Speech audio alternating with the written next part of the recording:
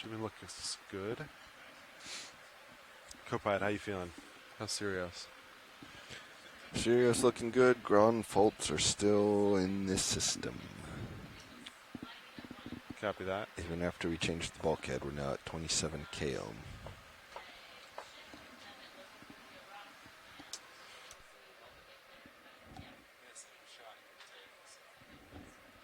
Appears we have to change the whip now. Copy that. You gonna? How many spare whips we have? Have to look in inventory. Copy that. How was starboard vert today? No jellyfish interference?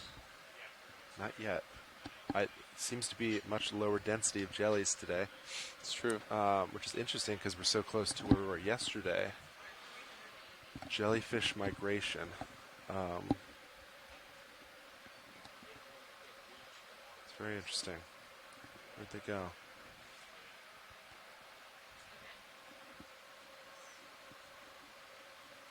They could be deterred if there was some type of, let's see, non-natural or some type of man-made ruins at the bottom. Potentially had oil or something. Could turn them away. Oftentimes vibrations, from different ships. Fishing vessels can deter them. So, I don't know what would happen if one were to go below to low depth, how that would affect them.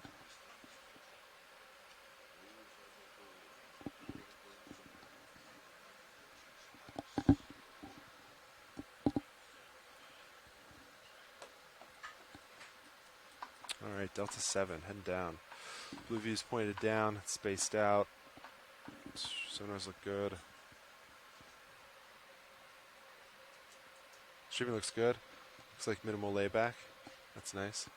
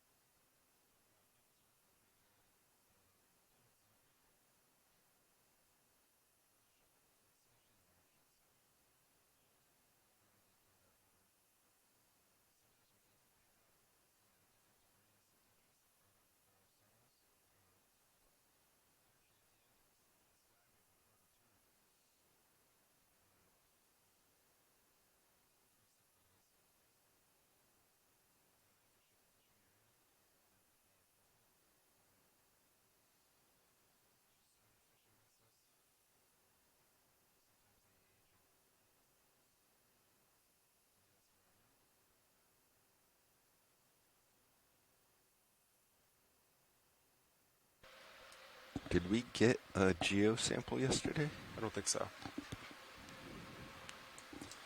I understand we only have the one for the cruise so far. Maybe there was a second one, I can't remember, but we can work with science when we're on bottom to see what they're after today. I know there's some interesting corals, potentially. Making good progress on our ship move pilots, approximately 300 meters away from waypoint 1. Copy that.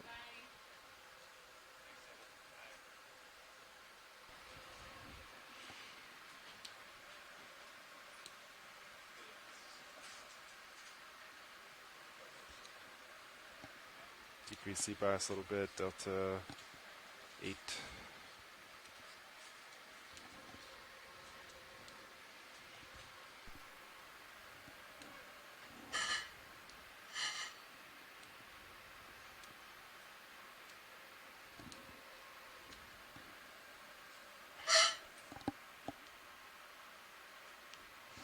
Passing 500 meters Wire out 500. Good Copy morning that, and welcome 2252. aboard the Okeanos Halfway Explorer. All data, video, Diving on a prayer. and audio feeds are now on air and being recorded. Have a great dive. What else are we diving on today?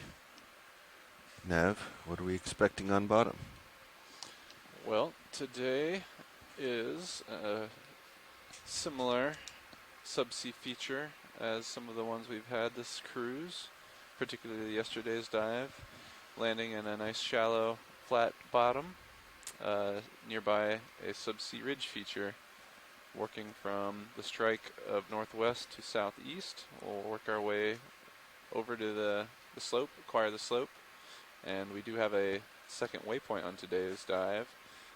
Potential hard return unknown, so we'd like to maybe go see what that is as we work our way up this ridge. I know Pilot has thoughts on that. Hey Nav, sorry, say again. What made waypoint 2 today? Waypoint 2 is up on the crest of this ridge, and there was a potential hard return on our bathymetry. Oh, understood. Okay. And backscatter, yes. So, in the name of exploration, the mandate Survey 1, given to how's us it all. going?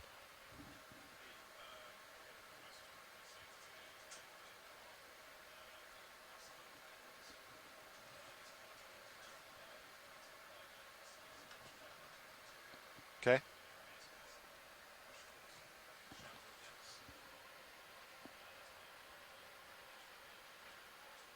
Understood. So go towards waypoint 2. Make tracks to waypoint 2. Understood. Yep. All right. Waypoint 2. Nice directive update from Survey 1 there. Will aligns nicely with what we'd Excited like to to see do. what that hard return is. Yeah, and see potential biology on the way up. Yeah. So It's always great how it's nice when a interests plan can comes co-align together. and we can Absolutely. service the science community.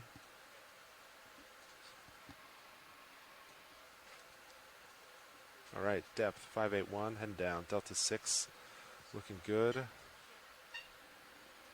We are in the Nitinat Valley still. Sorry, say that again? The Nitinat Canyon. Nitinat. Nitinat Canyon Nitinat. 2. Yep, this is our second dive in this canyon. So we'll continue to explore. Copy that. See, main bus D2 just tenfold. That's a good increase. Streaming looks good.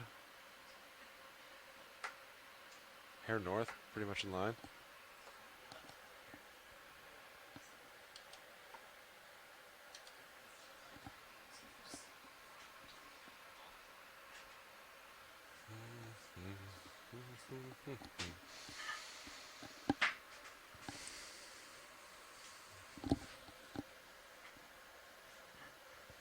Delta 5, increasing Z bias a hair.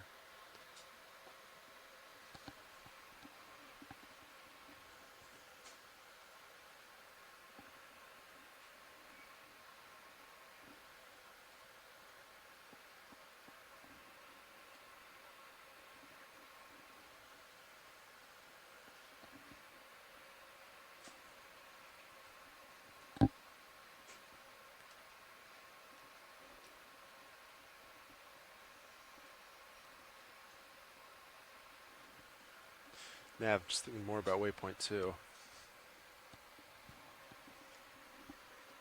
Is there What would you like to know, Pilot? I don't know a whole lot more, but are we aware of any accidents or equipment falling down? Could always a potential in this area, as you adeptly pointed out earlier.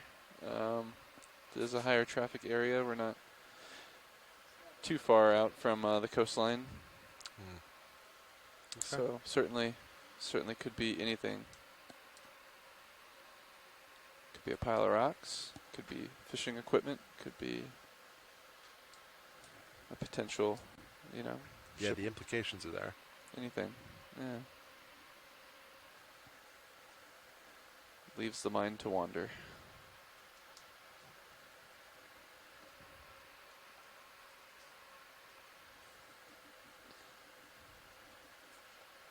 But that is certainly part of the spirit of exploration. Yeah, I remember when we were in the Pacific a few years back, we found a looked like an insurance job, intentionally scuttled yacht that made its way to the bottom. We picked it up. It was also a potential hard return at the time. Oh, interesting. Interesting And, correlation. we eventually confirmed it. Yeah, we found it. Hmm. Yeah. Looked like it was stripped of anything of value. Must have been a delightful surprise. Yeah, so just, you never know. Passing 690 meters wire out, approximately 300 meters off bottom. Copy that. D2, just about past 700 meters.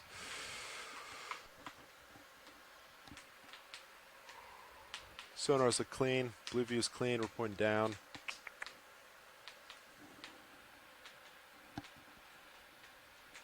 Altimeters, DVL. No bottom locks yet. Look good.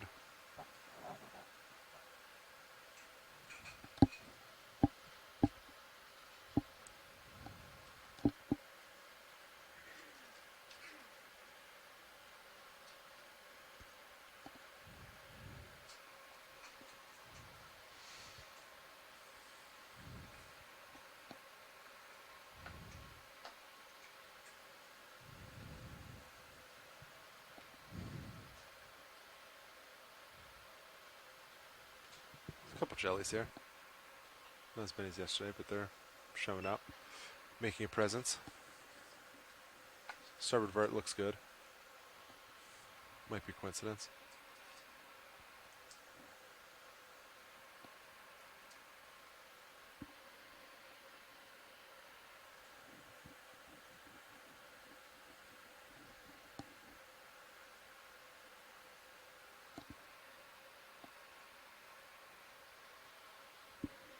Winch tension looks good.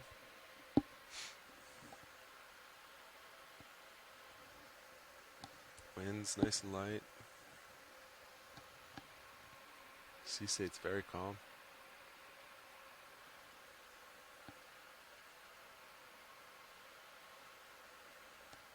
Increasing Z bias. Sorry, decreasing Z bias a little bit. Delta 4.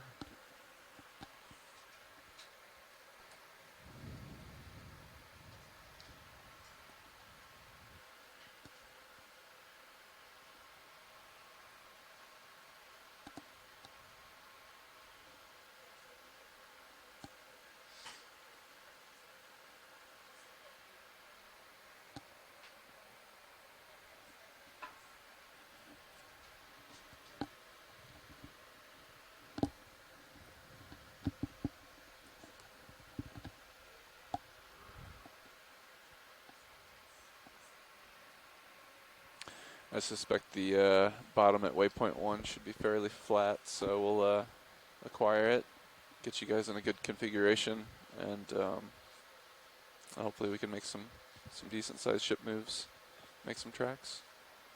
Copy that. Increasing Z bias a little bit. Get that delta a little healthier.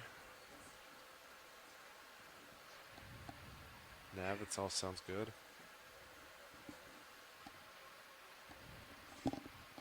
Blue view still looks good. I don't see any returns off that. Nor the sonars. Altimeters. D2's kind of flickering, but looks like gibberish. Coming down. D2's almost past 800 meters. Comps look good.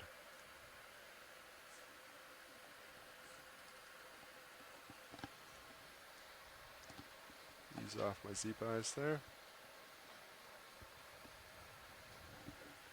Delta 7 looking good.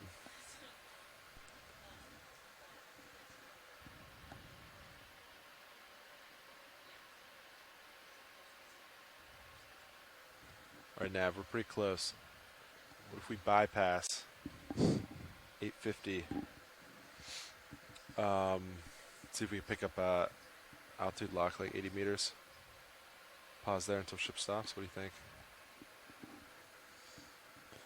I would Or concur. sorry, I was talking. Yes. How fixed is waypoint 1? Can we just come down where we are and then kind of,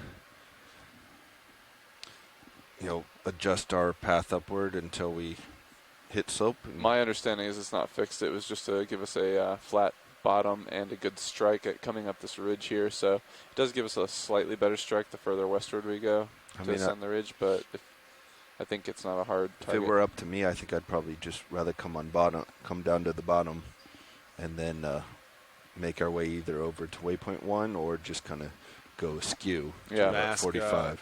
Leads real quick. Yeah, let me check in with them. If we can get down a little quicker, if we're a little off. Survey 1, this is Nav. Nope. Actually, I guess Thomas is there. Watch lead, ROV Nav. Survey 1, I think, has the plan. Go away, go ahead, Nav. Not go away. Oh, sorry, we were actually trying to reach Survey 1 back there just to discuss the plan of acquiring bottom. Yeah. Survey 1? Do you want to talk to Thomas? Where is he there? No, we have Oh, okay. Caitlin in here, Oh, okay. but we can grab him. Did you want I to? think we can just do it. That's Okay. kind of what I was thinking.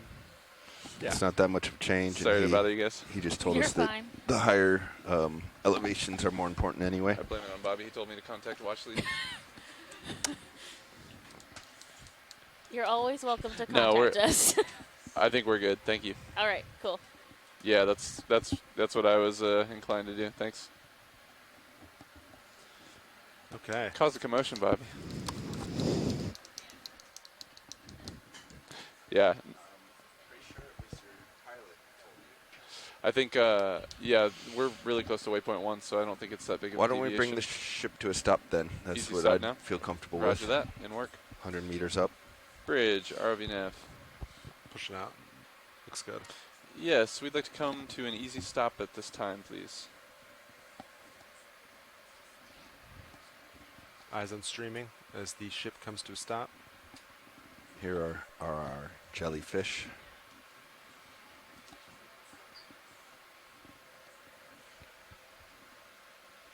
$890, approximately 100 meters up. 890.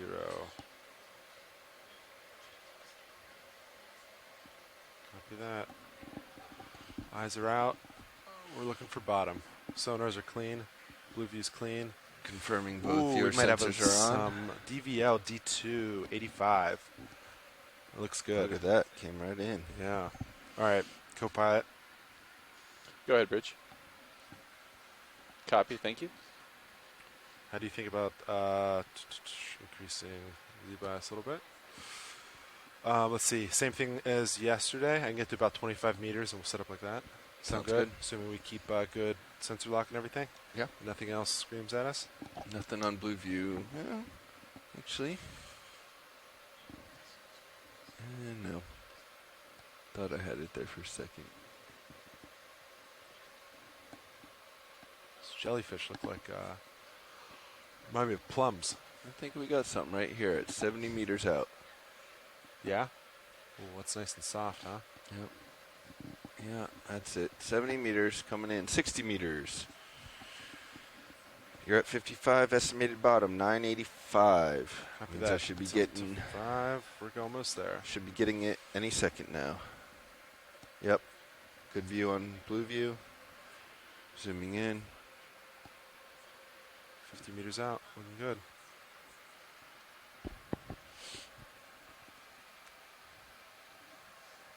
.40. And I have bottom lock. 50 meters. Nice. 40 meters out on blue view. Looking good. Correlates well with DVL.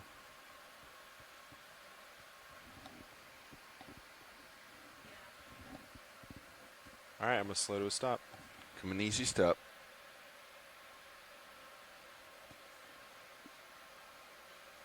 Winch all stop. Copy that.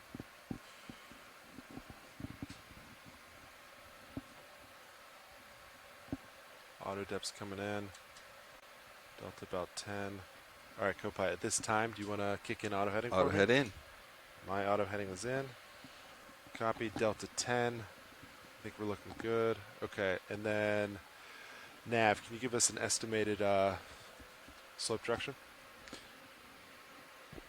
The slope might be slightly different from waypoint 2. Or If I I guess, had I guess waypoint So- 2. We yeah, can if cut I- it a little bit. Yeah, if you want to, the waypoint 2 is about 184 bearing. I was thinking we'd head more towards, the 980, the 970 contour in our original track line. Right, so if you went from waypoint 1 to waypoint 2, and then where that crosses 980 or 970, aim for our first move to kind of be there, right? Does that make sense? Yeah, kind of like that. And then turn and go directly up Works for slope. me. I'm Yeah. completely at the discretion of the So pilots. we're looking, do you just want to meet at south, make it easy for us, Copilot? Sure. Copy. I will, how do you feel about rotating? You're almost there, so you rotate a little port. I'll rotate a little starboard. You Yeah, hit south. I would come port. Sound good? Sounds good. All right, let's do it. I'm going to start coming down. Joy locks off. I'm going to increase delta and start back. Okay, camera is all the way back. As soon as you're off tail cam, I will switch you, Copy that. finding you on Titan.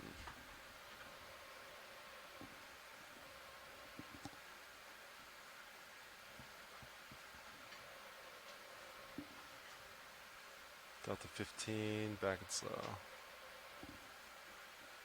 16.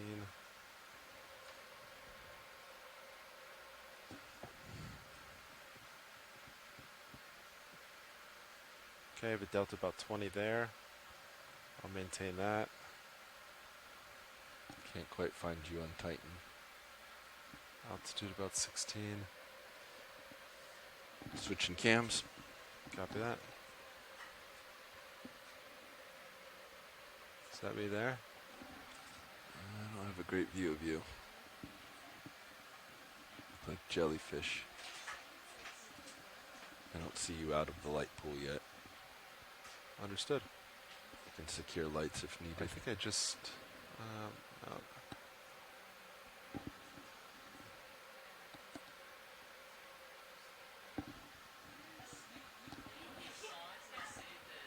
I think that's me right there in your Titan.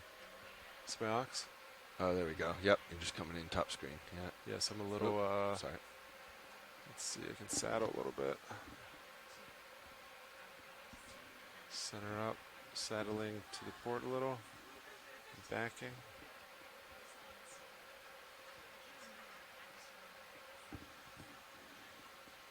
Close to coming in range. Based on my Just starting Titan to see angle, you. should be popping out bottom Just of my there. screen.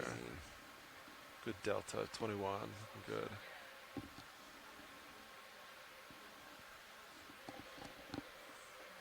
There you are. That's on me. On main Zeus.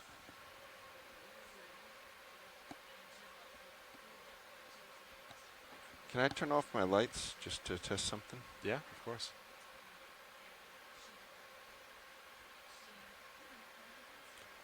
I think maybe going lights out or lights dim on bottom might work a little bit better Yeah, copy that. because you pop so much better from the new HD cam. Yeah. I mean, anyways, lights coming up. Nice some turbid down here, huh? Yep. Alrighty. Let's see. You want to put me at 90? I'll center up and we can do our spin. Put you at 90. 90. Copy that. Almost centered. Delta 20. Don't have great eyes on tether. What about you? I don't either. Copy. I'll just do it slow. Okay, I'm about centered. You ready to meet at 180? Meet at 180. Copy that. Spinning.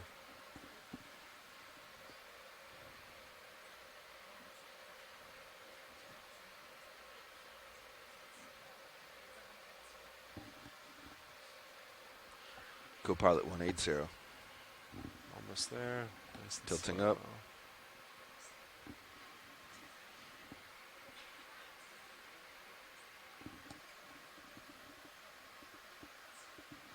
Okay. 180 as well. Looks good to me from what I can see. Yep. Okay, I'll start to push forward a little bit, and then we'll start coming down. Camera at 6.5 now. Copy that. I'll center up on your screen, and we'll start coming down.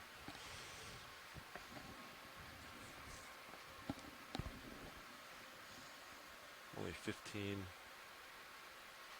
meters up this time. Looks good. Looks like a fairly decent current. West to east. Yeah, west to east. Yeah, you can see all the jellies floating by. Yep. Which makes sense because I had a lateral. I went port when I was backing. Yep. And which center. means a turn to port puts the tether nicely coming out. Yeah. My half turn to port means tether's looking good. Okay. You ready to start coming down slow? Paying out slow. All right, let's do it. You'll do about 15 meters a minute. Got it.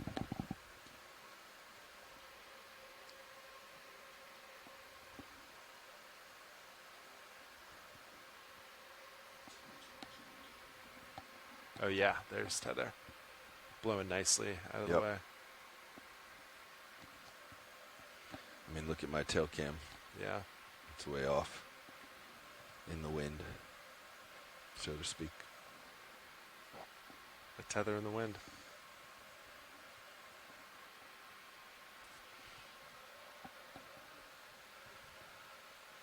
Delta 2021 still looking good.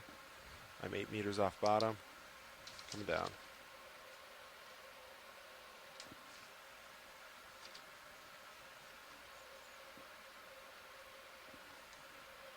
Delta 22 looking good. Tether looks good. 5 meters off bottom. I have bottom in sight. Almost there. Trying to pick up tether and tighten, but I can't quite get it. Yeah, I understood. don't see it in other cameras either. We're going to switch back to wide. 2 meters off bottom. Okay. Auto depth's out. I'm going to put in some auto altitude. See how that holds. Auto altitude is in.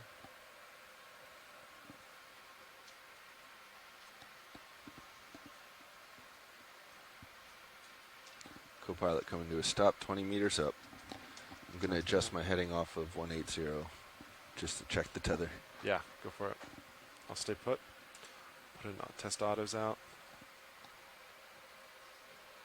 That is quite the current, I think.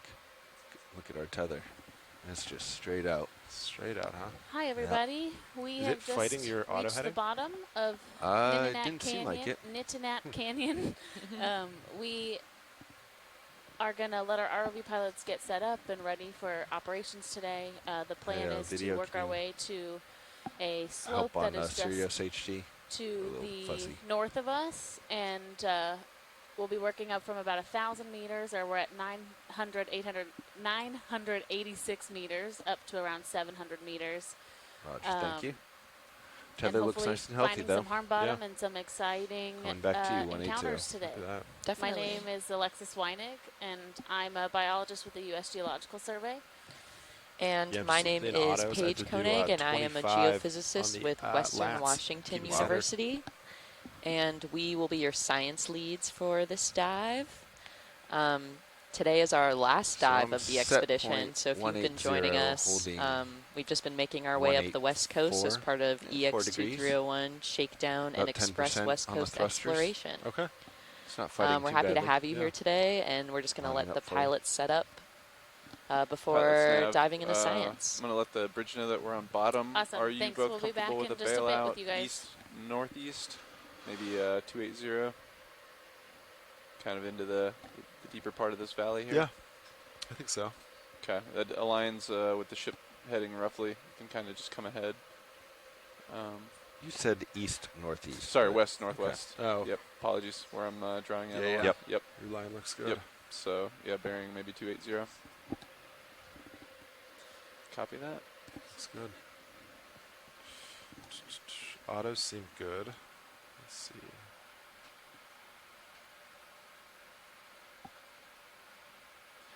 Bridge, ROV nav. I'm going to come down a little bit more, pilot, since our Tether's behaving. Hey, Bridge. Altitude. I wanted to let you know that the vehicles are now on bottom. On auto Is now a good time to discuss bailout Alright. plan. I'm now 15 to 20. Excellent. I think we'd like to set the Altitude, bailout since we're not seeing to much a bearing of 280 heave. degrees, which will take us deeper into the canyon we're in. And it'll, be roughly ahead for the ship as well. So hopefully that is good for you guys.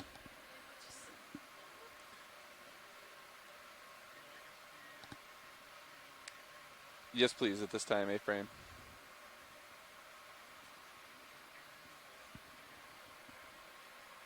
Copy, A-frame rotation. Thank you. So, Hey. I'm talking altitude and autos. Copilot or video. If you want to zoom on Copilot HD, since we're real nice and stable with minimal heave right now, while pilot's working on autos, So we can turn test my that Zeus. Ox a little down.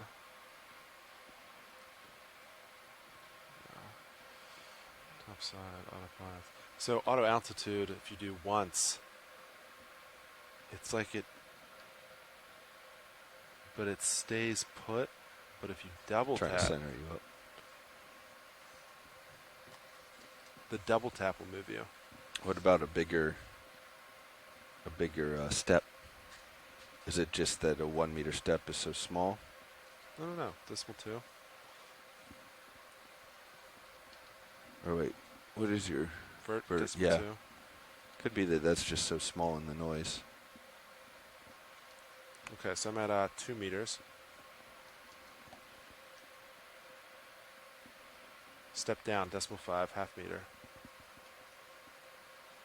I can see your green Yeah, set point changing. it's moving. So yeah, maybe it's just so small. It looks good there. Okay. All right. You moving a little bit? I wonder if Sirius. Am I moving? Yeah, not you, but like Sirius. Well, I know what do you you're mean? sitting Like, there. what do you mean moving? I have to keep lateraling to like stay center on you. I wonder if you're like drifting a little. Could still be settling out a little Yeah. bit, or now that I'm side into the current, maybe I'm weather vaning a little. Okay. Let's see. Start with white balance. You ready for that? You want to get hydraulics up? Yeah, hydraulics coming up. Hydraulics are on. Okay. Ramping you up. How'd that camera look, video? Same issues? Same issues on Sirius, okay. 3, 2, 1. Well, that's another good data point. Thanks for checking. Same issues. Copy. I'm going to note that here. Yeah. All right. Put my camera up to 0.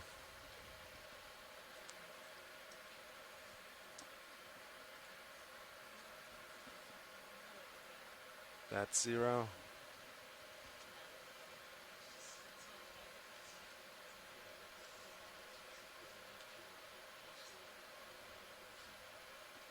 Roger. We're going to teach play, WB2.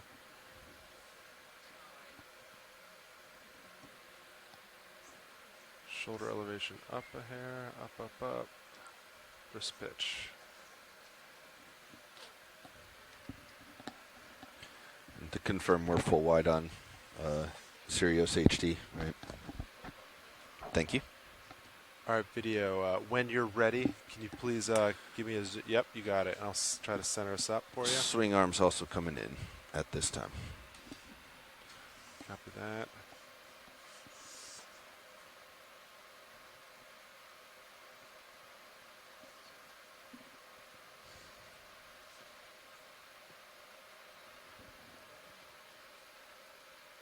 All right, I'm going to go into joint lock, unlock, lock everything besides shoulder azimuth.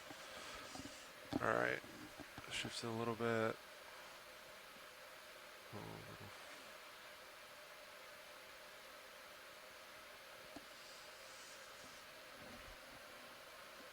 How's that video? It's a little on top.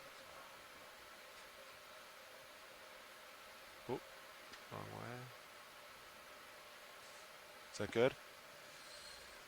All right. Yep, standing by.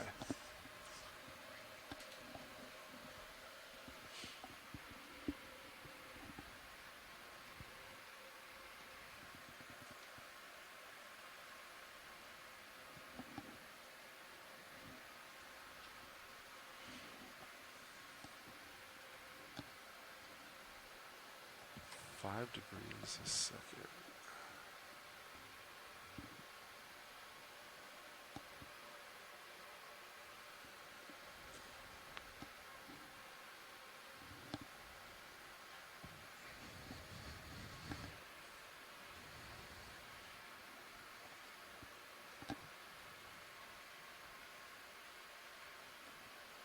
I can rotate the camera as this outside bar perimeter comes in video. Just let me know if you need it.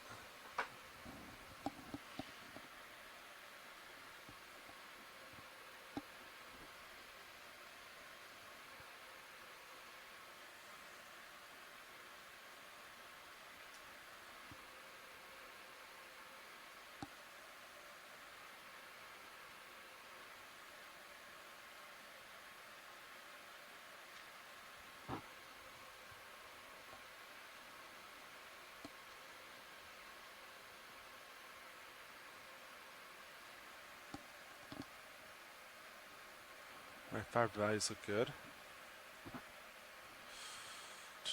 Topside bender, good, good.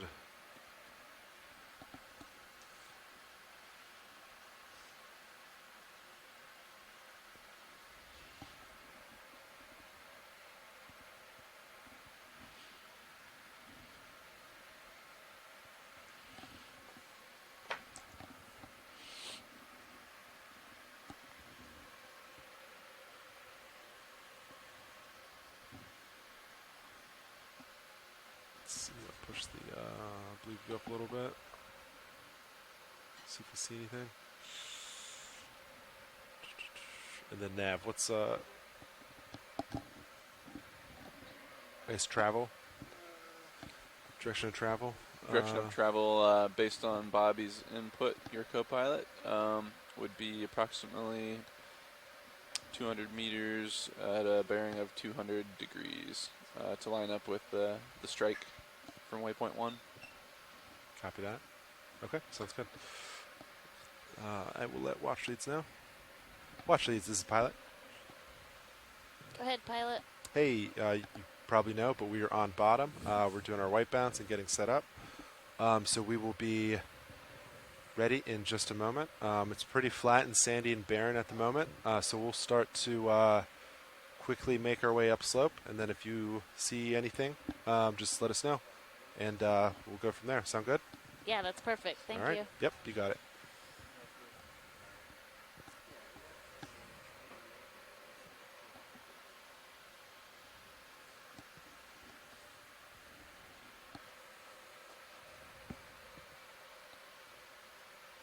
So blue view's looking 50 meters. I see nothing, so we could probably start with 30 meter moves easy, I think.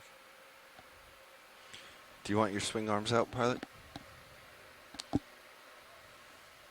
I do, but I don't know if we should wait for white balance to be done or not, since typically they're in when we do it.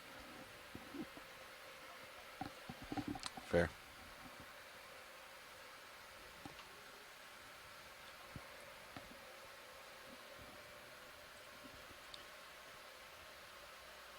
So, pilot's nav. This is the strike that I would recommend based on co-pilot's input. Moving at a bearing of approximately 200. We can just do a 30-meter move. Striker direction 200. Probably copies. 200. Yeah, I mean, we don't have to do that. That was just what I was thinking. If you want something else, nav or pilot. 200 is a nice number. I like it. Copy that. Standing by. Let me know when you guys would like the ship move. Yeah, video. While you're working on that, can I get this bar out of the way on the left side? Is that going to mess you up? All right. It's just starting to bother me.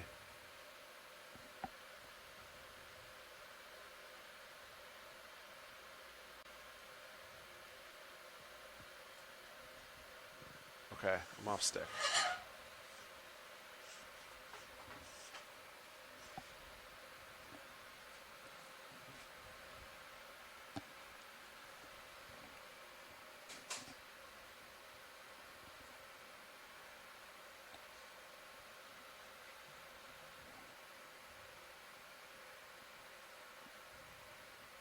Main HD is currently looking at a white balance. This is installed on our starboard manipulator arm on D2. We do this at the beginning of every dive to make sure our cameras are healthy and nice and accurate, so we deliver the best products for everyone.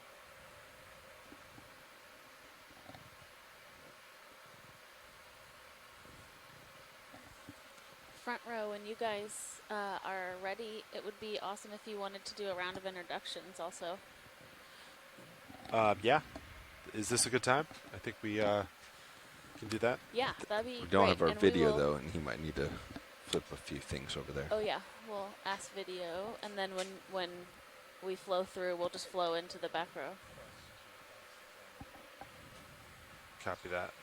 Copy video. I will bounce the camera. Main Zeus is being bounced. Video, there was also a request for off. introductions. So I'm not sure if you need to change anything over there. Yeah, can we just type in OKEX, or is there items on your end?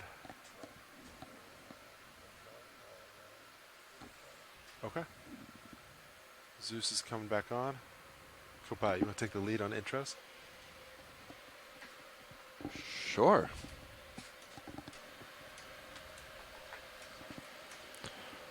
Good morning. This is co-pilot Bobby Moore speaking from the front row. We just got down onto bottom here. Our depth today is 985 meters. And we're excited to explore up a slope today, up to about 810 meters to a second waypoint of interest.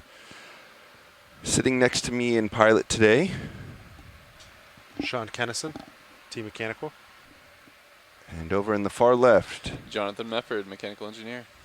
at nav, our video engineers, Roland Bryan and Brian Doros, are currently working on a white balance system for our main HD. If you're looking at, I believe, camera feed 1, you see a black and white pattern, splash NOAA. That is our white balance panel. So we're currently working through some debugging on getting our main camera to white balance. And then in clipping in the back row, we have Art Howard, who helps us with our prototype still camera that we're testing this cruise, as well, while also clipping all the video and highlight images throughout the dive. We are all with the Global Foundation for Ocean Exploration, or GFOE. We're the group tasked with operating, maintaining, and piloting the ROVs and providing all the data through the satellite system and back to shore. We'll pass it over to our back row here to introduce themselves. Thanks, Bobby. And in the back row, I am Alexis Weinig. I am a biologist with the U.S. Geological Survey, and I will be your biologist lead for our last dive of this expedition. Aw. And my name is Paige Koenig, and I am a geophysicist at Western Washington University, and I'll be serving as your geology science lead. I'm Caitlin Ruby, and I'm the sample data manager on this expedition, and I'm with NOAA's National Centers for Environmental Information and the University of Colorado. Happy to join y'all today. Awesome. Yay.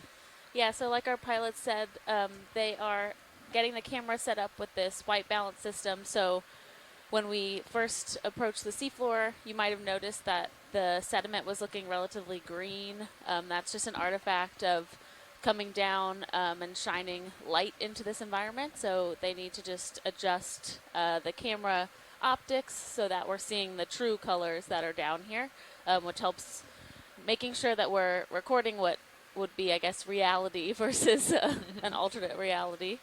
And once we have that all set and ready to go, our pilots have let us know that we will make our way over to this slope that we're going to work our way up today. I think, yeah, other than that, we have been diving. We are on our ninth dive for this expedition. They start to run together after a couple days. But we are doing our second dive in Nitinat Canyon. We dove a feature that was south-facing yesterday and worked our way up a slope. Saw some really interesting geologic formations as well as biological communities. And today we're going to work our way up more of a north-facing slope. So we'll see if we see similar communities or if things are looking a little different coming from the other way. Retracting drawer. Yes, Yeah, we'd like to put in a definitely, ship move at this time. Range. As a 30 reminder, meters, bearing Nitinat Canyon 200 is at offshore decimal 2 knots. northern Washington. And right now we're at about a depth of 986 meters. We're glad to have you Good join job, us thank you, today. Bridge. You want to set her up 2-0? We're going to hopefully work our way into a little bit more of a shallow area than we were yesterday. So yesterday we started at about 1,100 meters, and we worked up to around 900 meters.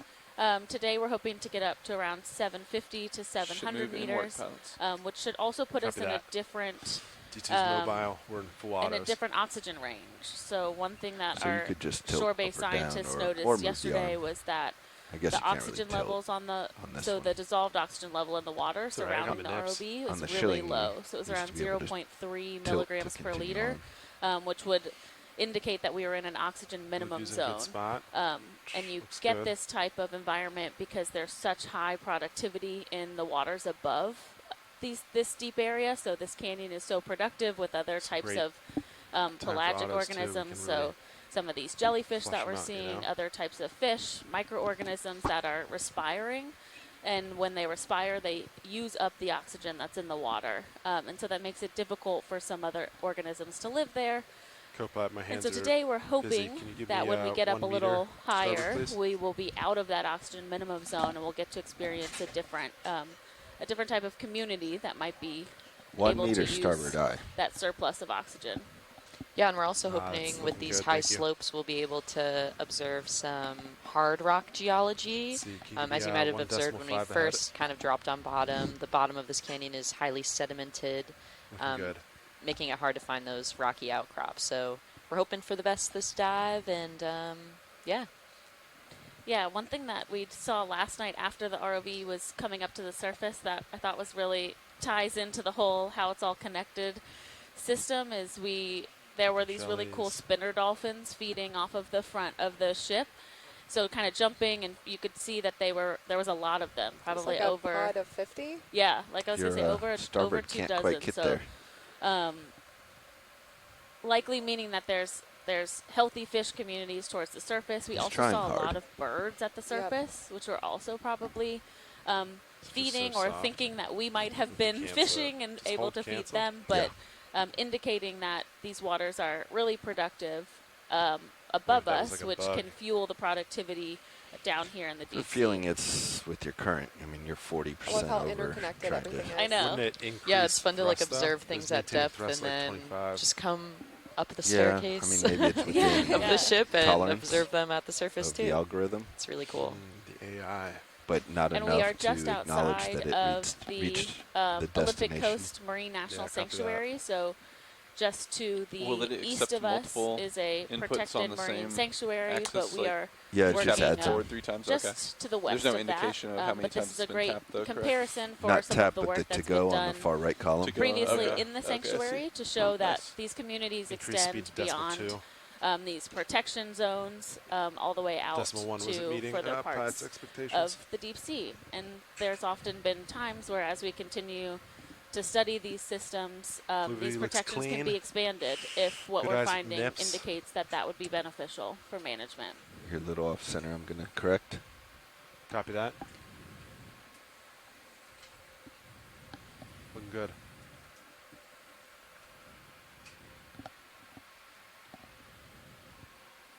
And while we're waiting to go, I would like to, we have Caitlin with Oh. us who hasn't been It's changed. able to be in the control room because she has a lot of other responsibilities on board.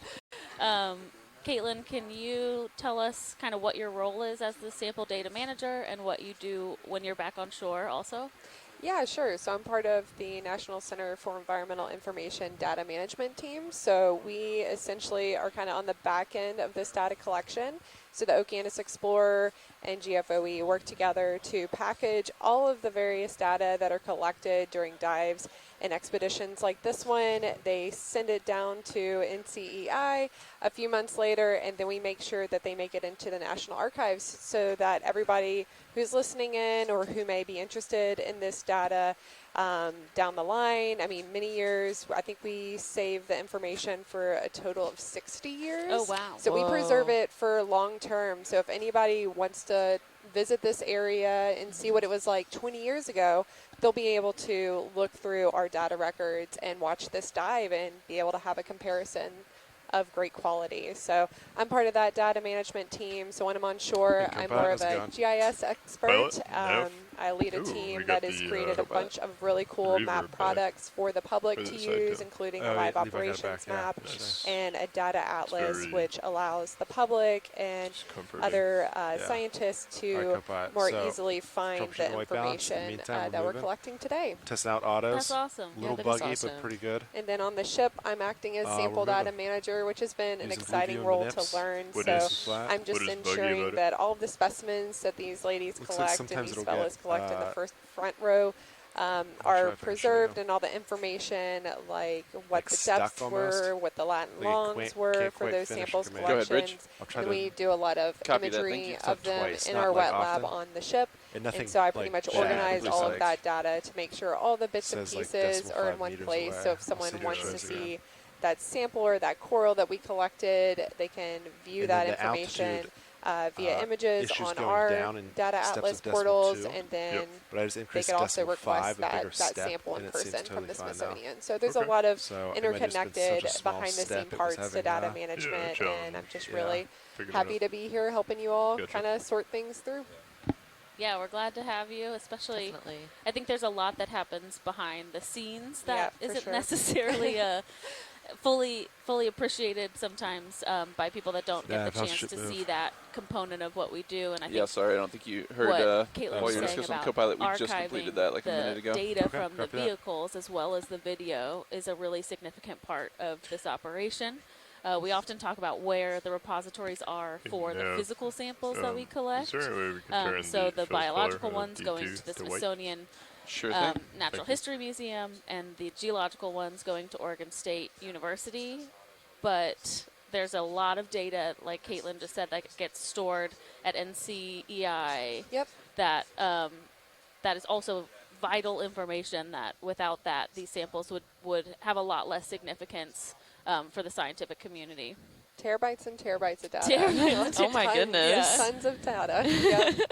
And that's something that we are continuing to work through as scientists that work in this type of environment. We collect so much data when we come down here to explore for video data as well as sensor data, that it is always a continuous advancement of how we're going to be able to store and then access that data later on. Part of that reasoning is they're Like looking for Caitlin corals said, and they don't. have come up with a system where they're able to archive that data for over 60 years, which is amazing.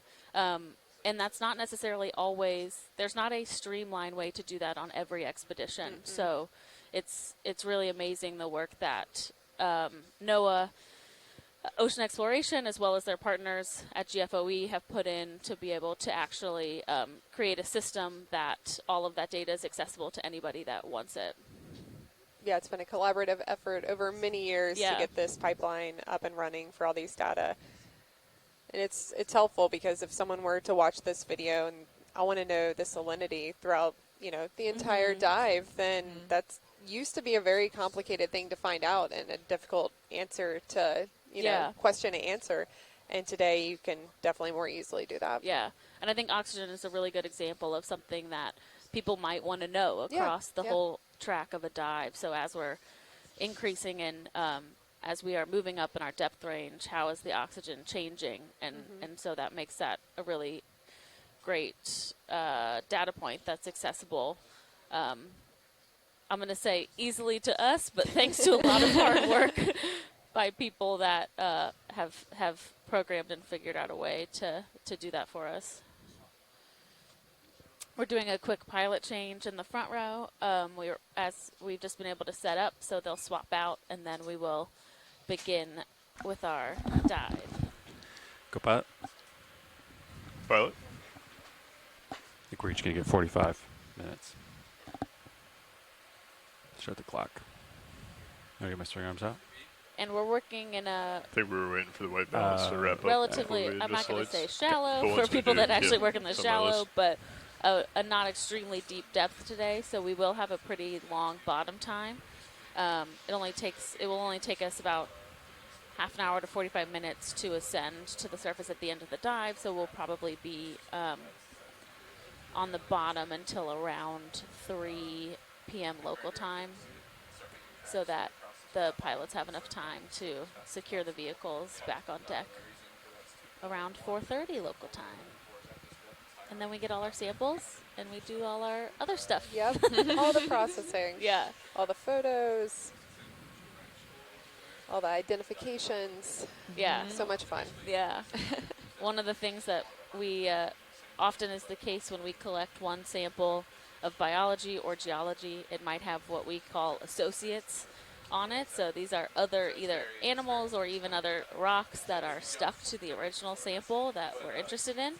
And so we archive all of those associates as well. So if it's a different type of organism, we'll try and identify that organism and then preserve that in the best way separately from the original collection. So that really we're getting, we might collect 4 biological samples and we might end up with 15 biological samples by the end of the day. Plus we take genetic subsampling as well. Yeah. And send those off to a separate repository. Yeah, that's a good point, is that for every biological sample, we take a genetic subsample. So it's a small piece of the original biological sample that's preserved specifically for if someone wants to do genetic analysis. So DNA analysis on that sample. Okay. And those are sent to, still to the Smithsonian, but a different sector at Pilot, the this is your Smithsonian nav that speaking. does, Would you guys like to that get has a another ship genetic move of 30 repository. meters bearing 200, or are It's we similar at a to, hold as right now? Caitlin was saying, archiving the data for possibly a I'm long ready for a time. move It, if pilot it is- allows us to is, preserve Shane. that DNA Blue for a long clear. time, and so that Yeah. someone might want to request that yeah, we DNA just completed one 10 move to about 20 years 5 from minutes ago now, and and it stuff. should still Okay. be Yeah. decent I'll put in a enough duplicate quality for you for and, them to be hand able over to the next sequence it on nav for you. a DNA sequencer. Bridge, RV nav. And Paige, where do the rock samples go? And Yes, you we'd know like what to put in happens a to ship them move after they duplicate of the are on last shore? range. Yeah, so once 30 we bring the meters, rock samples on bearing board and 200 usually degrees pick at off the decimal 2 knots, associates please. that live on those Yeah. rock samples, we let the rock sample dry, and then it goes over to Oregon copy, State thank you. University repository, and they have a large repository on Thank that you for getting the campus side pin back, where co-pilot. our rock samples Sorry, live. that was you. Yeah. For the what? Side And is code. that somewhere Oh, that yeah. if a scientist Thank you. Yeah. needed a sample, could they go and look at very, all like, of them, or are they requesting I believe them? so. Yeah, Okay. yeah. I'm Sounds not like too nothing's familiar wrong. with the Yeah. repository process, having a but I little believe that those samples feedback. are available Feedback, to our onshore scientists who are interested in this region. And it's really important that we get those geologic samples, because it's really hard to identify rocks when we're just diving on a sheer cliff. We need to look at the mineral composition and the way that the minerals are oriented, and sometimes you can 15. even take like Copy. a thin cross-section of the rock. We call those thin sections, which allow us to kind of look at the that's nice. minerals We in don't greater need to move detail. yet. We just And zoom so in. that's Yeah. really vital for, And, how are the or autos it makes doing? our rock samples that we collect Nice. extremely vital for the Sean said scientists who are that the interested vertical in move the started geologic working once you history and increased how the these step sort of like size. formations Yeah, Fernando wanted to are see made it not where work at in the places that we travel 1.2, to. so that yeah. he could. So I've done a number of expeditions, Yeah, you can zoom in on and these. I I think always I got it lined up pretty close. hear I'll that get you. it's very hard to sample So that did the nothing, rocks right? that are of I actual did, yeah. interest, right? Yeah. I just So can you changed the tell us step why size. that is? Yeah, so whenever you get a rock sample, you ideally How's that, want Brian? it to be representative of the environment that So it 0.2 comes on the from, vert. and so that usually means that it needs to be kind of plucked from the surface, works. and that process of kind of extracting it from the surface can be really difficult because usually the rock surface is either extremely hard and we're not Okay, able to find Now try it down. loose Ready to rubble go to ahead and get extract your those lights out, pilot? rocks, Okay. or the opposite can occur, which we experienced on this expedition, where the rocks are so unconsolidated work. and so unstable that we're actually unable to pick it up as a whole. And so Never that can mind make then. it really challenging to sample these rocks with the manipulator arms that the ROV has.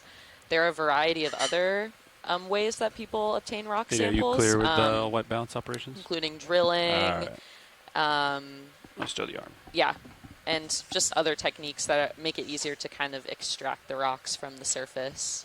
Yeah, are those techniques normally, do they require kind of heavy machinery? Yeah, if you will? exactly. They require super heavy machinery, making it kind of difficult to gather a large quantity of them, and also making it really hard to equip something like a remotely operated vehicle with Jackhammer. something like that. Yeah, get a jackhammer. That would be pretty sweet. Oh, we brought that in for white balance. Okay, that makes Looks sense. like we might have gotten our white balance in check. White balance complete. Woohoo. Looks like We I'm are starting to feel that. Getting the move, swing pilot. arms out, and we're underway. We're Thanks, moving co-pilot. around, Yeah, onward and nice. forward here. Or Nav, who's talking? Pilot? Yep, ship is Oh underway. yeah, and something that Okay. Jenna Hill pointed out Gonna that I go forgot ahead to and talk secure about was that hydraulics. Lights coring red, pilot. of like the Rad. sediment can be Thumbs also up. really helpful Pilot, to look would you at like the to layers that are see beneath the plan? on Z-Bus or the ocean floor surface, Take it and away. Oh, you didn't have a ROVs Z-Bice. can have the potential to we take were like cores, and 23 that's yesterday. really, really helpful for our science and looking at the sequence of sediment accumulation. Yeah, so some other vehicles are equipped with a like a coring system. So they either have push cores, which are about foot-long tubes that are I think it's my first maybe bottom 6 time with inches a in cruise. diameter that can just be Is it? pushed down into the Really? sediment with Yeah. a G-handle on top. I thought And those can collect sediment I that launched by one day. just like essentially suction action. then So the hand it off, sediment I is think. so dense that it'll stay It inside the definitely tube. feels fresh. And then it's brought to the surface. So all of those we layers tilt are Mini still up to in the paint sonar. specific Yeah, I order can that take they care of are that if you want. on the That'd be good. seafloor, Yeah, which you is can really take it, yeah. important for different types of analysis. You're there. And there's also certain vehicles that are equipped with Okay. even kind of more intense Definitely a little coring bit of current there, systems, huh? like a vibrocore, which is something that can take cores that are over Got an 2 octopus meters right there, long. right off the bat. So depending on Sonars what are your all clear? objectives are or how What deep you octopus? need to go, there's a couple different Is that ways to over achieve to your that. port. Got some Sorry, of server? these fish. Yeah, Nope, are those the fish? thorny Never mind. heads that we Wow. were seeing yesterday? so, Those yeah. orange ones. Oh, another Lars, jellyfish. you're doing pretty well Oh, yesterday, yes. but I think Disregard. we have to go back Dis- to the basics. Disregard. Yeah. And I think that one that swam away was a sablefish, which Okay. we I think saw on our first dive also to the south of us. And is a Sorry, both of those Carl, are the next actually one that we commercial see, I'll just say that's species. the one I saw. That Oh, really? Yeah. 1643. Saw a lot of these thorny heads yesterday as well. Mm-hmm. An easy way to remember it is octopus has 8 arms, and a fish has no arms. Thank you. I love that observation. Thank you, Carl. You're welcome. So Go ahead, we Bridge. are on our way. We're going to kind of Thank you, Bridge. scoot our way quickly across this more flat sediment that we You want to get have another one in? landed on, which is Yeah. normal That's for it. Yeah. operations. Let's We just want to keep make sure moving. that We we got bring the some ROVs down distance in an to area travel. that we know Same is direction. safe and secure for Seems them. kind So of we flat, don't kind want of them to sedimented. Yeah. We'll do encounter one more a in this cliff on direction. the way down. Okay, we'll do Um, 30 meters, And when we get to 200.2 where we see more of a knots. sloped region, that- we'll start It's like working the our way bandwidth up of that 2 is more slope of a 182, right? and likely see different That's fine. types of Yeah, biological we'll pick a communities direction that for the happen in next that one, I space guess. versus down here on the sediment. Bridge, Nev. And you can see already that we're passing through pretty dense. We have a call ship it move, marine 30 snow, which is meters, all of those bearing suspended 200, particles in the water speed column. 0.2 knots. Usually indicative of high nutrient availability. Is that correct? Yeah, I think some of this also could be like sediment coming down. So Mhm. Good copy, it Bridge. looks pretty brown. Yeah, yeah, it definitely does look sedimenty. So it could be some sediment that's traveling down the canyon. Yeah, and right now we are in a submarine canyon, which is pretty amazing geologically.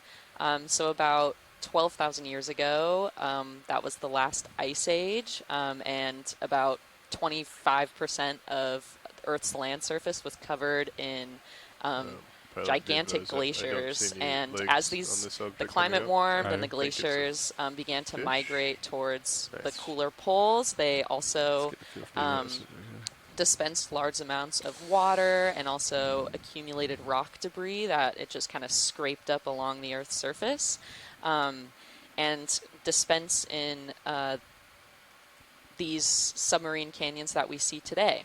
So pilot, as there is continued we're going water up the flow wall of the and canyon, and everyone's very also interested disturbance in this top peak via for corals and earthquake everything, activity gonna that try can to go cause quickly. turbidites to kind of run it is through 500 the meters away. canyon and kind of maintain that canyon it is- geomorphology that was I mean, formed in the middle, all of those that's years back. perpendicular to contours, and it's roughly We have another crab 180. coming wait, up, which I we know. saw yesterday also. We'll see if this one Yeah. looks One, live. two, Oh three, yeah. 4. Yeah, yesterday we saw 5, an exoskeleton. Okay, Yeah, so a also molt not A molt. octopus. of a crab, or that's That's definitely good. what it looked like Alright. to me. That doesn't make it a We will see if hexapus. that is something similar. We'll just take a quick snap zoom, pilot, if you don't mind. Yeah.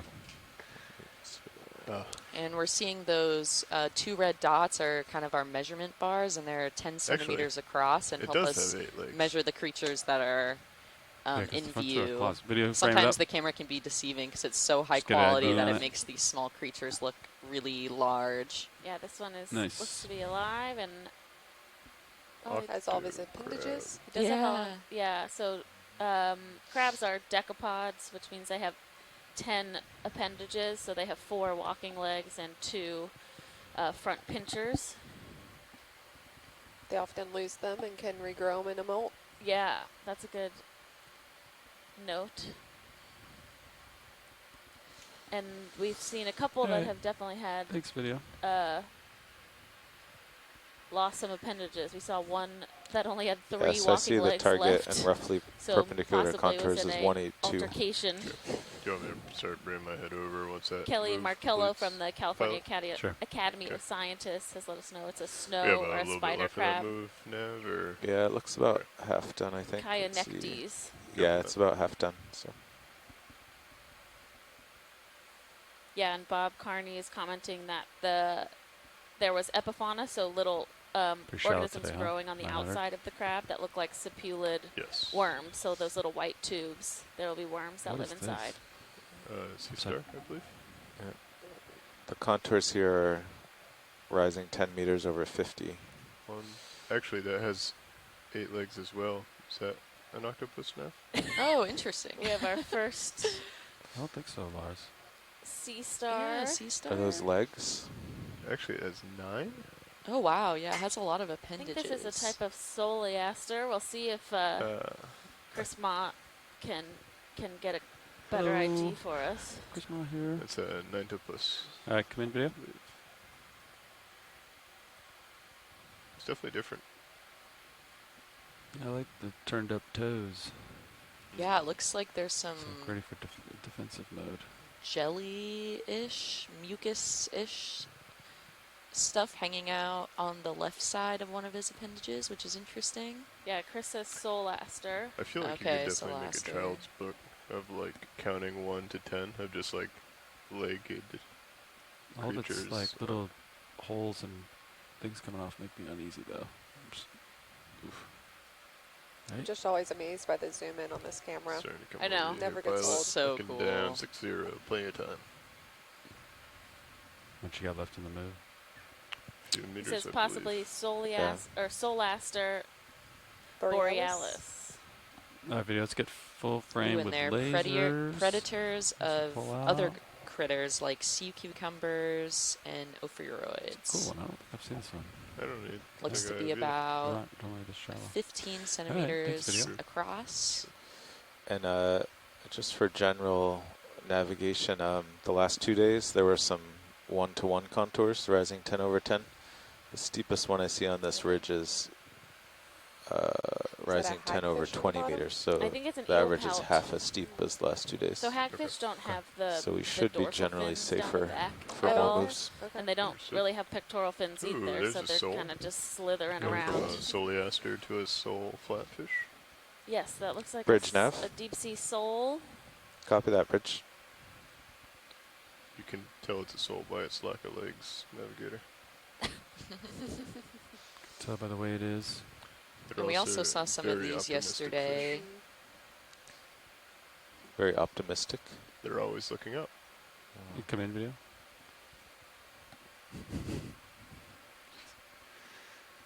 Except for when they're juveniles, before their eyes start to migrate to the... Yeah, Lars. Vertical. Oh, and Good. it looks like there's a sea star that's kind of on its back on the right. Hitching Looking a down ride? at you. It's Yeah, a little- hitching a ride. Brittle Yeah. star. Yeah, we can, That's good video. We're going to keep moving. after Yeah, this, we can thanks. get lined up at 182 out ahead, and I'll call the next one. 182. Copy. Very specific. I'm going to bring my heading over as well, pilot. A Roger. little bit to port. Looking Okay. down at you, 85. I'll follow you up as you push out. Roger.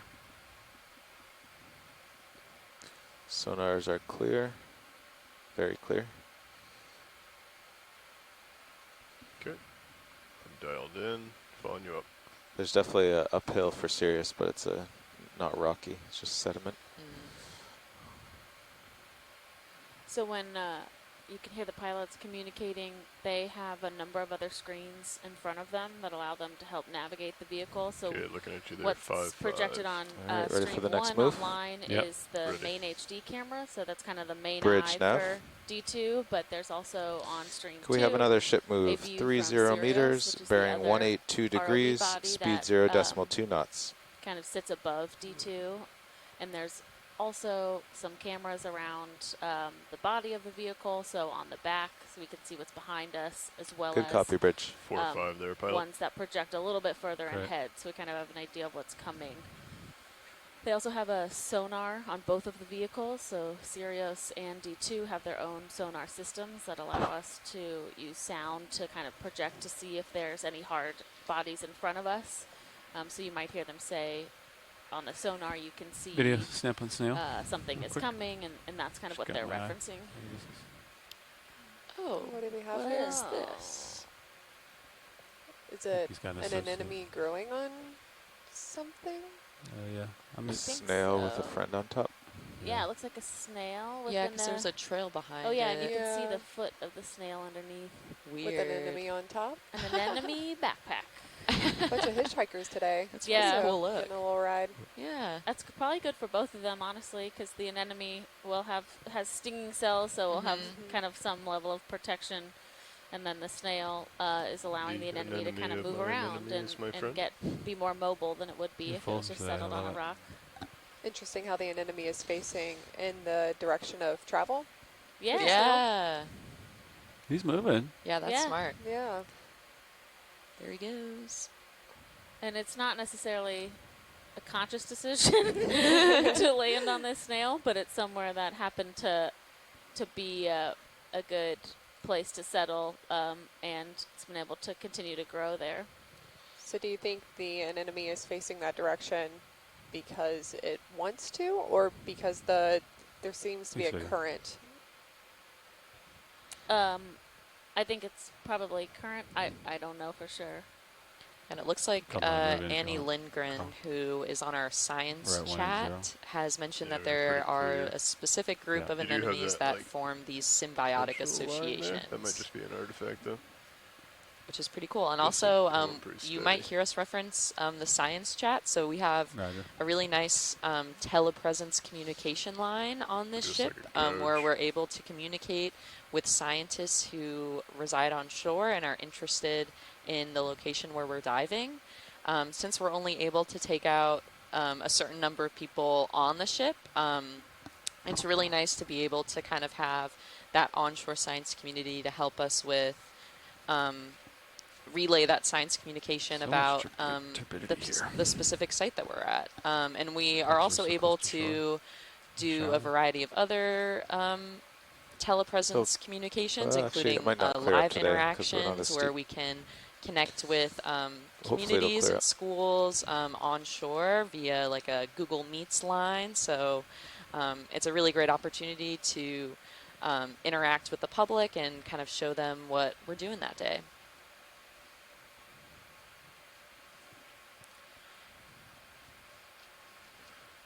Yeah, I'm not And seeing Annie that also line made in a the comment that Sirius given view, the so low I think you're all oxygen set. today, so Okay. currently our oxygen level around D2 is reading Did we get one in, or 0.4 did you milligrams call per it liter. 182? And she said given the Yeah, low we're oxygen 20 meters today, into a she's not 30-meter surprised move to right see now. the same fish as yesterday.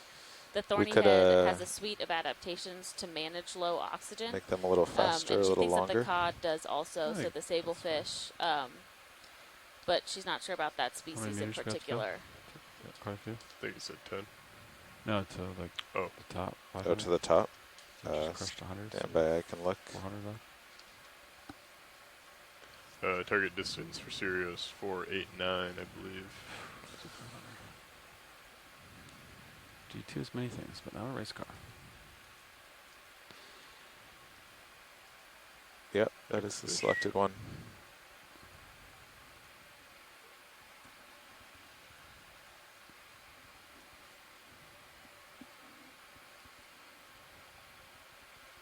Video, you want to snap on the head of this fish?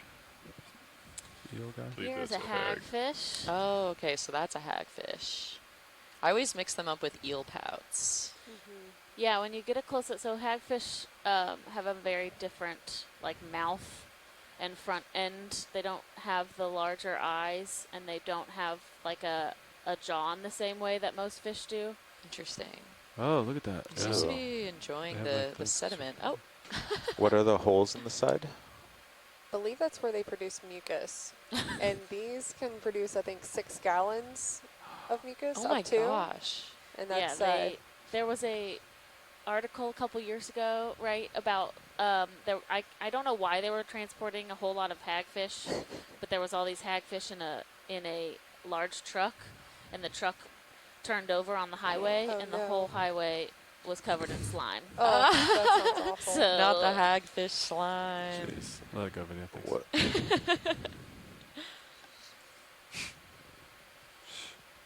Can't imagine. That's a very unique event. I don't-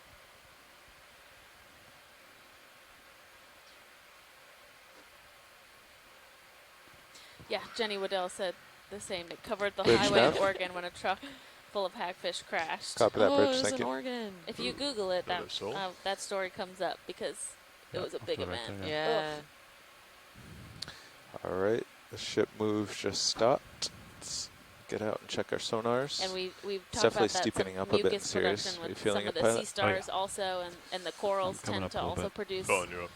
mucus, especially when they're brought to the surface or disturbed. And it's thought to be a lot of essentially souls like on the a bottom this morning. protection mechanism. So their way of saying, "Get away from me! Stop doing what you're doing." Black coral sample from yesterday produced a lot of mucus. Yeah. Okay, Oh, wow. you're nicely Black up front. corals are All notorious sonars are for clear, just showing steep sediment. producing a You want lot of another mucus. 30? We were able to Yeah. collect chrysopathes black coral yesterday, and Bridge nav. Caitlin and Video, I'm going to go for the eye Ashley of had the this. pleasure. We have of another move. processing 30 that. meters, And then bearing cleaning up, 182 degrees, speed 0.2 Here's another knots. eel pout. So now Eel you can see the eel pout, pout yeah. Oh, yeah, where it you has can see the pectoral fins. and the eye. And the eye, yeah. I think the hagfish just has a light sensor in lieu of an eye. Good copy, okay. Bridge. Oh, wow. I could be mistaken on that, though.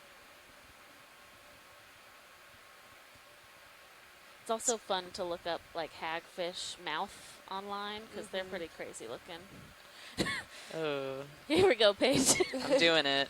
Compare it with a lamprey mouth yeah, as well. yeah. Ooh, I don't know about that. Be advised. Be cautioned.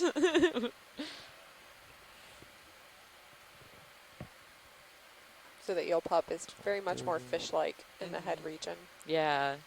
And, Oh, and Bob Carney's yeah. saying that there's a market for hagfish, especially in Korea. They usually eat them there, and the skin is also used for wallets. Interesting. Yeah, that's neat. Interesting.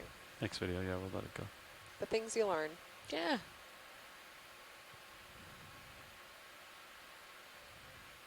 All right. These fish seem to like to dig around in the sediment below. Whales. Yeah, and we're seeing the same fish occurrences. So as we go, we'll do less of these close zooms, unless it's something that looks a little new to us. Yeah, we're hoping to make our way upslope to hopefully see some rockier outcrops. I'm excited for the rocks, I gotta say. Me too, All right. especially because the ones yesterday were so peculiar. There were so many like 15 minutes indentations and left. holes. We'll swap.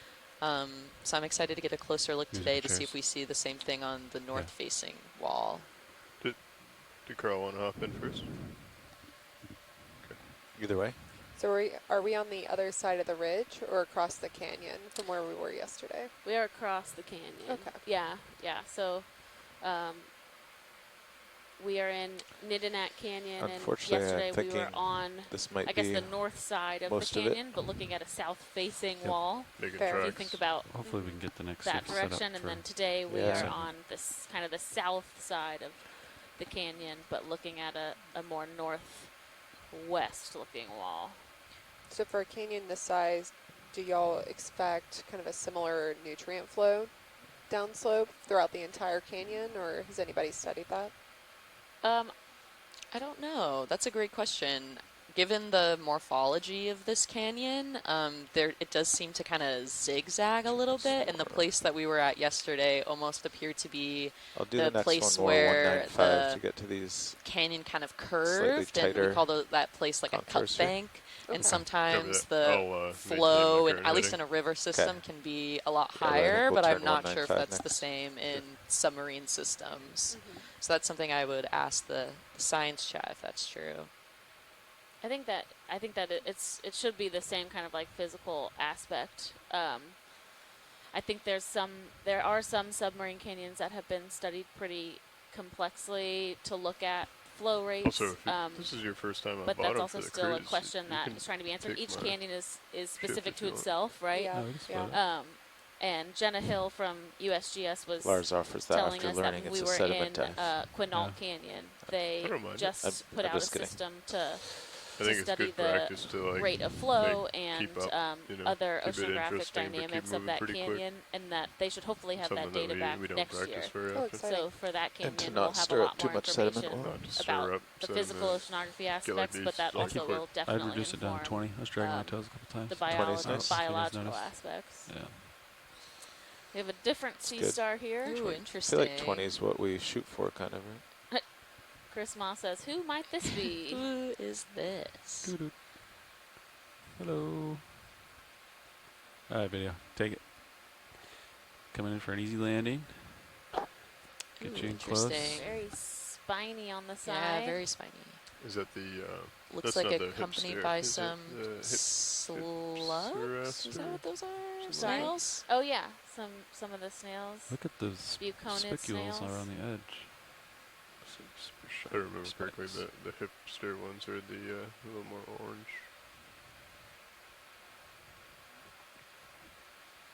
It's interesting. There's the Huh. real strong or real intense spines on the side, but we're not seeing them on the surface of the sea star like that. Take more zoom if you got a video. Master we saw. Max. All right. Oh, it looks like Chris Moss sent us an ID. This is a giant mud deep sea star, otherwise known as, oh man, let's see if I can pronounce this, Therissacanthius peniculatus? Peniculatus? Pina colada. No. Just kidding. Giant mud deep sea star. I'll stick with that. Yeah. Apologies with my... Very apt description there. It's hard. So when we kind of say Thanks. some of these names, they're Latin names. So they are the scientific names for these organisms, which can get us down to what specific species it is. Oftentimes we'll talk also just in common names because Bridge it's nav. easier to understand. Top of that bridge, thank you. And sometimes the Latin names can be very long and complex. They often mean something Thanks, in video. Latin in Latin that Looking down, describes the 6'5". animal. Roger, So 6'5", right. So the new bearing we will have be certain names that mean, like echinoderm means 195. spiny skin, and that I'll is bring my the head whole in class that over to that starboard a contains bit. sea stars and urchins and all of that. So they often help us to describe things, but that means you have to Line it understand up, 195 Latin. pilot. Roger. It also looks like those deep sea mud stars usually swallow a lot of mud because they lack extendable stomachs, Oh, according to Chris Oh, Ma. what's this? We did come in partial? This big jelly hanging out with us? Oh, wow. Is this Oh, another? didn't we see this as in Quinault Canyon? We saw those I large, although it doesn't look the same. It doesn't look I the think this is same. similar But to it the is a ones that large we see jelly in of the some I think watercolor. we've sort. seen these all day. It's just It's hard to see under the bell. It's So cool. the it's pretty big. bell is Try to that whole splash. top of a jellyfish, Here's and your on Yeah. the ones in deal. Quinault Canyon. Yeah, it looks like to Do be you want about your still 20 cam put centimeters up? across. Well, I mean, just to have it. Yeah, in that sure. sort of- Chris, yeah. Interesting. Let it go.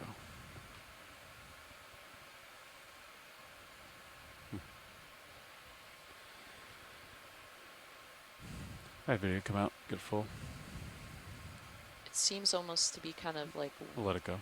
not Thanks, video. weathered on the outside. I don't want to say that, but looks like it's kind of been in the around in the sediment. Yeah.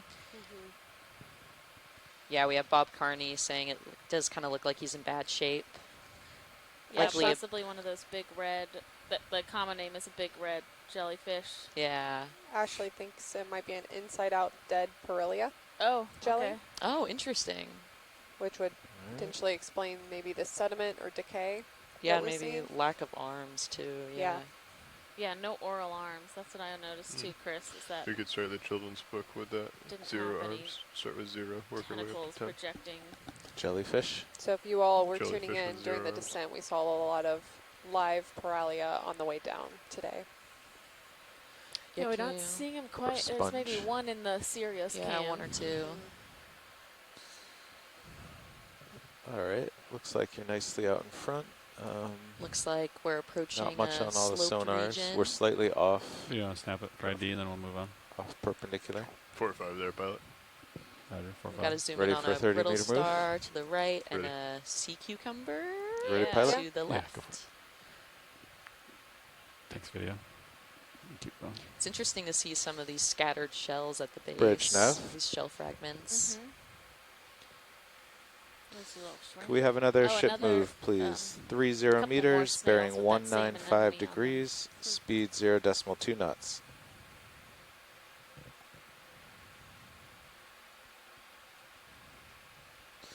Good copy, Bridge. This is slightly off perpendicular to the contours, but hopefully it'll get us somewhere with some rocks. Copy that. Roger. But if it gets too awkward, we can turn back to more south.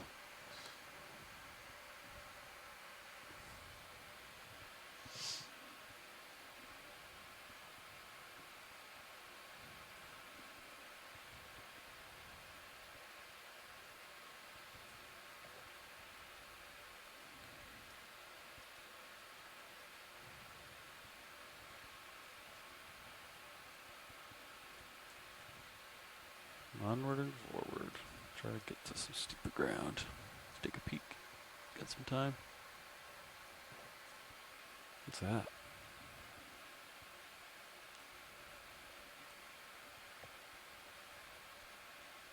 Little sea star. Yeah, looks like it. Yeah, small little one. Looks like that 9-legged one. The Soliaster, I believe. Little Just a baby one. Little baby one, yeah. Video, come in. Hold that. Maybe not. Yeah, it looks like a small is. Back in. solaster. Solaster. Means sun star. They do look like suns. This one has 10 though. I thought the other one only had 9. I don't know if they always have I don't know. To rely on Chris Chris Ma. here. We just know it's not an octopus. I know it's not an octopus.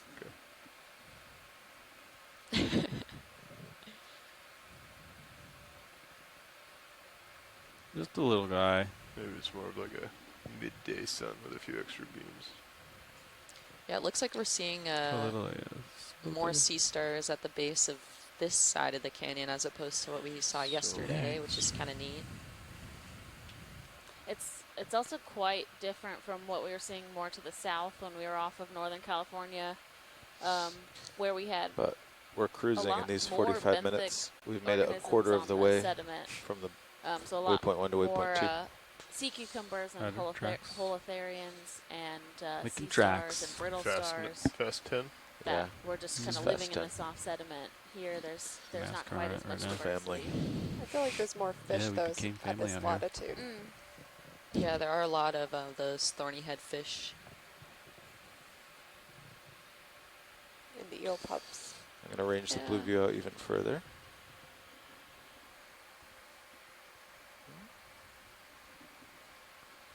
Nothing. Oh, Lars Chris is saying that arm number can vary try tilt in painting the the blue species. view up a little, They can see have if it'll 9 or 10 arms, out there. depending. Up. Good to know. Easy, Yeah. down, Thank you. down. Some down, are down, more odd down, than others. down. Steady. Ooh, something interesting in the water column. jelly. Yeah, I see that. Take a video. Oh, yeah, we were seeing these on descent. Swim away. He's gone. Cute. It's in the lens.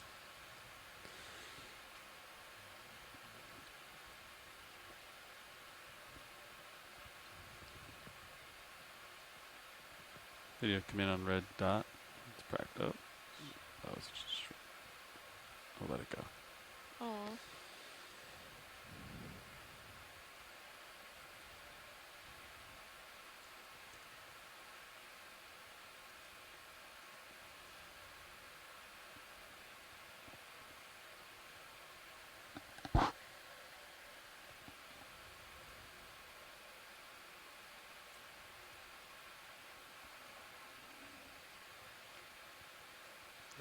Are those little orange Ship's moved about things 20 that of 30 meters. the in this same thing that bearing. we like suction sampled in some of that? Because I remember seeing them in some of our samples yesterday, but I can't tell if they're the same organism. So The I think shrimp? they're a type. So the ones we're seeing are a type of shrimp, but probably a different How are species the than the ground ones faults we squeezed collected out? yesterday. The ones It's we quite a bit collected better. were in association with the sponge Oh, collections yeah. that we suction Thousands, yeah. sampled. That's good.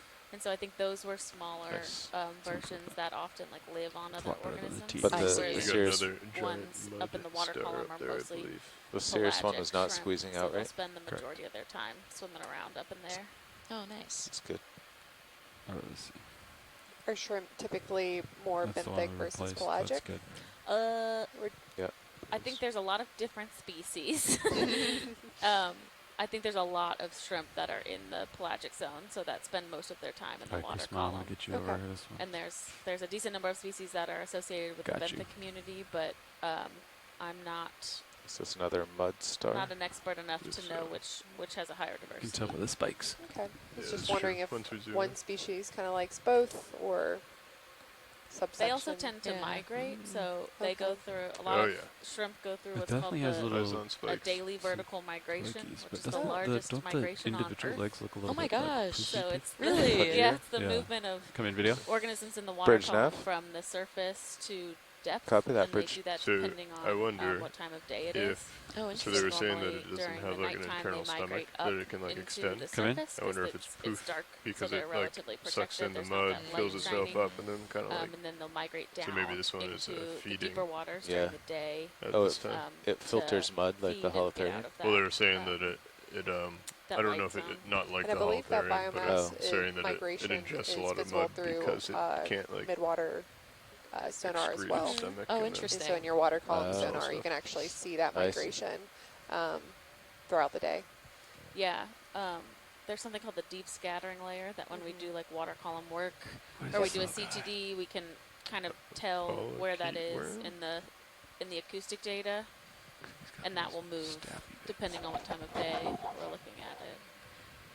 Looks like Here's we're looking a- at a scale. Is that a scale worm? Yeah, worm, sorry. Paige. Yeah. Not gonna lie, I Nice. did look at the science chat. So I'm gonna shout out Kelly here. But I think that is another Scale one of worms, the apologies. mud. What were they? The mud. Have- Giant mud deep sea star? Was this what we're looking yes. Yeah, so this is a Pilot, can we get a polynoid still after you finish the or video? Yeah. a Video, you're scale clear. worm. Thank you. All right. Oh, is that its track? Kind of those Oh, it dots? looks like Oh, that's really it. cool. Yeah. Wow. That is really cool. I don't think I've ever really noticed that before. Oh, interesting. Good observation. All right, photo. And it looks like that association with the Control's still scale here. worm and the star haven't been reported before. So just another discovery. Thank you, sir. All right. Cool. Thanks, pilot. Yep. All right, once you're out ahead, we'll check sonars. Another move. Roger.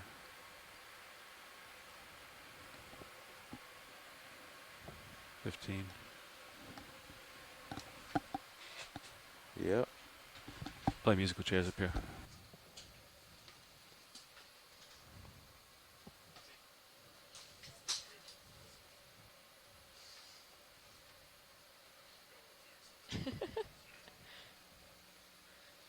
That's a real. I love that. So Chris Ma says like he's seen these in museums for years because we learned more about the biology in the last 40 seconds than I've known for decades. Yeah, that really highlights how important this like active ROV and video work is. Pilot, do you That's see so cool. about 30 meters out, there's a little bright spot? If Oh, you yeah. turn your heading to starboard, does it stay there? Copy, coming down. Drifting down quite a bit. I'm going to range down. Yeah, so a Oh, lot yeah. of historically the way Okay. that organisms from the deep sea were collected was Reach through it, see if we trawls can or find that. That's dredging. 30 meters. So What heading running is it? a net 207? along the Roughly, seafloor, yeah. or Okay, we should be able to keep or the like 195. phosphor, so sending Ready a for large another move? boring device down Ready. and collecting Pushing a forward. chunk of Bridge sediment. nav.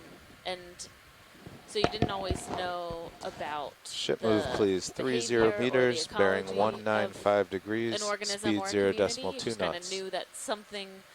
It was coming from this general area where we ran a net, and so getting down here with these really high quality cameras What are you guys looking at? Over here? and this ability to bring light with us allows us to see how some of these organisms Very behave in minor their natural habitat and blip. learn a lot more Good about copy, their bridge. behavioral Yeah, it could just be a characteristics fish, but versus it's the just only thing on there. the physical aspect that we might learn from having a That specimen little bright spot? brought up in a net. Or is it something else? Yeah, it's coming in. It's right there. Oh, Yeah, there it is, see? Copy. I think it's And we more than a have fish. The Maybe ability to really target our It's holding collections pretty with steady.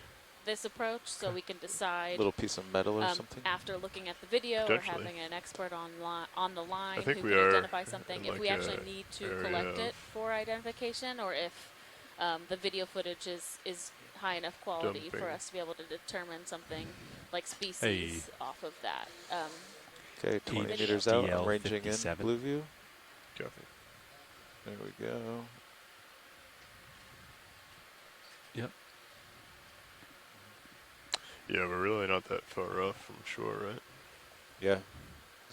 A lot of ships pass by here. Yeah, unfortunately, a lot of human debris. I haven't seen too much on recently, right? Have you guys seen a lot?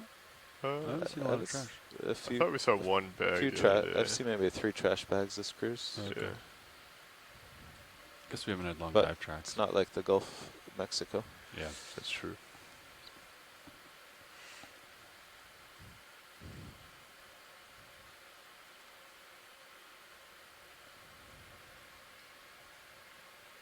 If you paint your sonar up and down, does it help at all? Oh, there's the target. And directly forward or slightly off You're to. talking about the double? Yeah, there's right a there? double Yeah. about 15 meters ahead, yeah. Okay. Coming over a little bit, centering it up.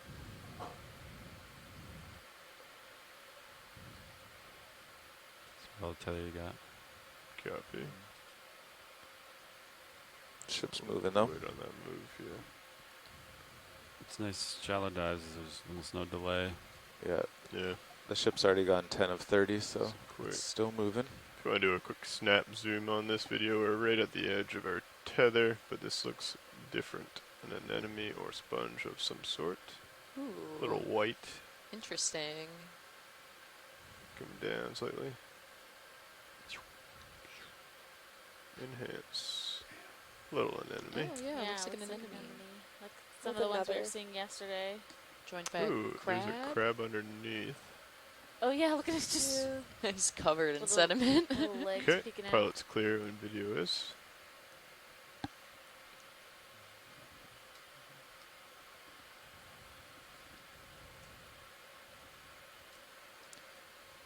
And we started today at about 990 meters right at out there in front depth, of me, and Bob. right now Or we're at is that about it? 952 meters. So I we've thought already it was migrated right there. Yeah, that's what I was Um, looking at. It looks like a there little, might be a little few. ways upslope, but we're hoping to get to a final slope of about Looks like there's 790, a little or a final rock depth of off to my, 790 meters by the end of our dive today. starboard here, but I don't think that's So it. we're already making way. Very small rocks. Yeah, definitely a little bit yeah, of it a just came through slightly off to like starboard. Incline, yeah. Yeah, about I see a 8 rock meters out. directly ahead of me. I think that's what it might be. New painting. starting to see small rock rubble or Oh yeah, more there's something soft in my consolidated port though. mud rubble. Yeah, probably likely some Pushing rock it. that have just fallen off from the slope, Mm-hmm. traveled their way down.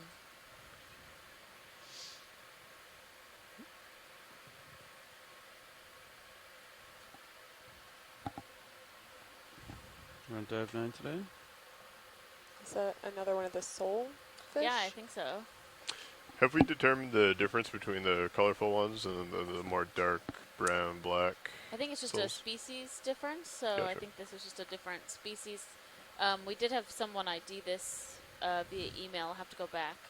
Alan Collins had sent it to a fish expert, and he said That this looks is a pretty common very round. deep sea skate, for or a I mean, rock. Oh, it's a sea sole, star on the side of it. but they're not commercially Oh, you wanna fished do a because they're quick not very meaty. Zoom on this sea star. Yeah, they do rock, look kind of thin. Please, video. Oh yeah, let's take a zoom on that. It might be on a sponge.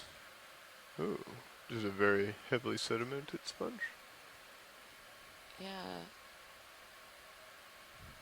It's hard to tell. Not sure. That doesn't appear to be a mud star. Based off Yeah, of what the is lack of spines. Are those little worms Yeah, to the, right white as well? tubes are Similar, sepulid worms, and then there's a little ball sponge on the top. I'm curious. I don't know. This could be just a really grubby sponge, or it could be sediment. Yeah. So we Okay, pilot's clear when video is. we picked out this rock and sponge from 30 meters away on the sonar because they're the only thing. Okay. Oh, wow. Seafloor. Okay. You see that Can that we look rock at there this showed up. little rock in front of Yeah. us? Yeah. Just quickly. This is my favorite when we see Bridge this like nav. random rock rubble that Thank you, Bridge. biology has kind of picked up on and utilized, and it almost looks like there's a bunch of Rotating creatures down, that keep have you called this Copy. What do you? little rock rubble home. We Ship got just, a ship quick just stopped. moment here, video. If you want to come in on the rock, ship stationary. Copy. Little piece of Oh coral. yeah, it does have some. Ah, Yeah, we do let's have take a second. Yeah, so there's definitely a small coral, and then you see those other little pink that coming up below projections video. to the left. We have a bunch of little shrimp, so those are like what we collected Oh, I see. yesterday. What do you got, Carl? A couple different types of shrimp. It Bearing looks like maybe. 176. Maybe, Yeah, maybe or juvenile. That's Yeah. just size Slides classes. 177. Yeah. There's some hydroids But I think- also, so Yeah, that maybe go there and then dog leg. I thought I there's was a looking for little these. pink know, octocoral. bumps. It's Rotating hard down. for me but- to- Copy that. Pilot's clear when video is. And then those are capryllid amphipods. So we collected some off of one of the sponges yesterday. And they Right. are also all over this Co-pilot's rock. looking So down they, at I thought me. they were Yeah. little 7-0. coral, We'll go ahead and push little up. coral Ooh, polyp little hermit settlements, crab. but they Yeah. I don't were know if like I've seen one of those. amphipods. Full wide Oh, video, interesting. please. And then we did collect one of these shelled Thank you. animals So once yesterday. you're out so front, we could thought do they were maybe one more brachiopods, or at that's what we thought we'd 195 been and seeing then all day. But when we had one at the surface that came then up with turn one more of our suction south. samples, it definitely looks like a bivalve. Copy that. So it looked like a Oh. small scallop to us. It didn't have Push the it forward. morphology Quick of a snap zoom for brachiopods. Mr. So there Ma might as be we some come across. brachiopods, but I This think there's also some sea star. scallops down here. Excellent. saw one That looks like swimming away another yesterday. deep Okay. sea Yeah. mud Nice. star, if I had to guess. I don't think it's a deep sea mud star. No? I think it might be Chris had said this is the one that we just saw kind of up on that what was possibly a sponge or a rock. Ooh, So it might be a Zoroastrid. Zoroastrid. Okay. Oh, I see. So those aren't really the spines on the side then? They are, but Just a little different. it's just different. Yeah. Interesting. Okay. Zoroastrid. It's funny how it's those two arms over on the right are Full so wide close video? together. Mm-hmm. Alright, let's keep pushing forward. Yeah. Very odd looking, says Chris Ma. Zoroastrid.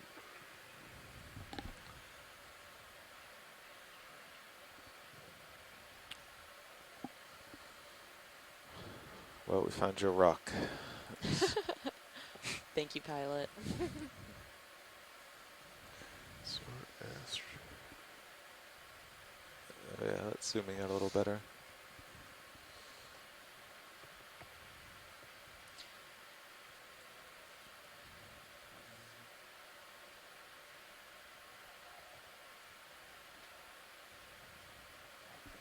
And if you guys could keep an eye on the time, just let me know when it hits the limit. Roger. Thank you. Should be top of the hour. Excellent. Right. Yeah. Is that right? Yeah. Okay, so Chris says that those older looking Okay, the call ship them did Zoros stop a or minute ago, so once you're out front, Zoroastrids are you thought can call another. to be early in the Copy, history of 195. sea stars, so in the sea star lineage, and that particular one resembles sea stars from the Jurassic period. Oh, wow. Wow.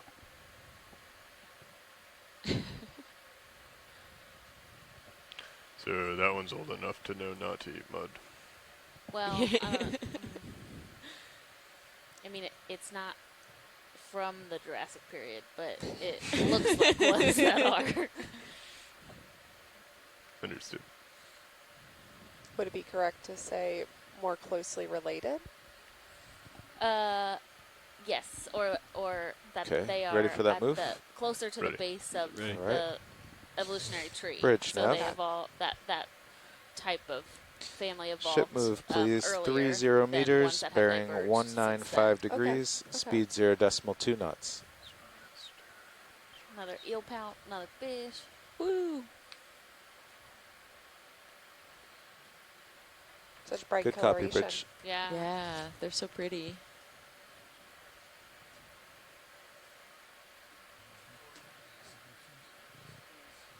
Did you know they make glasses for people so they can see color? I do. Have you tried them? I have. They work? It was the wrong kind though, unfortunately.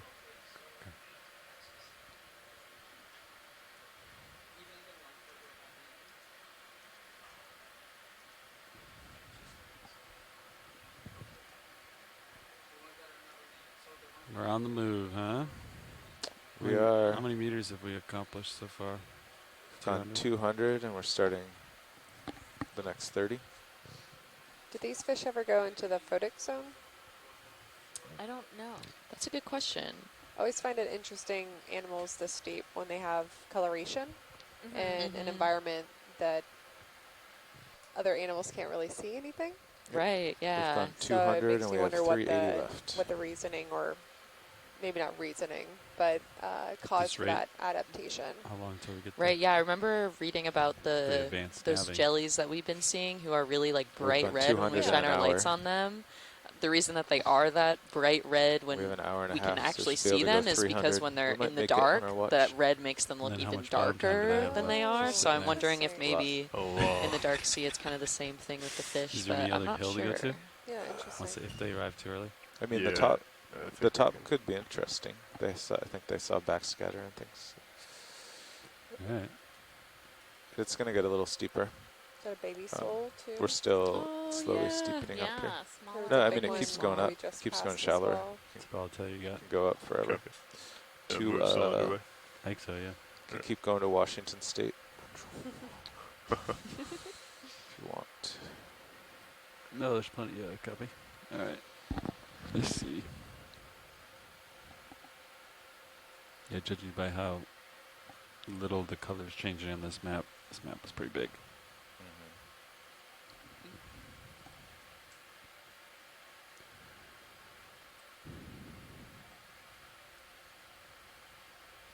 So I believe the other day you had mentioned that these fish are either long or short spined. Is that relative to a certain part of their body or just like overall? Or maybe I'm mistaken with that comment. No, you're right about the comment. I'm not sure. Ashley would be the one for us to ask. Yeah, let Gotcha. me ask her.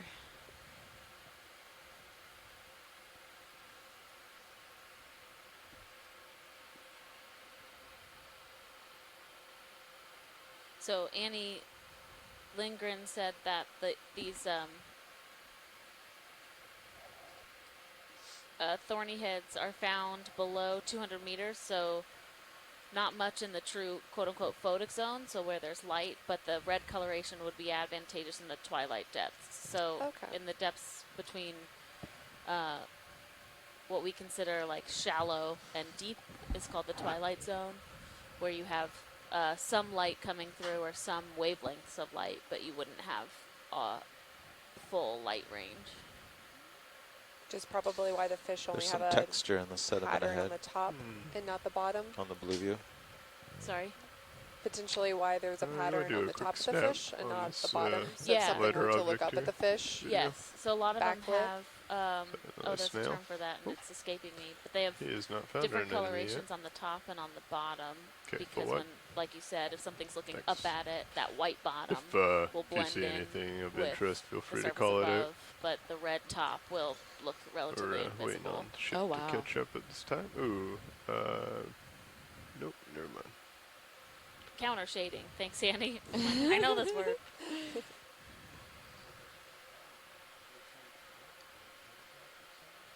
I don't think so. We were asked if the souls can change color. I don't think they have what are called chromatophores, which is how they would change their the color on their skin or scales. But also not a fish expert. I'll ask Ashley. I got a running message to her right now.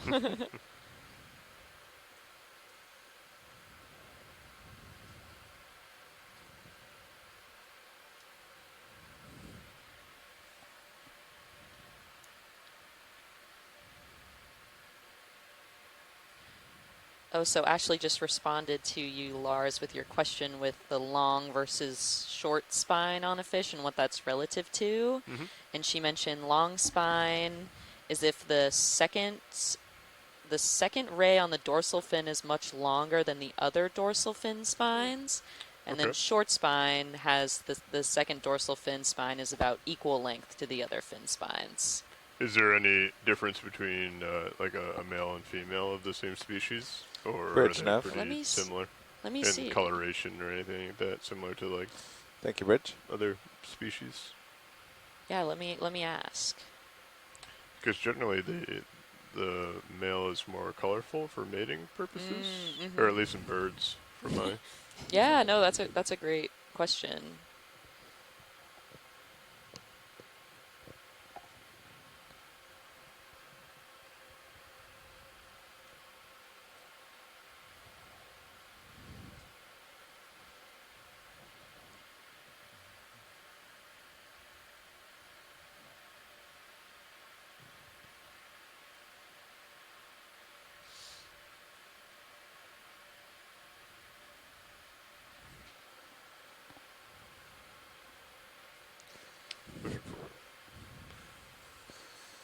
Okay, the ship has stopped.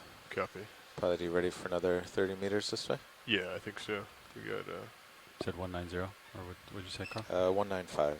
95. My set points there. Okay. If you want to come in quick on the Sea Star. Bridge nav. Can we have a ship move 30 meters, bearing 195 Coming a little degrees, hot. Sorry, speed video. 0.2 knots. Slow down. Okay. Go ahead and come back in. Good copy, Bridge. So this would be the Zoroaster, I believe. Yeah. That's what it looks like. And do you think that's just a heavily sedimented sponge? I think Or is that... that's Almost Well, I looks don't like a know. There's rock. like a little something on the bottom there, that's but a- it does look like a rock to I think it's a bryozoan, which is like an encrusting animal on the outside. So I think Okay. it is a rock. Doesn't look like a sponge to me. So that would be a mudstone. Yeah, probably. Yeah, likely it's just like some sort of sedimented rock. Is that a scallop on the floor? It kind of looks like what we Oh, saw or what we pulled up yesterday Mm-hmm. with that iridescent. Yeah, Okay. Chris said this sea star might be feeding. Oh, interesting.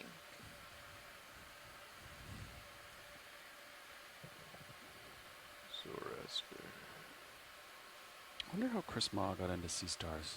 I don't know. I never asked him that. Yeah, that's true. Thank you. Video. Alright, let's go ahead and push ahead. In the blue V, do you think those two horizontal lines are the wire on the ROV? No, because they're moving relative to heading, right? Or are they staying there? Or they're staying still, you mean? Yeah, if he turns his head, do they turn? Yes. Yeah. See how they move away? Is there something real or an artifact? I don't know. Should we check that out? Or no? Would be running parallel with us. This increase in rock rubble is making me really excited because I feel like it's leading us up to a potential Quick rock snap outcrop. on the sea star. Again, video. Oh, there's another one. Ooh, on this screen, one too. Oh, might that's be pretty. a mud. Or Mhm. no, still the same? Still Zoroaster? Opening. Mm-hmm. I have to get another ID on the mud one to dial it in. Yeah, these spikes don't look as significant. Mhm. Gotcha. Alright, Zoroaster. Thank you, video. Pretty soon we're going to put you in the back row, Lars.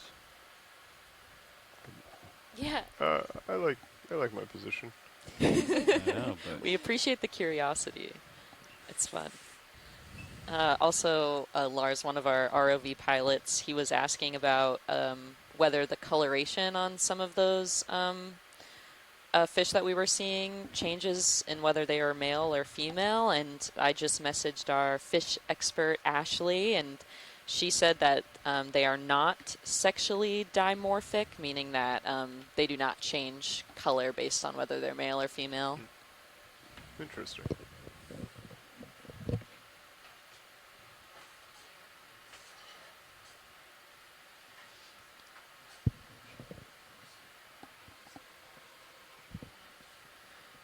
Yeah. Yeah, as we continue upslope, we Ooh, can see there's a much new more sea rock star. rubble, but also like some shell Up top. rubble, which we can call, sometimes referred to as shell hash. oh, hey, Quick. I like how how you these doing? sea stars are latching zoom onto here. these loose rocks. You want to zoom? Very I funny. think this is another Zoroaster, but I could be wrong. Send it. He's in. Go ahead and a little bit tighter if you don't mind. I guess the left thumb Interesting wheel. how they attach to a rock of similar So, size like, to them too. They're that not one going to doesn't end up like have a any clump of spikes. smaller rocks. Yeah, that's a good point. Maybe I they're wonder just if in, Full there's line. some Oh, yeah, maybe because it's slashing. advantage to that elevation, Thank you, video. right? but I And don't then this know. guy here is a little bit different. Hauling down the winch a little bit. Ooh. A quick snap on this. Echinoderm, please. Oh. Alright. Mm-hmm.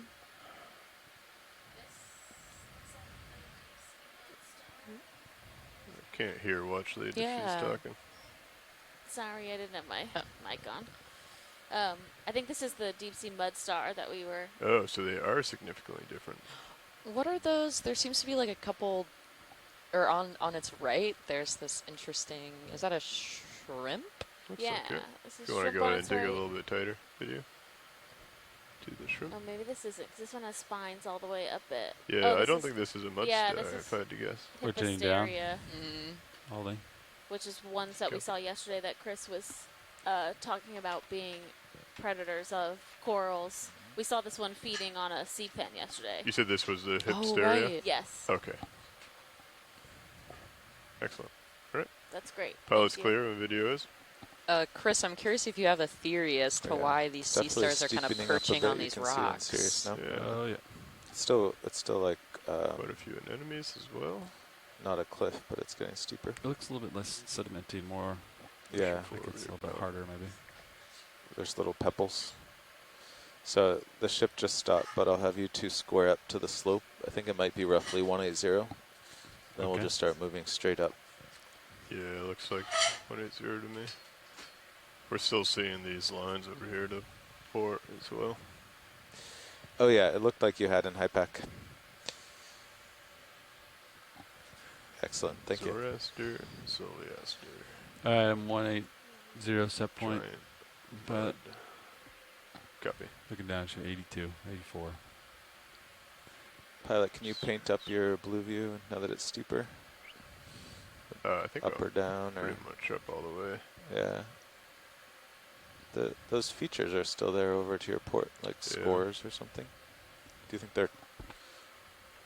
Maybe They're we should go look. definitely moving. Yeah, Closest one is 10. Some sort of 12. trawl marks or something, maybe.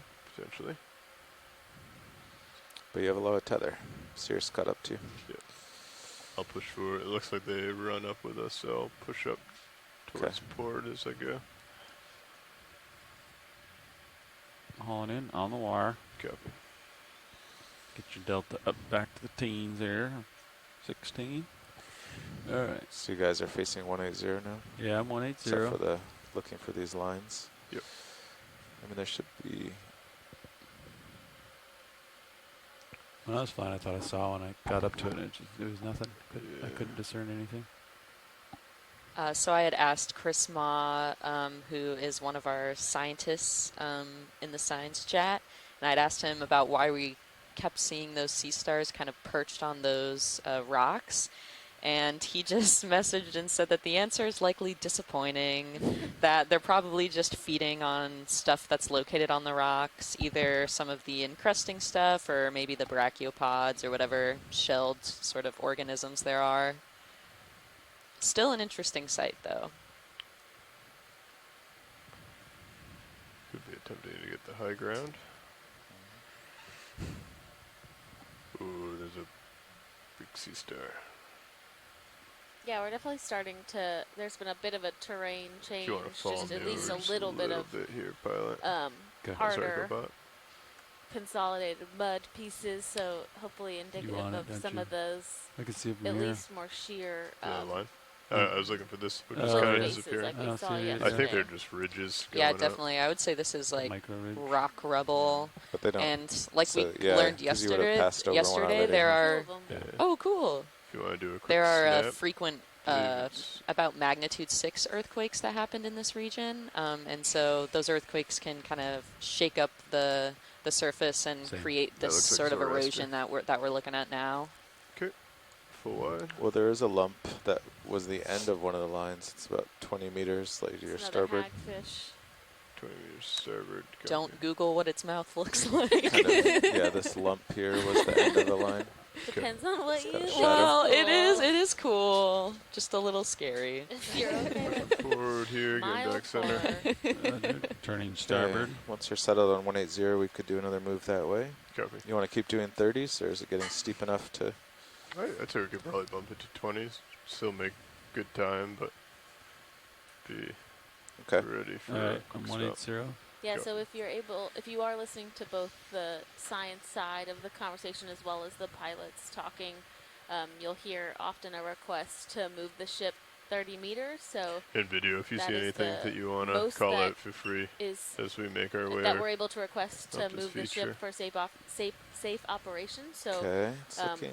we've been requesting that pretty Ooh, is frequently that a rat because tail we're up kind of front? on the move to get It's up looking this clear. You ready slope. for that move? ready. And so Is that it? other Bridge dives nav. you might only hear that every once in a while, but We have a this one ship we're- move we're 20 meters, zooming, bearing if you 180 will. degrees, Trying speed to get to those 0.2 rocks. knots. Yeah.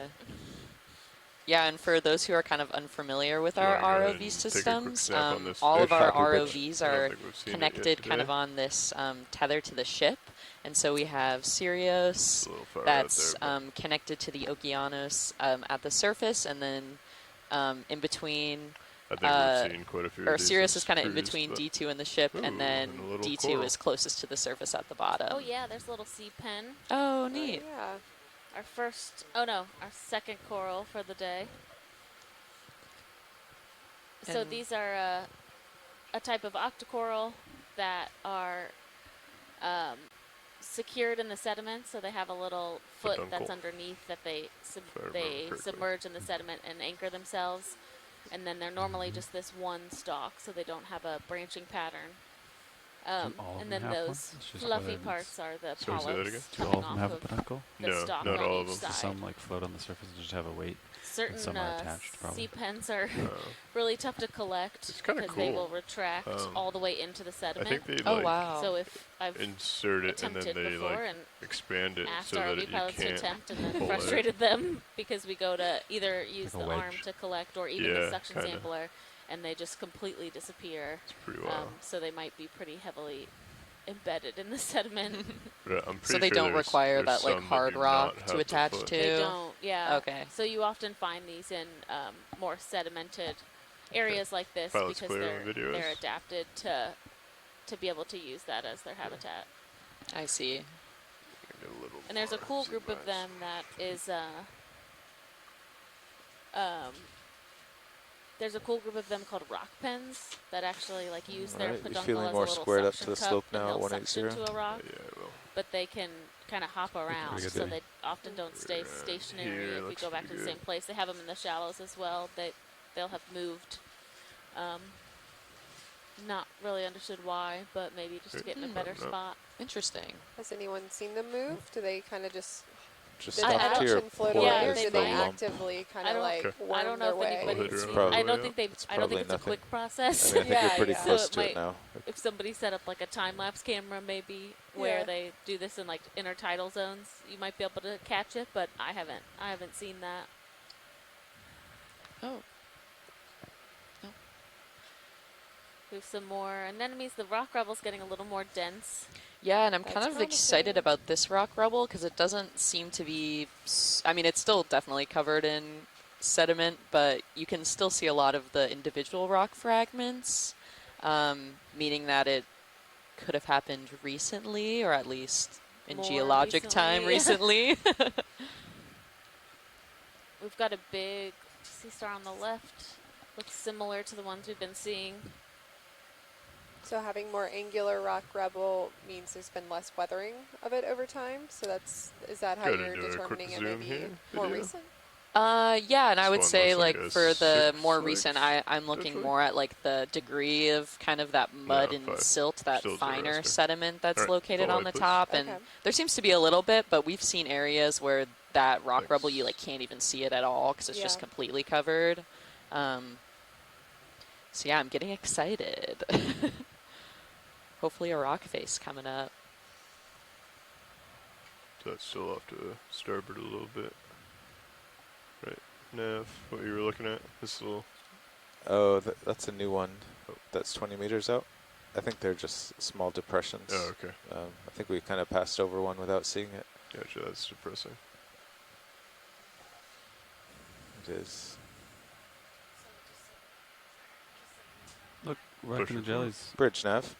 We're jellyfishing again. Copy that. Thank you, Bridge.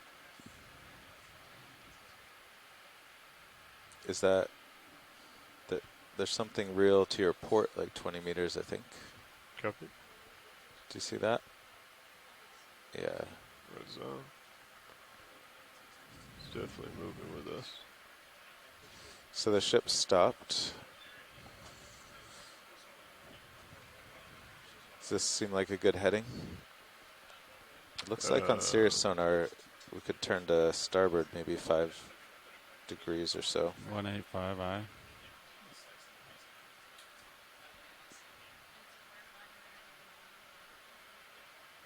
There's 10 degrees, there's 90. Let it scan a couple times. Nice. Yeah, that seems better. 190. 190. Copy, coming over a little bit. Look at all these jellies. A lot of Jellies right here. jellies, a lot of souls. Do you know what a group of jellies is called? You told me the other day. Oh, Smack. It's a smack of I jellies. think they're the Is it Perennials really a jellies? smack of Yeah, jellies? it's a smack. I'm pretty sure. how many jellyfish do you need to have it? To That's be called a true, and how column? close do they have to be? They look like they're similar species like we saw yesterday. I don't know. So for the folks tuning in, if you look at Cirrus's point of view, which I believe is camera 3 on there. Two. Stream 2. Stream 2. My apologies.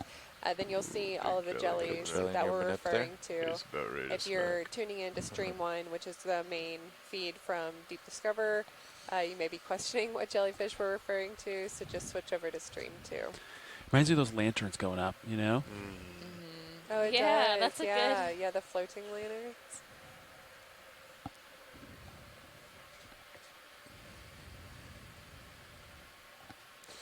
Okay, pilots, you ready for another move? Think Yeah. so? I think so. Okay. 20, no more.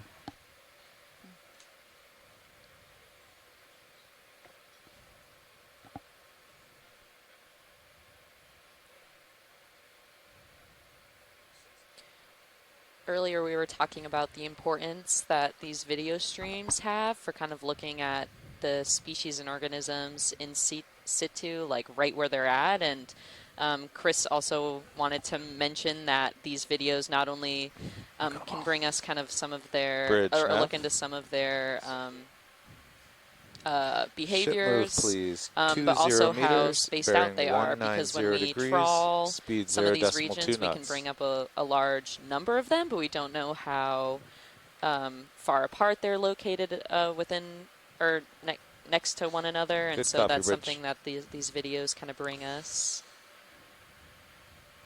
Would Thanks, you mind Chris. just clicking on the sonar so it pops up? Oh yeah, at the on bottom, top of yeah. Yeah, thank you. And also, if we have that live event coming on at 11, do you want to switch a few minutes before that? Because I think you take over 11 top to of hour, 11:30. right? You guys should just switch right now. Yeah. Yeah, we could Seems to be a switch lot in of like sea 5 minutes. cucumbers in this region, or at I'll least get right to a good here. spot. Yeah, as we're coming up, they've If you been could popping get out of up this a little jelly bit more area. often. Stand by one. I'll just do that real quick. Thank you. Look at them all. 1, 2, 3, 4, 5, 6. More and more the blue view's filling in with shadows, so something. think that's Yeah, like 100. co-pilot, we're gonna need a count of the number of I got 100. jellyfish that you're seeing. Ballpark 100. You know? An exact number. All right, pilot. I got you in all autos.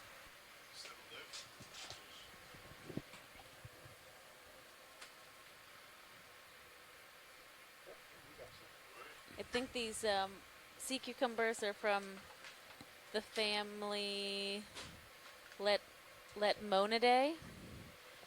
Bob Carney has put that in the chat earlier today. Oh, interesting.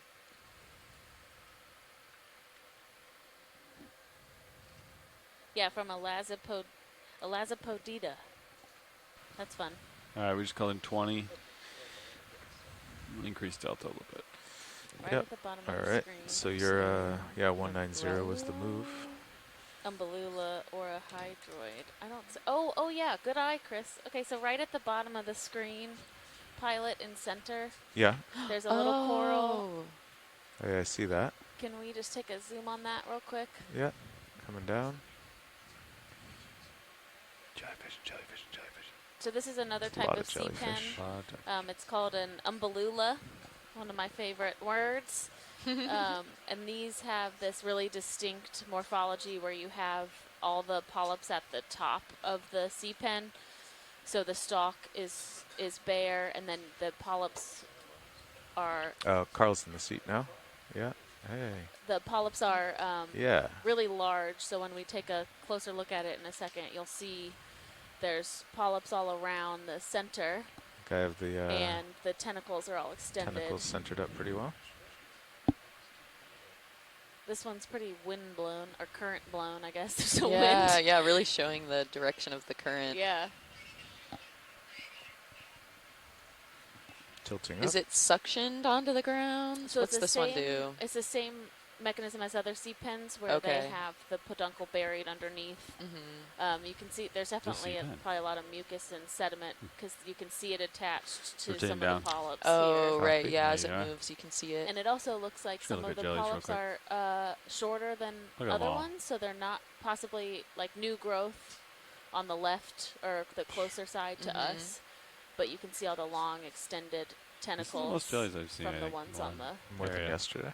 background. I mean, like this What are those cruise, dark tubes? Oh, His last never two mind. guys. You can, yeah. What are those dark tubes? So that's the inside of the polyp, so the internal structures of the organism. Has So gotten that's pretty where they steep. feed and also where they Okay. digest, and all of their reproductive organs are Oh, also cool. Has inside. gotten pretty steep. Look at Nice. my manip chems. Yeah, you called 20 in, so we'll move here. Yeah, Yeah. Steve Oskovich in our chat says, looks Okay. like it's taking a meal of that deep sea mucus, so it's starting to possibly ingest the nutrients out of that. You're at 900. It's your contour. Hi, Steve. Steve and I are 910. PhD buddies. All from right. the same Aw. lab. When you're clear video, All right, I'm I'm gonna scoot going ahead. to hop off and leave you guys with Paige and Caitlin. Go do a Okay. live interaction. Thanks, Alexis. Yeah, so Alexis is Onward, leaving to upward. do a Yep, live I'll interaction. We center up mentioned and come those up. telepresence capabilities. Looks like they'll be talking with school today. Not quite sure. Yeah, school today. And since Alright, there's you kind wanna of a lot measure of the Sirius a lot of people in mission from control Sirius that'll be to kind of the talking during hard this live part- interaction, hard, you uh, may hear a Okay, little bit coming less up. from us narrating, but we'll still make sure to continue talking and narrating this journey infrequently. Sorry, say that again, Copilot. You measure from Sirius to the hard target on the Sirius sonar. Yeah, those little pluses and minuses. You can right click measure, right click. Geez, I can't see that. It's alright. Yeah, cursor. Oh, right click cursors. Oh, yeah, you got it. Coming up. Range 17, it looks like. 18.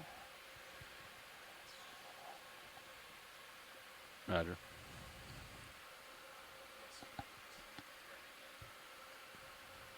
Look at all these jellies. Oh, several crabs also coming into view.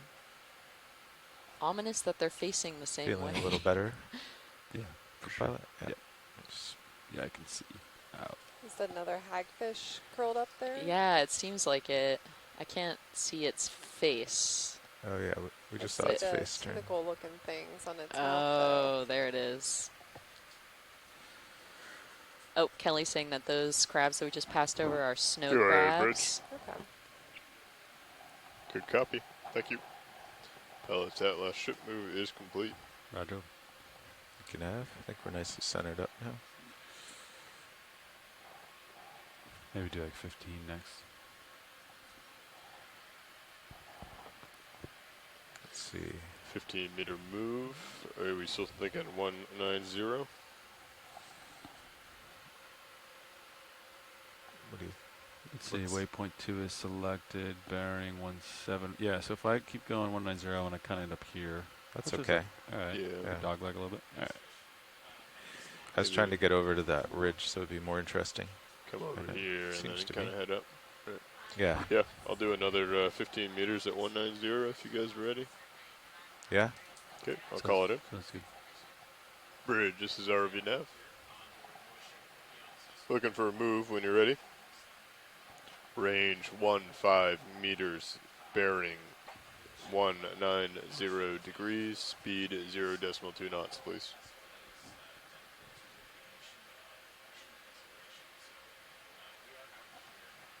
Good copy, Bridge. Thank you.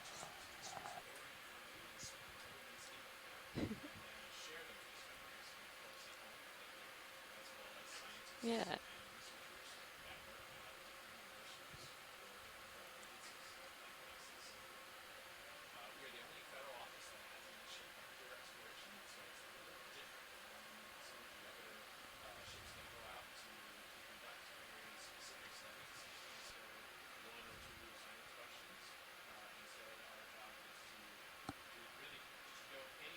Video snap zoom on this hagfish. Just for fun. Okay, hold that.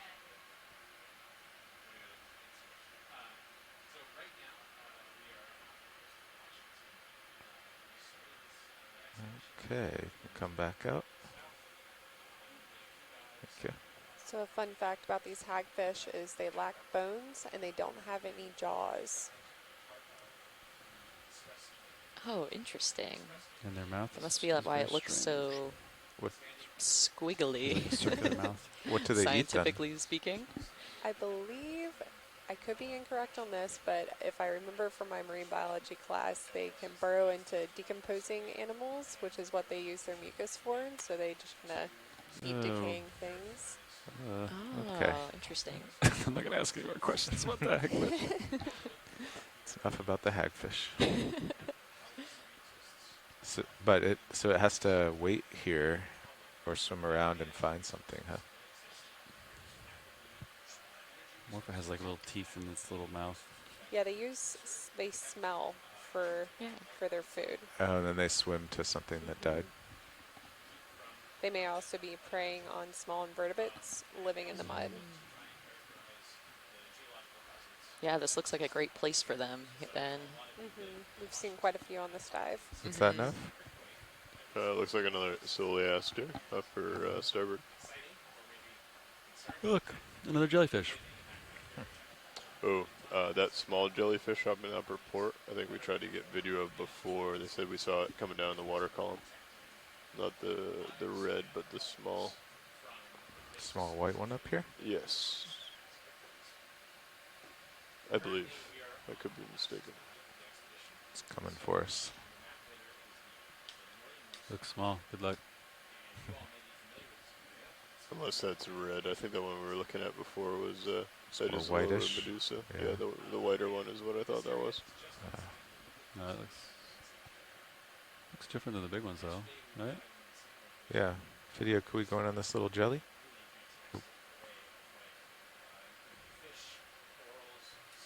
Go ahead, Bridge. Oh, this looks like the Medusa jelly Oh, that we complete. saw Thank you. earlier in the expedition. Coming up and over. Pilot set move is complete. Badger.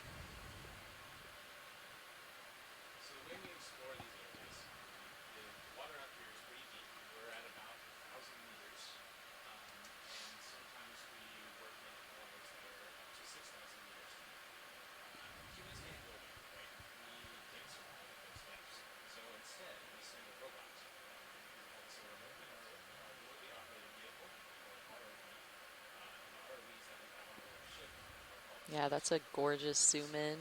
It's coming for me. I wonder if that's a broken tentacle or if it's caught something. Yeah, at the bottom. I don't Yeah, know. Maybe it got injured when predating on something. Its tentacles also look a little frayed in a way. I think I'm going to lose it So in I'm a curious second. if that has something to do with it. Okay. Yeah, I thanks. was That's pretty. mistaken about that sea star. I don't think it's a Ciliaster. Just had the rounded toes similar.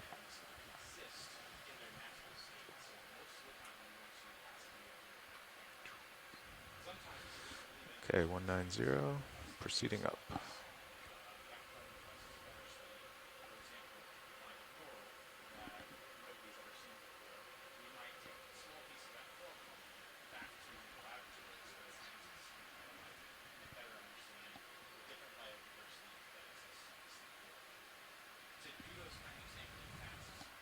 Lasers are on.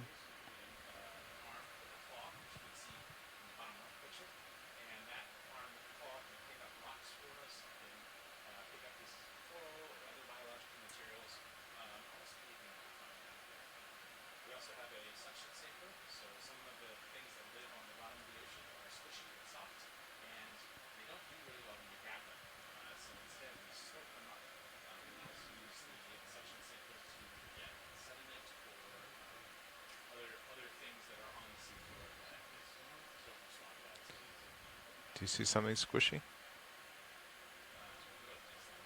I see. So yeah, not a lot of current down here. Oh, there was. On the flats there, we had Looks a little like another bit. sea Yeah. pen, kind of by those lasers. Yeah, it looks like a flatfish. Yeah, it looks like a sole. We've been seeing a lot of those small soles. Quick zoom on the sea pen. I'm just floating here. Oh, that one looks larger than the previous one we saw. Yeah, it definitely does look a lot taller.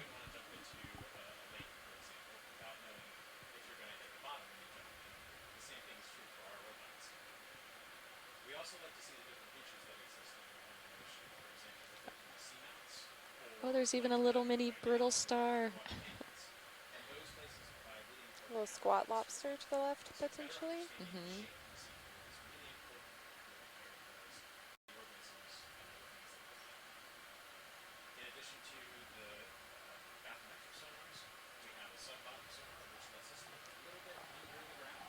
Okay, I just want to take a look at that. Go pilot, what do you like another move? Thanks, pilot. Looks like you're still looking down 4-5. Maybe in just a minute. Yeah, I think we're steep enough now that if I get delayed, we'd have to back up. Yeah, be like 15 meter moves or something. Once you check it out. How's the blue view looking? It's okay. A little bumpier, but yeah. I got 15 in. 190. Yeah. Copy, 15 meters, 190. Bridge, this is Nav. I have a move for you when you're ready. Range 15 meters, bearing 190 degrees, speed 0.2 knots, please.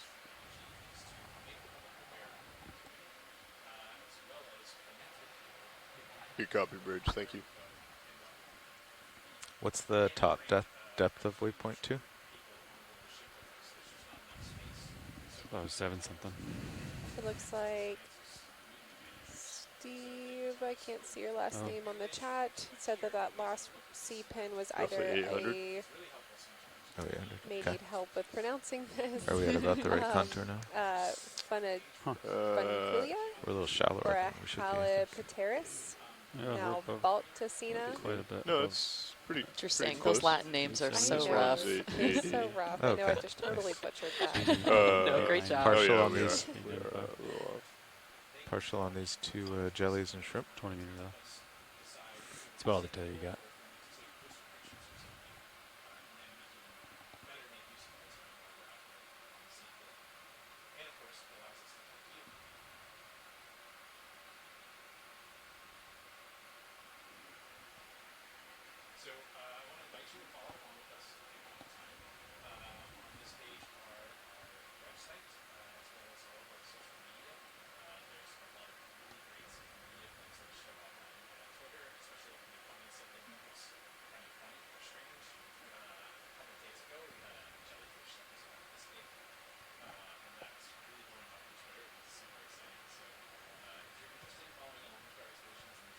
All right, moving on.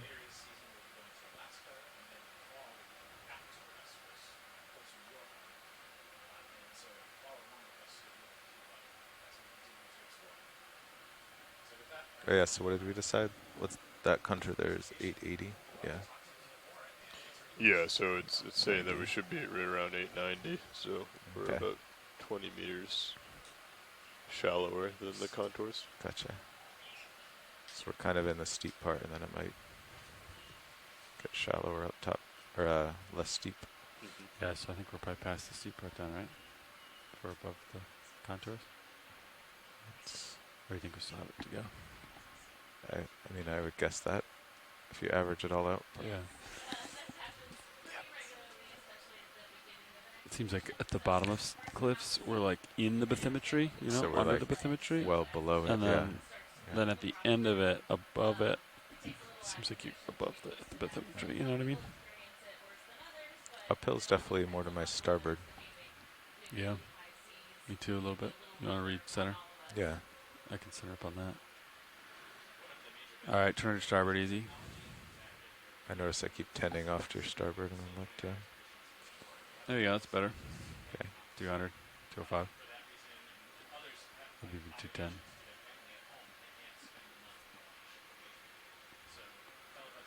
So. 205. Go ahead, Bridge. Good copy, move complete. Right, pilots, that last move is finished. Excellent. You want me to keep coming to starboard, or are you happy with 205? I think that's good. Okay. I'm just looking around. Okay. Hydrophone's pretty nice, isn't it? Yeah. Excellent. It was great when we were tuning the autos because when they ran away, you could hear it before you saw yourself move. Yeah. Like as soon as you heard a ramp up, just turn it off. Additional feedback. Yeah.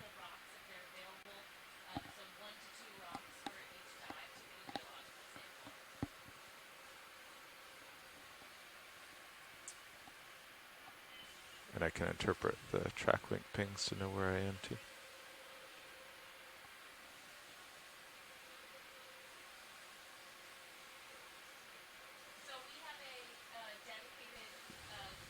Could we get a zoom in on that pink anemone over on the right? Yeah, I see it. Coming into the bottom center now. Thank you.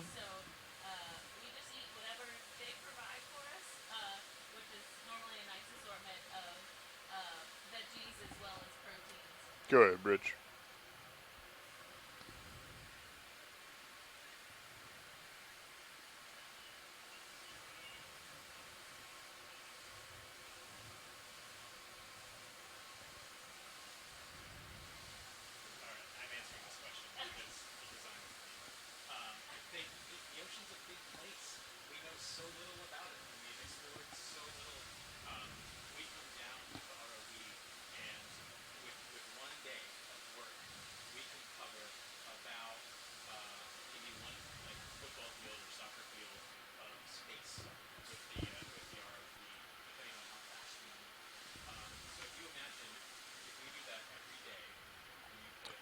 Copy that. Ship 3 miles away. Thank you for keeping us updated.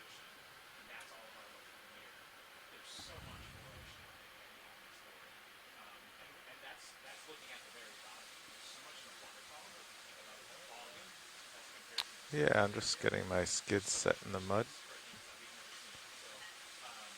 That seems good. Okay, the sediment should clear. Lasers are off. It's all you, video. Awesome, thank you. Yeah, this looks great. We have some scientists who are interested in kind of peering into what this looks like. It looks like this anemone kind of holds up its tentacles in a urchin-like manner.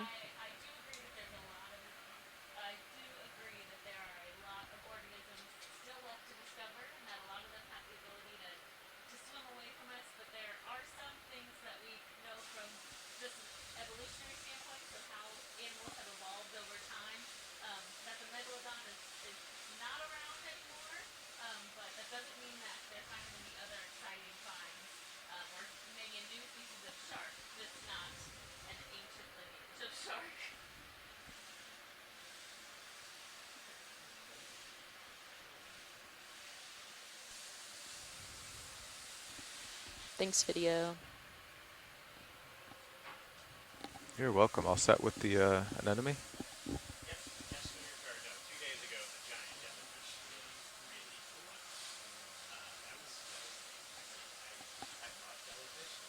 Great shot, guys. Do you hear a little bit of noise outside?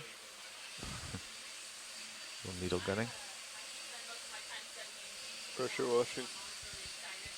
I'll call Bridge. I think she's running out. Stop it.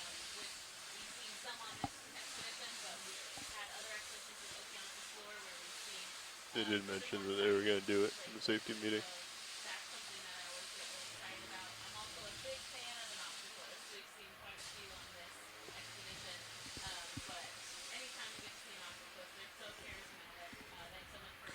Okay, I think I'm pretty stretched out.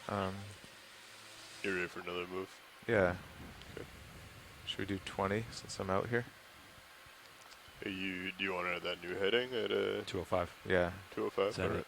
20 meters, 205? 20 meters at 205 degrees. Yeah, my Bridge, blue view this is has RV flattened nav. out. Got to move when you're ready. What's your depth? Range 20 meters, bearing 205 degrees, speed 0.1 knots, please. Okay. We go 0.2 less. Decimal 2 knots for speed, please. Copy, thank you. Okay.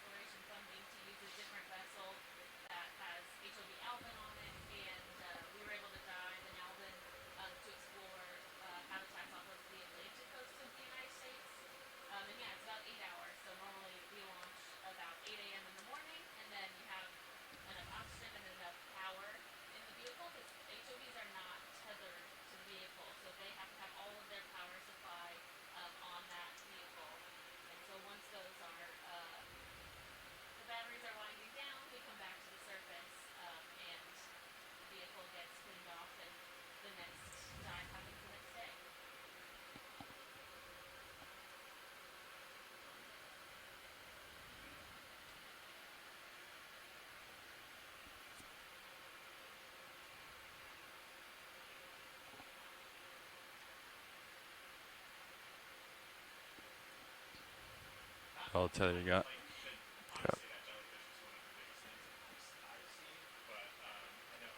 Quick zoom here, video.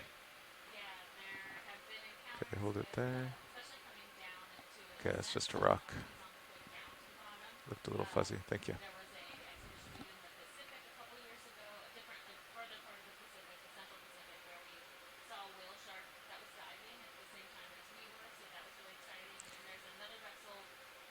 We have a ship move called in. The ROV's just waiting for a little bit more tether.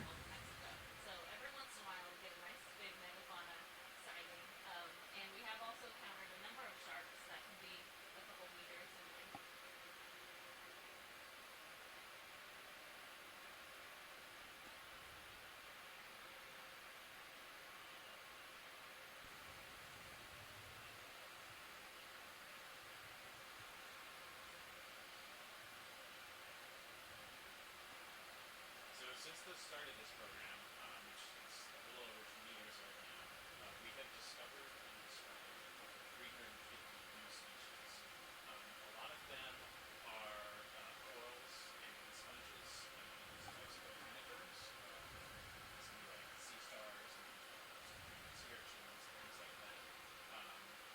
Ooh, yeah, there looks to be a cluster. Oh. Hello? Do we have someone on the teleconference line? Hello. Hi. Everyone. It's Jenny Waddell calling in from Olympic Coast National Marine Sanctuary, where I serve as the research coordinator. Hi, Jenny. It's great to have you on the line. Hi. Yeah, thanks for the invite. This is really exciting stuff for us. People who are interested in the seafloor like to see what's down there regardless of what we find. But some of these images and videos have been incredibly important for us. Yeah. Do you want to talk a little bit about the importance of Nitinat Canyon and to the Olympic Coast National Marine Sanctuary? Sure. Yeah, so Olympic Coast National Marine Sanctuary is a large marine protected area that encompasses about 3,200 square miles off the coast of northern Washington state. It was established in 1994 because of the incredible biodiversity of this region, but also to protect the resources because of the overlap of the sanctuary with the usual and accustomed harvest areas of 4 coastal treaty tribes that have lived along this coastline since time immemorial. This includes the Ho tribe, the Makah tribe, the Quileute tribe, and the Quinault Indian Nation. So these 4 tribal sovereign nations have rights to marine resources that extend up to 40 miles into the ocean. So the area that we're diving here in Nitinat Canyon is outside the sanctuary, but it's right near the border the seaward border of the macaw tribe's usual and accustomed area. So we work very closely with each of the tribes to protect these habitats and resources while still allowing compatible uses within the Left, sanctuary. right, you mean? So one of those important compatible uses is actually Try to do it fishing. without losing a toe. We are not involved in fisheries management here at the sanctuary, but we are certainly interested in helping to keep the habitats and marine species upon which the tribes and other fishers depend, as well as the ecosystem, to keep them healthy and robust, abundant. So learning about what's down on the seafloor is really important for us. We think about 95% of the seafloor within the sanctuary is actually unconsolidated sediments of mud and silt and a lot of what you see here. Only a small percentage is actually hard bottom habitat, and a lot of the hard bottom habitat that we see is substrate like this, where there's rocks and cobbles spread among the unconsolidated sediments. How we doing, Nav and Copilot? It's a good Delta 16. Yeah, that looks to be kind of what we're seeing today and what we saw a little bit yesterday. Do you think that's due to the earthquake activity in the area?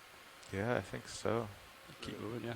Another 205, 15 meters. You know, it's hard to say how much the tectonic activity here shapes the landscape. I mean, certainly it does, but I don't know that I would say that that's why we're seeing sort of low diversity community here. Okay. I think we've talked a little bit about the oxygen minimum zone, and that we're still in it. We're still getting 0.33 milligrams per liter, so I think that's really constraining the diversity that we're seeing on the video.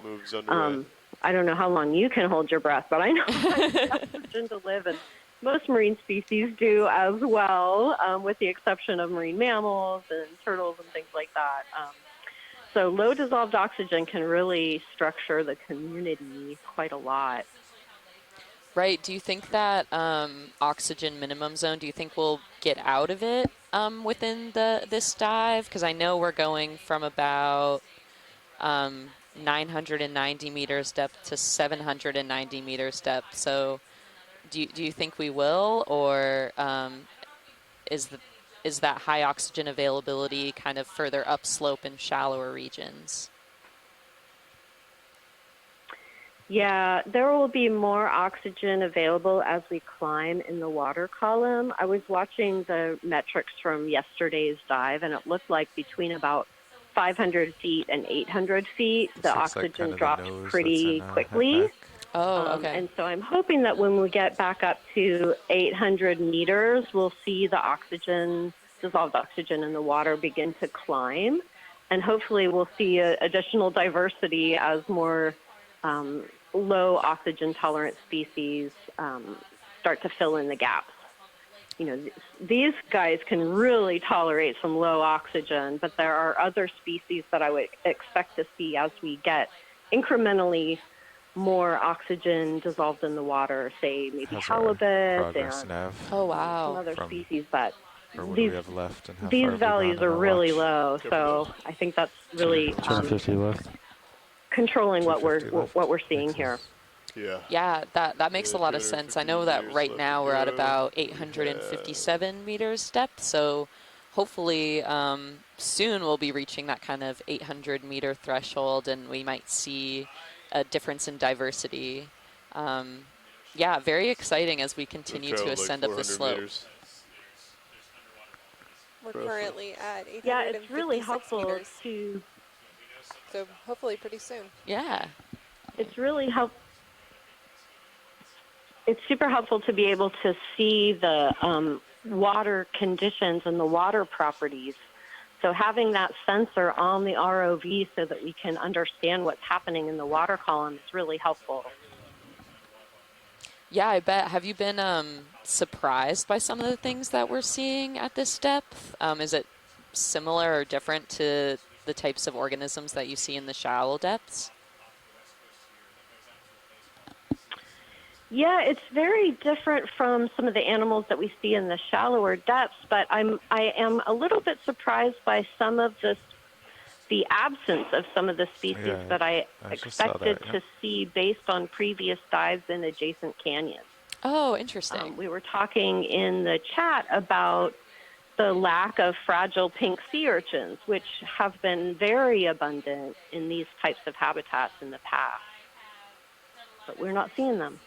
Yeah, So it's that kind of interesting yeah, how that is different this interesting. canyon is from some of the other ones. Yeah, that is fascinating. I know a couple days ago we were in Quinault Canyon further south, and even there we were seeing some different species. Yeah, so it's curious to us as well. Just do a floating zoom here video. And I bet it has to do with that oxygen minimum zone that you were talking about. Okay. Yeah, I also think that because this canyon is out further than Quinault, I guess I'm just wondering about, distance from shore and distance from other areas that might be source populations, but just a guess. Yeah, no, definitely. That Getting does down. that would make a lot of sense, at least for the Holding. species You're passing over distribution. here. Kind of, yeah. Okay. Looks like we have a nice grouping of jellies coming back in here.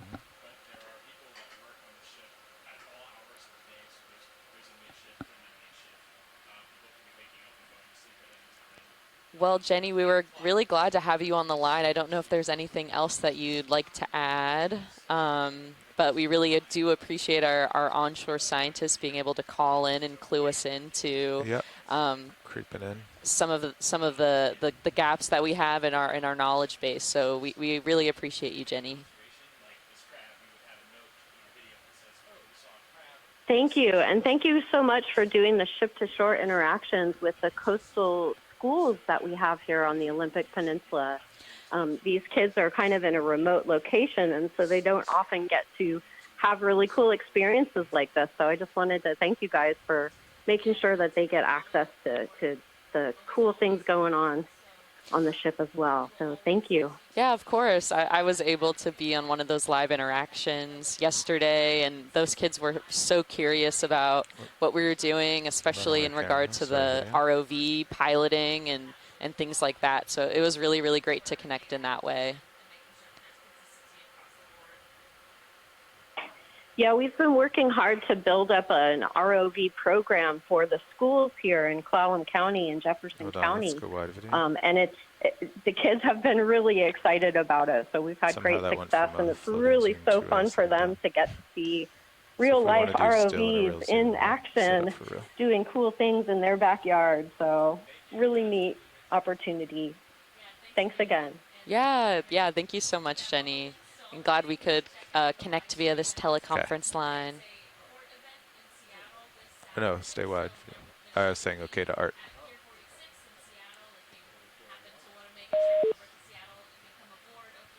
Got many voices. Great. So you just heard me talking to Jenny Waddell, who is one of our onshore scientists with Olympic Coast National Marine Sanctuary. Things have been a little bit quiet on our end just because we're in the middle of a live interaction and mission control. So we're trying to limit the amount of people talking. But it looks like that live interaction is just about to wrap up. So you'll be back to hearing us more often. Looks like right now we're zooming in on a snow crab, it looks like. And I'll attempt the Latin name Crinocetes. And this looks pretty healthy, has all of its appendages, and looks like it might even have molted recently. There's not too much sediment or anything growing on its shell. Yeah, it looks all shiny and new. Okay. It looks like it's also joined by one of those pink anemones that we did a zoom in on earlier. Super neat.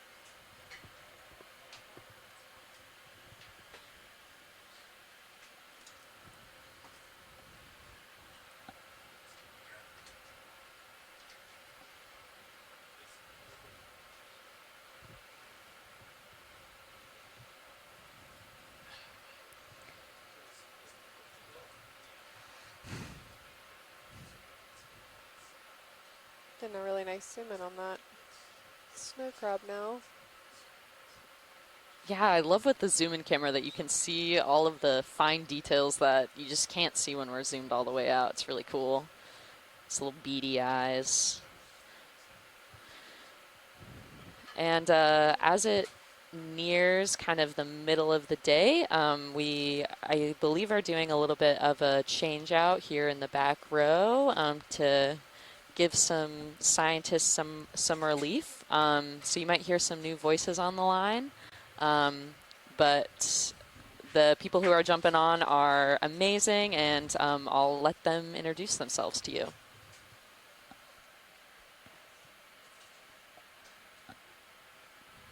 We'll do introductions right after the transition, so one moment.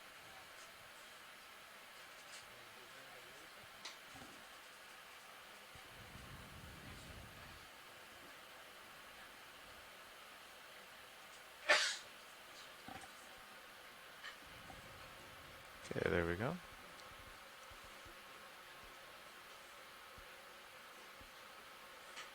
Taking off.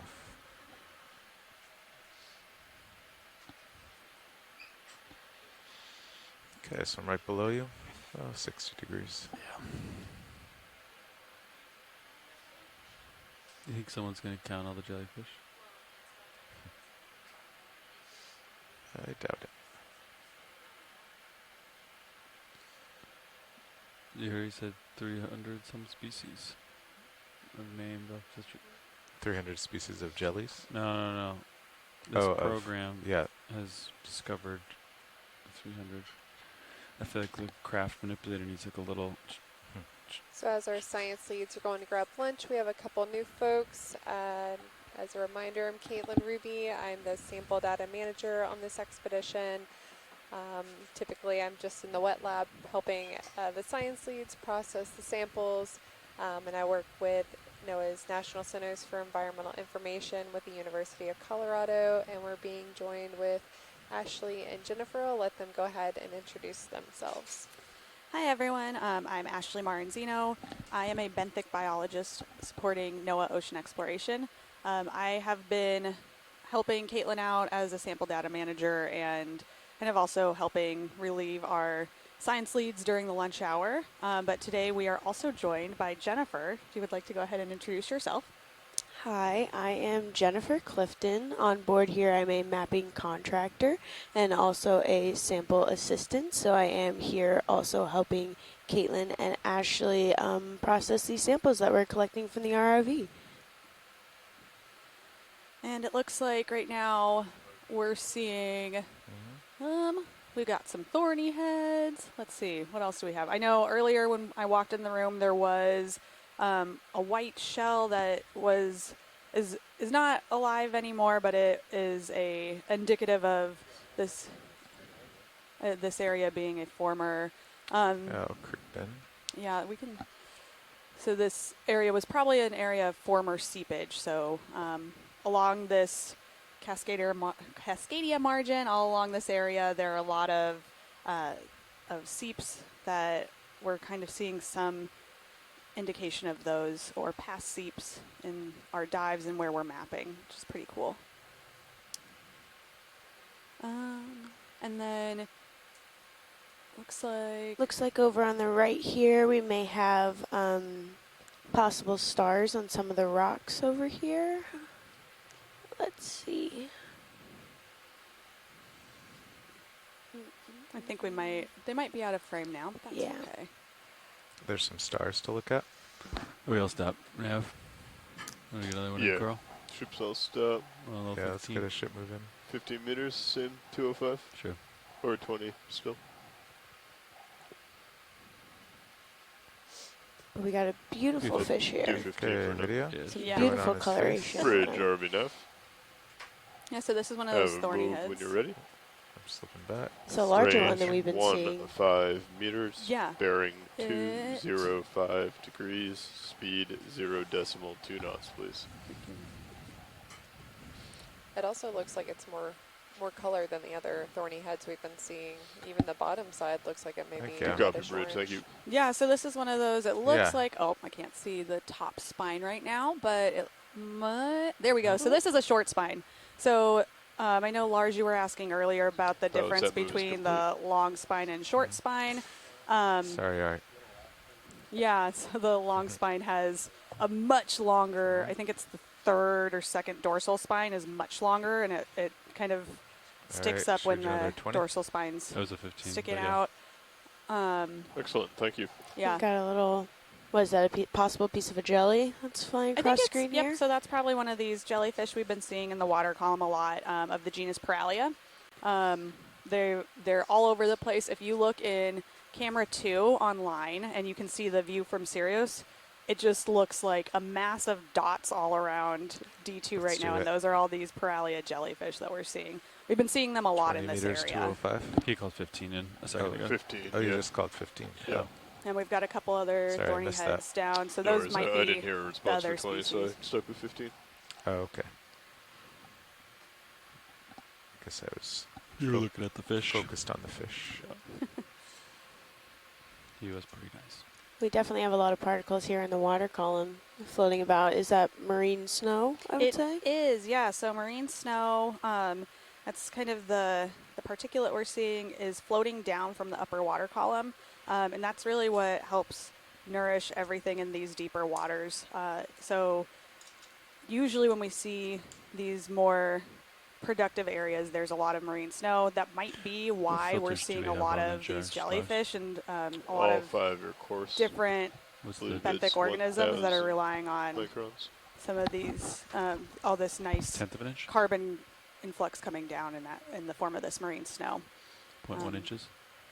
Also looks like we've got a bit more current than we have in the past couple of That's what can times. fit through the hole, or that's the. That's the. Then possibly we may have a star here on the left with the little white arms that are sticking up here.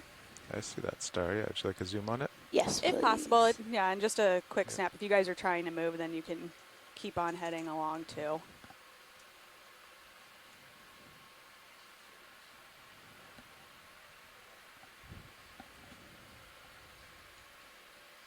That's really far away. Can we go wide video? Pluto's a Zoroaster.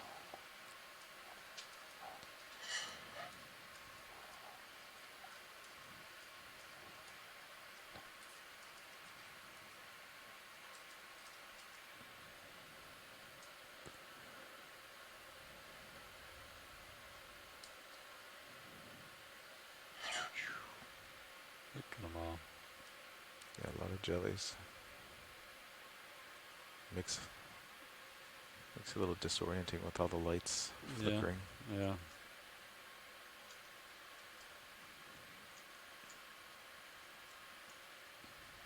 Looks like I'm on the move. Okay, video. Go in.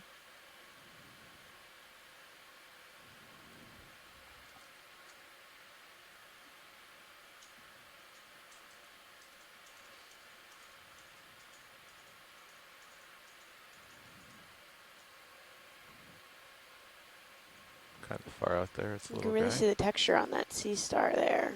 Yeah, so we've got this nice white star that maybe we'll get Chris Ma, one of our scientists ashore, who's Copy, Bridge, thank you. better able to give us an idea on this than I am. But we've got that. There were a couple of brittle stars under the rocks around us. Pilot set moves complete. Roger. Copy. You can see some of these, whenever these you're clear, like things video. that look like sticks are worms that build tubes up around them as well.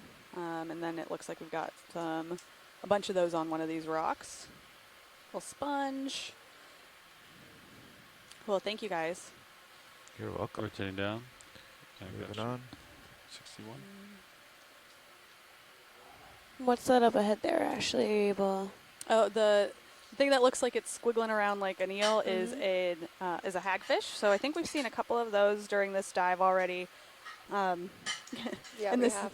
Yeah, Caitlin's very excited about it, which I appreciate because a lot of people give hagfish a really bad name because they are just these like slime monsters. Good video for me, Carl? But I really think that hagfish are pretty remarkable animals. So they're a type of fish, but they aren't a bony fish. So they've got a cartilaginous skeleton.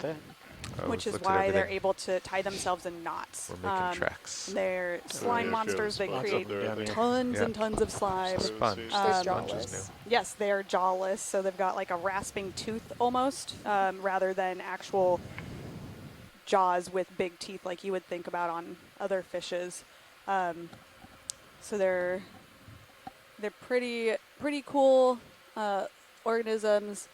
Let's see, and then I think, yeah, Chris Ma was asking if all of these arms right here to like kind of center frame or just to the right of the lasers, I think they are all brittle stars, but if we're in a position where we could get a quick zoom, I think that would, but Want to go again, in here if real quick video? if we're on the move, then feel free to keep heading on. Driving ahead and up. Yeah, it looks like a bunch of brittle star arms poking out from underneath those rocks, and Some then sponges. some sponges, and then Yeah, lots of little brittle stars. let's see. What's the white pentagon partial. star that's Okay, a you little can bit go wide. above the... Yep. Yeah. So that little, the one that looks like a perfectly shaped sea star. It's like the Going astrid, I epitome. think. So yeah, Chris Ma was saying that it's a pentagon star. Then the fish on the right there, if I'm not wrong about this, is a type of flounder, I would say. With It's a little bit right to the frame. It's a little bit out of frame. Yep. though. There have been some deep sea soles. Yep. So how closely related are those to flounder? They're in the same general order. Might be in the same. I can't remember my flounder taxonomy Cookie right now. stars? Might be in the same family, different genera usually. So closely related, very closely. They look similar. I've never heard of a sole before today. Yeah, they are very similar. They're both flat fishes. They both have their eyes on one side of the head, kind of thing. Cool. That was a great zoom. Thank you guys. Yeah, we'll just check out this star and then the sponge above it. Awesome. Thank you. Okay, video. Little Love tilt up. this hagfish just nosing its way around too. Sniffing out Mm-hmm. whatever it Ooh, wants to eat yeah, for the day. that's the hipbaster, I think. Little baby guy. And also look at the sponge to the right of the star. Or no, maybe not. Yeah, and you can see all of these. So they've got a sea star in the center frame, and then all those arms that are poking out of that hole to the right of it are all brittle star arms. And is that a glass sponge potentially in the upper Yes. right? A hexactinellid? I would hazard to guess that is a hexactinellid. Great pronunciation. Whenever you're clear, Good tilt practice down. in that Yeah, one. kudos. It's a very beautiful color star.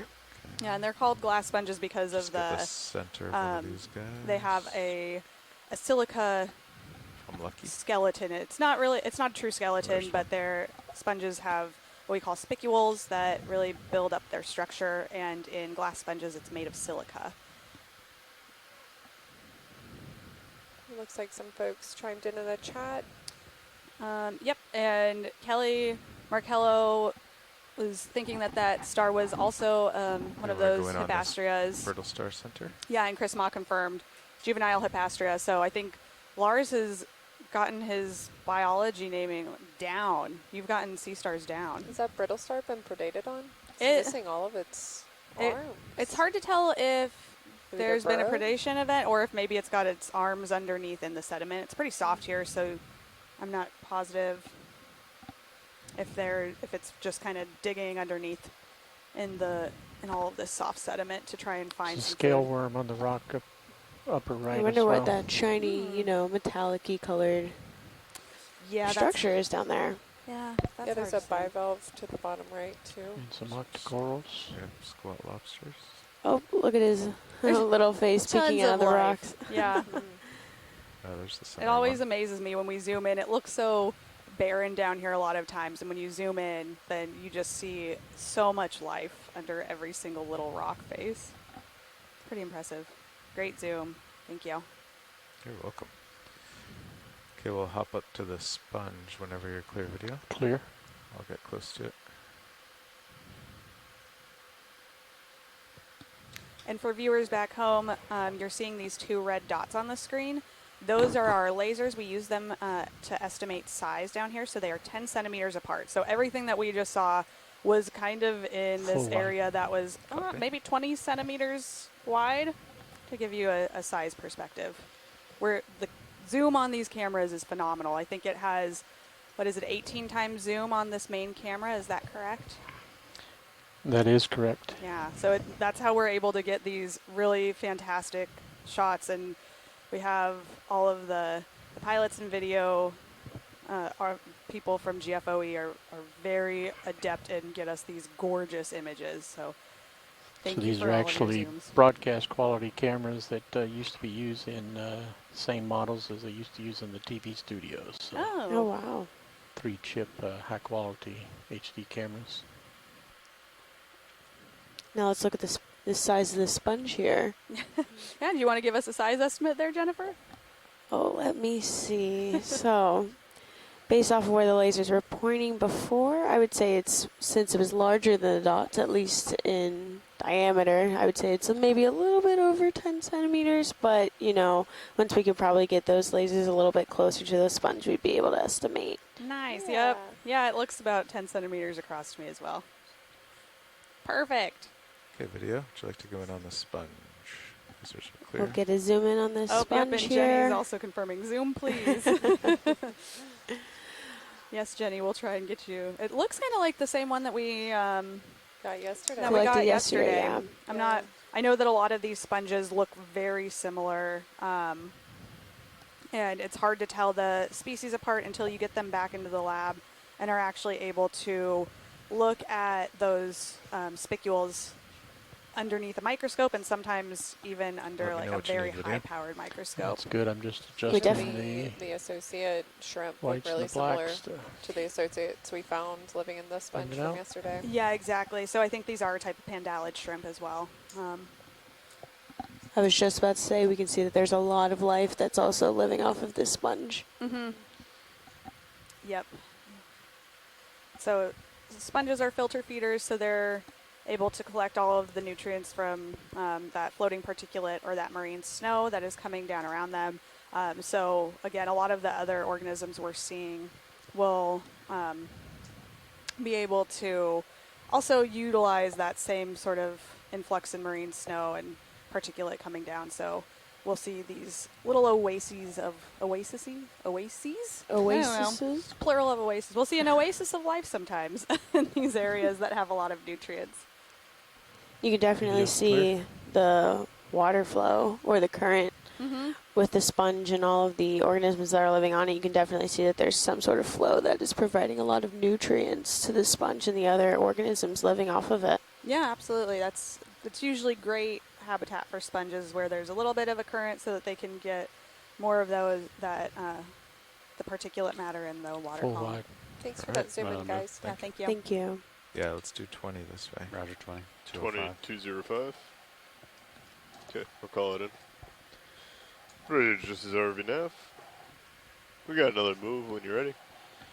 Range 20 meters, bearing 205 degrees, speed 0.2 knots, please.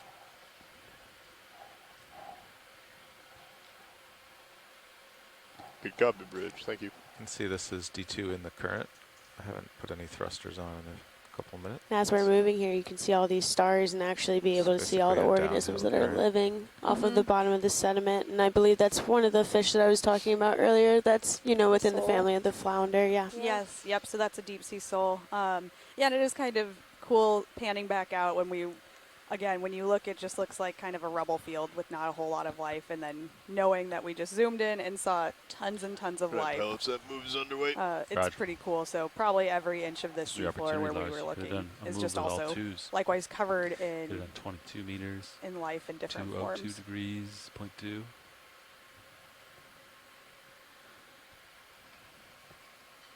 So we're currently moving the ship so that we can move the ROVs.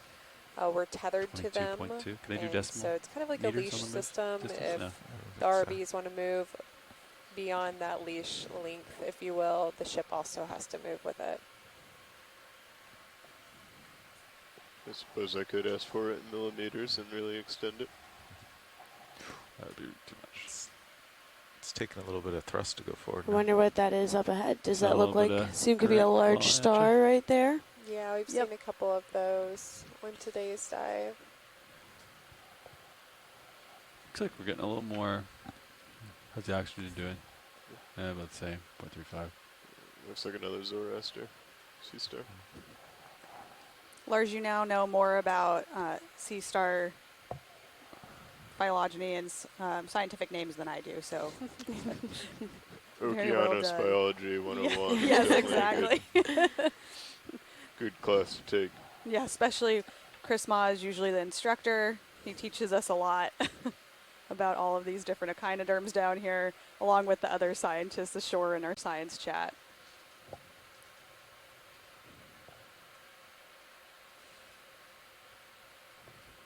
I guess maybe we're slightly protected by the hill, and now we're coming up over. Yeah. Yeah, those jellies are moving at a good pace.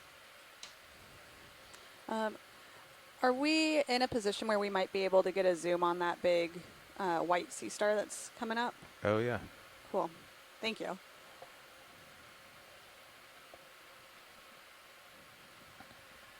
You know what it is, Lars? You have an initial gut feeling? And for those who I are think it's a listening. Zoroaster. So However, Zora is the one with the skinny.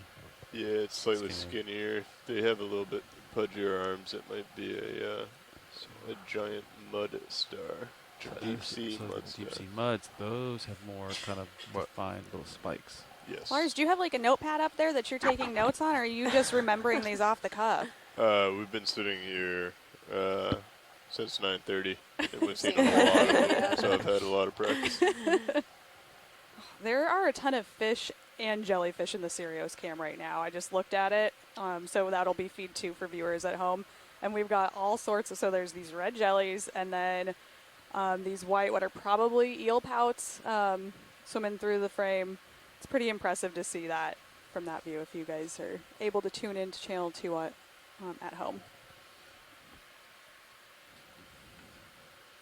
Zoroaster? My money's on Zoroaster.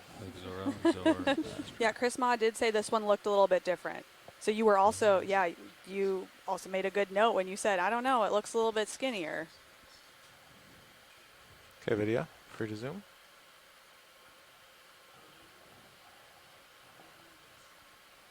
Ooh, but that does have the spikes going all over.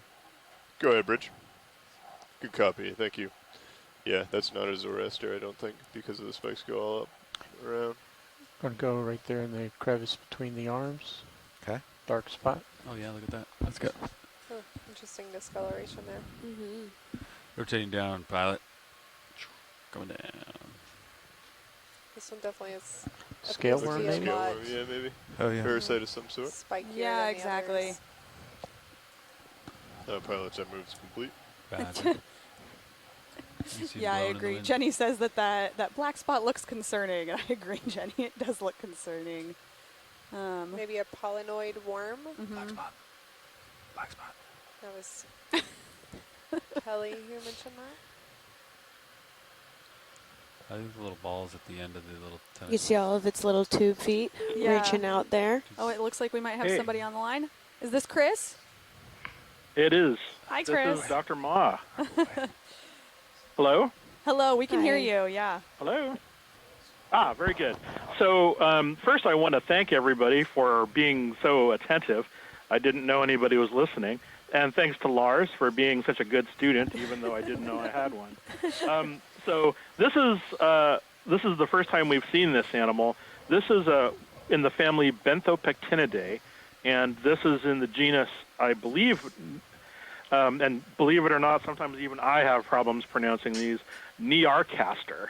And the group's actually kind of mysterious because we collect a lot of them. The specimens come up in nets in great abundance, but we really don't think we know much about like what they do in situ. And this is an example. And, this thing comes up, it's covered in spines, and, and everybody sort of speculates, well, maybe they're suspension feeders. Maybe their spines are used for defense. And, and frankly, we're still not entirely sure what they do, but there's been a lot of speculation over the years. But, for example, this little pollinoid associate, this worm that's present in its interradius, That's a new thing. I don't think that's ever been documented before. But this is the first time I think I've ever seen this animal alive. So, and I've been studying this coast practically since I was since the 90s. So, I'm really quite grateful for being able to see it alive like this. These are, to me, almost iconic,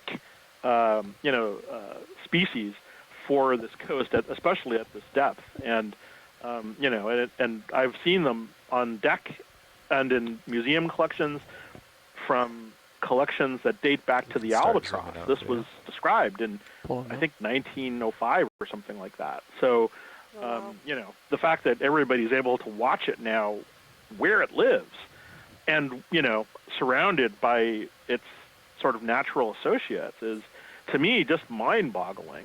So, anyway, I just wanted to thank everybody and to, just say how much I appreciate seeing, this is a great example of one of the many interesting species that you can see, even though they're kind of well known from specimen collections. We really don't know a lot about them.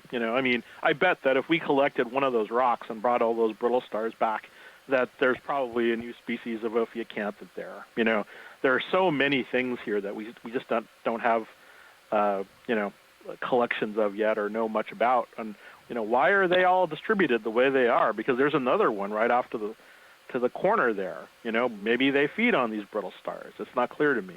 So, there's a lot of unanswered questions, and these videos help answer them sometimes, but they also beg more questions. So, but anyway, I just wanted to thank everybody on the ship. I know it's the last day, but some lovely video footage, and and I'll certainly be studying a lot of these things in the months to come. So, thanks very much. Awesome, thank you, Chris. That was fantastic. It's really good to hear that context and understand more about what we're looking at. So, thank you so much for chiming in. I think this one's different. Yeah. Oh, it's always a pleasure. Thank you. Bye-bye. Yep, bye. Okay. Set down. Want to do a zoom here video just for ID? Response great. Yeah. Yeah. Yeah. This one definitely is different.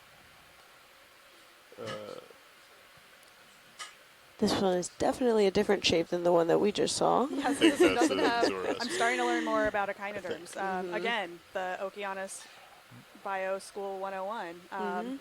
Yeah, less spiky. Less spiky. It looks more inflated, is how I would describe it. It does kind of look like a. Maybe which is probably not a bad terminology, since echinoderms have a water vascular system that they use to kind of pump through their body, so it probably is inflated. just a little bit more than some of the other stars that we've been seeing down here. Yeah, push out ahead. And all of for these, the next watch. the sea stars that we've been zooming in on, all these brittle stars, they're all in the that same general phylum. They're all echinoderms. Ship is stationary. So are these sea cucumbers, which look very different. So. And then Chris just said that ophoroid in the background looked like Ashley, you want to help me with this pronunciation? I can try it.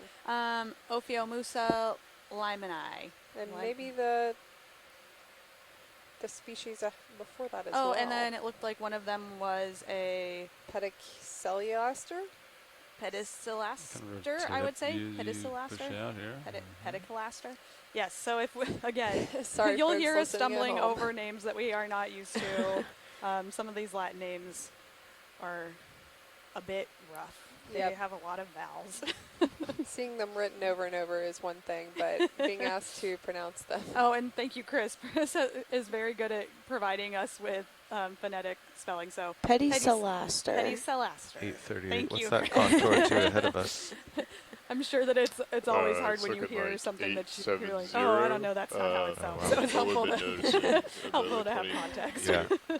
difference. Well, it looks like here we almost have a trail of stars, but I want to say those are possibly Field of brittle stars down Yeah, there. we've got a ton of brittle stars on. It's just That's an interesting littered change. with brittle stars. Well, it looks like the contour of the seafloor kind of changes a little bit, where it's a little bit of a slope, so it kind of looks like it There's a curves. sea pen off to the left too that just left frame. Take a look at these. Look at all these echinoderms. After we get a zoom on these, it'd be cool to do a. It's almost looked like they just contoured with the seafloor. You know how it moved. Okay. Yeah, it does. Yeah, it is interesting that there's almost a trail, but it is. There's another one of those other ones that we just heard Chris talking about.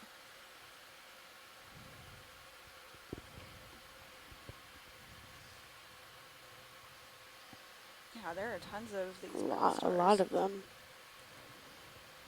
Yeah. Okay, video. Free to zoom.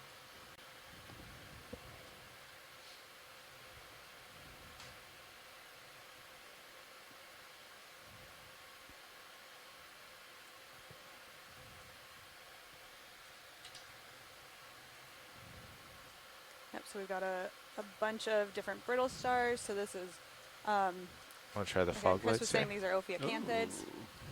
Video, you ready? Sure. That's 50%.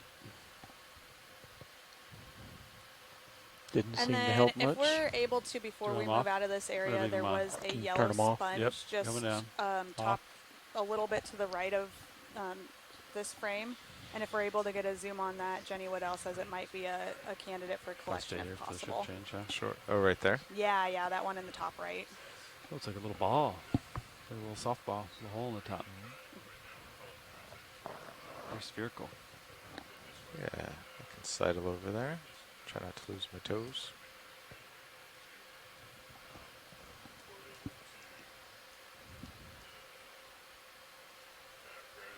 Just looking at oxygen.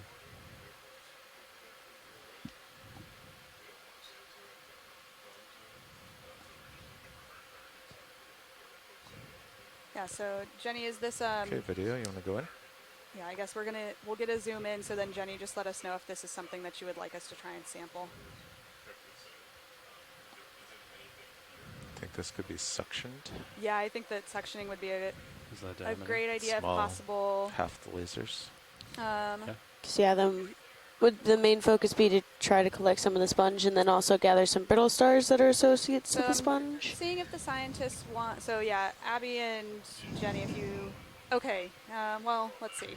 Trying to get confirmation from the scientists ashore to see if they do in fact want this. But I think, are we in a position where we could do a suction sample? Yeah. Okay. Yeah, then I think there's also interest in some of these brittle stars that are closely associated. So if we could maybe get a little bit of a nice little slurp of kind of the sponge in a. Be hard to avoid the brittle stars. Eh? That's what I thought too. So we might as well collect them as well. Yeah, again, as Chris was saying, very likely it's a possibility that some of these might be undescribed species. You think we can draw out here? Perfect. Yeah. And Abigail Powell was saying that this is coming out. Pilot, co-pilot, you don't have any samples. It's kind of far. Look at that. Yeah, I think You see we'll that? have to. Yeah, we'll have to pick up, get an autos. Autos should work fine, right? Yeah. Well, there's a pretty strong current, but we'll see. Yeah, I see you pushing ahead 40. Yeah. I could wing in, but I don't know if it's going to change really. No, I think I'm kind of far away anyway, so. Okay, coming up.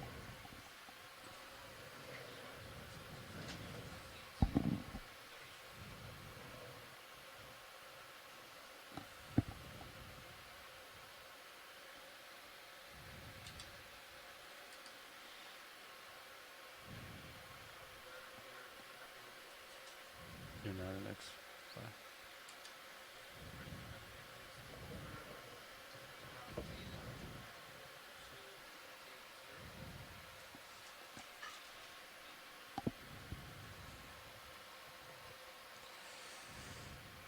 Alright. Seem to be holding okay. Okay, Nav, we're holding in autos. We're about to get the suction hose out. If you'll keep an eye. Copy. So you want me, if you go out of bottles, do you want me to engage it again or just let you know? You can let me know. I'll Copy. ask for you to get it. Alright, sounds good. You don't have any samples? No, none yet.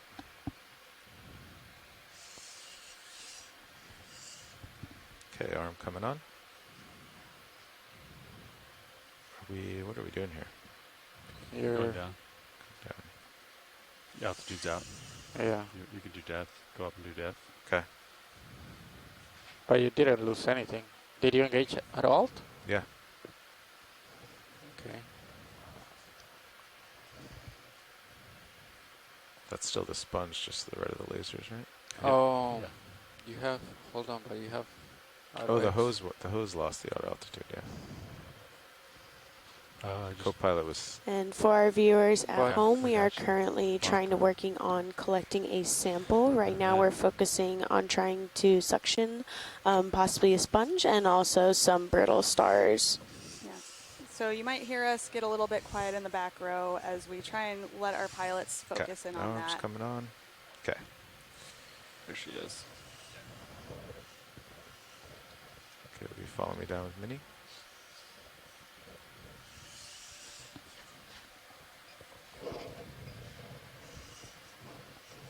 I drored out, so the gate is level with the front of the drawer.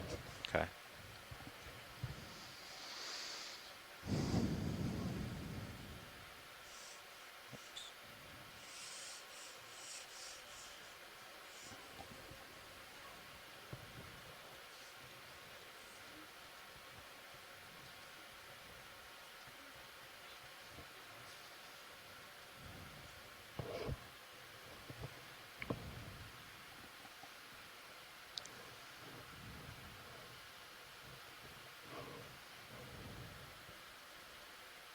Jaws are not closing.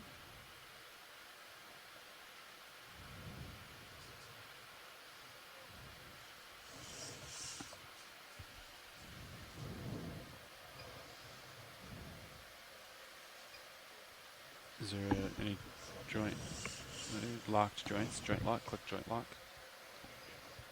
And then unlock all. They're all unlocked. Okay. Alright, maybe your grip lock is in or something.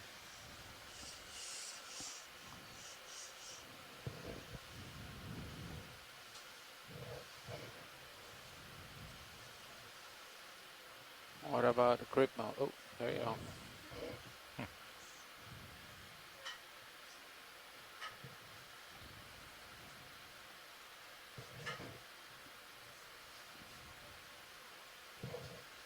Your jaw might be grabbing the gate a little bit. See that?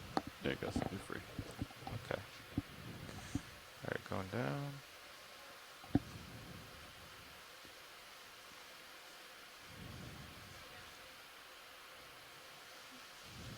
Okay, ready to draw in. Roger.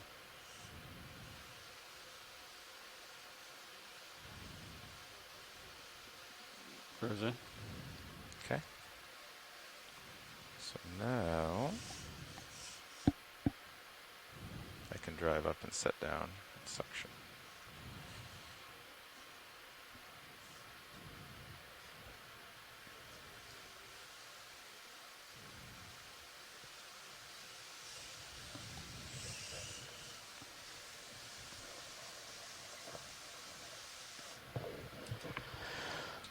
Jar light.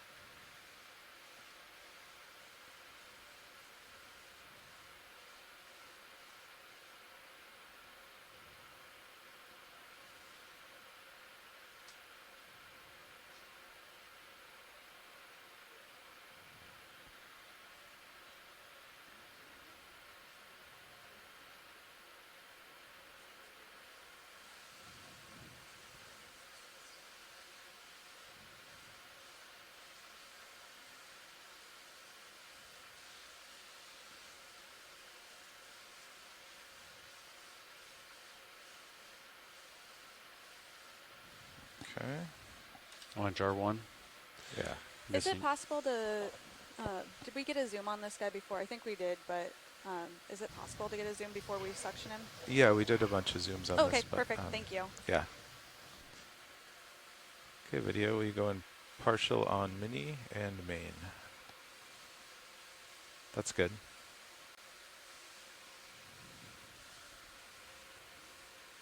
Okay. Good there. And come out a little on main. Perfect.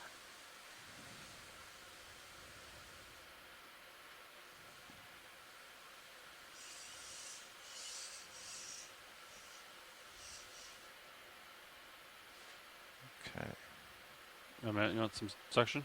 Yeah. All right, 800, go. There it goes. Should be inhaling. I see some of the feet, yep, signs of suction. Just got to break it off. It's hold fast, get it in there. Can increase if you'd like. Yeah, give me a little increase. All right. That's 1200. Seems to be very stuck. Hold on. You have an increase? I got more. If you want it. Yeah, go all the way. All right. That's all the way. Just be ready to turn it off if it comes loose. Okay. Getting a lot of sediment, it looks like. The jar 1's still pretty clear, which is good.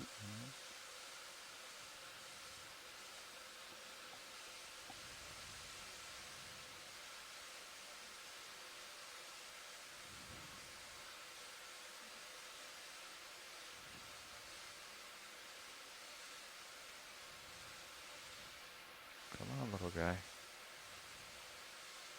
There it goes. There it goes. Reducing to 800. Did you get any brittles in there? Yeah, we'll Yep, there you go. Killing it. I have like 3. Okay. Oh, You got perfect. 3 brittles? Okay. Yep. All right. I'm going to go to jar 6. Okay. You can go to wide on both cameras video. I'm going to blow it out. Ready? Okay. I'm on jar 6, blowing it out. Jar 6 blown. Okay. Looks pretty clear, really.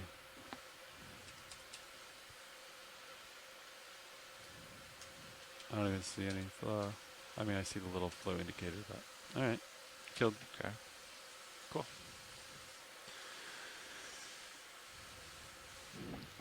Awesome. Thank you, guys. Okay, so we will take off, drawer out. Well, before I'm in autos. That's what we did last time.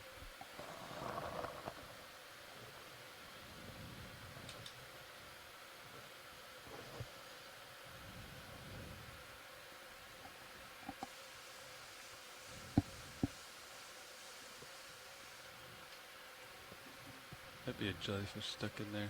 See that? Stuck in where? Between the rock box and the. See that? Yeah, I do. Okay, we draw out. Roger. Extending drawer.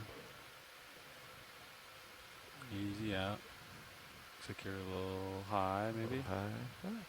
Pretty good. Come down. Okay. Before I extend any further, or just let it go. May want to adjust your HD2 camera for a better view. There you go. That's good. I think you're out far enough, right? Yeah, you just let go. Just suck back in. Okay, autos are on.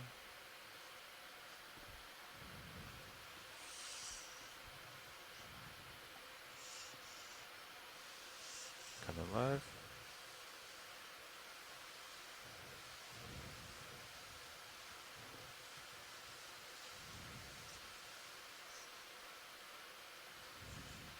Those autos are not working that well.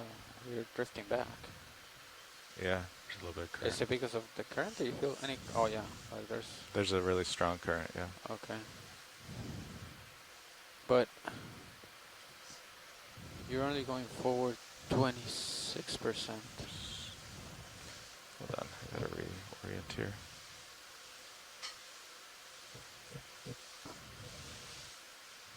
There we go.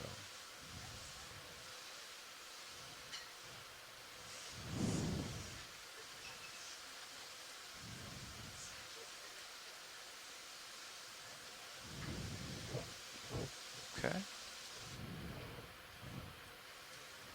Do we lose autos? Yeah. Yeah. Let me punch him in. You got it.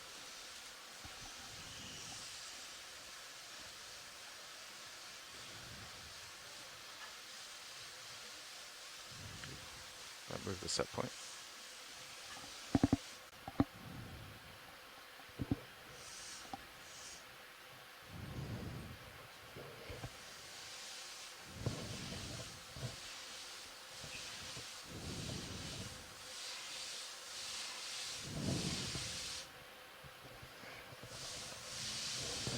It's good.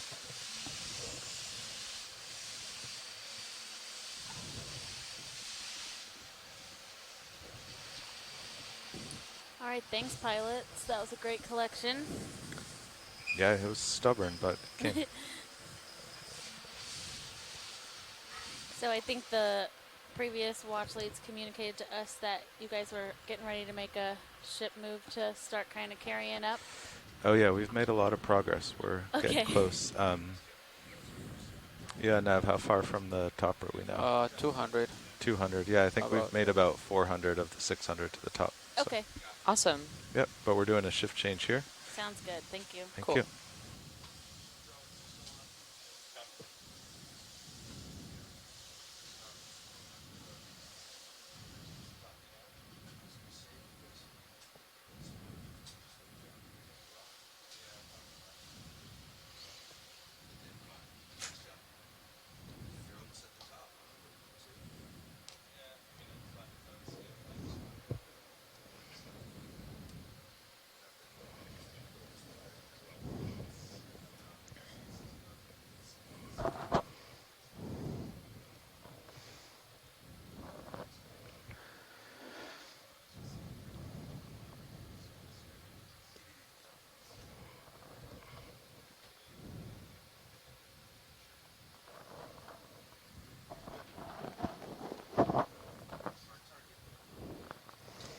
Welcome to the pilot chairs, pilots. Good afternoon, video.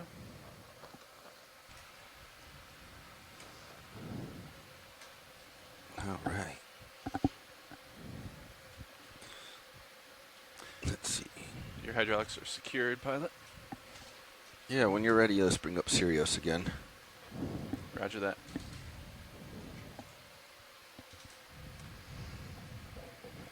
We're in a stable config. All right. The ship kindly agreed to stop the pressure washing above our heads. Very All right. nice. Auto XY out, auto out. Out. Navigator, co-pilot. Go ahead. How's it going? Good, good, good. What's the direction of our last move or two? The last moves have been 205. 205, roger that. And is that still the next move that we want to make towards waypoint 2? Right there, waypoint 2 selected. So bearing, it's 156. So let me zoom out to give you an idea. So they've been going up this way, but at some point we'll want to turn and get here. So copy that. Depends what you see. Yeah. On your sonar. Yeah. Looks like I could come a little more to port for the hardest part of the return. Okay. Let me know what would be good. Pilot, what do you think? Does it look like it slips up to the left a little bit? Yeah. Maybe we'll turn to port slightly. That is a fat starfish. Sorry, sea star. Looks like a little local high. Right about here-ish. I'd say center of the mound. 180? Yep. Are you ready for a move? Sure. Let's do it. Okay, 180. 20 meters. Yeah, looks like we is have good. another Sounds good to start. Hypsteria Thanks, sea man. star, possibly feeding on something. We're gonna make some headway as we go up this slope. We have a lot of brittle stars here that I think just kind of started recently. Paige and I just came back from lunch. Indeed.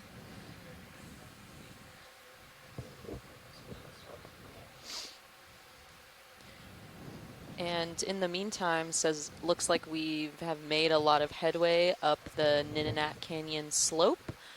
We started this morning at about 990 meters depth, and right now we're at about 834 meters depth. And so, yeah, making some great time traversing up this canyon slope.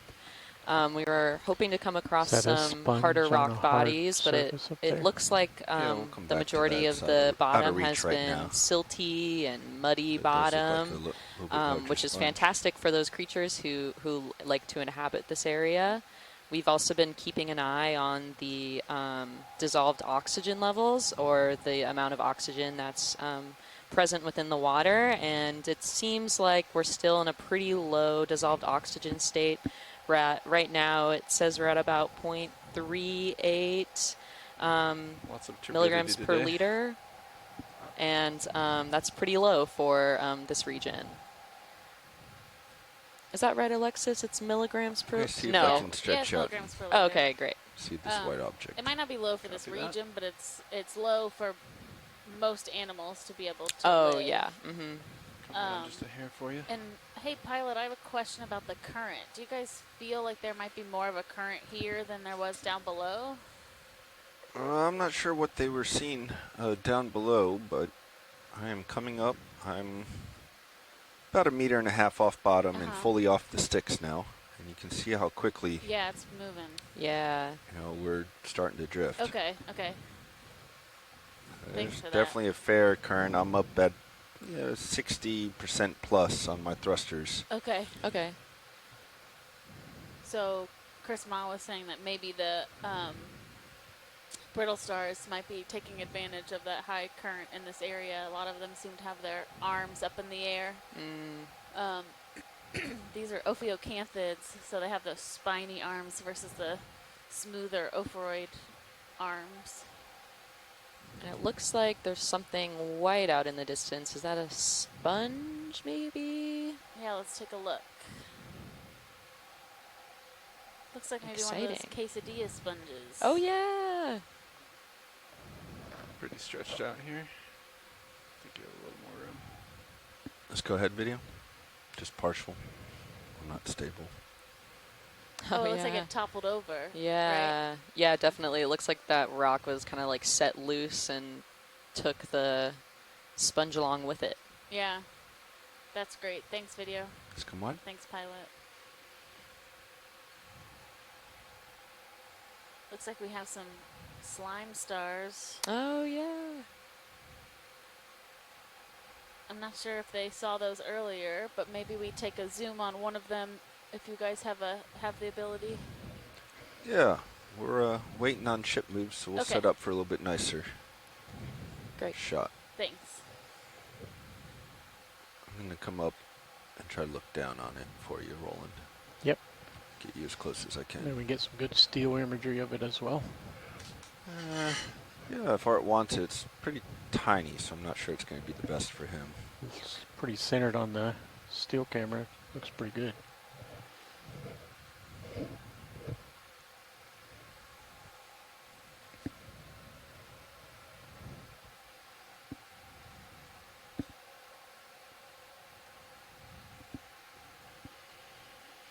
All right, you're clear, video? Slight tilt up. Yeah, I'll give it as you zoom.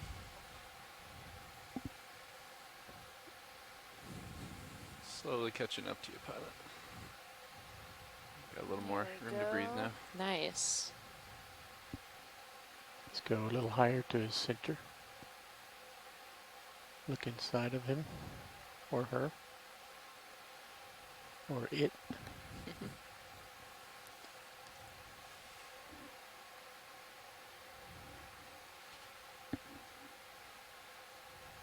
Sorry. I was trying to get you a little more centered, and it backfired.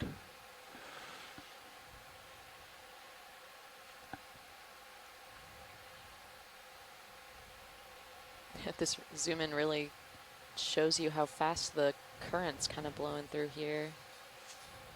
As soon as you got it, video. Full screen. So Chris Moss says this is a pteraster, but not sure which one. It looks different from the white one that we saw the other day. more. Interesting. All right, I have leash now, so let's carry on onward. Sounds good, pilot. The hole in the top that we How's were your just blue view looking at is looking? You called the wanna put another move osculum. in? So I think Chris was Or do you wanna describing explore first? when we looked at a different one of these the other day that they have essentially like a layer over their normal Up to you. like epidermis, and so they some interesting can lines bring water in there. and out of that. Yeah, I know we're trying to get to and that's also waypoint where they 2. I'm create not all quite their sure what we slime. do They're after called waypoint slime 2. stars. So I don't know if we're trying to spend some slimy time things. here or just get straight there. Yeah, there's our I think we hagfish just right behind keep it, going. which also is known if to we create a lot of slime. don't find we have a anything nice on big waypoint 2, sponge. Ooh, the nice. reach just keeps going. So And also some larger kind of rock fall. let me just Right confirm, behind but the that's what sponge. the last navigator said. Sounds good enough. Interesting. Corals on the rock in the near ground. Yeah, it looks like we have a coral growing on the rock that's just right of center. It's kind of a white, fluffy. Oh, nice.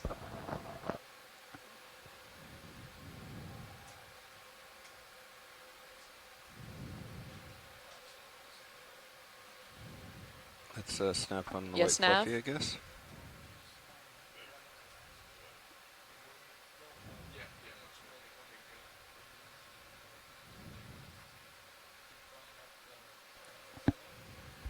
Yes, probably. Yeah. Yeah. I think that's a good plan. Yeah, thank you. Here we have a Oh, wow. stoloniferan octocoral on the right, so a white octocoral that kind of like crawls along surfaces like this. So instead of creating its own skeleton, it will attach to a hard surface like this. We've got some shrimp, some bryozoans. I think there's also a crinoid just below us. Pink Come coral down at the to bottom. crinoid. Is it out of zoom? Oh, wow. Ooh, it looks like a there's larger nice- sea star, yeah. And that's a nice crinoid right there in front of us, a feather star. Oh, dust will be out in a second, Roland. Let's look at the pink coral. Okay. And what's a crinoid again? Is It's that a type of echinoderm, so it's related Okay. to sea stars and urchins, but they can be stalked or unstalked. This looks like Interesting. possibly. Let's see if we can get a little closer. Ooh.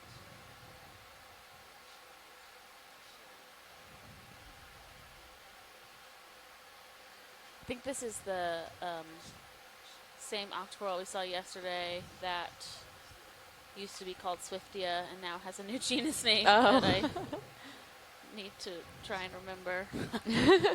But we'll tag it and get back to that in our notes later. Nice.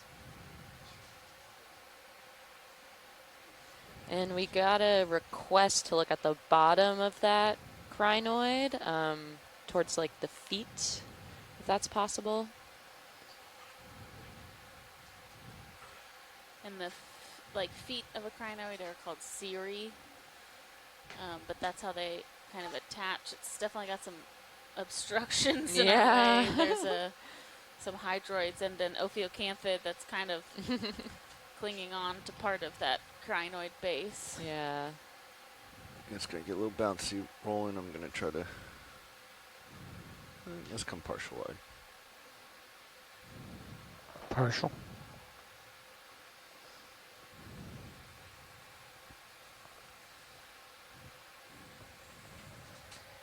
Nav, this is watch lead.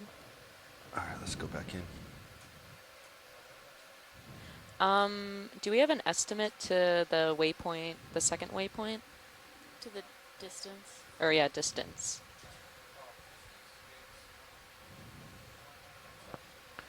Okay. Thank you. A little bit better view of the base now. Yeah, that's great.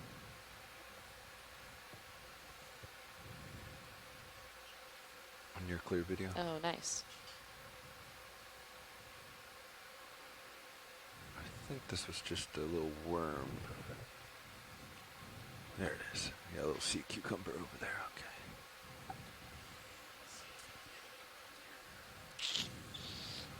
No. Looks like we have if we have the time, there's a sponge on the right of this rock. It might be worth a quick zoom. Let's snap it. Oh, nice.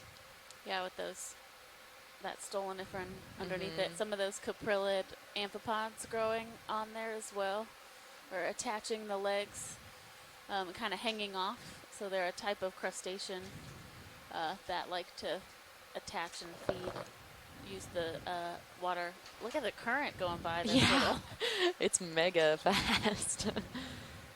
When you've got it, yeah. Wow. Is there shrimp inside that sponge too? Yeah, I feel like we keep seeing shrimp inside of those I mean, white they're sponges. How do you feel about another 20 meters pilot? That's true. Yeah, they know where the nutrients is at. Yeah, I'm going to hit this white sponge. Yeah. I'm hoping to get Oh, the that's crab and cool. sponge for still. So maybe hold off just Okay. 30 seconds. Standing by. Looks like we got All right, another we're going to start with big, the still cam on this one. snow crab or spider crab. I don't think Art's quite ready. He's taking wow. some other photography stuff.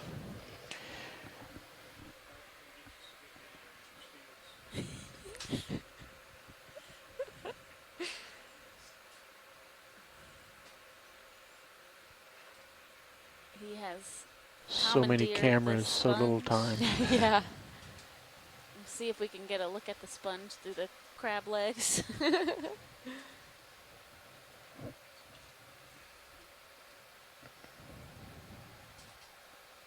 Oh, nice. It has I wonder if this is a really big, or similar to this, what we've been calling the quesadilla sponge. It kind of has that, like, squished morphology. Right, yeah. But it has that mesh above the top of the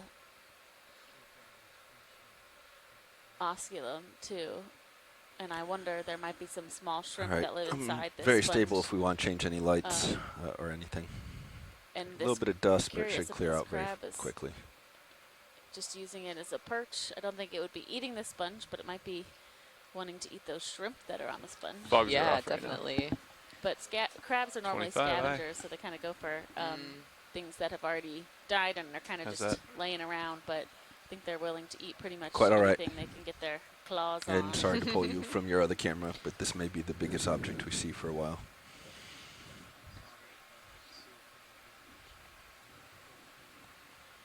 Yeah, so we have, we're working with I a can new I camera on can D2 bring you during around this to expedition. his face It's a little called- bit more It's if a still that would camera be where they can take preferred. snapshot images, and Alright, that's coming out of currently stick. streaming on Stream 3. I'm going to try to get my which right toe in a little.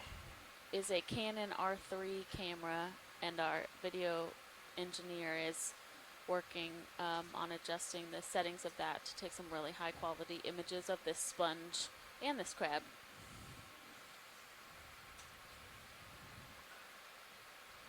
Let me know if you need more light art. There's also Copy.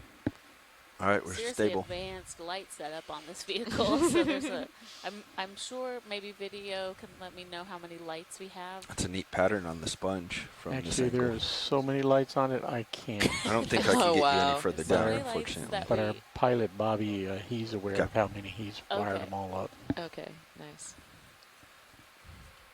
In general, we've got a lot of lights on this vehicle, and we've got You need- 4 yeah, light fogs swing are, what, arms, which 25, allows and us we to have swing arms position too. and We can rotate them deploy if to needed. better light the subject of interest. Yeah, so video is letting us know that Roger. Yeah, no the rush. vehicle has 4 swing think they were arms that asking have about the lights lights. attached to them, so they can control those 50 independently work. and move them to best 50. light, whatever is the subject problem. of the image or the video. Yeah, it looks like they're adjusting them right now. And they are also dimmable, so we're actually increasing and decreasing some of the lights, various locations to adjust the shadowing as well. Nice, and those lights are also dimmable, so we can kind of increase or decrease the amount of light that gets fed through the video.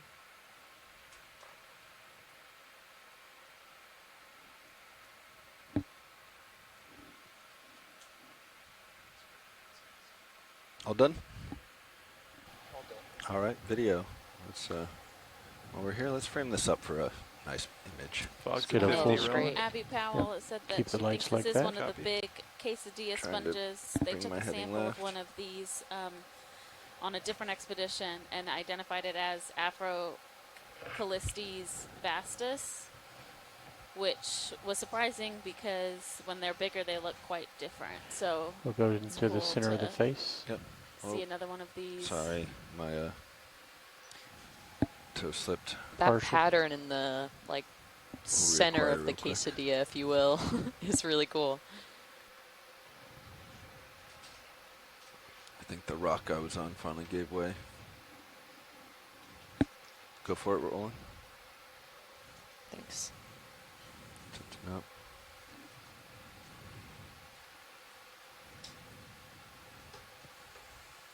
Try to come right just a little. So as we're looking at this In there. amazing crab and sponge duo, we'll just do a pattern on little the sponge reminder is so about neat. what we're out here to do. So we are on board the NOAA ship Okeanos Explorer during the EX2301 expedition, so our first field expedition for the season. We are exploring off of the west coast of the U.S., so we worked our way from Northern California up through Washington. And Paige, what have we been doing while we're out here? Yeah, so we've been doing a couple different objectives. This is the Shakedown and West Coast Exploration Expedition, and so that means that we've been conducting a series of shakedown engineering dives, which allow the ROV engineering team to kind of set up the ROV for the upcoming field season. But we've also been conducting science dives, and we've been able to explore parts of the Cascadia margin, including some of the thrust faults and the continental shelf. And for the past two dives, we've been exploring two different submarine canyons just off the coast of Washington. We've done it with the DVL. I go off stick, and we take the DVL measurements.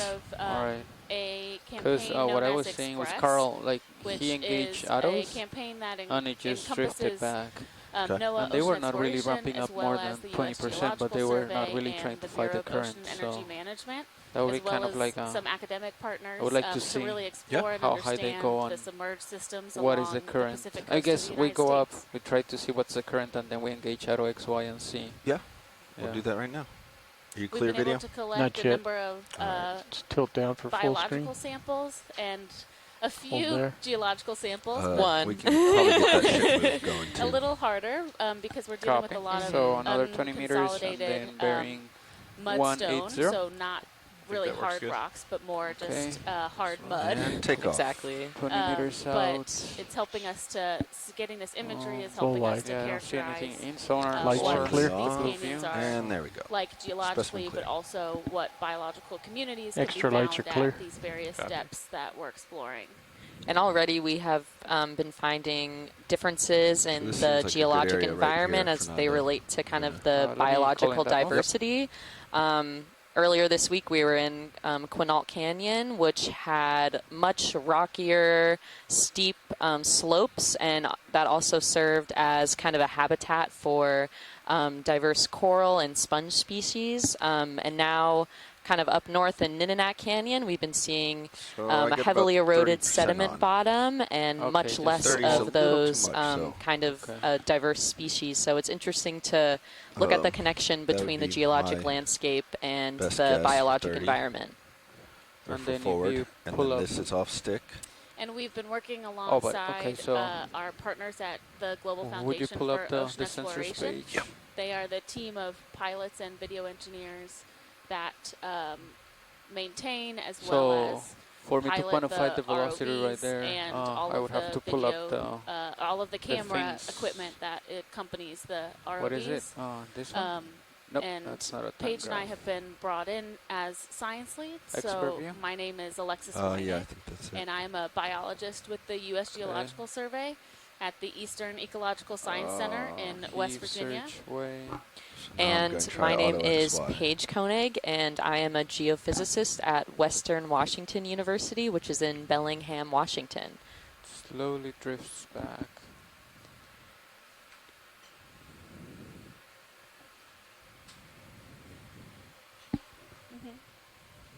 Okay, let me just note the time.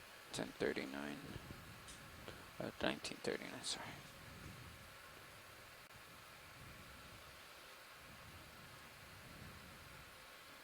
So we'll try this again. Push forward.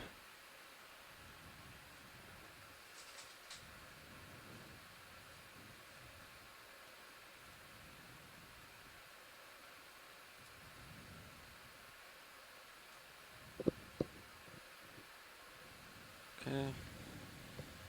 Auto out, auto XY.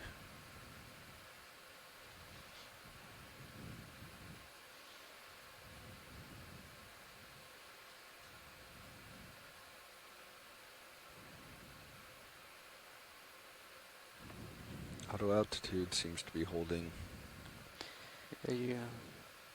Yeah, so just like Alexis and I just mentioned, we are currently in like Nitinat Canyon, offshore northern Washington. Slowly drifting left point. And these kind of submarine canyons are really, really amazing geologic structures.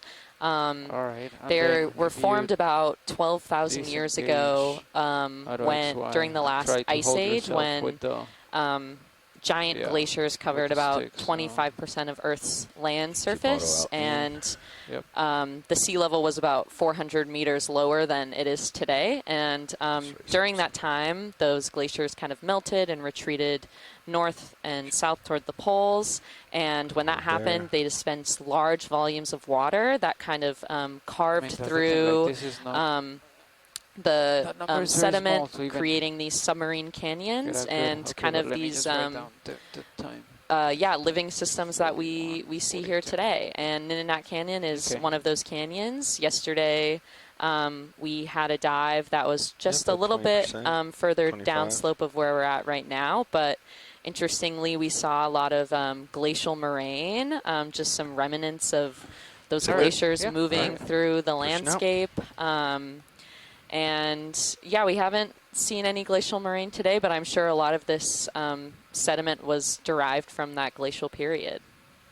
So when we talk about the sediment being derived from that period, do we think that's the sediment that we're looking at, or is it the sediment that might be deeper underneath this layer? Yeah, that's a great question. I would say it's likely deeper beneath this layer. As you can see, like in the water column, there's like a bunch of silt and mud already accumulating and falling down. And a lot of that sediment is derived from the continental United States that's been kind of what's our range to the drifted offshore, I guess you could say. So yeah, I would say a lot of that is kind of below and some of the layers beneath, which we would be able to see if we took like a push core or something like that. Let me know when you want the next move, co-pilot. They stopped about maybe 30 yeah, seconds it's really ago. interesting to see how these sea stars kind of distribute themselves onto the harder rock surfaces. But staying out ahead of me. Man, there's just so many of them. Yeah, all right, I don't see anything. Yeah. Or the blue view. So here's you another guys moving. feel good with 20 meters. Oh, 20 meters yeah, like one of its arms like curled up. Interesting.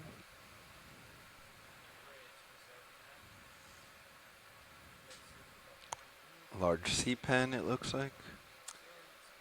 Yeah, it looks like a sea pen. This is one we've seen a couple times and a couple small little sols, deep sea sols. Oh, yeah.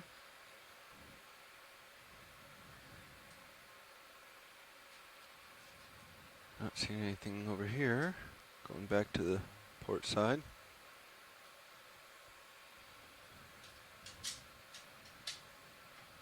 And if you've been following along with us, this will be our 10 meters out. last dive of this expedition. But the Okeanos Explorer will head back out to sea shortly after a port call in Seattle to start heading to Alaska. There'll be a couple mapping expeditions to map the seafloor, as well as 2 ROV expeditions during the rest of the season. Ooh, Nice big crab. Hello. Oh, there's a skate. Oh, cool. And a really nice squat lobster under that rock. Just to the left of the skate, it has its claws out. We could take a zoom on that. Yeah. Yeah, and Jenny Waddell noted we're starting to see some corals at least. So there's a couple of these Paragorgia that we had Can't quite seen, get angle on him before it rolling. yesterday also when we were deeper in the canyon on the south-facing wall. Oh, there's the Oh, it lobster. might be a crab, not a squat lobster, but very Let's go covered full in when stuff. Yeah, super Thought you were going for the camouflaged. skate. No, I was kind of quick. Wow, yeah. he's Oh, just cool. ID completely- this. Oh, So man. there's a hydroid growing on his rostrum, so the I looked front. over at your monitor and it's like, oh, he's stuck on the previous There's also some video. sponges growing on the carapace. It looks He like. looks like So he there's doesn't get white- out much. He does not look like he gets That's next soon. looking a little dirty there. It's really weird. It looks almost like Just blending fuzzy. in. Oh yeah, it looks very. All right, when you got it, video, let's come on. We'll snap on Definitely the, has a lot go of look at the skate. sedimentation settling on all of its little. Oh, and there's a chitin next to the skate. Oh, wow. We're getting a little bit more Okay. going on up here. Nice. Oh, skates are so cool.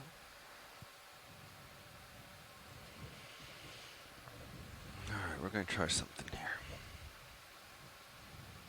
Careful, he'll spook. He will. Gonna go right between the toes, though.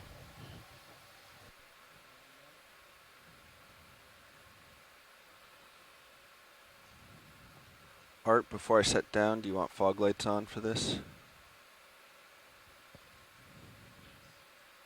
Co-pilot, if you would. Lights coming on. 50%. Yeah, let's go 50. That's 50 right there. I don't know if that helped any, but all right. I'm looking all the way down. As I settle here, he should line up. And our fish Nicely. expert, Ashley, has just told us that this skate looks like a female. A female skate, not quite. and Stand by one. those are otherwise known as Bathi Raja. Rotator 62 And I'd be degrees. curious, Ashley, if you know All right, what now you're I'm kind of looking stable at to identify that this as a female. So it doesn't have claspers, which are reproductive Copy organs 65. for male 62. elasmobranchs, or like sharks and rays. Trimmer is left So on you that can't move. see those. Co-pilot. So Copy that's that. a female. Nice. Thanks, Alexis. Fogs 50. are at 50, yes. Copy that. Stand by. Coming up to 100. That's 100. I'm going to just come And up we're a little bit, centering pilot this as I skate in the Roger. get over you a little bit. still cam, so taking Still in some good photos of shape. it before we Okay, yeah. Clear on take a close sonars. look at it, and, then And we're rounding we'll up. keep heading on. There's definitely a 25. pretty strong current here. We can see when those fog lights were on, the sediment and the particles moving through the water, through the light, and that jellyfish moving pretty fast. Copy bridge. Move complete. Those are great measurements. Jellyfish Looking down float 80. speed. All right, rolling. I'm not gonna. Let's go quick in at the nose. I don't have a lot of time here. Ship move is complete, so I'll probably settle over top of you.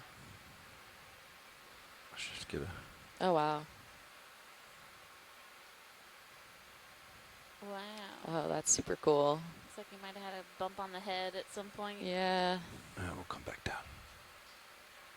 Better image. Some scars. Wow. Really up close I and can see personal. It's just like how it's All right. breathing.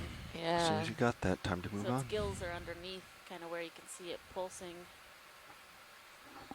So it's Yep. pulling water in through those openings, pushing it out underneath through We the have other settled end out of the here, pilot. gills. Okay. I Underneath still the want to get skate. back The out Roger there. mouths that, are yeah, same. also on the underside. There you go. Yeah, we can do that. There's a nice chitin on that rock also. Oh, yeah. Trying to come right.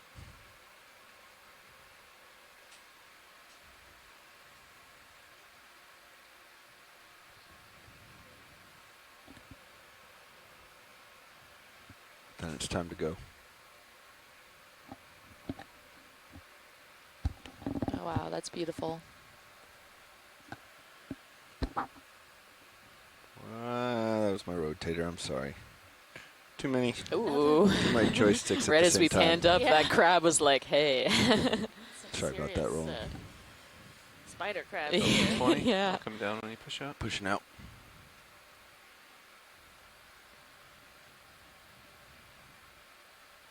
Oh, that looks like a really platy rock right there. It's been eroded away. Looks like we're right at a ridge line here. Hang out and bringing rotator of Sirius up. Slowly. Gonna peek over the edge. Just a sneak peek.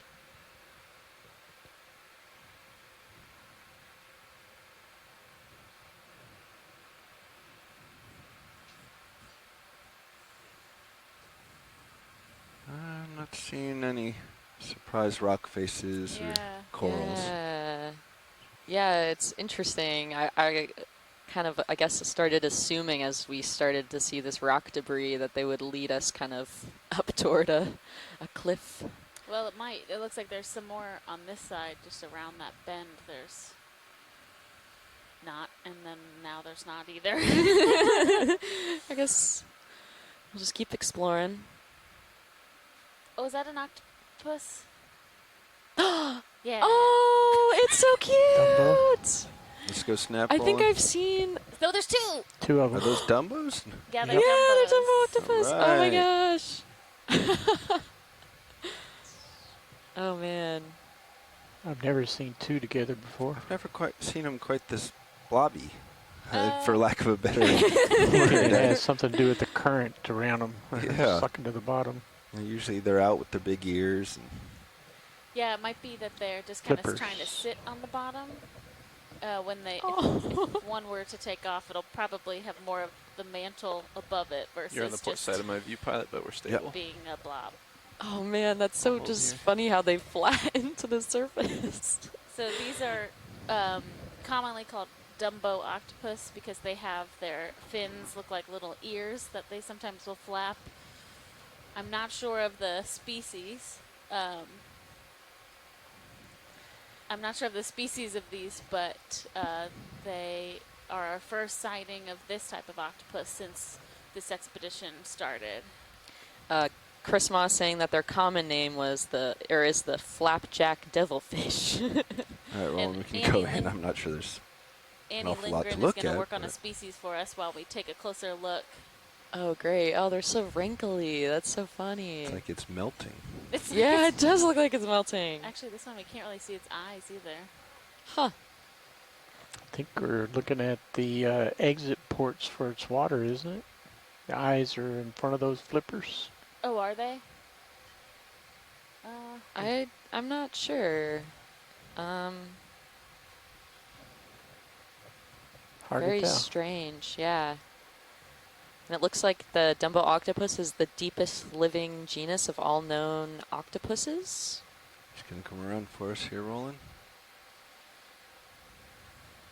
Trying to saddle with him.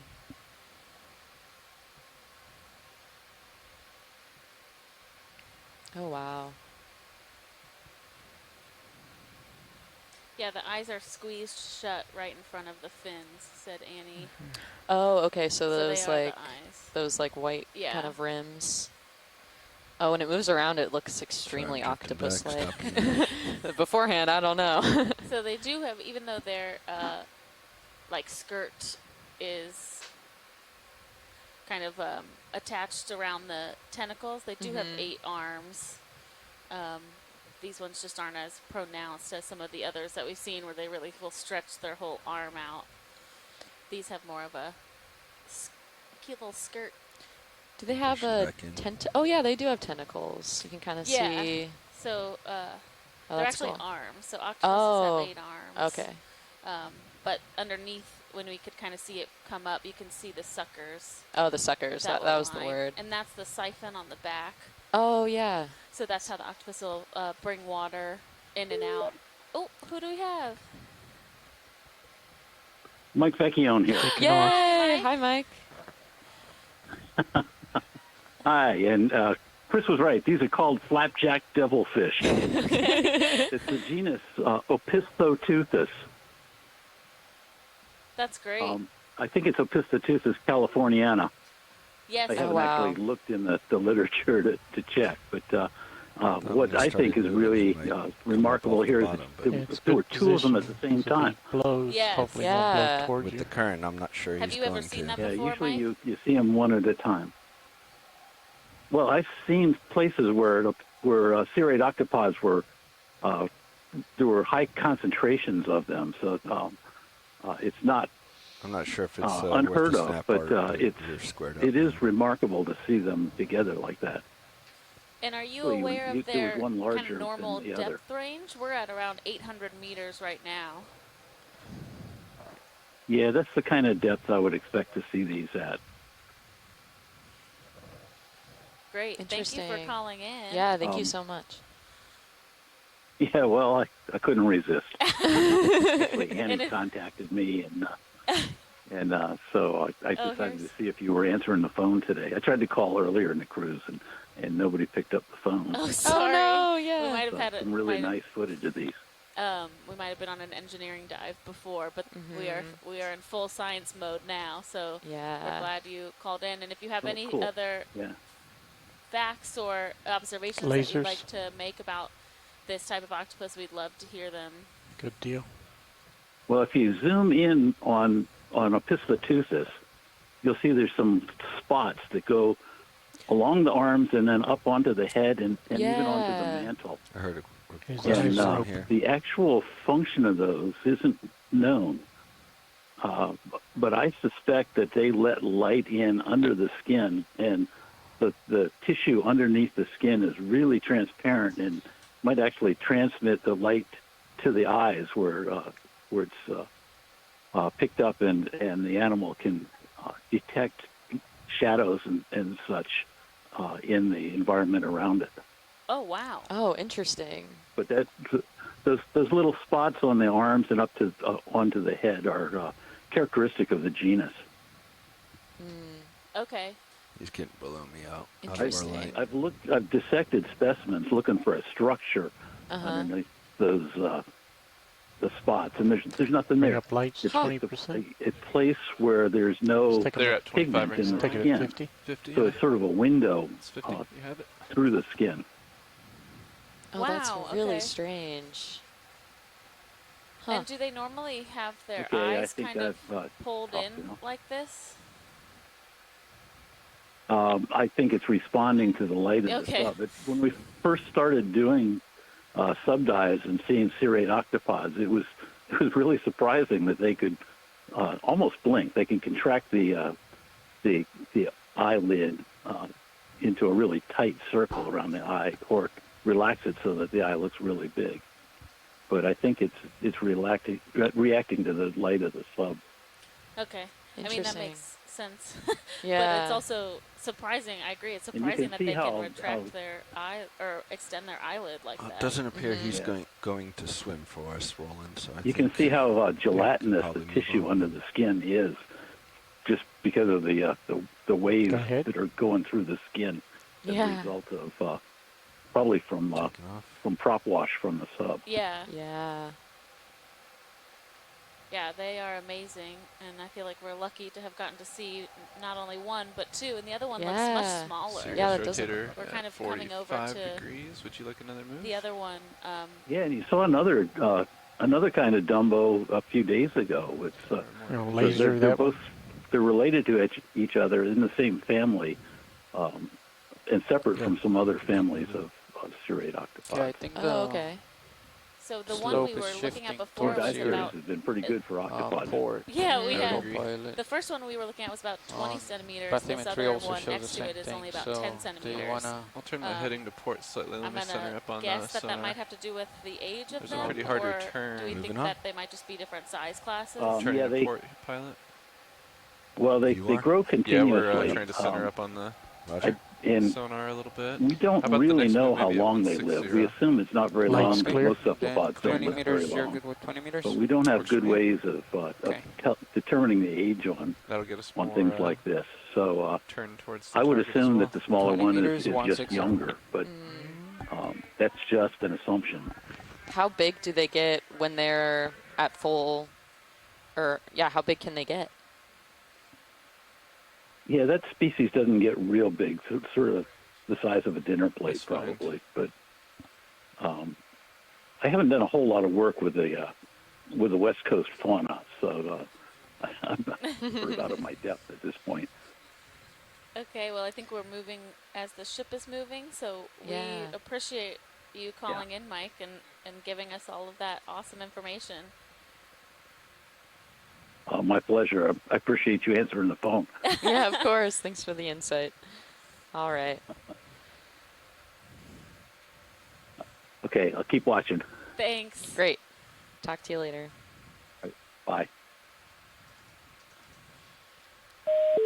Oh, that was a cool find. That's fun. Yeah, that was Yesterday I was complaining that we didn't see an octopus, so today I we got know. to see two. Yeah. Nitinat Canyon was like, all right. We'll show you these two. Looks like another octocoral as we're cruising by, which is good. We don't need to spend time looking at it. Stretch it out just a bit, pilot.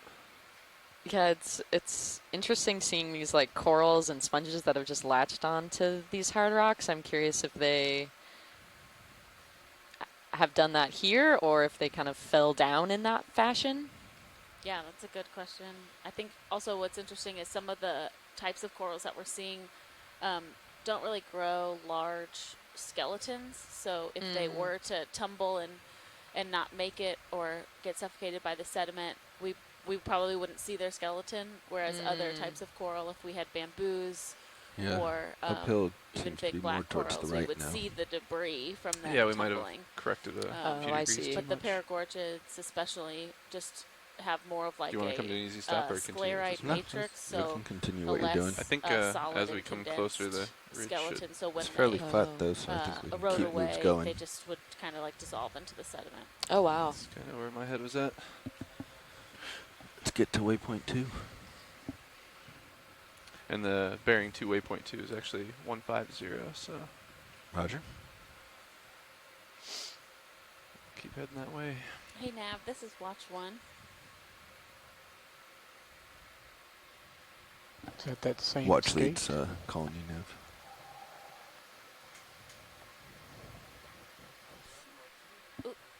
Yeah, sorry Nav.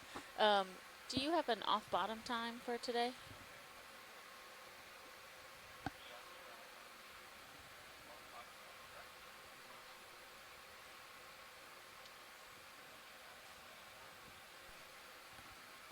Right there. Can you hear me, watch lead? Oh, now I can. Now I can. You asked for off bottom time, correct? Yes. Okay. Let me see. Got a jelly on my camera. Okay, that would be UTC 2304, local time 1604 in about 3 hours and 1 minute. Thank you. That's perfect. Nice. Another crab. Oh, yeah.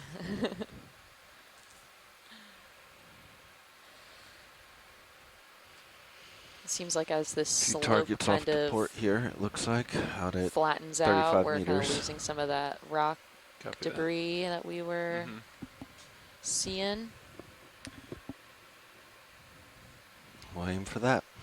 So in the chat when we were looking at the octopuses, Kelly Markello had asked if is there sexual dimorphism in cephalopods, and so that means are there different sizes in the two sexes, or are females or males bigger than one or the other? And Annie Lingdon said there is sexual dimorphism in some species, but she says she doesn't think so in Okay, cirrates, co-pilot, so the type that of octopus move we were just should looking be at. ending soon. There are some think swimming let's keep it octopuses going. where they see Okay. significant You okay with dimorphism. 160 again, pilot? Yeah. Copy that. Copy bridge. Move complete. Do one She more said of the in same. Argonauts, which are if we paper can. Copy. nautilus 160, 20 and meters. blanket octopus, they both exhibit sexual dimorphism. Interesting. We see it Bridge. with a lot This is of RVNF. different types of organisms also. Let's do Anglerfish same are one move, of please. Range the 20 kind of meters. famous, Bearing 160. Speed 0.2 knots. groups for sexual dimorphism where the females are really large and they have that little angler, and then Good the copy. males Thank are you. really Tyler, I'm small, gonna bring your and they starboard just lower attach swing arm to up the just to match side support. of the a little bit. female, and they essentially just become a sack of sperm by the end of their life. Really? Yeah. Oh, wow. I didn't know that fact.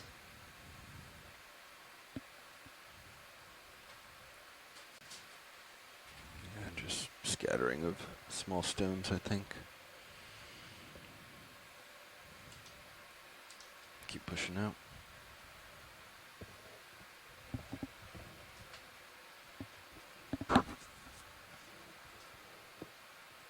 So we've lost some of that rubble that we were seeing before. So it's interesting because it had to come from somewhere, right? Yeah.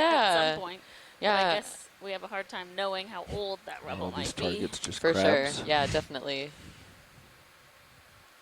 And also kind of looking at the geomorphology of the Might be getting tugged a canyon little when we here. were looking at That the was me bathymetry backing up. earlier this morning. It kind of appeared like we were on the side of the canyon that had a couple different outlets of, I guess, kind of joining in on the main strand of the canyon. So perhaps some of that rubble is just Let's get transported fog lights, through some of 25. those outlets, Roger. but I'm not quite sure. Fogs 25.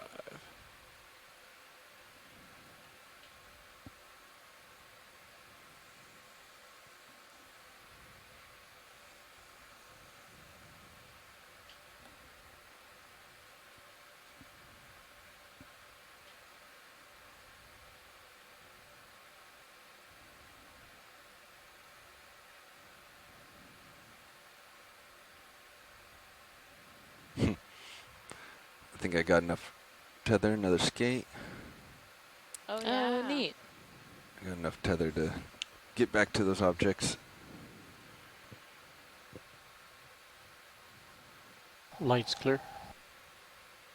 Lights off.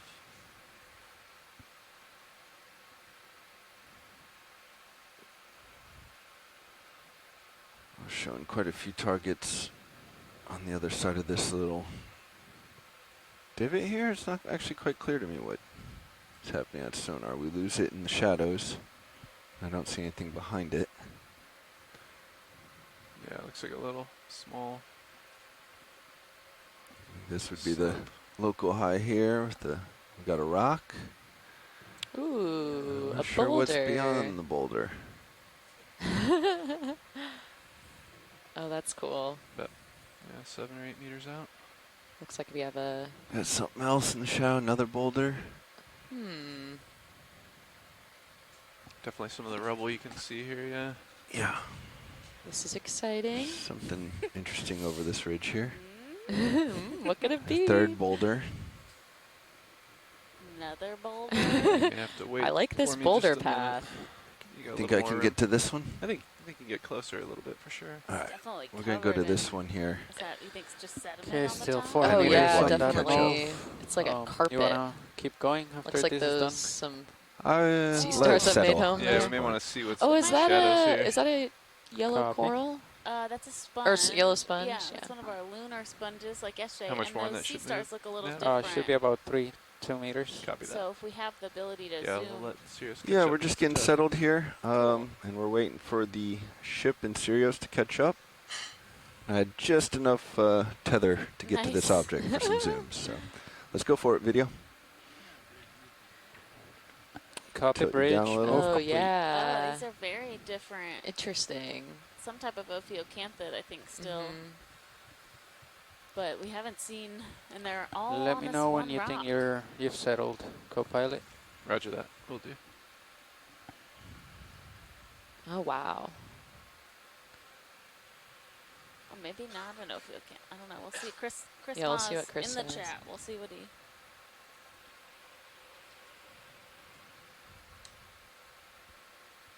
Came down just to give you a little tether, but I'm going to move up as I get closer. Yep.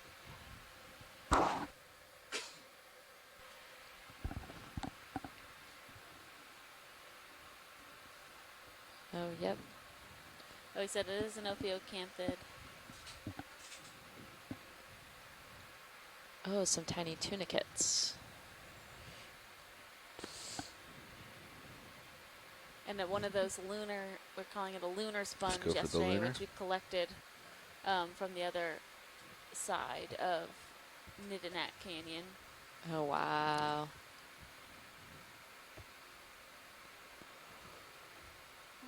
It has a very distinct green color, which is kind of interesting. We don't see a lot of green.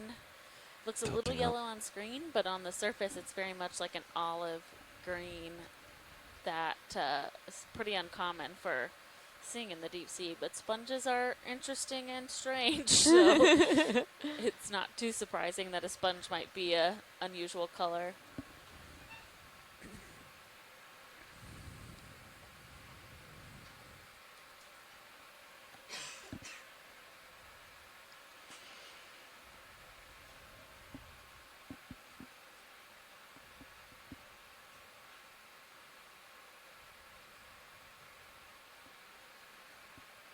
Is that a new fish there, that purple one?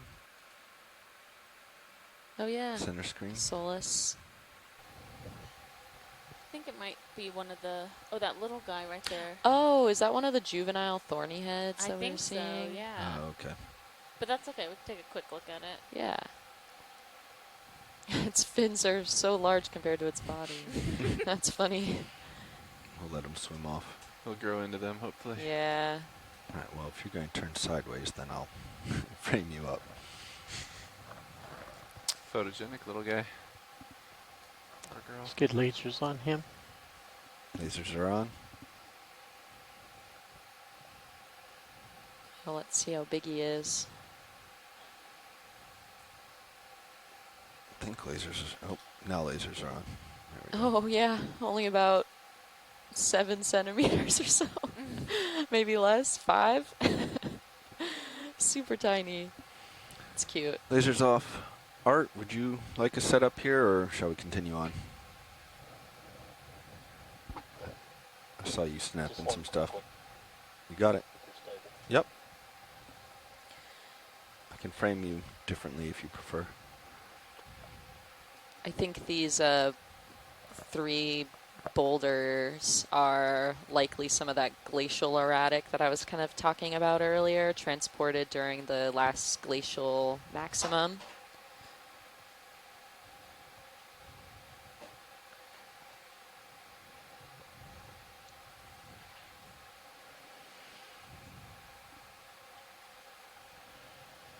All right, I have enough tether for the rubble field.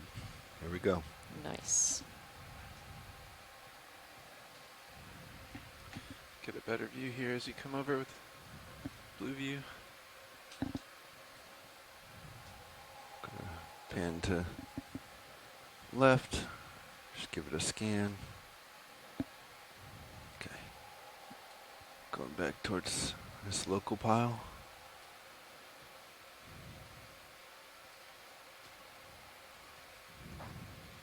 Kind of an overview.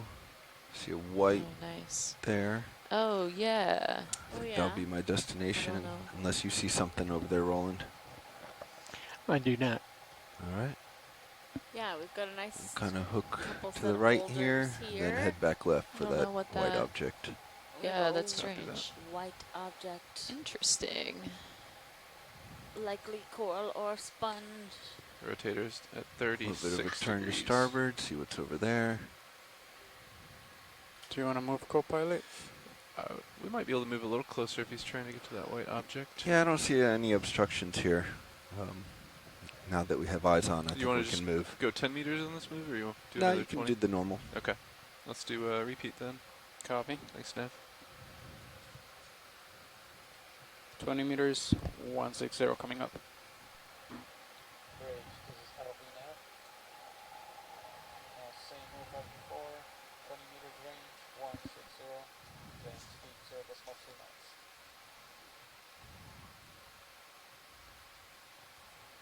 Good, copy. Looks like we have some coral. I'll take a closer look. Oh, look at all those bivalve, or like shells. Oh, yeah. Interesting.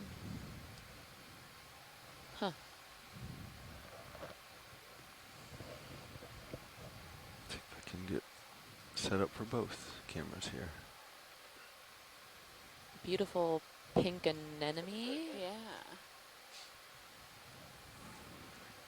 Fogs are presently off, Art.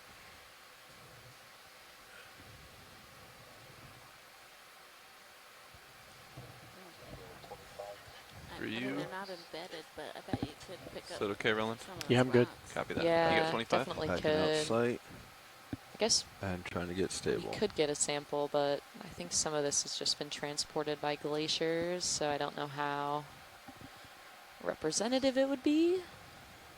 All right, I think I'm stable. Roland, if you want to go in as well. These boulders are very Can't give you rounded. They really too Yeah, are. much they're till super rounded. in order to keep Weathered. Art framed up. I can start with what's Oh my in the gosh, screen. there's so Perfect. many so many shrimp on the coral. Oh yeah. Yeah, but I think Survey one's survey. gone, yeah.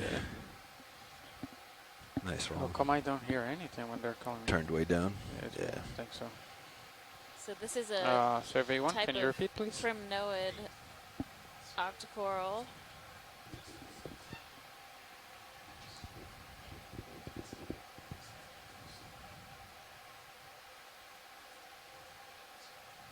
Oh, and there's a... And it definitely is a host to a lot of these shrimp and brittle stars that seem to be Okay, using thank you. it as a place to kind of perch off the seafloor. These look like these little pandalid shrimp. We collected a couple smaller ones yesterday when we suction sampled a couple sponges, but they are All right, Roland, all liking yours. this. Center with the bottom one, You They're got it. all over it. right where that shrimp is on top, On top, yep. right there. Nice. You want me see if I can't come to the left just a hair. Oh man, Turned seeing it. some more of that fast-moving current. Big Turn. hair. My right These toe is on a little Okeanos are like all on the cobblestone, base. They're really not which on the is coral at getting all. me. They're just kind of Sorry on the about that, surrounding Roland. Hard when rock. you have a multi-ton vehicle. Okay. Give me a second and that dust should clear right out. Kelly said this looks like a shrimp party. Tighten you up. Indeed, it does. I think the stuff above is more interesting Yep, than let's the get it tips down tight below. on the shrimp. Oh, that's a good note, Jenny. It looks like Oh, it. beautiful They're kind picture, of found a nice nice one. spot that's Grab it. protected Oh, from these are trawlers. Also brooding eggs. Coming So up you can just a see hair. the eggs and some of the shrimp Just a hair on the more. underside of their There we body, go. the like kind of Very nice, darker Roland. color. So see that one in the back that we're focused on Uh-huh. on the left top center? Oh, in the middle. Yeah.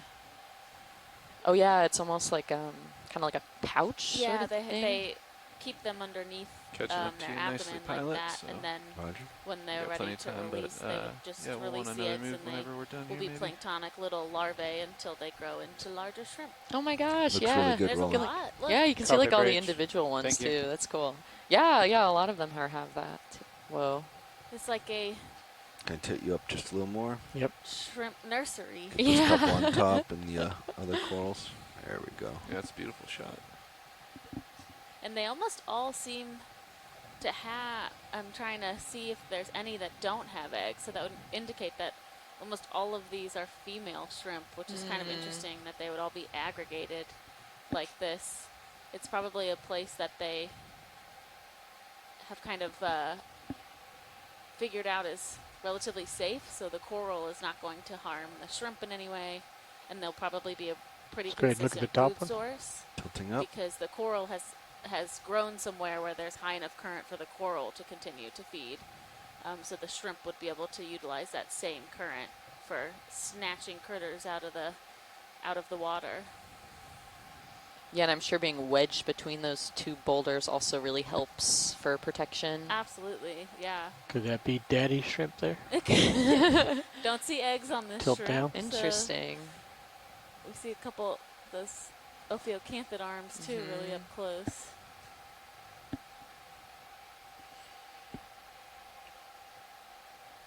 rotate around Sirius 70 degrees. Copy. Settling out.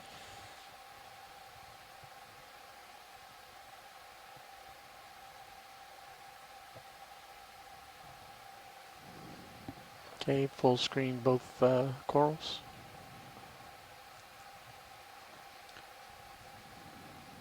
This has been our first prim NOAA Co-pilot, coral have for you this felt dive, anything so that's with the rotator really today? nice too to see. No, it's been We better saw, today. I think the same so species far. yesterday. Could be there's less heave as well. At So least once on Okay. our That's one thing Yeah, I was trying to yesterday we didn't actually get serious on deck, but I didn't see anything strange with the jellyfish. We're ready to go. Copy that. So you were rotating like the And signals these were boulders seem going to be out. pretty So stuck Copy in that. place, right? Full So wide. those I I made sure don't think to are flex it a rolling little down bit. this See if I can canyon reproduce what anytime we soon, felt which yesterday. probably is some of the reason that those corals have It very been well able could have to been grow heave. there. It looks like we have another one. Oh. We'll take just a quick snap Let's and get see if a it's the same. Snap video. As we pirouette around. Yeah, it looks like the same Oh, species. cool.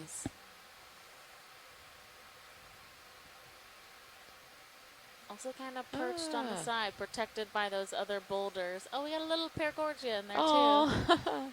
Nice pirouette.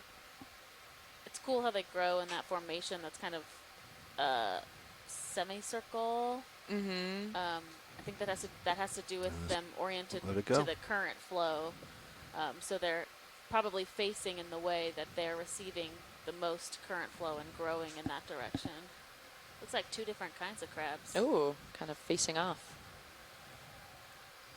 Pushing Big forward. sculpin. Relatively clear out ahead there. That looks like a new star. Maybe. Let's get a snap. Oh yeah, that does look different. I think those are the ones we were seeing. Yep. When we, Oh, yeah. But they are really, I mean, All right, let's it's come on. interesting. They're always kind of like half on those rocks. They look like they're like half in the sediment. Yeah.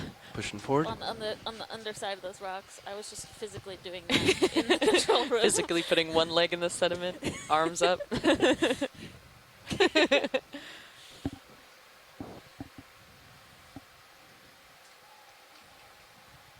So we are headed towards a target that in our backscatter data, which is a way of detecting the hardness on the bottom of the seafloor, showed a really high smaller return, rubble which means that that it way looks on like this sonar. area that we're headed to had Checking out starboard. potentially harder surfaces than what was in the surroundings. So that's why we're continuing to really move towards We'll this straddle over that target. way. I think we're about 50 meters Copy. away Nothing's jumping to out see on if sonar that for me. really is something significant or if it was our data messing with us. Yeah, it could also be like a harder rock body that Yeah. that would make that sort of return, but never know. I think that's a fish. Never mind. Sorry. I also saw what you saw though, Okay. that little movement.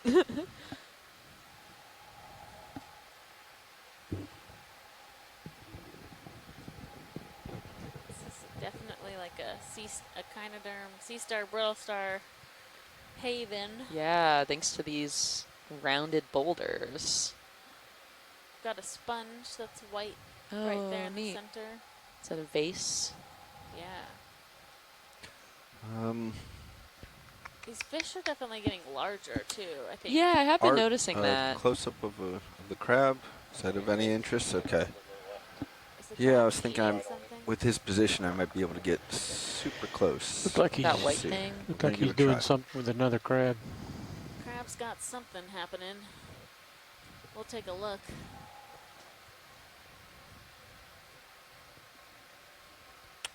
My Huh. back left toe might hit first, but we're going to try to get you I'm real hoping close. he's eating this other crab. I'm a big How am fan I of looking, predation co-pilot? events. Looking good. Feathers good. Arms are good. Oh, it does look like another crab though. Interesting.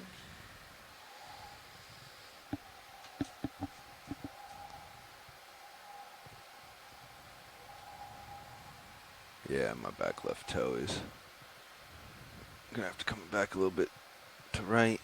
See if I can't get down. I come down just a tad. Wow, that's so big.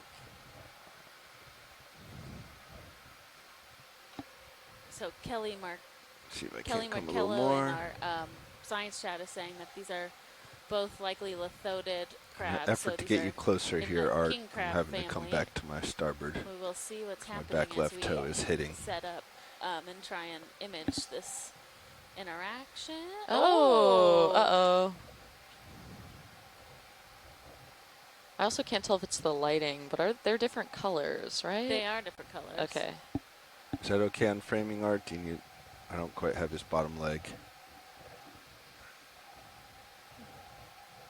Probably. Okay, So let me right see now if I they're can imaging get with stable. the still camera, and then we'll come around and, Probably and wants take it a better more look on the with left. The HD. Ooh, let's. Ooh, uh-oh. Uh-oh. Whoa. Oh, no. Go for it, video. I think it's a male-female combination. It might be, but this crab, so the bigger crab is grabbing the arms or the claws of the smaller crab. And it almost looks like that small crab is like retreating. It or is. like It has looks all kind of of its scared. legs pulled in. Yeah. It's also, yeah, one is very much a white color, and the other is like a dark red color, but they definitely look to be the same, from the same group of crabs. Mm-hmm. Nice and It's a clear. strange. So back, sorry. for some crabs, they normally mate in a very different orientation. So this is not how I've seen crabs mate before, which is kind of throwing me off for why they might be doing this. He's just taking I over. don't know what's going on. You're coming with me. Huh. Wow. This is really interesting. Good tracking. We'll see if we have anybody else chime in that might have more insight as to instructions, why D2's they're looking behaving this way, but it's definitely an interesting behavioral observation.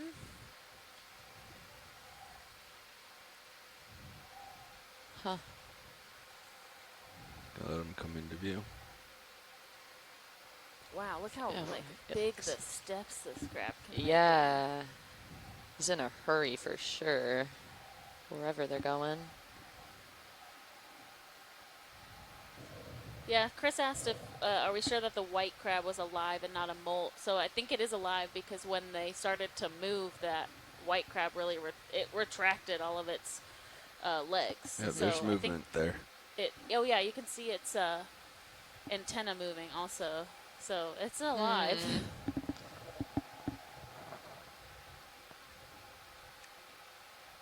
And Kelly Markello said she knows that some male crabs will guard females if they're about to molt.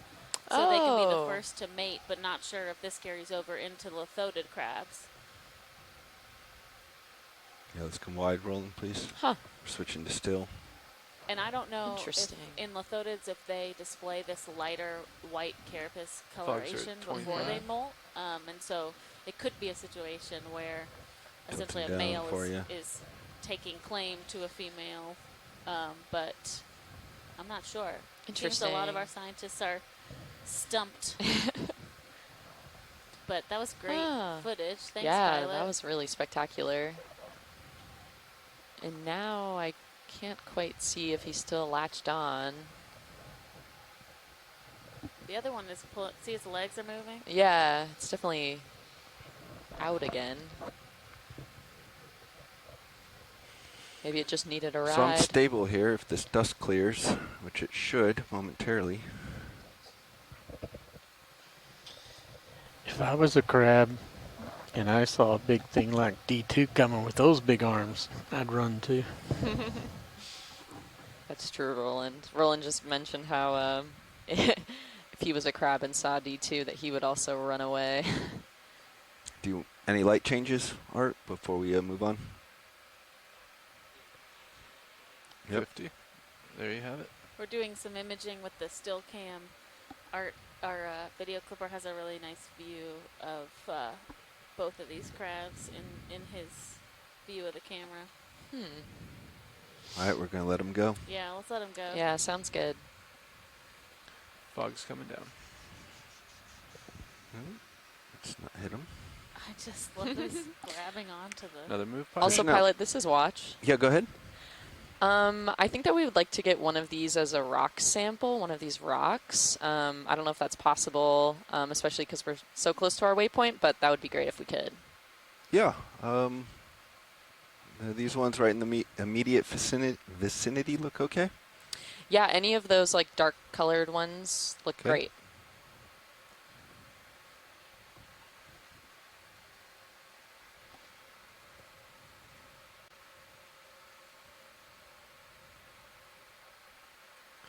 Enabling my hydraulics for you. Roger. Up at 1,000 RPM. Nice and stable. And so if you've been following us during our expedition, we've been kind of along the Cascadia hydraulics coming on. margin, which is a highly sedimented area. Arm coming out. Pilot, this is Watch. Go ahead. If we could also get one that has one of those like spiny brown ophiurides, that would be great. I'm trying to find one that would be good. As a reminder, this will be going into the rock box, so we may lose the associate on the way up. That's all right. I say that we can still try if that's okay. It Yeah. looks like there's a nice one kind of to the right of your arm that's kind of latched on With the in the redder backside. brittle star? Yeah. Yep, you got it.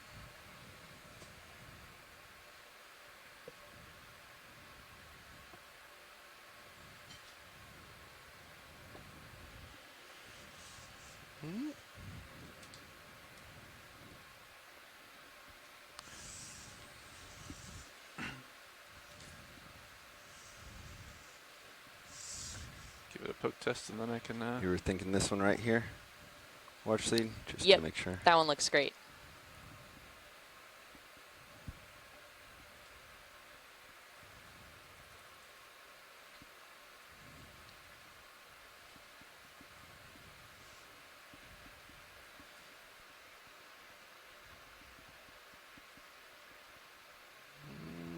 I'm not sure we'll be able to get that one. That one's loose.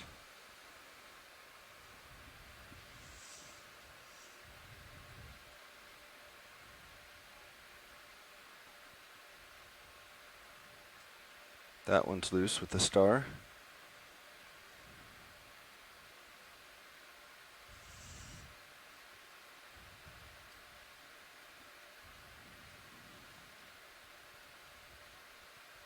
That one's loose. Any of those look better than the others? They all look great, so whatever is easiest to you, I would say. Roger that. We'll probably take the one right below my jaw then. Perfect.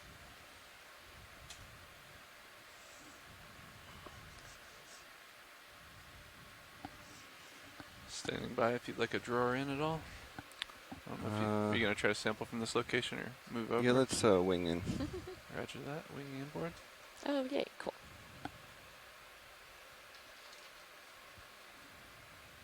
That's good. Off stick.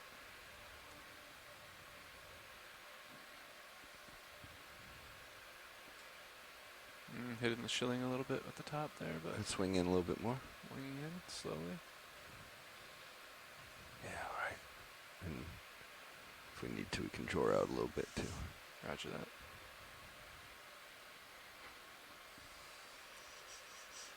Oh, actually, that one's a little out of reach, so... Let's try this one from this side. Oh. Oh, it is? I thought I saw it move just a tad. It might just be bigger, a little heavier. Or under more debris. I think we can do that one. What do you think, Cobot? I think so.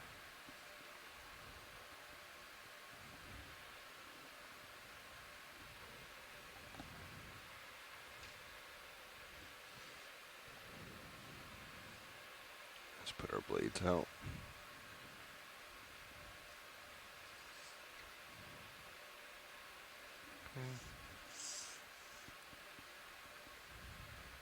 Oops. Maybe it releases over just a tad.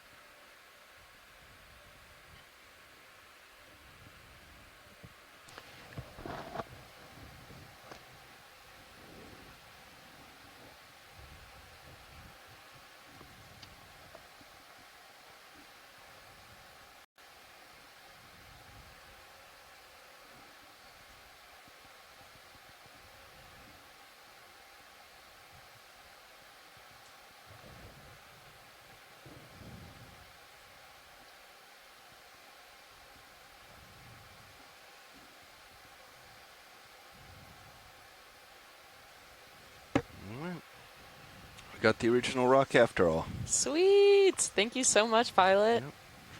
Did you want me to just wing outboard to close? Or are you gonna I'll reach over.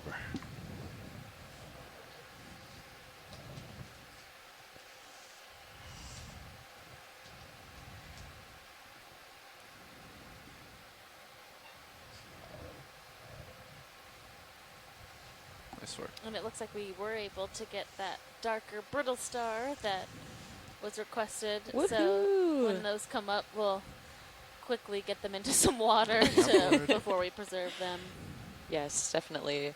And if you've been following along at our expedition, we've been heading up along the Cascadian continental margin, which is highly sedimented and loose and unconsolidated. So trying to find rock samples along this margin has been really difficult because a lot of times when we try to pick them up with our manipulator arms, they just crumble.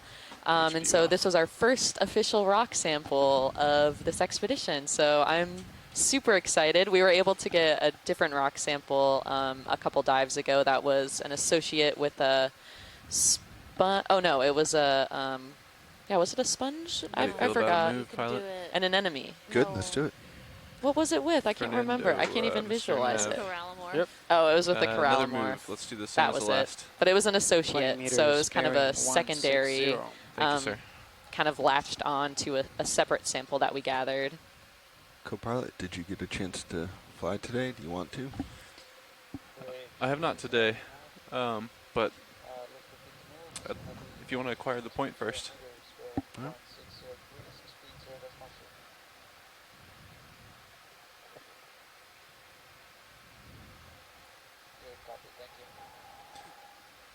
We're, looks like we are, oh, we need to select, could we reselect the target waypoint 2 when you get a chance now? Yep. Just want to get an idea of how far we are. It's 80 meters, okay. And we're about to move 20 got meters another closer. skate. Oh, yeah. There's second or third. Oh, this one is a Yeah. male, so it has those claspers on the back. I see.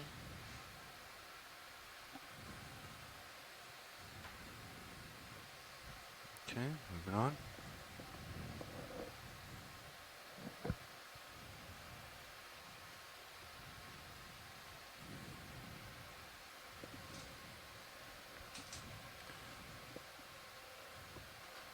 Some targets in Sirius sonar a little further out there. Some more boulders. Oh yeah. Some boulders. Wonder if that target, or is the target in Sirius possibly waypoint 2? Is that in range now? Don't believe, it's hard to tell this far out. Okay. Yeah. We'll know a little bit more as we get closer here. Cool. Nice.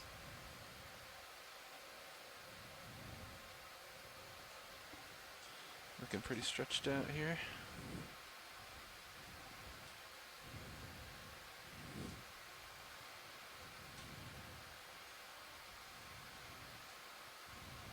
Is this a hermit crab? Oh, whoa, yeah, there is a large. Where? Is that? Oh, on the top of the rock? Is that what you're?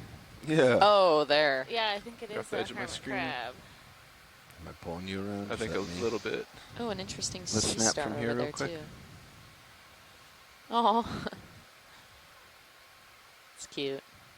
Yeah. I think that's good for ID. Looked like he had to do a little modification to his shell. Co-pilot tells me I'm too So far out.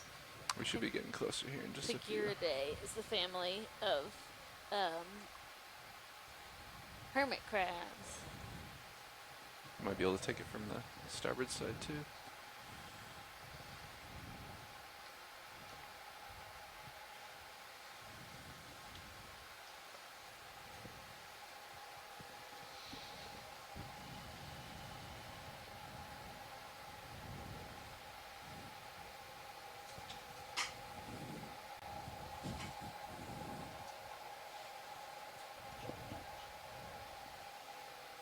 Alright, back to center and pushing out. Looking good.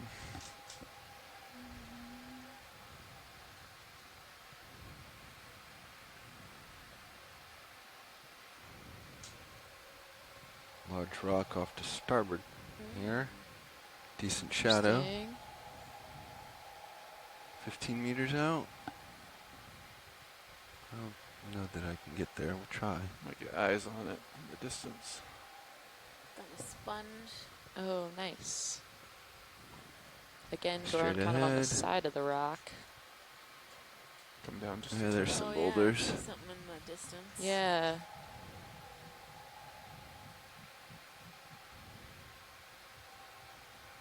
Some more rocks. Some clusters of these large See if boulders. I can find something here to look at while you catch up. Can we laser that fish? Yeah, another giant fish. Yeah.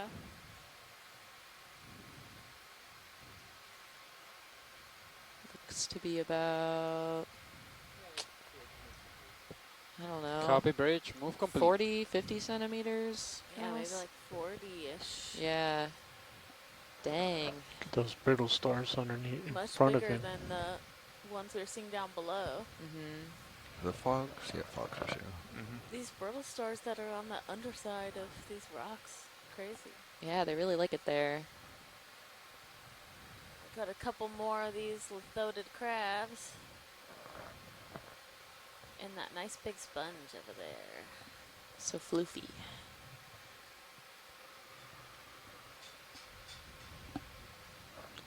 Another fish back here just stirs something up. Oh, there's another big Oh, fish. man.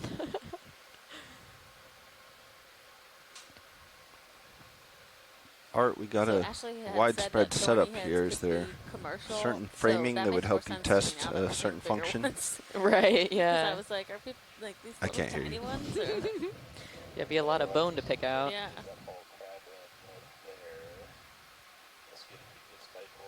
Yeah, let me touch down.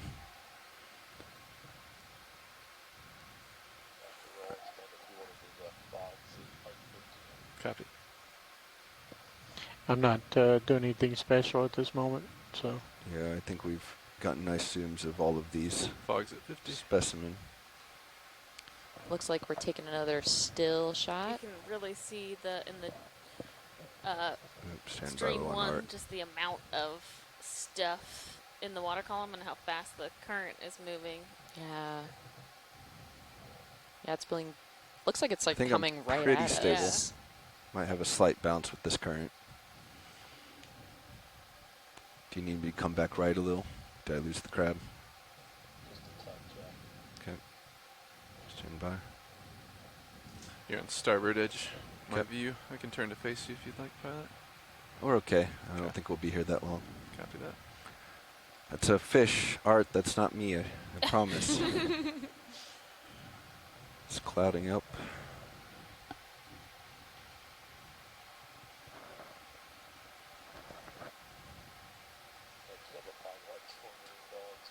Fogs are off. Yeah, a couple fish up up current are swimming back and forth.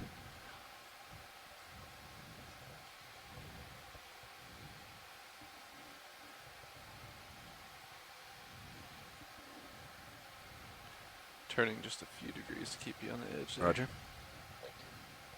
All right, back to center.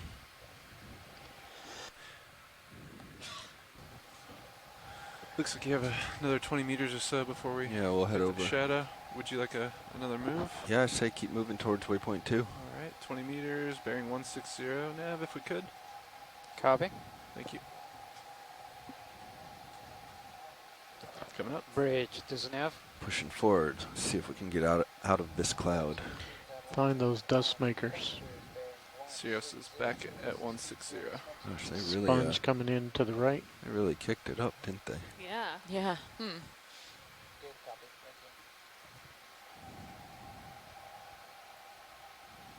Get some elevation.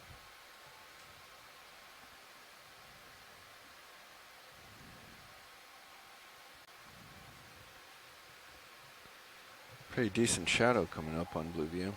Another ridge line, it looks like. Yeah, I can't see anything beyond it at this time. Let's run with lasers on. Lasers on. Cool to have like a bird's eye view of the landscape a little bit. Come up, look over here to port.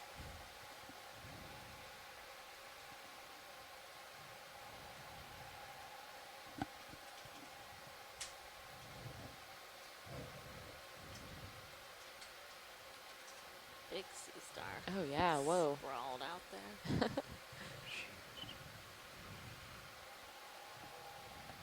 Yeah, pretty stretched out for the time, but you'll have some room shortly. Yeah, something that we've been following kind of as we've been going up this slope in Nitinat Canyon has been the dissolved oxygen levels, and since we're waiting. we've been thinking as we've been like rising to a shallower paint depth that HD2, those dissolved you can, oxygen or range levels out. would change, and right now it's still fairly low, which is kind of interesting. We're at 0.35 milligrams per liter, which is similar to kind of where we started at the base of the canyon. Yeah, I really can't see over that feature there. So watch leads, I came up off the bottom here about 3 meters, and we're scanning with our multi-beam to see if we can see out, see any potential targets, and nothing's coming up quite yet. Okay. But we'll keep pushing forward. Yeah, sounds good. Pilot, would you try to do the test that Carl was doing yesterday? Yeah, what's that? Getting on auto alt. He says that when you go up with the autos, the auto moves, like it does go up, but when you have the step very small, like it doesn't actually go down. Remember yesterday? You got it. Vertical 0.2. I think that was what he was saying. Yeah, I think. So we're 1.8. So we should go to 2. I didn't see a command over here. Oh, step size is 0.2. 1.9.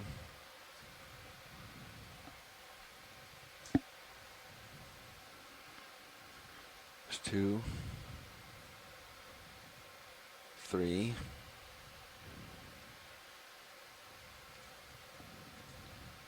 4. And 5. So that should have been a meter difference. I barely went up. And we're 3/10. 4/10.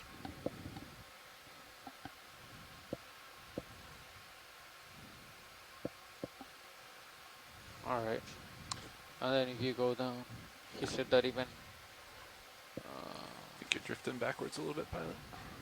Or we're catching up to you, actually. Yeah, I'm in auto XY, but we saw earlier that it was drifting a little bit. Coming up. Copy. Okay, so we're seeing the opposite actually happen. So now it is going down. Yeah, seems to be going down nicely. Copy bridge, move complete, thank you. Pushing out. Copy that. We have just off to my port here. All right, straight ahead, 10 meters. It's the top of this little local ridge. Pushing out. See if we can get eyes over it. Still feel like I'm getting lots of stir up here. Got something in sight there. Copy that.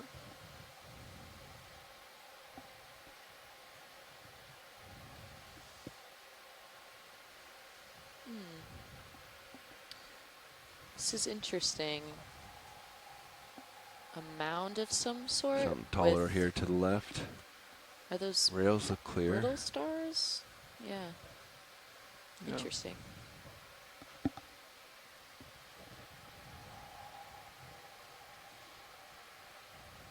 Pushing into the mound.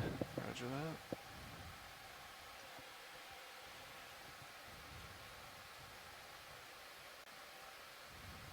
Huh. Yeah, it's just like a mound of sediment on the top of Yeah, this. that's really strange. It's like localized uplift is kind of weird.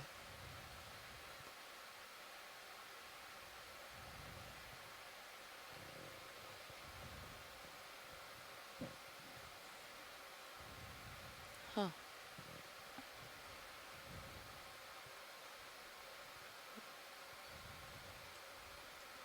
Let's see a little bit more now.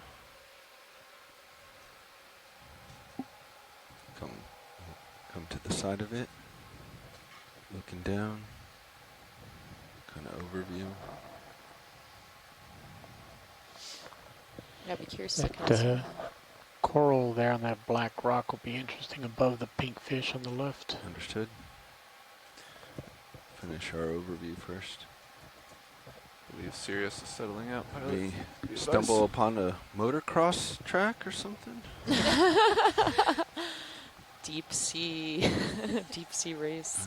Looks like the jump after turn 3. It's just for D2. Alright. We're going to come back. We're going to push forward, roll, and then I'll come back for that coral. Okay. See what this mound is over here. Relatively stretched.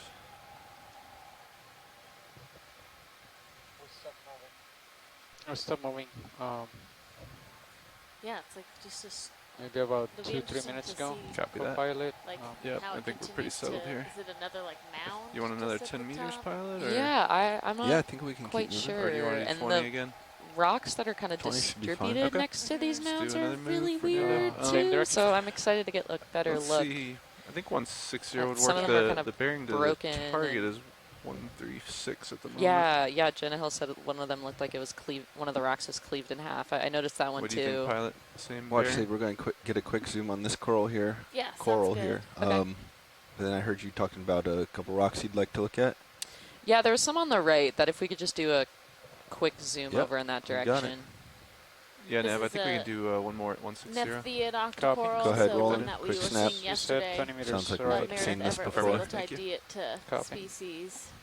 Oh, so pretty. Yeah, they're really lovely. So they don't have an internal axis like some of the other ones we see, so they're very gelatinous. And they have just internal sclerites that give them some hard structure and some ways to identify them based on species. Nice. All right, let's go check out the rocks. Cool. Should Cool, move cool, underway. cool, We should cool. feel that in just a moment.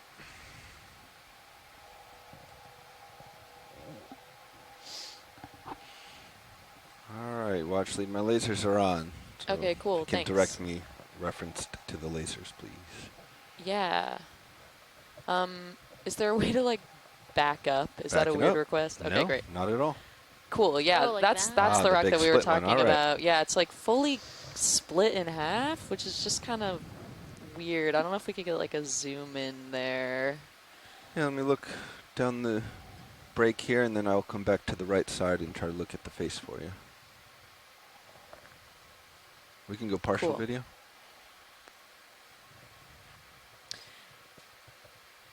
Yeah, it's really strange. It looks like it was cut like perfectly in half, and I can't really tell whether it, like how that happened.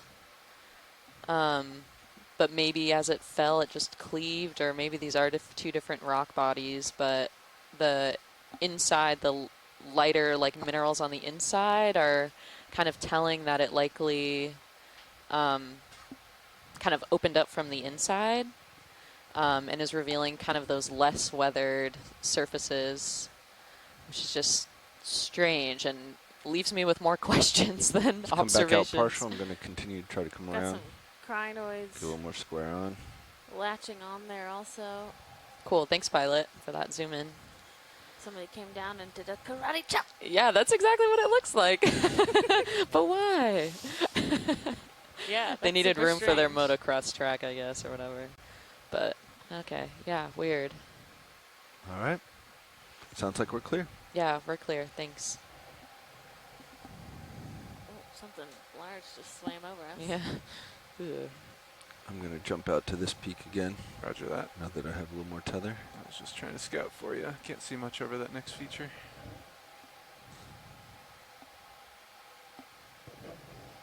Big fish left. Gigantic. Another one of these big, Ooh.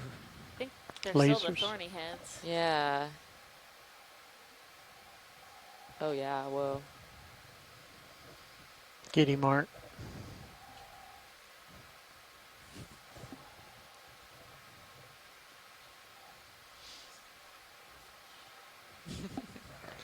He's done with us. Stir up some mud for I us got a and little- get on his way. I got a Thanks, little sir. tether? Thanks a lot. Not much. Oh, I don't know if I'd bother that one. I don't know if I'd bother a crab. Yeah, you're pretty stretched out.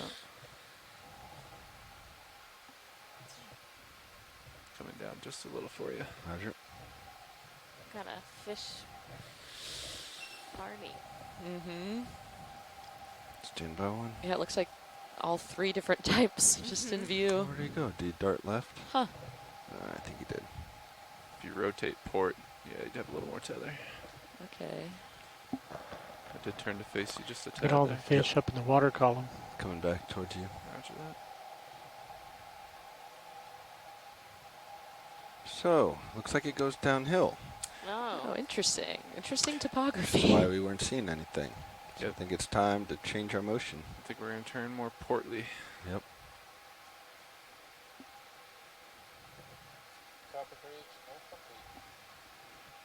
So slope now appears to be kind of this way. Turning to match your heading. So I imagine this is our waypoint. Appears to be. Coming up. Right at the peak. You have about 100 from you, is that what you're seeing? Yeah, I think 10. You can line up with that if you want. Roger You can that. adjust your heading to figure out a good strike. Huh.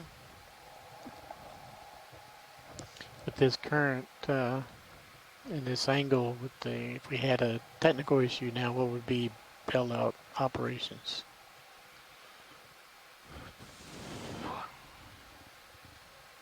I mean, about the same as they always are. You know, obviously I'd go scooting out left, and we would just bring Sirius up slow, get the ship underway.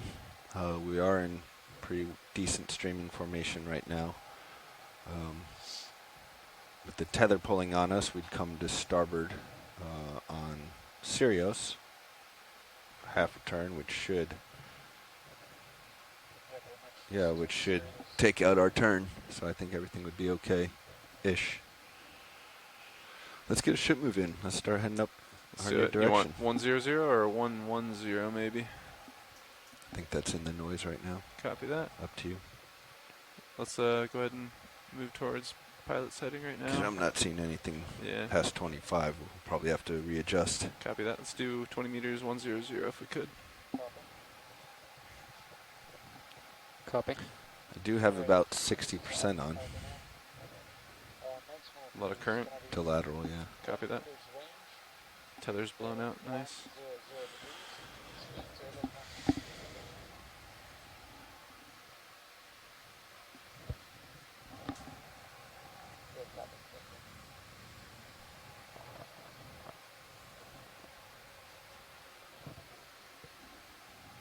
So we've kind of worked our way up this slope throughout the day and haven't really seen too much hard rock or even like sheer faces like we were So, seeing yeah, we're feeling yesterday. current.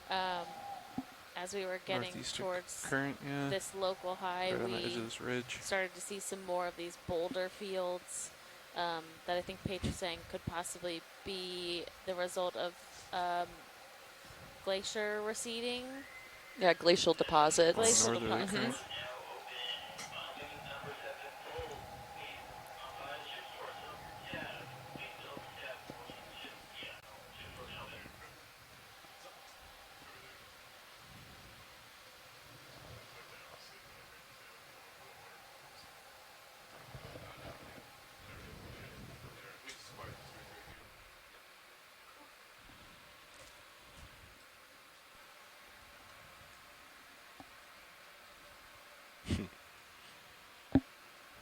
Dive super, just making sure we're doing well. You want the last half hour? Sure. If you don't mind. No, don't feel obligated though. Doing a fine job.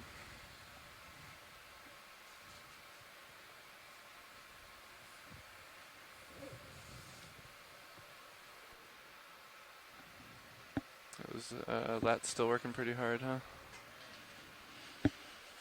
70, 60 over, 60 down. There's quite a bit of current here.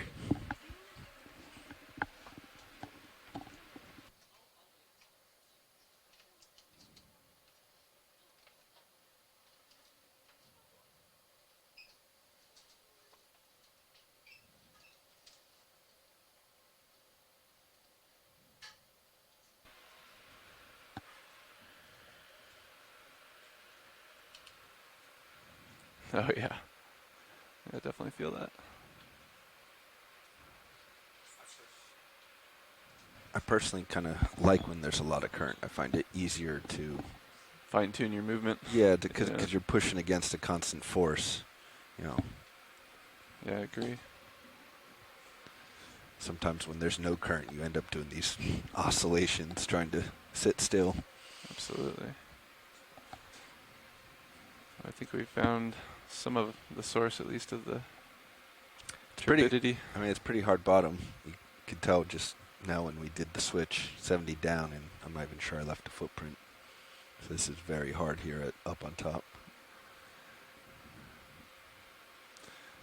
Pushing out slowly. It is definitely harder to move with the... Camera's at 30. I'm 15 up. Delta 10, all looks well. Copy that. I'm going to move your starboard swing arm upper out just a little. Roger that.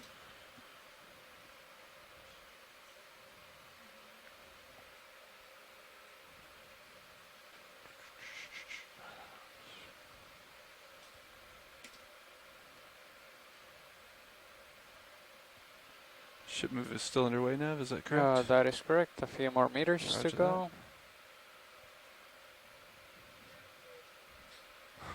Copy bridge, move complete. Do you want to keep going? Another 10, 20 meters? I'd be okay with that. Co-pilot's okay. Yeah, we could even, what do you think, 100 or maybe a little, Okay. a little more starboard? I think, yeah, 110 for this next one. Copy, 110, 20 meters Yes, coming up. please.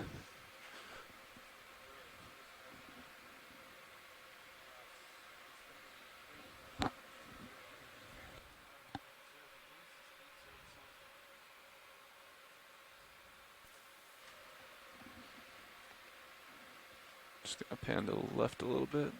See what we see over here. Definitely see the slope falling off there to port.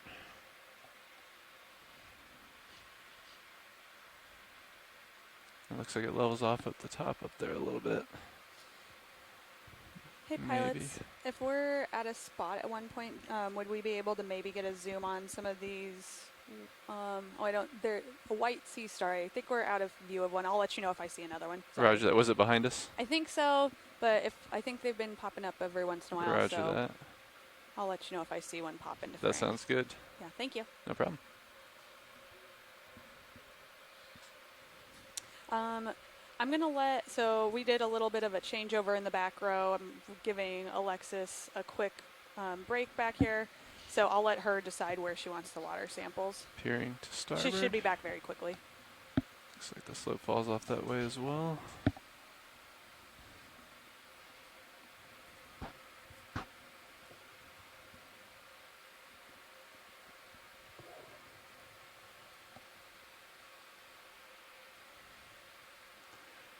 Slowly making So I think our way maybe up. that there's a couple of these white stars coming up in frame above. It looks like there's one on the left, then there's like a pink one kind of dead center, and then there are three to the right. Copy if that. we could get a zoom on one of those white ones, that would be great. Thank you. Would you like the one off to the left or the ones to the right? Maybe to the right. That way we could also get a look at that the pink one too, if we have a chance. Copy that. Not a problem. Thank you.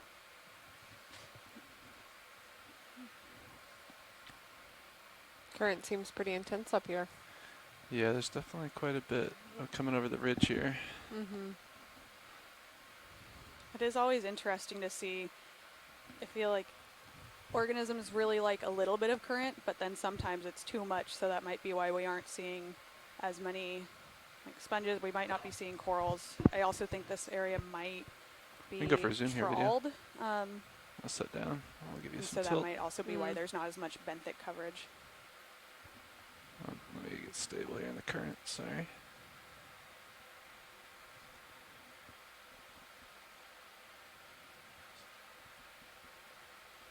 Setting down.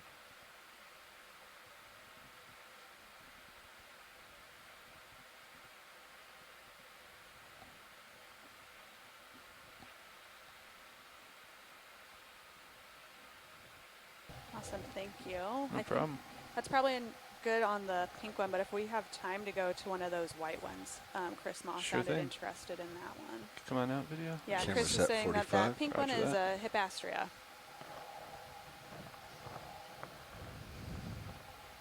I feel like we've seen quite a few of those on this dive so far. Yeah, I think they've been kind of common over here. All right. We can come on in Poor when you're little ready. thorny head just swimming against the current. Stand by for stabilizing. And it's at a snail on the Yeah, that top snail right. to the right of it. It's interesting color on it. Yeah. This looks like one of the ones we were seeing It's also earlier. very inflated looking. Yeah, but look at how it is very. The current is so strong Yeah. here. It's hanging on. Yeah. Yeah, for sure. I'm surprised that it can. Is it possible to collect this guy, or are we in an okay position? I think we can go for the collection. Yeah, it'll just take a second to set up in this kind of current. Okay, I want awesome. to make sure That we're would nice be and great. stable. Thank you. Yeah. What type of sample would you like on this? On this guy, it looks like it might be pretty fragile. Do you think it would fit in the section? We could certainly try. Okay, thank you. Absolutely. Let me double check with Chris Ma, make sure that that's a good one. They do look like it has jello arms. Yeah, Steve Oskovich in the science HD. chat said jello arms. Serious And HD. yes, Steve, I agree. Thank you. Whatever method for collection that the pilots think is most appropriate. Sounds good to Chris.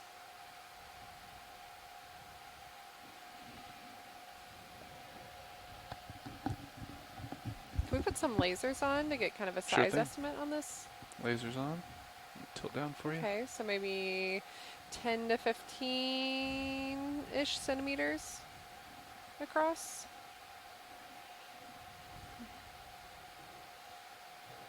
Yeah, Kelly, it does look like if it let go of the surface, it's just gonna blow right away. Do you think we'll be able to draw out in this current config much?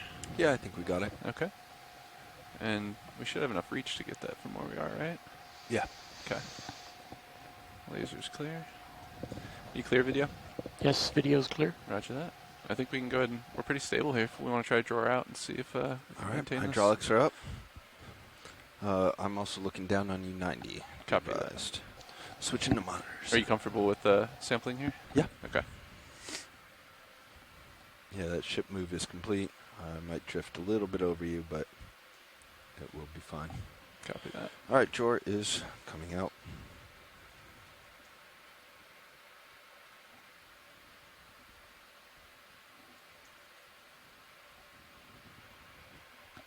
Once I turn my valve packs, Jor is coming out. Copy that. Wow, that's really interesting, Chris. So in the chat, we're seeing Chris Ma said that he's realizing the last time this species was collected from Washington was 1889. Wow. No pressure, pilot. Yeah, no 1989, pressure, you said. guys. 1889. 1889. Well, there you have it. He says it's an Amphoraster marianus. Coming up to the craft. Roger that. Looks like hydraulics are spun up. Thank you for Spun up. that. Sounds like that'd be a Alright, very enabling interesting hydraulics. genetic comparison. Arm coming live. Yeah. in 3, Well, 2, I don't know that they 1. would have. Whatever they collected from then won't be able to have any genetics done off of it because the advent of DNA and doing any of this sequencing is so new relatively compared to those old collections. It's probably, if it is still in preservative, it would have been thrown in formalin, and that degrades all DNA very quickly. And I don't even know if it sometimes echinoderms are dried. Yeah, I was means- just about to mention it may have been dried. Yeah, exactly. But that kind of goes to show you the importance of long-term Tilting down. preservation Copy in that. these specimens and data collections in general, because the advent of new technologies may allow future generations to relook at these specimens and do all sorts of new analyses that aren't currently possible with our current technologies.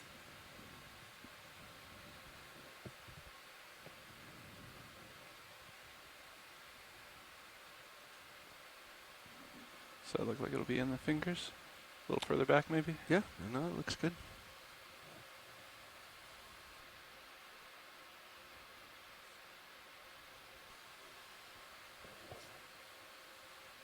All right, indexing off there. Do you need me to center it a little bit more? Or can you draw in from there? I think you're supposed to pull it out. Pull You it know, out 6 just a little inches bit. to a foot, Okay, I copy that. Stand by. according to the SOP. Roger that.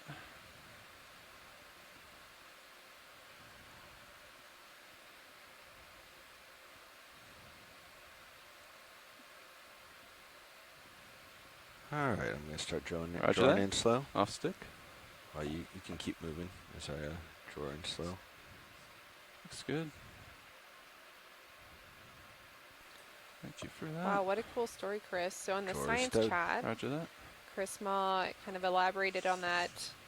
Gonna take I your, don't want to say most D2 recent rotator. collection, but the last Tilt down. collection Copy that. from Jar 1889. light. It was dried and collected by the Albatross. Suction night coming up. 28th of June, 1889 50. was the last time this specimen was collected in the Washington Tilting waters. up on HD2. So and cool to know heading the left. history. And we do have enough reach. History of specimens. Yeah. Okay. You have plenty of reach, I think. Roger that. Coming around with Titan for a third view.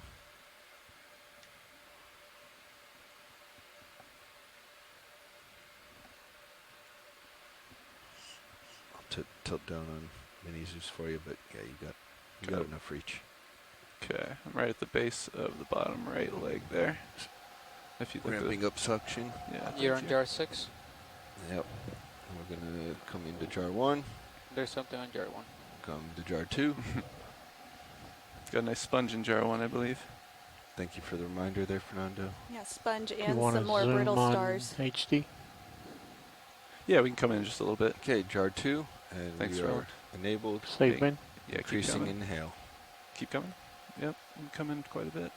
400 There we are. RPM. That'll work. You can hold Increasing. there. Thank you. 600.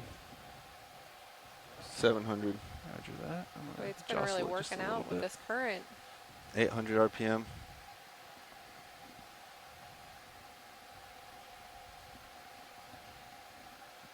Increasing. We've got it, but his legs are Increasing. Roger that. We get a little shake. There we are. Increasing.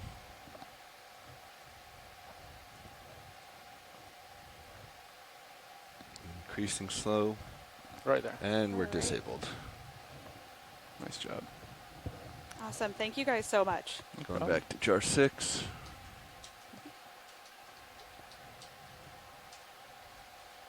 Great specimen collection, guys. All right, Thank hold you there. all. Let me draw out. Yeah. Holding.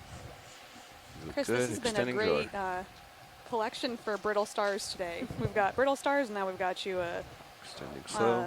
an Copy amphaster. I'll probably need to bring it slightly to the left and a little up. Yeah, it looks like a little Yeah. up. Stand by. Holding. All right, continuing. Roger. Holding. Roger that. Thank you. Release and grip.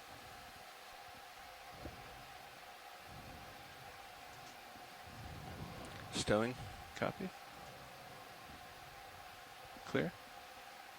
Out of your way. Thank you. And closing slow now. So following you with mini Zeus.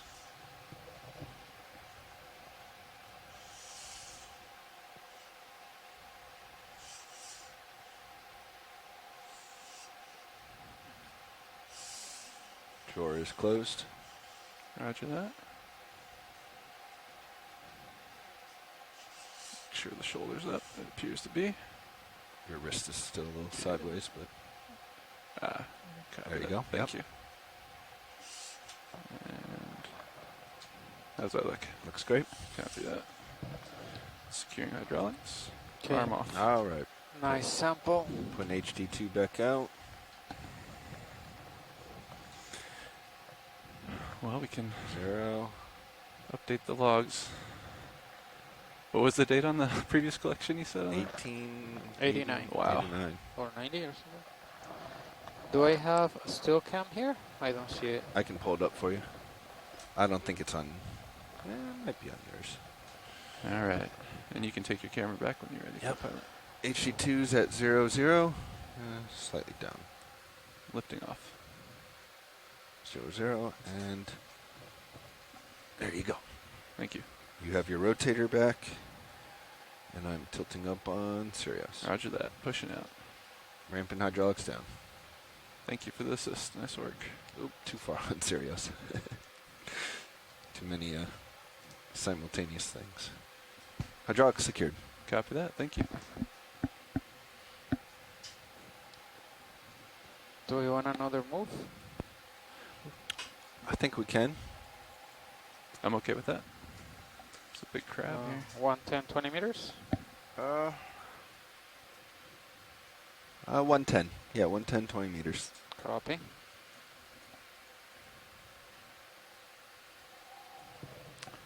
See, you're looking down still 62 degrees. 62, I'm up 20 though. I Copy came that. up and looked down for that sample. Nice job on that. Thank you. You as well.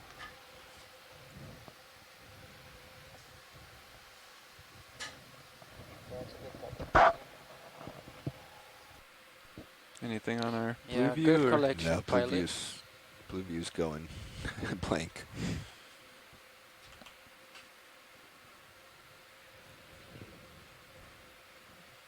HiPAC says you're pointing the right way, but I'm not seeing anything. I'm going to range out We to get 100. lasers on that white flat star to the right. Sure thing.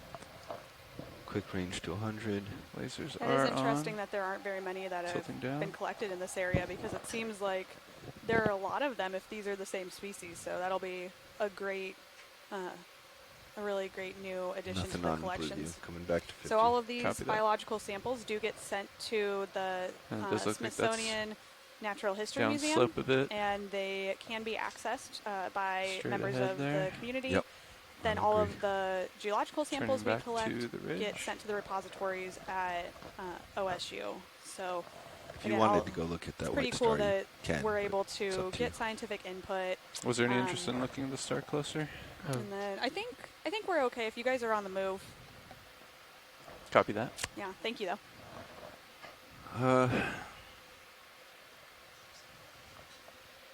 I'm not really sure here, pilot. I think looks like we're getting a little bit more relief. Yeah, maybe just keep following that. Although you're definitely looking down slope, which is not what we like. Right. I'm hoping it's just a local high point. Yeah. That's what they saw for waypoint 2, and that in another... A little saddle. Yeah, in another 50 meters or so, it'll come up again. Roger that. Let me range up one more time. And try painting, if you're okay with that. Yeah, absolutely. Looks like there's a little more elevation, maybe.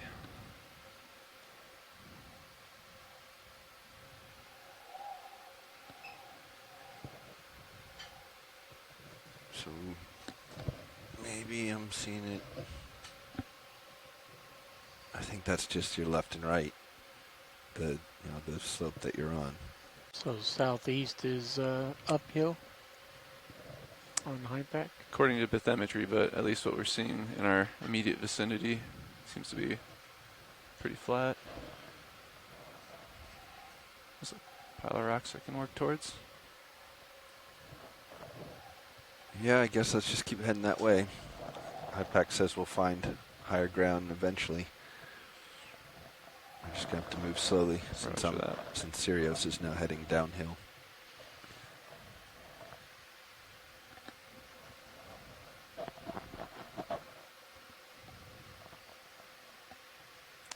Just going to take a quick look around. Yeah, you got enough leash to get to that object center if that's what you're going for. Is that a big white coral or is that a white rock? Center screen. We'll go find out. Come down some. Think of Just a boulder. little bit. Copy that. Yeah, this definitely could be a saddle if bathymetry indicates there's more elevation ahead. I'm going to hold here. I'm 15 meters altitude. Copy that. I'm going to push out towards Copy. those objects.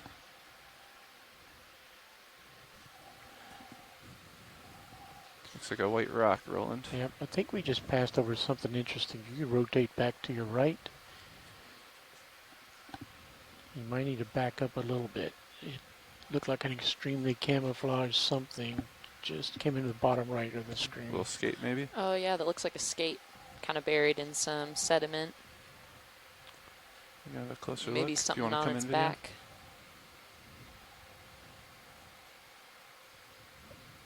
Oh, I think it. Copy bridge. Move complete. It's not a skate. Okay.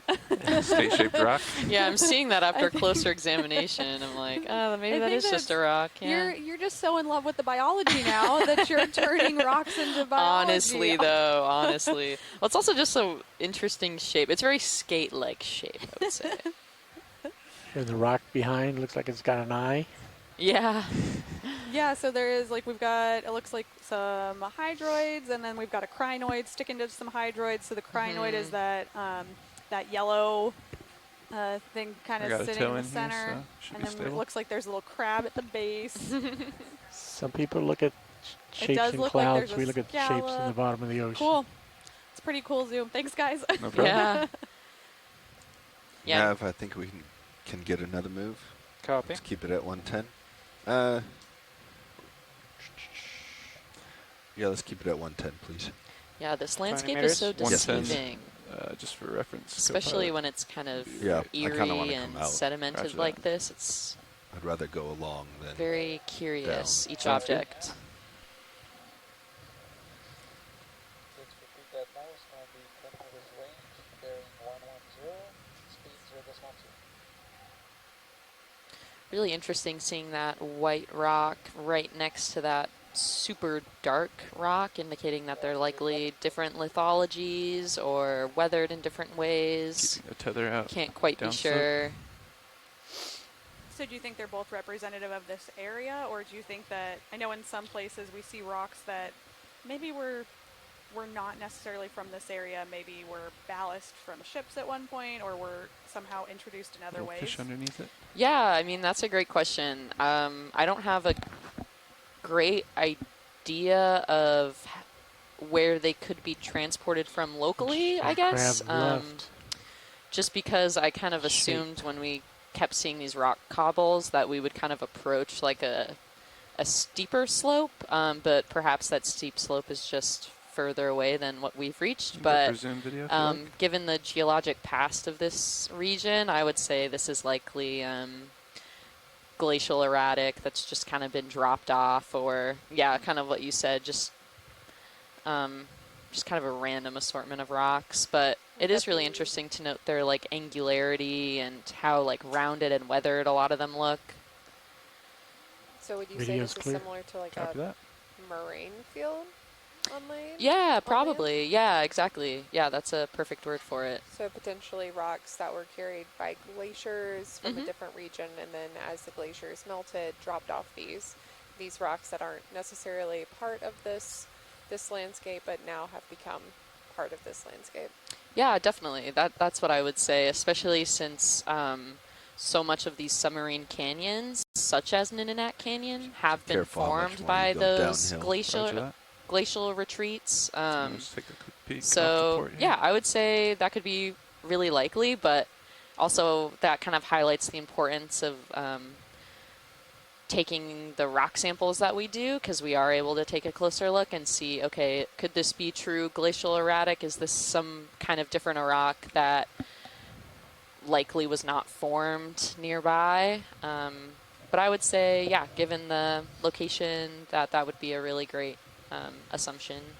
Okay. Yeah, and Jenny Waddell, who works for the sanctuary here, put an interesting note into our side chat here that the near Nitinat Canyon, they often find Australian coal from a shipwreck. Oh my gosh. From a long ago past shipwreck, and that was a really big challenge for them. They had an expedition hunting meteorites that fell in the sanctuary in 2018, and they found more of this Australian coal instead. Oh my gosh, that's so random. Yeah, I guess it doesn't take a glacier. It can also just take humans. I think it's so fascinating that you can just track kind of like the story of a rock in a way. Mm-hmm. There's something about that that's really fascinating to me. Yeah. You kind of overlook rocks in day-to-day life, especially if, you know, gravel parking lots and things, but each of those rocks have a story, how they ended up where they are. And it's not always kind of like very obvious what that might be. Mm-hmm. It may not be linear, and it may not make sense. So, yeah, I great story, definitely Jenny. agree. Yeah, I definitely agree. That's one of the main reasons why I love geology. You know, there's always, like you said, there's always a story with a certain rock and its formation and how it's weathered and how it has kind of evolved throughout time. And another thing I also love about geology is how when we think of geologic time, we're thinking of like millions of years, which is just so like amazing to think about our Earth on such like a major scale like that. So, Paige, could you maybe give viewers back home, like, we collect these rocks and then they go to the repository at OSU. What happens with rocks? What do geologists do with those rocks? Do you have any ideas? Yeah, that's a great question. So, well, I'll first probably add that I am a geophysicist, so I don't work with like hand samples very often, but I am familiar with rock samples being in the geology department at Western Washington University, and there's a variety of different things that you can do with rock samples. I would say the first thing is definitely IDing what kind of rock they are, and usually that's does look like you know, it's I don't want to say a hard process, but you know, like rock environments are so diverse that often a rock sample could kind of be a culmination like of a bunch of different factors, and so you really need to look at the mineral assemblages through a microscope, and also kind of looking at the different like patterns that you see on the surface that could be indicative of its formation when it like was a let's go 20 meters, not even a hard rock yet, when it was just kind of like a got it. Thank you. Sorry, that was my fault. No yeah, it could be mud or it could be like a plutonic body, just something like plastic that had to eventually form. And so, yeah, oftentimes when we see a geologic sample like that, that's kind of our first mission, understanding what kind of rock it is and what it tells us about its environment around it. You can also look at patterns of rock too, not just like one rock sample in particular, but like a kind of sequence of rocks. Fall off to either side there's in marine geologic environments, there's ophiolite sequences that kind of are indicative of the oceanic lithosphere, which is kind of a fancy way of saying the upper mantle and oceanic crust that make up the oceanic lithosphere. And there's a very particular sequence of rocks that you see in the ophiolite sequence that are indicative of this. And the reason it's really cool is because in places like offshore Washington, there are like some regions where the oceanic crust has been like completely uplifted, and those different layers are completely like vertical almost, and you can like track them kind of along the coast. So it's pretty cool. Yeah, I love all the different sort of things you can just get from one little rock. That's awesome. Thank you. Yeah. Is a sponge in the distance, or is that something looks floating? Like it. Big sponge? Something floating, yeah. It's something. A ghost. It's a thing. We're trending generally that direction, so. It is kind of interesting how we were in that really kind of rubble field, and now it looks like it's I'm not seeing any of those big rocks anymore. It's a lot more like sandy, if that would be how you would characterize it. Yeah, I would say it's a little bit more silty, a little bit more fine-grained. But yeah, definitely those boulders are gone, and it looks like quite a sponge out there. Yeah. And You Even okay though with we me heading that haven't direction, had right? the Go for chance to look at like sheer Might not rock make it, but faces yeah, that you'll get close. are exciting because they host Just a little downhill, so I didn't want to large scare you. biological diversity, it is kind of nice to get a sense of the landscape. And in that way, we're kind of like traversing up a slope and then descending back down into like a little valley and then back up. And this is just a nice way of kind of checking our bathymetry and getting a sense of what this environment is like. So in that way, it is still a great exploration dive. Kind of felt like we were going up almost a ridge line there for a minute. Yeah, definitely. Yeah, just hiking through Nitinat Canyon. Laser as we go up. Lasers coming on. Yeah, good eye. This Definitely is a sponge. Woo. It's the most structure around here right now. Yeah. Seems to be holding on I for see its some life on pink a rock. fuzzy to the right of it as well. Roger that. So My I left wonder, skid is a little uphill, Ashley, so if I'll you could see if I maybe can answer sit this. down So I on know, that. like, if Yeah, you like look down plant inside a of tree it. in an area that has Copy a that, predominant stand by. wind, See then if I the can roots position become myself. stronger for that tree. Can that Looks like there might be an associate inside. that thought process be extended to sponges is, or any other corals or anything that would next tilt down. append to the Right. seafloor? go with the, That's Attach to the seafloor? That's a very good question. I'm not sure if it makes them stronger necessarily. Maybe. There are definitely some species that you'll Come on find in in video heavier easy. current, which suggests like they're better at holding on to areas or better at using the food in the water column that drifts really quickly by them. You will see like some sponges and some corals will be almost they don't have as hard of a structure Century. as a tree does with its bark necessarily, but you will see sometimes that they have almost like a bent over posture sometimes. I think that might be just an artifact of like the currents currently going by and bending them though. But yeah, that's a really good question. I don't know if they make harder holdfasts. But yeah, and this sponge looks like one of the ones we collected yesterday, so it does look like a type of glass sponge. And it does have a crab inside of it. It also has a hole Apex down disabled. on its Copy that. Oh yeah, it looks inside like of it. punctured kind Yeah. of. Two holes. Yeah. Copy So that. interesting. Might have Sorry, been a some good current meal here. for somebody. Any moves, Nav? Or we all stop? Move just ended. Move We just had Yeah, a 20 I agree, meter Jenny. move Not at doing so 145. hot. One, Yeah. four, Sponges are only supposed to have the one large hole There we that go. there, Pretty stable here. Let which me is bring the there, camera up for you, where Roland. they have water come in, and then they have many small holes that we can't What's see the right bathymetry now. look like? It got They aren't really meant to have those interesting, other but holes yeah, on the that's where we're side. heading. We acquired the ridge You know there. what that and like Helical high mucus here. Started kind getting of lots of near current. that? Yep. Yeah, High it kind here. of looks like And a we didn't really salp, find anything at the which lake, is Oh. normally a water unfortunately. column organism. Wow. So probably again, this Unconfirmed crabs tend to be hydrocurrents. kind of they'll eat whatever they find. They're generalists a lot of times, and so my guess is that this was drifting through the water column.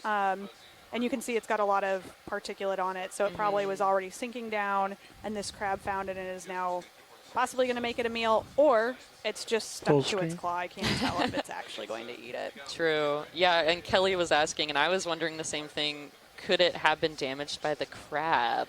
You Yeah, can I set mean, it up for it It still looks like imagery. it, maybe. That kind of looks like that hole might have been there for a little bit, just based on how much sedimentation there is around it, but I don't know for sure. Yeah. Yeah. Yeah, it's really interesting.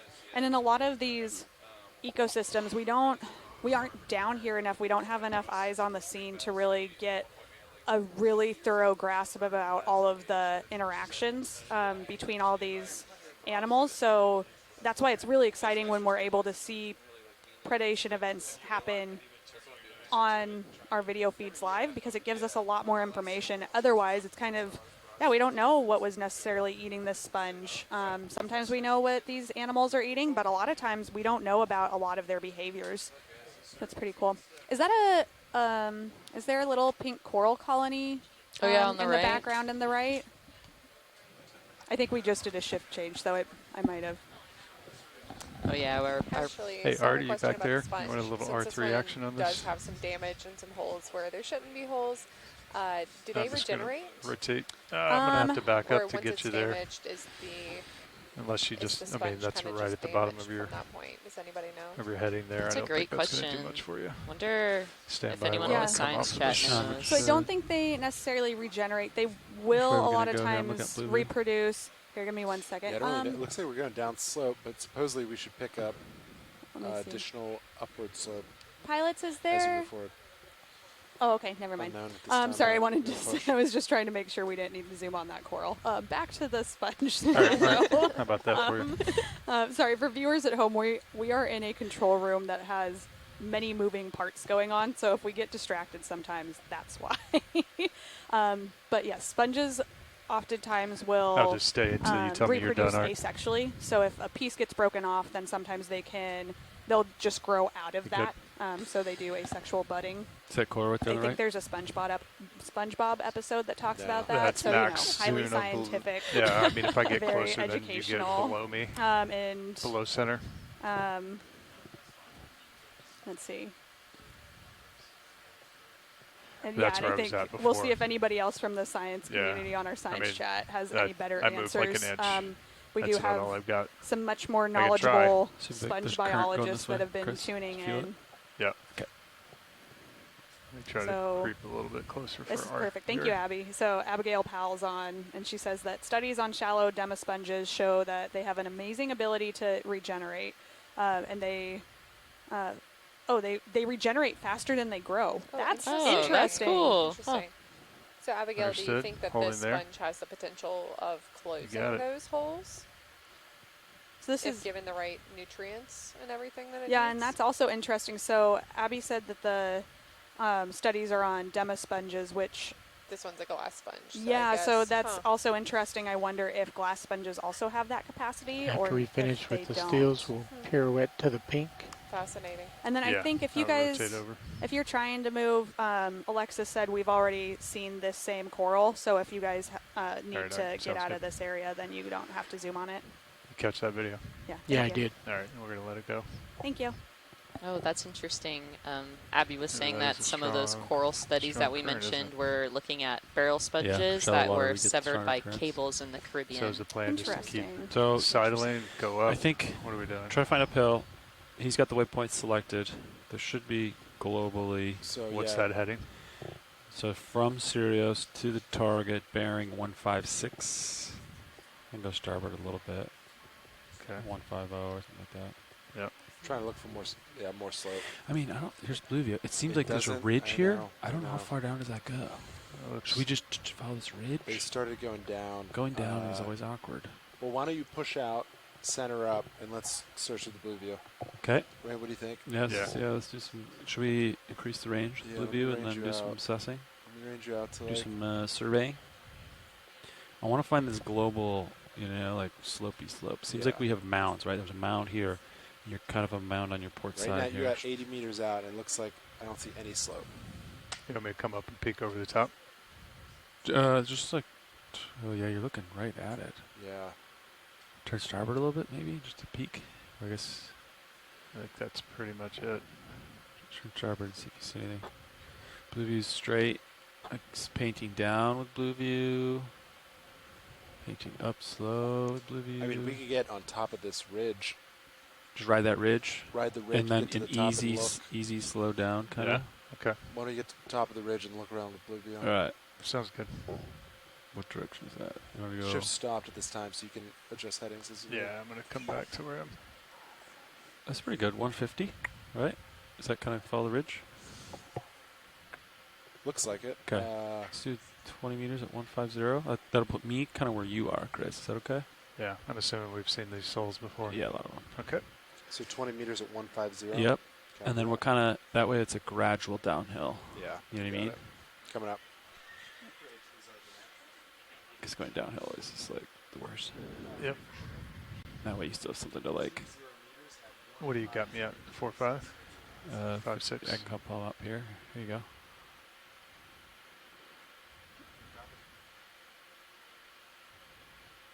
No, I don't see any jellies in the water anymore. Yeah, we're getting up there in the water column. This is going to be a mid-water dive real quick. Yeah, it's hard to, because you want to keep the bottom in sight, to Yep. keep looking for the stuff. But you don't want the tether to hit the ground. You don't want cirrus to get low. That's super.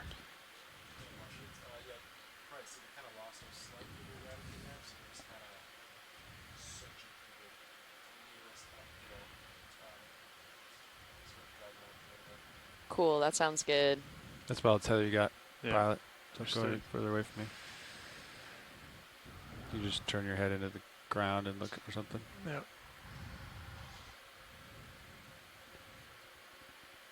While we get the ship underway. Anytime you see between, see how that got tight there? Yep. With the heaves, that means you're too far away. Anytime you see the footballs that kind of get tight, the catenary, so you can kind of back up back towards port lat, back to me. Yeah. I'll be there in just a minute.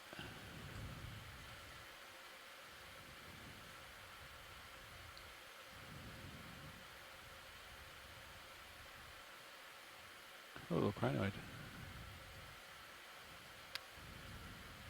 Oh, interesting. Looks like we got some holes in the sediment that were kind of eroded away. Looks like a crinoid. Take that roll. Oh, yeah. Center, that orange yellow. Of course, I was just focusing on the rocks. I No, thought that's no why we way, stopped. You're the geologist.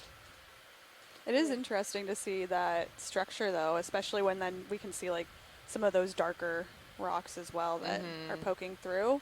Oh, that crinoid is so pretty. Oh, this is really pretty, yeah. Yeah, and again, really indicative of how strong this current is. You can just see it whipping around. Yeah. Very cool. Thank you for that zoom. Yeah, and there are some, like, here's a good example of those two different colors of geology right here. Yeah, those two different rocks. That dark one looks pretty cemented, while that You wanna take lighter the one dark looks rock? kind of unconsolidated.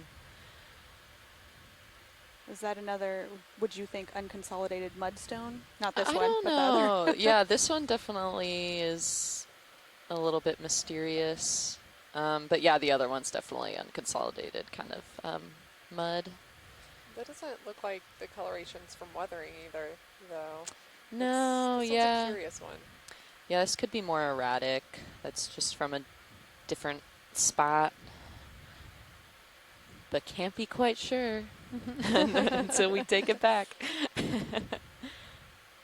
You on the move yet, Levi? Do you think that one would be worth sampling? I'm going to start coming back towards you. No, I think we already got one glacial erratic. I would love to try to find a rock that's more cemented into the landscape, but I don't know. Let's run with lasers for a bit. You mean to say you didn't want one of those large boulders? Yeah, just kind of pick one up. It's easy. I know that the arms on D2 are very strong, but I don't know that they're that strong. Yeah.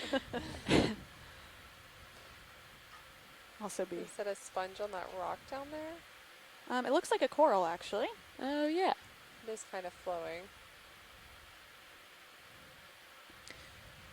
Yeah, once again, these creatures just find any Their sort of bottom time, rock look to latch onto. Yeah, 2 hours, something like that.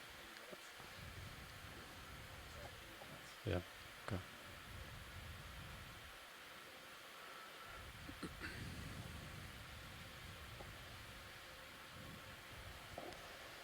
Take more of that roll if you want. Is that a black coral? Kind of looks like what we collected yesterday. It looks like Jenny's saying that's a peristenalia. I think that was, yeah, this is some sort of black Maxim. coral. So Copy. chrysopathes? Yeah, so Alexis is standing behind us confirming that possibly a chrysopathes. We collected one of those yesterday. Yep, so it's type of black coral. We haven't seen a ton of corals on this dive, so it's kind of cool when we do see them pop up. Thanks for that, Zoom. Woohoo! Yeah, that chrysopathes black coral yesterday was quite mucusy, so fun to sample. Yeah, it's my favorite thing when we've gotten those biosamples back on deck, and I've always like wondered, you know, like what these things feel like, and so it's been really fun to, with my gloved hand, to like pick it up into the bio box. And that is something we do use that as a description a lot, so I do encourage scientific Probably poking of another- specimens to tell texture. If you want to look, sweet, my heading just to make Yep. I sure think I've been we're clear, surprised at but how probably get different another the 20 in textures at of sponges 150. we've been You guys are good at collecting that. has been Yeah. as well, because I've always just assumed when snorkeling and think that's a diving good I don't direction still. touch the corals or the sponges, so this has been kind of one of my limited chances to do that, and they're not Yeah. all squishy. Right? Yeah. How did we describe that. that? One was Yellow crunchy. sponge yesterday. Yeah. I can't remember Crunchy. which one that was. I think that was the demo sponge that was crunchy. No, demo sponges are not usually as crunchy. I think both of our glass sponges tend to have a much more crunchy or fragile structure a lot of times. So there was one that I'll the tell you Aria that. sponges I think kind of are like a potato chip, like but softer a little bit. And then we had another glass sponge, I think is the one that it's like it is crunchy. Yeah. We- Some of the other glass sponges were almost like fiberglass, Mhm. woven fiberglass fabric. Nice sea star in the sediment. Oh, hello. Looks like another one of those eel pouts that we've been seeing a lot, hanging out in the water column and zipping around. There it goes again.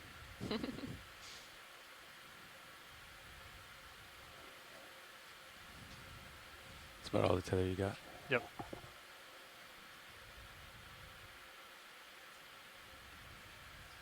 You can see him past that roll. Repeat. Yeah, you can take that again.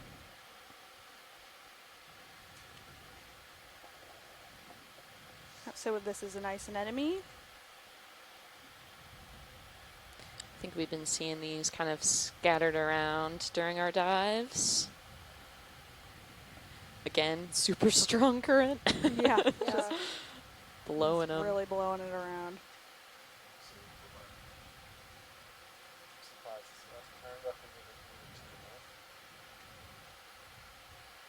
Let's see. Yeah, I would say it's due north roughly.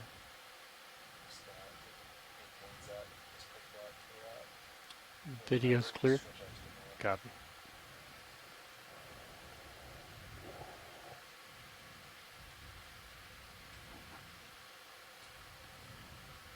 What's the surface current doing? To the north as well? Okay. You on the move, Levi? I think so. Just started, yeah.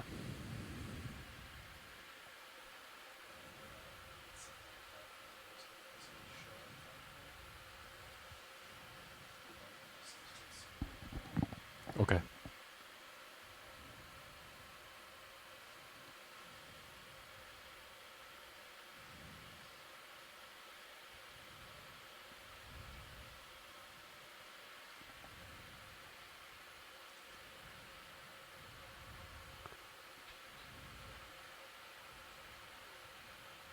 Put all the tether you got. You could turn starboard, see what's in store for us over there. It's nothing.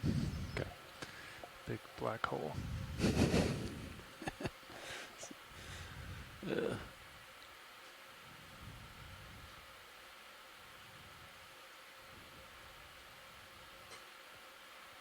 Sean, you want to zoom out on high back? Is there any steep areas we can find? There you go. Okay.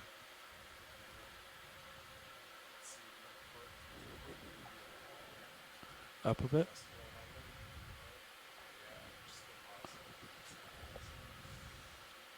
Okay, that's positive. It's 1 degree up.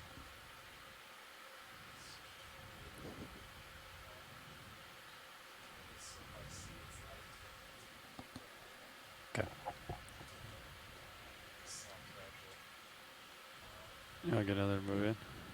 You can even see how strong the currents are. You can see the ripples in the sand. Oh, Or the that's silt. pretty. Yeah. Looks like it's about done. Which also shows that I there's think not we a can do whole another one when either. that's done, There's yeah. not a whole lot, or the currents are whipping around so quickly that if there was any bioturbation, so biological organisms leaving tracks. It's getting erased right away. They just get to zoom. Yeah. It's pretty interesting. There is one, it looks like one of those Umbellula sea pens on the bottom. Yeah. Bottom left. So you can see how it's one of Umbellula, those sea pens, kind of on middle left right now. They're one of those few coral that seem to be able to anchor in soft sediment, and they don't seem to mind strong currents as much as a lot of these other corals do. But yeah, not a whole lot else here. Got one sea cucumber, got a few fish. Yeah, pretty peaceful sort of slope here. Yeah. The currents even seem a little bit less than earlier. Take that sea pen roll.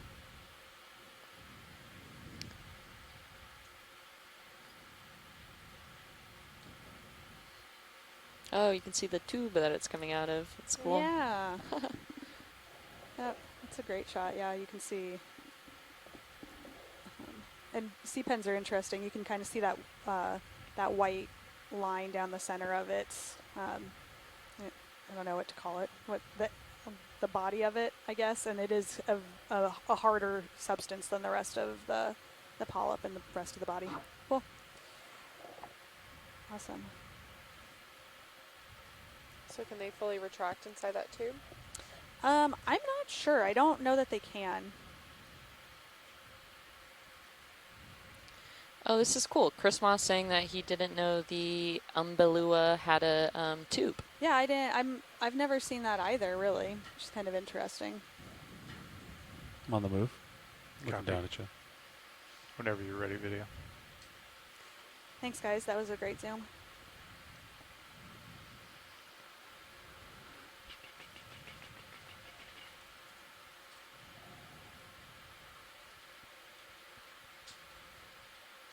What's heading still? 150.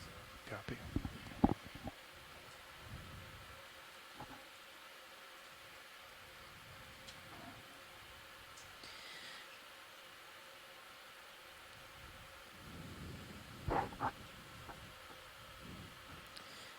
And for those of you who have been kind of following us, we started at the base of Nitinat Canyon at about 990 meters of depth, and right now we are at about 784 meters depth, and we traversed kind of over this steep slope, and then descended kind of what seemed to be back into another little valley region, and right now the ROV team is just working to try to find another place within their Blue View sonar system where they can see substantial relief.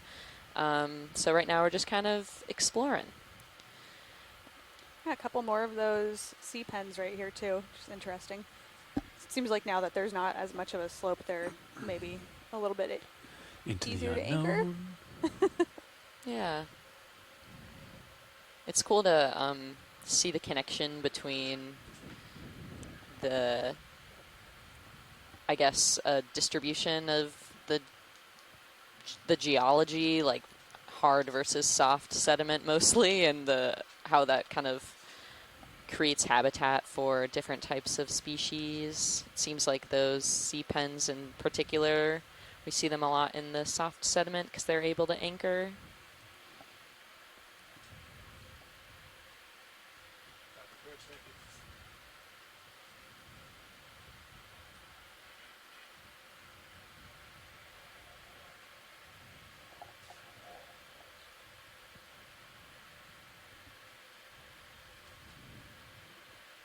It's a pretty two-shot.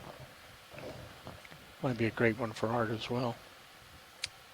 I can give you just a few seconds.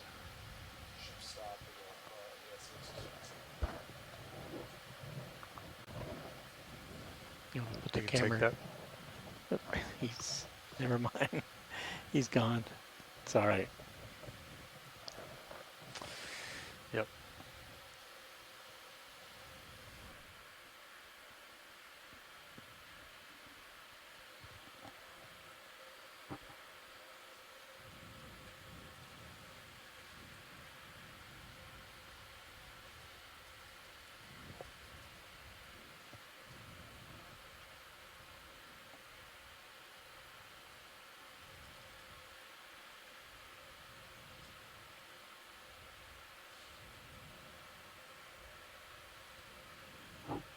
So we did have some scientists in the chat. Steve Oskovich was online and said that the umbellulas that we're seeing, so these sea pens, are not known to have any tubes. So it's interesting that that one looked like it was growing in an area that had a tube. So possibly an optical illusion. Want to take another tight look at the tubes? Sure. Yeah, let's do it. Yeah, if possible, that'd be great. Could have it I think another burrowed in coral a just poked its head in the right side of your empty image. shell, like a worm casing? All right, roll. Tilt down. Maybe. Interesting. Yeah, and this is more.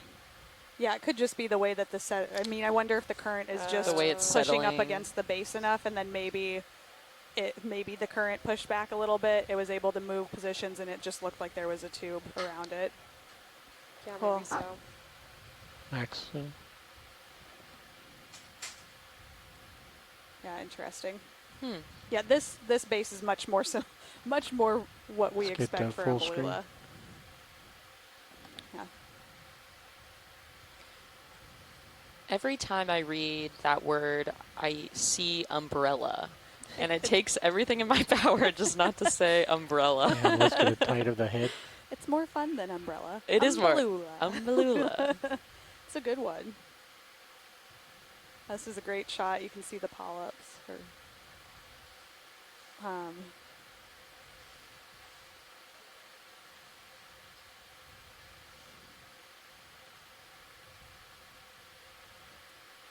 And I think, I'm not positive, I bring the think lights up those to white dots 30%. might be Fogs? parts Roger. of gonads. I'm sure that, Steve, maybe you could 25. correct me. 30.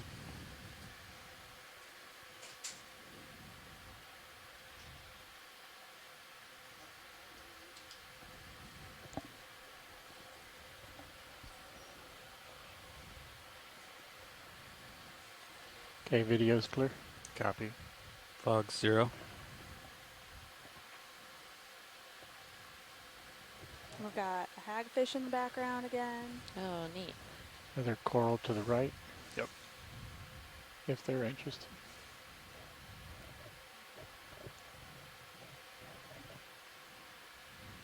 Thanks for that zoom, guys.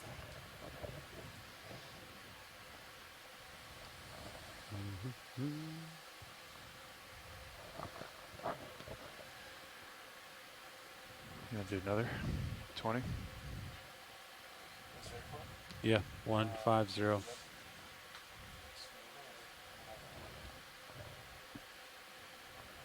Yeah, this looks like a different type of sea pen.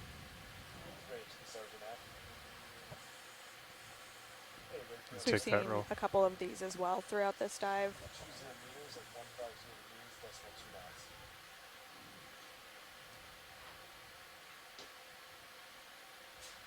Oh, yeah. I remember seeing these at the start of the dive and kind of throughout.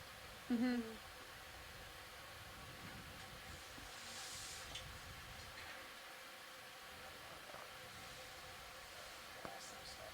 Starting at the base, the focus, and walking up. It almost looks kind of broken at the top. Tilt up. And Steve is saying this looks like, just a minute, I have to wrap my head around this and not sound Just slide it terrible. back a little bit. Balticina? Balticina is what we're going with. Let it Hopefully go. that's right. Formerly known as, oh no, this one's worse. Halopteris? It's not hard. It's not easy being a scientist. trying to Here all describe week to scientific amuse you jargon. with, yeah, here all soft. day to amuse you all with us We'll have to stumbling hose that over off, scientific moving on deck. names. Yeah, real good. Yeah. But it's stuck on there. Yeah. Yeah, take the power washer, Jared. Oh, another soul. Yeah, and so now we're in a shallower depth range. This might be a different type of flounder. Again, flounders and soles are very closely related. I'd have to brush up on my IDs. There are a couple of different species known in this area and at these depth ranges, though. which for the folks who are listening, Just we're do a at snap 780 meters in on depth. that roll if you want.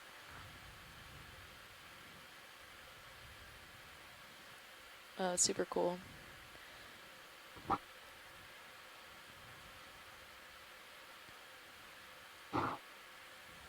Yeah, so when we were in deeper waters, we were seeing some deep sea soles earlier today and yesterday.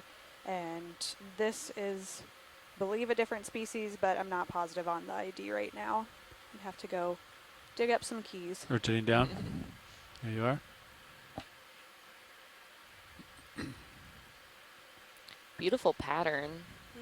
Mm-hmm. Yeah, the Come around flounders first, have some really gorgeous coloration, and then a lot of people know of them as one of the fishes that is able to camouflage into its background. So the modeling pattern definitely would help break up its silhouette a little bit against the sand here. And this is a Losing you. good shot of both of those eyes on one Those side of are its head. huge. Yeah, and so that Ugh. the other side of this fish will be white. There's no pigment on the other side of them, or if it is, it's not the same coloration on both sides. And then no eyes. So flounders and back, soles are 92. very interesting All right, fishes we'll let 'em go. that start their life off Nice shot. much as we think normal fish would. Sorry about that. They swim in the water column like normal fish do, and then they Have an eye on transition. each side. Eye on each side, yep. Swim in usually at shallower depths, and then as they age, they'll start to settle out and become closer associated with the bottom. And one of those eyes will migrate from one side of the head over the top of the head onto the other side, and the fish will start to gradually kind of stop from swimming upright and will kind of lay down onto that side that no longer has an eye, and then once they're adults, they look like what we saw. So they're a very weird life history. That is very weird. A whole new definition for settling down as you age. Ba-dum-tsh. Pilot, this is Watch Lead. Go ahead. Could we fire Niskins sometime soon off bottom? Absolutely. You want them as we're coming up, or would you like them go ahead now? We could go ahead now. Okay. I think we still have about an hour left on bottom time, roughly. But it would be great if you could come off bottom a little and try to dust off some of the sediment. Sure. So that sediment on your back.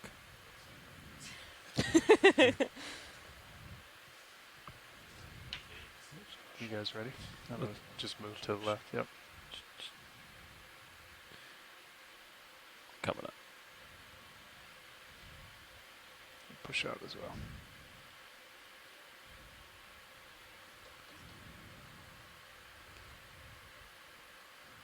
There we go. And for viewers at home, we've been taking water samples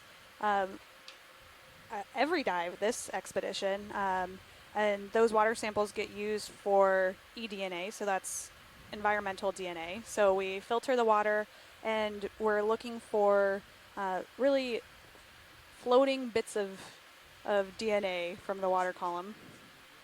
We saw them earlier today. So that can tell us what sort of and they just organisms were are living nothing. in the environment. Yeah, and like we drove across gives us a them little bit of a different way to see didn't see anything. without necessarily having to have full eyes like camera on the sure. scene or taking full collections. So that's a How's that look pretty behind me? cool Pretty clean.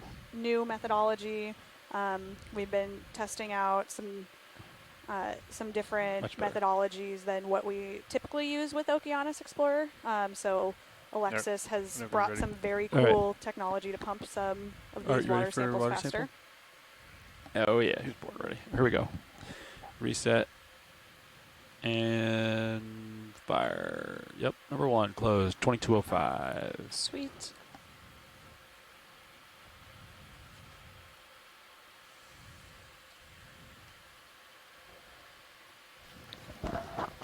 Permission to zoom on Sirius? Sure. It's the closest white I've had in forever. You want me to stay here rolling? No, For the keep folks doing at your thing. home just listening, we're coming off the Just bottom doing it real to quick. take some water samples. We're just making sure we don't have too much sediment on those containers so we get a really good water sample. And then once we bring those samples on deck, we'll take those and process them and try to use them to get some eDNA, which is just our way of trying to in situ figure out what species are kind of floating around in the water column. Would you say that's an accurate description, Ashley? Yes, yep. Yeah, and I like eDNA. I kind of think about it like how we're always shedding pieces of our hair or like flakes of dead skin cells. All of the organisms in their environment are likewise shedding parts of their skin or mucus or whatever as they're living their lives. So getting some of that water and being able to look at the DNA that is suspended within the water can really give us a good idea of all of the different types of organisms that are living here, possibly beyond what we're actually able to see, because we have big lights and we're really noisy, and so some animals don't even come near us. You can kind of see them sometimes dancing around the shadows in the Sirius cam, and we wouldn't ever see them through D2's camera, but we might still pick up some DNA from them in the water samples that we collect. So it's a really interesting way to try and get a good idea of what's in the environment that maybe we weren't able to see even. A rock! And then there was a rock, a single rock. And some interesting holes too. Looks like a bunch of worms on it by chance. What was that? Oh yeah, we've seen these. I forget what those are. Those are some sort of worm that builds tubes. So Oh. they're Sounded Sorry like to Levi's interrupt you. voice. And that sea star on the left is a Hippisteria. yeah. So we've seen a couple of those today. So with this low Is it altitude a sponge on the underneath slope, the rock? if I move ahead in autos, do you think I'll It drag might be a before it'll tunicate. pump me up? So you're not. Scallop. Yep, scallop. It looks like one of those scallops we Yeah. collected yesterday. Yeah. Cool. Yeah, Of an iridescent absolutely. color. Yeah. You're not altitude. Yep, it just Yep. kind of closed So a if little the bit. ground underneath the altimeter. Oh, and those you little know, worms the are DDL called also comes up, suprulid then you worm should come up, right? tubes. Yeah. Yeah, Which and depends on the slope. Chris Ma is pointing out so that that Hipastria I think Art's looking for a shot. Yeah. that we have to the left of that rock Okay. is Art kind gets the of next arched up a little bit, so that's fish shot. indicative of it feeding on something right now, as opposed to when we see them just kind of sprawled out flat on the sediment. Interesting. Yeah. Is it a burrow in the bottom center right?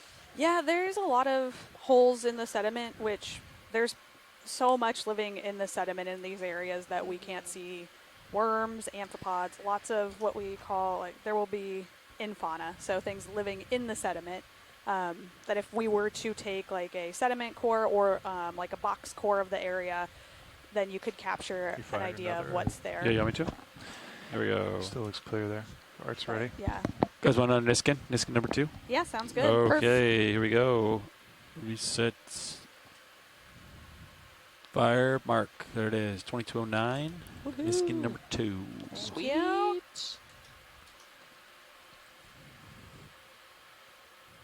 Come back to port. Stay in your center. You want another move, Chris? Or Yeah, we're still looking 150. yeah. Yeah, I think so. Blue view looks pretty clean.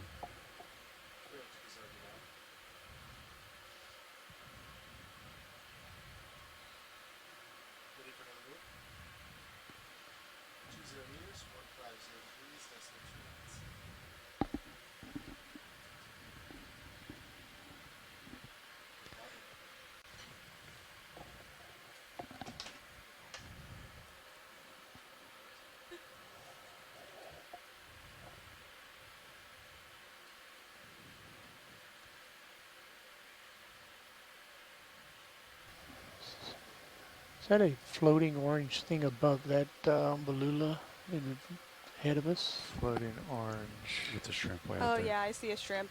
Oh yeah, just Yeah. shrimp. I was Some of thinking these it shrimps was- are so brightly colored red that they really stick out, especially when there's nothing else around. You can take it. You sure? Yeah. They stick out in the light, but it makes them appear Finish the darker cruise out in strong. the dark. Yes.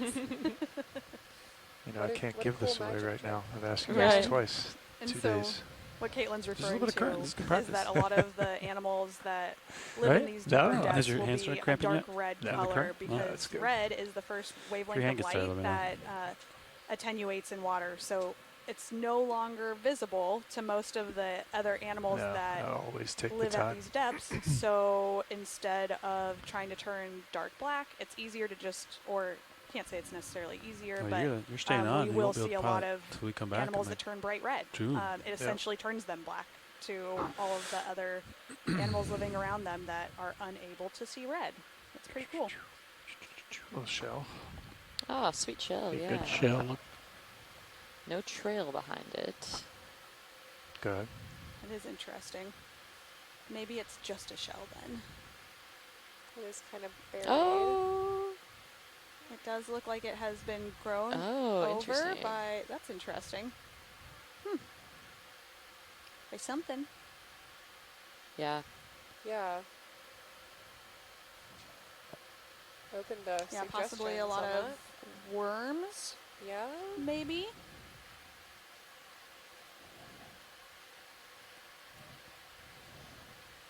Oh, it is still alive though. You can see the siphon coming out. So maybe it's feeding on something?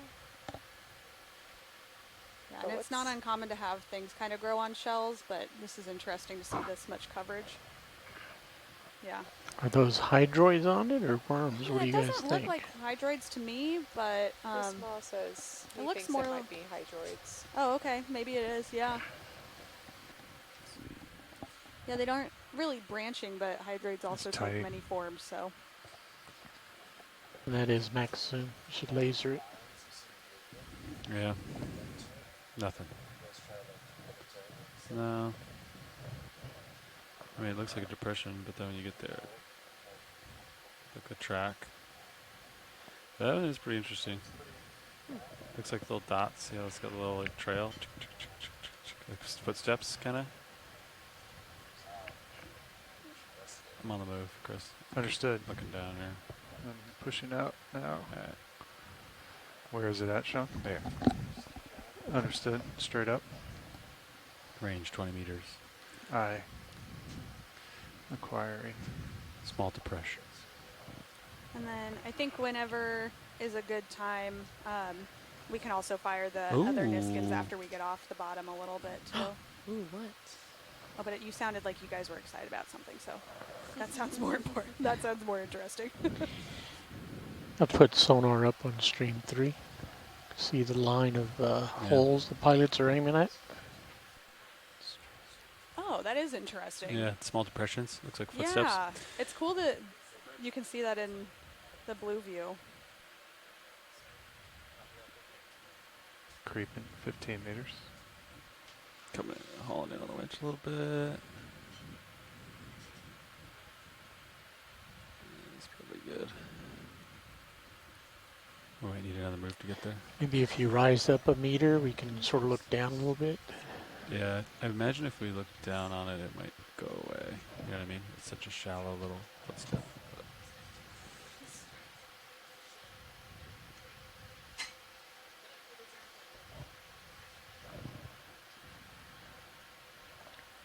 What's the range on your blue view? you can see it right there. Like the closest depression he sees there, and that closest ring is 10 meters. So for viewers at home, That's we tilting have down. a very nice sonar tilting up. on D2. It's called a blue view. And the pilots just saw like some very interesting depressions, it looks like, in the sediment that we might be coming up on soon. So they're heading in that direction to see if we can see anything. Yeah, it is very much like a couple of lines of depressions. It's We're on the move. The depressions think look that's so it right slight, there. I don't So even know just if a we'll be little able hump. to see them from the camera view. Yeah, and it is The main interesting. camera. Sometimes we can see more Yeah, things like in no, a depending on how It's Sirius just is that oriented. right there, that Sometimes little you can see depression. more That's all it is. from that's Sirius bigger than back you do, there, depending but on I think how the it's just a little clear the waves water of sand. is. Yeah, and like what the features orientations are, things like that.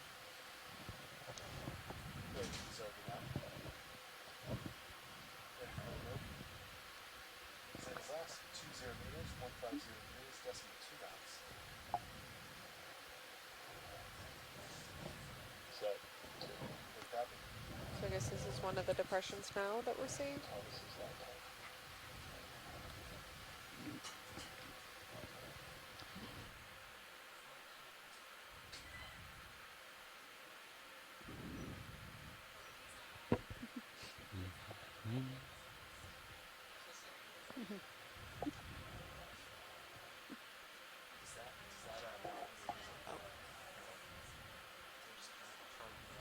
Maybe. Same general direction.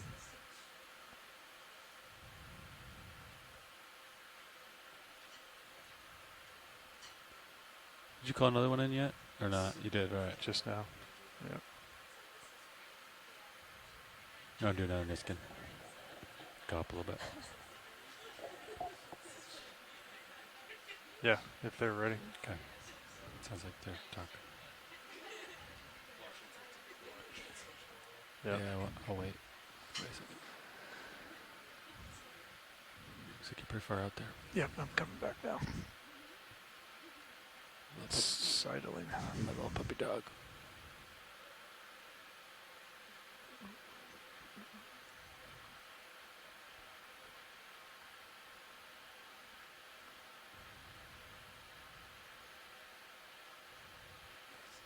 Watch the Copaz. You ready for another Niskin? Yeah, sounds pop here? good. Here we go.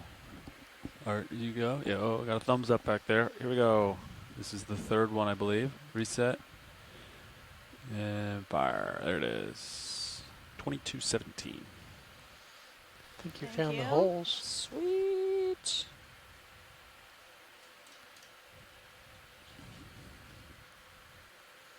See that little Yeah, I'm walking trying to get shrimp? it for Art. A little too shot, but he's so small. Oh yeah. Another shrimp and a sea cuke. Art's focusing on his waters at the moment. Well, we'll sit here for him. Yep.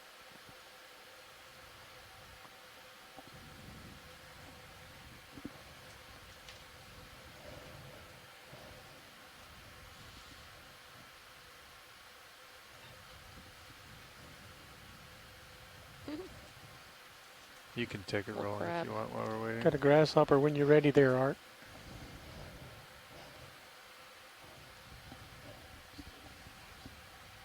Your mic's not open, Art.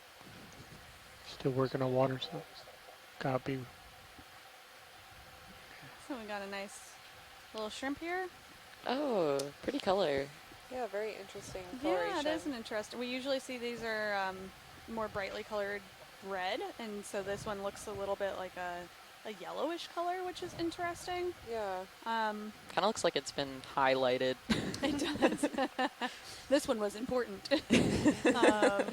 Yeah, so I'm not sure exactly on an idea. We have been seeing a lot of shrimp in the family Pandalidae. Could be one of those. But I am not a crustacean biologist, so I'm not positive on the ID on that.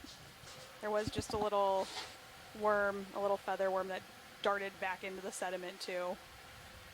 He's scared of the shrimp. That's what he's scared of. Not T2. With Not lasers us. on there, Leela. Lasers on. Just crawling along in this high current area over here. Oh, cool. Like Oh. 5 centimeters, 6 centimeters. Yeah. Yeah. Oh, and there's another off to the right. Yeah, same coloration. Yeah, interesting. Be curious to Let find him out go. what that is. I'll have to ask some Lasers of off. our scientists Lasers ashore that are experts Section in that sample group of animals. of shrimps. No, I don't think that they're of interest for collection necessarily, but thank you.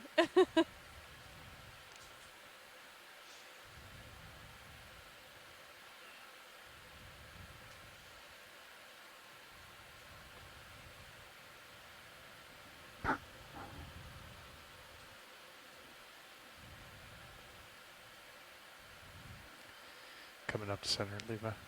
Okay.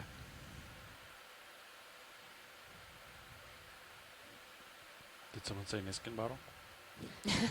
I can right now. Niskin bottle? Come up a little bit.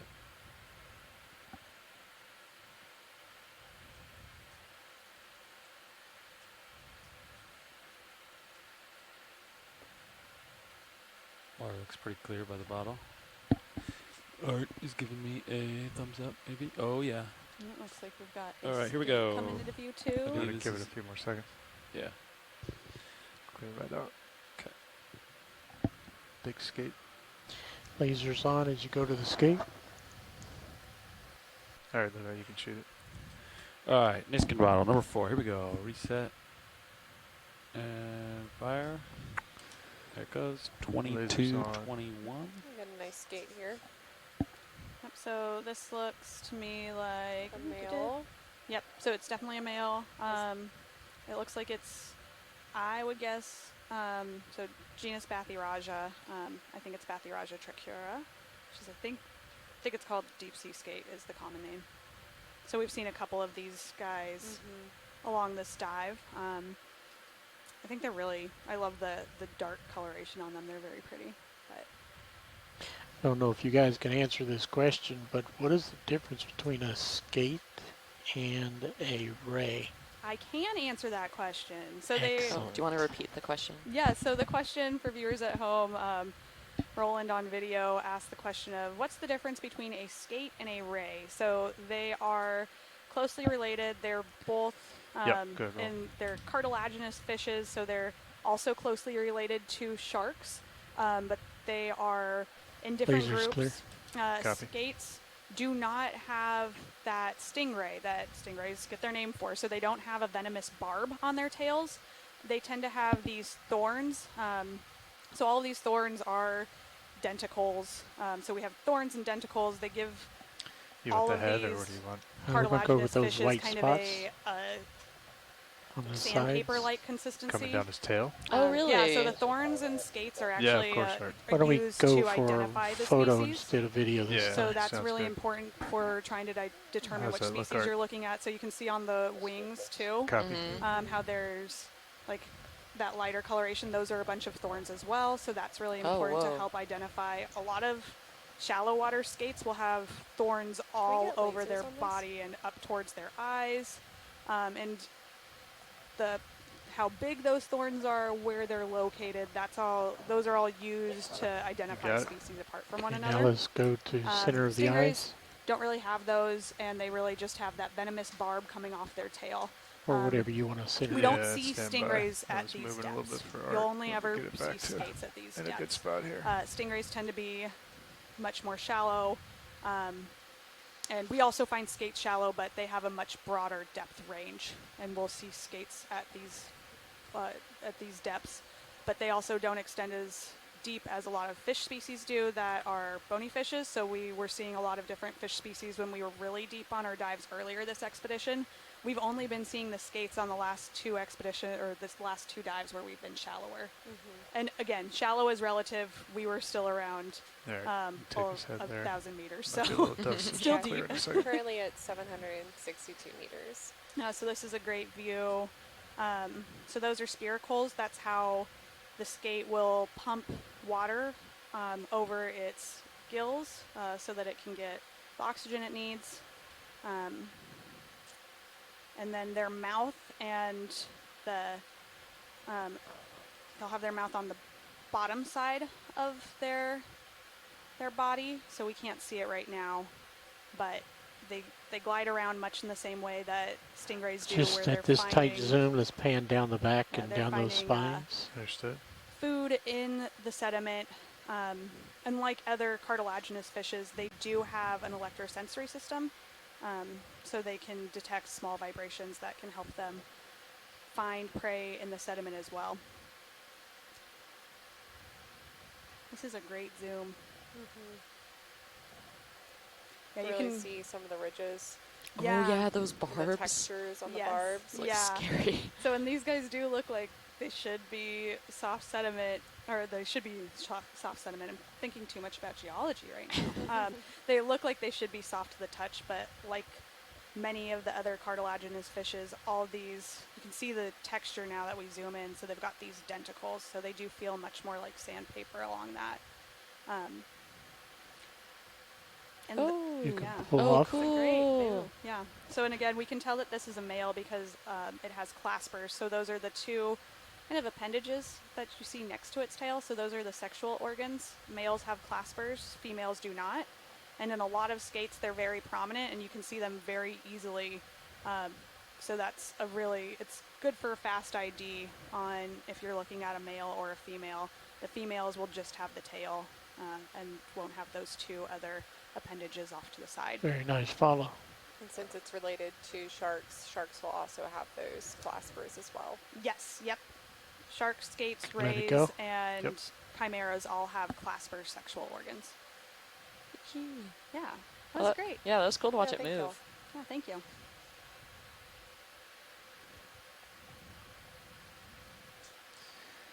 All right, they're back over. Oh, Jenny Waddell, who's from Olympic National Marine Sanctuary, has said that they've also seen long-nose skates on previous dives in this area. Yeah, and in the shallower waters, there are several species along this area. But yeah, depth is a pretty good indicator of some species, especially for skates. Many species don't come this deep.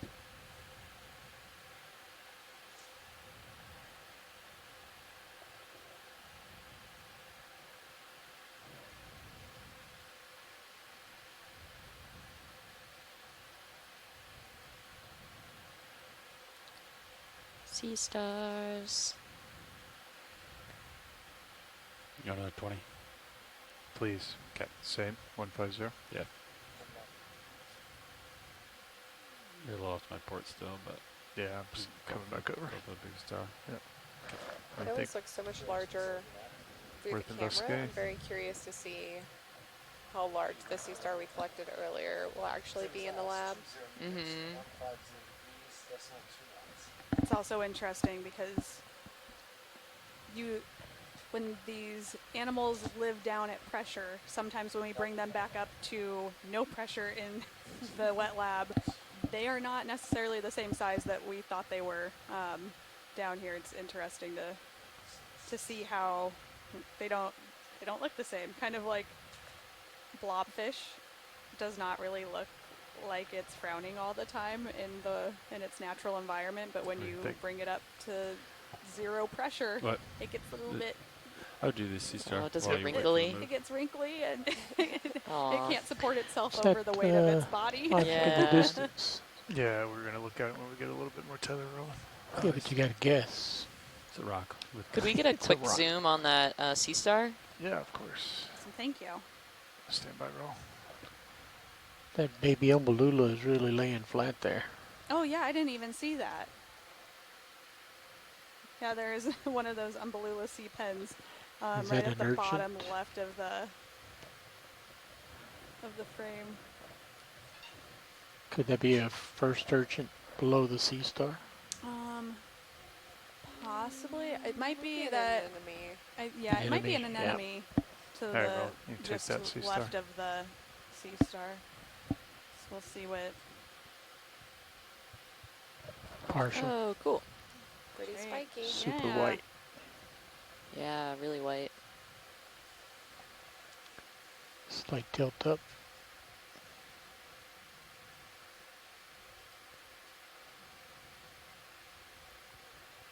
So Chris Ma is in the chat, and he said that it's a Zoroaster Ophiura. Yeah, and there are some, it looks like, polynoids associated with it. Yeah, it looks possibly. like two of them potentially. Yeah. One on the We got shot forearm and 30 then one minutes. on hello. the back part. Yep, and there's a little eel pouch. That's cool. Fish bomb. Yeah, great zoom. Thank you guys. Yeah, thank you.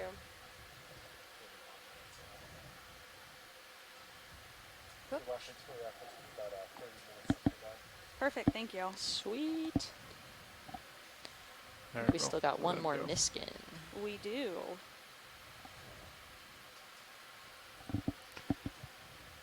do you Is think, that a Levi? rock in I the have enough distance tether over to get there? there. No. Understood. Oh, so that's interesting. Chris Ma was saying that they have, oh gosh, pediciliaria? I'm not going to be able to pronounce that word. I'm sorry, Chris. But they have spines which they use to dig into the sediment and feed. Very cool. Pedicellariae. That sounds good that enough. sounds right. Yeah, we'll go with that. Oh, that's cool though.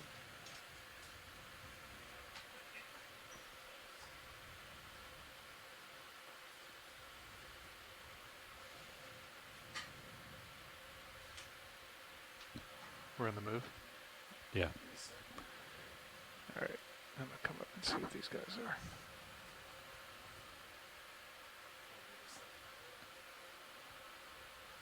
Roger.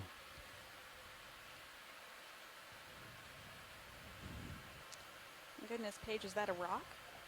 Ah, that is a rock. It's a nice rock. Yeah, that is a nice rock. That's cool. I haven't seen a rock in a while, actually. Yeah, A lot of sediment here. Yeah, after that boulder potential moraine field, it's just been pretty sandy, silty. Mm-hmm. Ooh, and a sea star on the side of the rock like we've been seeing. Mm-hmm. Don't know why they do that, but it's interesting to see and observe here.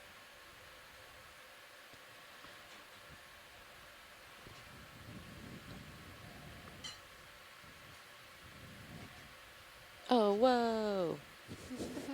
Geology and biology mix. It is really cool though how these like animals are able to just find like one of the few surfaces that there are in like this valley. You take that roll, Brian. Yeah, they've got a housing crisis down here too. Yeah, for sure. They really need to take up every little piece of real estate they can. Yeah, so what we're seeing is this rock in the center view is just covered in these worms that build their tubes. And it looks like it might have some other associates with it as well. As we zoom in, I'm sure we'll find more stuff. So there's a little, looks like, oh, can't tell, maybe a benthic jelly even to the bottom. Yeah, I was wondering what that red jelly was. Yeah, it Couple looks scallops. like there's some jellies.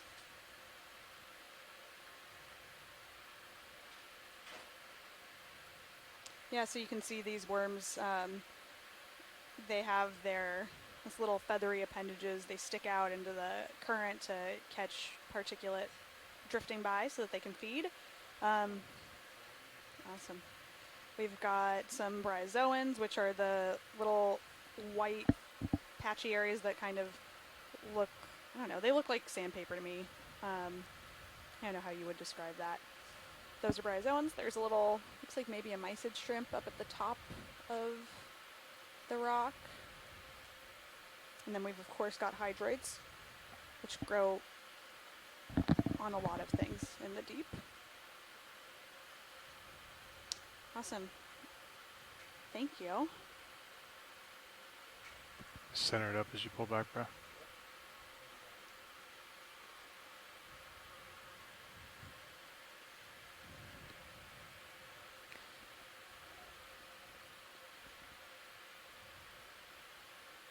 Yeah, and so like I mentioned, we've been seeing those sea stars that kind of mount onto the side of these rocks, and the scientists in our science chat have been kind of mulling over what the reason for that could be, because it's a little bit of a mystery, but Chris Ma, who's one of our 20. experts, thinks that it probably has something to do with respiration, trying to be extended into the current. Interesting. But yeah, still not sure.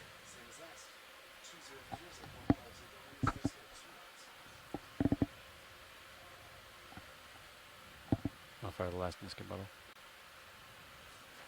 Yeah. Yeah, part's ready. Clear on the back. Watch leads, you want the last Niskin bottle?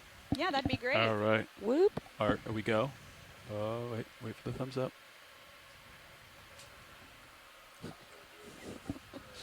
We might need a second here in the back. Stand by one. We're standing by. Oh, we got a green light. All There we right, we're go. good. Hydraulics coming up. And reset. And fire, number 5, 2235. Thank you. The last water sample of EX2301. Oh, wow. Isn't that wild? That is wild. You say it like that. Geez, it sounds so final, because it is. Oh, there's a hipposteria, and it's eating on Hippaster? something. According to Lars. Can't see what it's eating on, but Take that breath. it's definitely raised in the center. Lars thinks this is a hippaster. He is right. Oh my gosh. Yes. He's pretty Hippastria. good. Hippastria. He's getting too good with these. Yeah, Lars, have you considered going into biology and Where'd he go? becoming an echinologist? He's gone now. Oh. He came in. He He's made like, it. he dropped He the, just dropped came the in to mic and then just- walked out. Yeah, exactly. He's like, yeah, I know what this I know is. You guys don't know? Bye. Yep. Look, oh, this got good spikes. Yeah, some mucus. This is great. Interesting. It's interesting seeing where the mucus is starting to flake away off of that arm, and then there's still mucus covering the rest. You can kind of see what it looks like.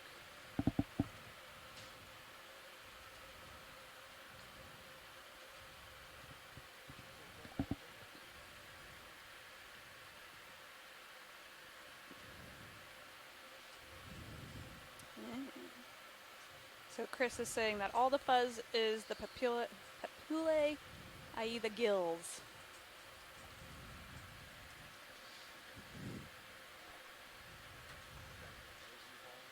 Yeah, that'd be great if you can. Lasers on.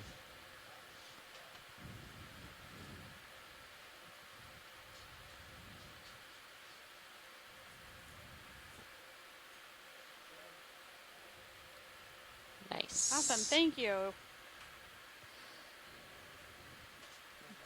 All right, Thank sounds you. good. Rotating down. Pushing out.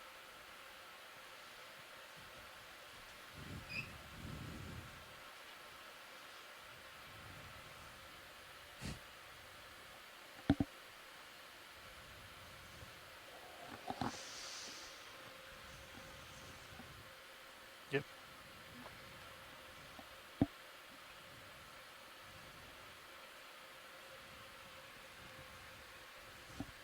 See a little rock out in our future? I think so. Okay.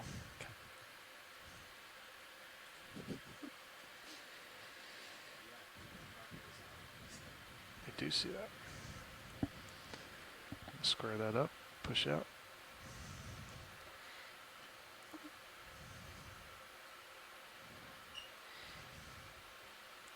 Yeah, and so if you've been following us through Nitinat Canyon, we've been keeping an eye on the dissolved oxygen levels. When we started this dive at 990 meters, the dissolved oxygen, or the amount of oxygen available in the water column, was really, really low, and we were kind of curious as to how the dissolved oxygen levels would change as we got to more shallower regions, and kind of looking at the dissolved oxygen readings that are coming off of D2, it looks like it's still continued to be low. Right now we're at about 755 meters of depth, and the dissolved oxygen is about where it was at the beginning, but it's at 0.38 milligrams per liter. Yeah, so again, it seems like we haven't really been able to get out of that oxygen minimum zone.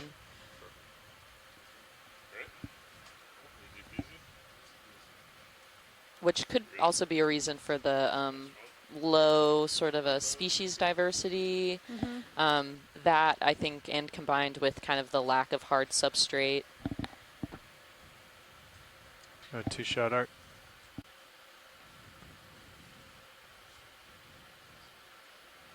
That might be it. That's max. No. Alright, I'm creeping on it, but that's about as close as I can get.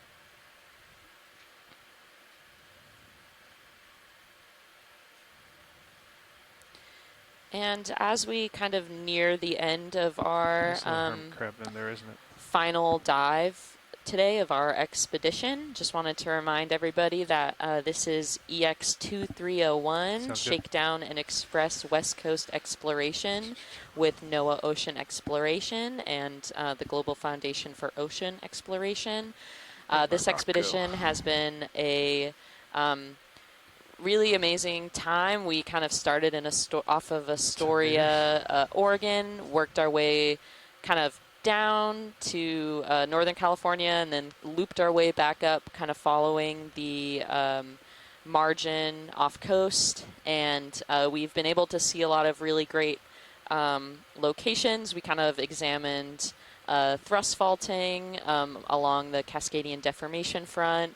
We've been able to observe some uplifted regions within the continental shelf and the continental slope. And just recently, we've been just kind of exploring 2 different canyons, Quinault Canyon off of southern Washington and Nitinat Canyon, where we are now, off of northern Washington.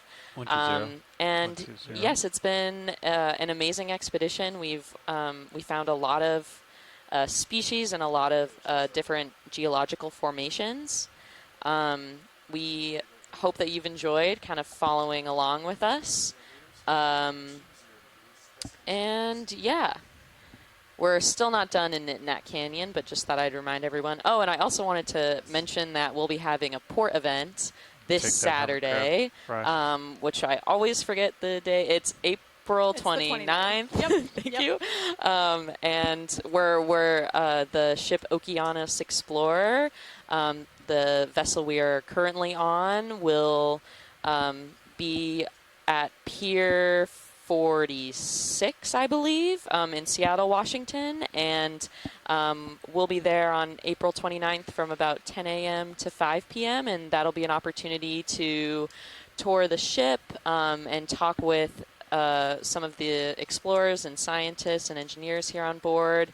You can also learn more about NOAA and see the ROVs that we use to dive to these amazing depths. So we'd love to see you all there. Rotate over here to what's to his right.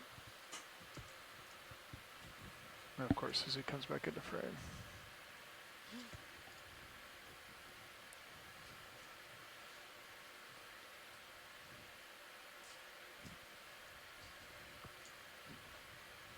It's a pretty cute little hermit crab we've got here.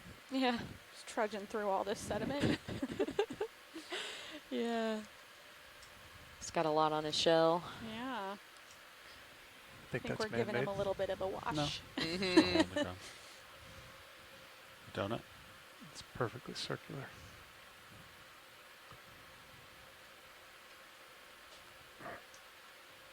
Like a tube vent.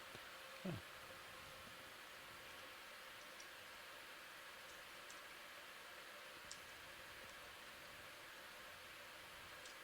That is interesting that now we aren't seeing those jellyfish anymore in Sirius view. I wonder what depth they stopped being kind of prevalent in the water column. It's interesting.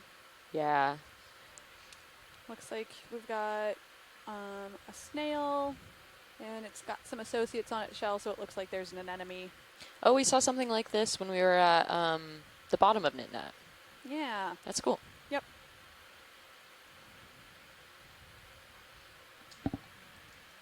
Yep. Just Oh, yeah, right at the front of the shell. Yeah, it does look like maybe... it looks like an amphipod to me. Yeah, so probably just catching a ride. All right, Brett. Yeah, we'll pull back, let him go. Nice. Awesome, thank you. Yeah, I see a shrimp. I see a little crab. No rocks. Oh, rocks! Lied. We were just zoomed in too far. Oh, they're there. They're always there.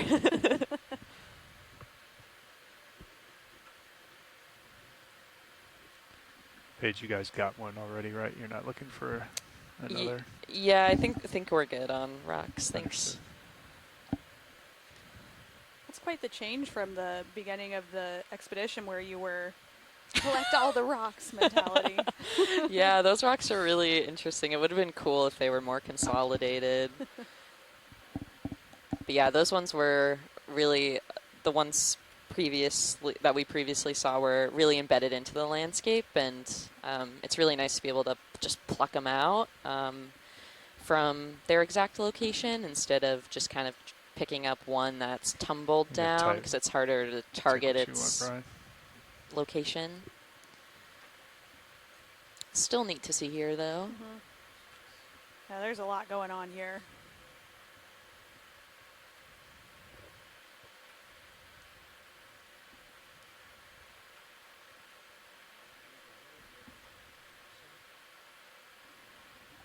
Okay. There you So go. as we're looking at this, looks like there are hydroids just covering every part of this rock. Yeah, making it look fuzzy. Yeah, so all of these branching kind of organisms that are coming off, they're hydroids, so they're kind of related to other cnidarians, so other jellies and corals that we see. But turn back. they're a little bit Might more turn back to simplistic. 150, Sean. We've got a bunch of some right down that shrimps. We've movement. got a little squat lobster. Oh, those squat lobsters are It's cute. so cute. Is it It looks like it might be missing an arm. Yep. Ouch. Yeah, it'll grow back, and it's next molt. Don't worry. We've got some little, looks like some amphipods. Yeah, so these look like some of those pandalid shrimps. Looks like maybe some eggs up there in the top right corner. Oh, cool. I don't know what they're from, but that's what it looks like to me. That white-looking stuff? Yeah. Huh. Stuck on that hydroid. Interesting. We saw some, were you there when we saw some brooding? I was downstairs. Okay. I saw, yeah, it looked pretty cool, those brooding shrimps. Oh, we've got some little capryllid amphipods on the right. They're the little stick-like amphipods that we've seen commonly associated with corals, but they're all over the place. Yeah, this is always fascinating when you zoom in. Just, it always looks barren, and then as soon as you zoom in, there's just life everywhere. Yeah, I really appreciate these sweet cameras that we have on D2. Yeah. And it looks like possibly a tunicate right above that other squat lobster.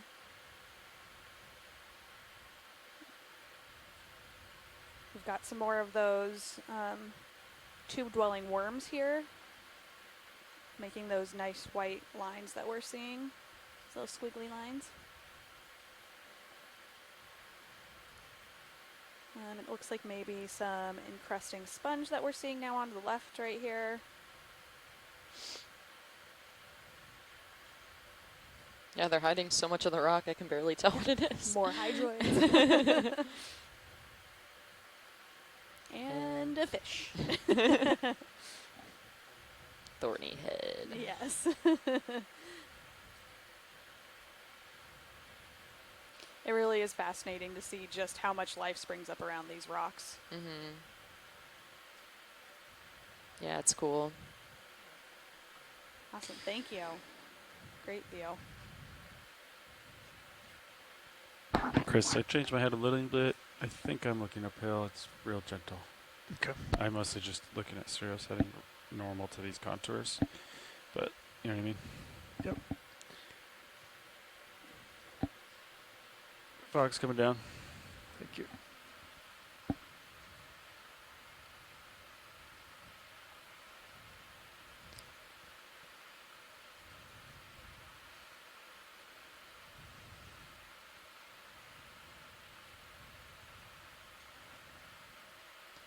Still super sedimented bottom.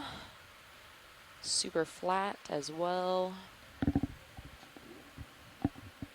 We got shot 10 minutes.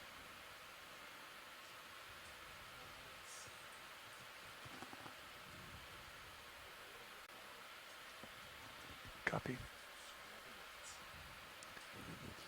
11 minutes. Okay. Sounds good. Awesome. Thank you. 11 minutes of muddy bottom. Okay. Cool. Cool. Thank you. feel like sometimes we get a better view in that blue view sensor than we do with what we're seeing. I know, Oh, the what is multi-beam this? looks cool, but then Oh, looks like possibly a little shark in the water column. ooh, a shark. That? Yeah. Oh, cool. No, it's a little dogfish, I think. Yeah, so it'll be some sort of a cat shark. Yeah. Oh, cool. Yeah, a little cat shark would be my guess. If you turn too far to Cool. port, then Yeah. you'll hit the tether. I'll let him go, bro. Well, that was fun to see.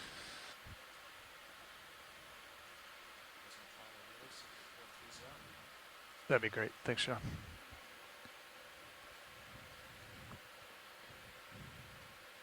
Yeah.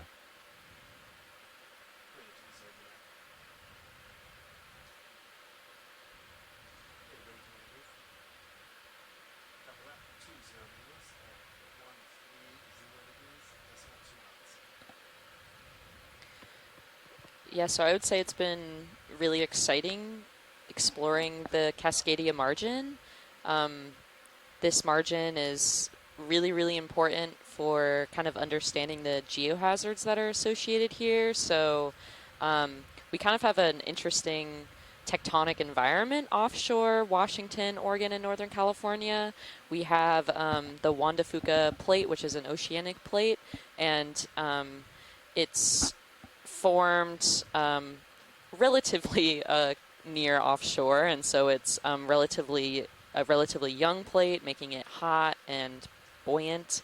And along the coastline, it meets up with the North American plate, creating a convergent margin. And this convergent margin is called a megathrust subduction zone, and so it's capable of hosting really large magnitude earthquakes. And we haven't seen a large earthquake along this margin since about the year 1700, and so since we haven't seen all of those earthquakes since then, since modern technology, it makes it really, really difficult to study the margin and predict geohazards in the future. So it makes this work that we're doing here along the surface that much more important for trying to understand those earthquake and tsunami hazards. And it looks like another rock. Hooray. Looks like some sedimentary rock. Yeah. Yeah, so some of this rock that just seemingly seems to come out of nowhere is likely called glacial erratic, which means that when glaciers were in this region about 12,000 years ago during the last glacial maximum, as they swept the landscape, so to speak, they kind of scraped up the rocks that it was traveling over, and it cemented those rocks into its ice sheet. And so as that ice sheet melted, it just kind of dispensed these rocks onto the surface. And so that's likely a lot of these kind of mysterious boulders that we're seeing just kind of randomly out of nowhere. Interesting. Do icebergs drop rocks too? Icebergs? Yeah, do they have rocks in them? Drop them too? That's a good question, because I think icebergs are primarily just like from buoyant on water. Yeah. So Okay. I don't think so, but I'm also not Unless sure. they had to come off of a glacier. Yeah, like off of like it a. has to be like a glacier calving event, and then Yeah. it would float away. Yeah, definitely. Less common. Yeah, less than common. your standard iceberg. Yeah, different ice. Do you see how tight your tether is? Yep. Okay. Just pirouetting on that guy. Yeah.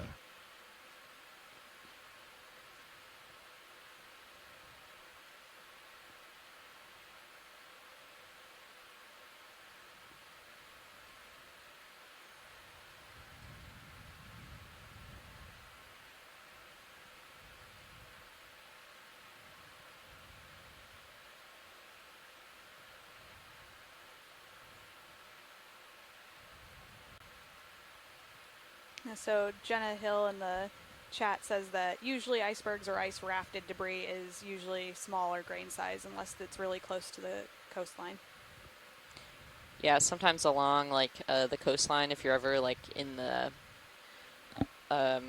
shores in like Washington or whatever, you can see just kind of like random pieces of granite rock that are just distributed, and those are like pretty prominent glacial erratic type rocks that you can see along the coast that have larger grain sizes, more like polka dotty.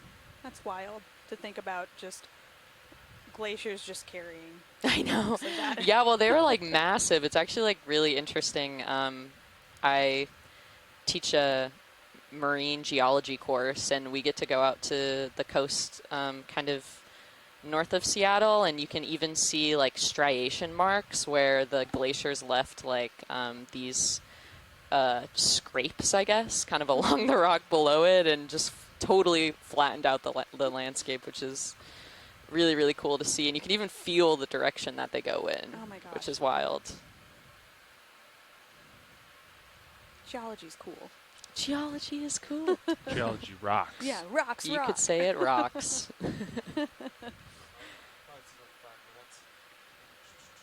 Copy now.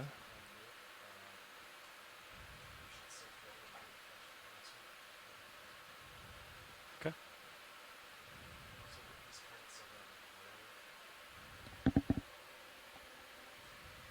Let's see. It definitely is lighter. Yes. Definitely You later. can see the floater here is not flying by. Maybe northeast. Yeah, Jenna just wrote, and I completely Take agree with the this floater comment. It back. might not seem like it, but glacial environments are some of the highest energy When you say environments in 5 the minutes, world. do you mean start packing up right Yeah, now? the power of All right. water, even in 5 ice minutes. form, All right. is spectacular. What This What fish is that? I think it's Small. I think it's a cusk eel, but it also could be. There's one eel pout that looks suspiciously like a cusk eel to me, so it's one of those two. Super shiny. I think it's we've been seeing a lot of them, and this is the best zoom we've had on them, which is great. So I can go look at my ID guides afterwards and try and get an identification on it. Nice. Yeah. And it decided that I didn't need any more of an ID, so I guess that's it. Just shy. I hear you right now. We're ready to set up. Or almost there. Copy.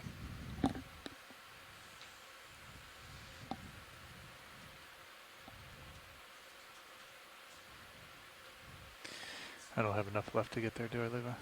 No.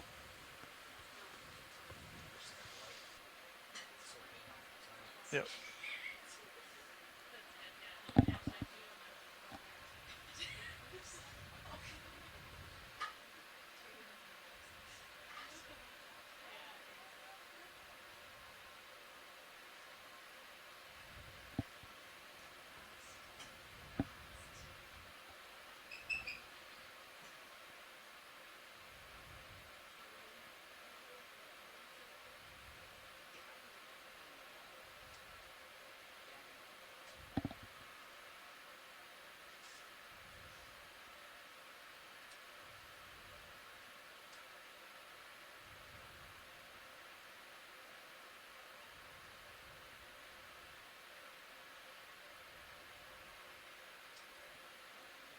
You try partial there, Brian.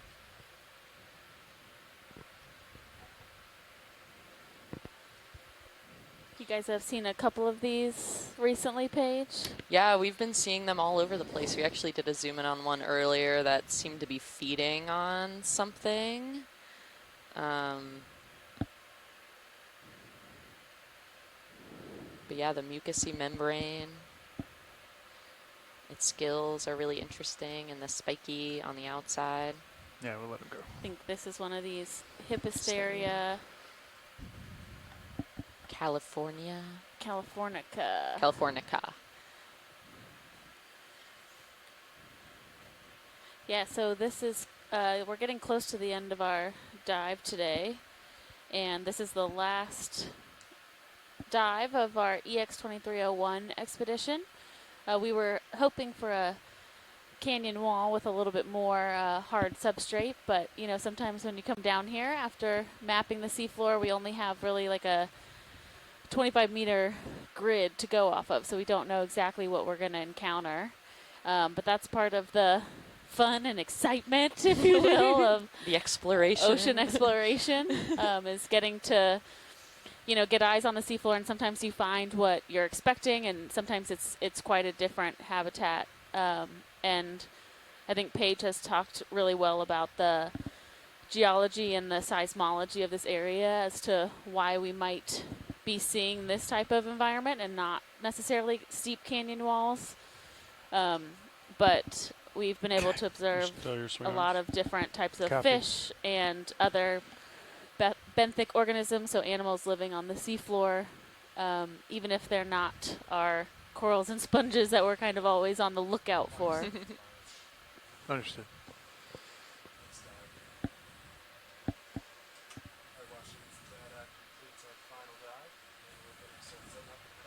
Awesome. All right, Thanks, sounds Nav. good. Thank you.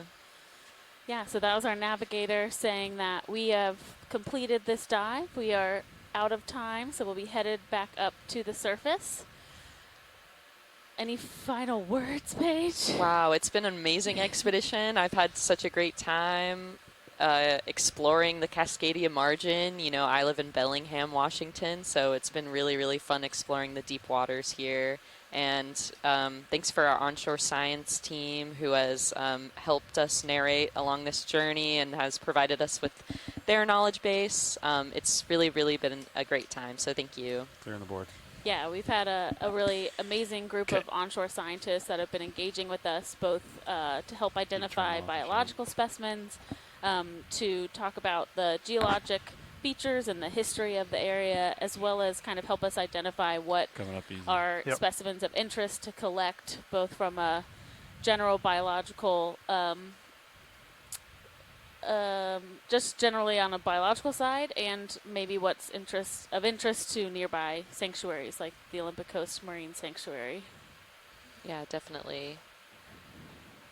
So we will probably be on surface pretty quick today because we're only at about 730 meters. So the ROVs will work their way to the surface, and then Paige and I and the rest of our science team, Ashley and Caitlin and Jennifer, will process these samples and get them tucked away so that they can be sent to their various repositories when we get to Seattle. That's good. That's good. Yeah, and if you have some time, we'll be having a public event in Seattle on April 29th, this Saturday from 10 a.m. to 5 p.m. At Pier 46. And that'll be an opportunity to see the ship Okeanos explore and talk to some of the explorers and scientists, and also learn more about NOAA. And if you want to see these deep sea robots in real life, this would be a great opportunity to do so. So we hope to see you there if you're in the area. And yeah, thanks so much. Yeah, thanks everybody. Okeanos will be back out exploring after a short port call in Seattle, and they'll be headed up towards Alaska. So they'll have a couple ROV cruises this season off of Alaska, as well as some more mapping cruises to fill in lots of mapping data. So keep an eye out on all the social media as well as the website, and you'll be able to tune in for those as well. Heck yeah. Center up. Everybody have a good life. Have a great ascent. Could starboard out a little bit if you wanted to stay a little more center line. There you go. Got you in that one. Tightens here. There you are, Titan.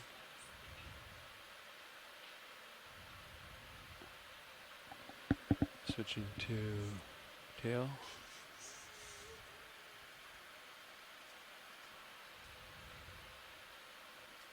You can zoom in on tracking on USBL so you can see.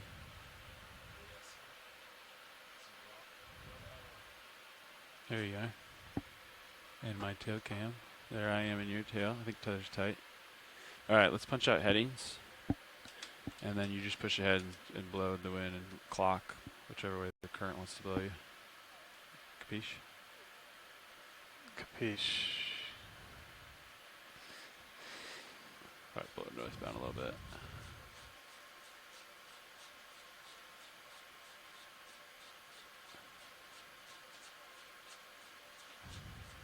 looks like you punched out depth and you're floating up. Yeah, I'm just floating right now. Yeah. You want me to get on the winch? If you give it just a hot second. Okay. Yeah, I think you can go ahead and come up. Alright, here we go. Hauling in on the winch. That camera looks good. That camera looks good. We're lined up with the ship. Auto heading's disengaged. We're blown with the wind. Coming up. Coming up, aye. Delta 11, here we go. I'm getting on it. Yep. 18, 19, 20.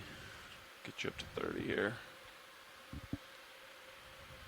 29, 28. Come on.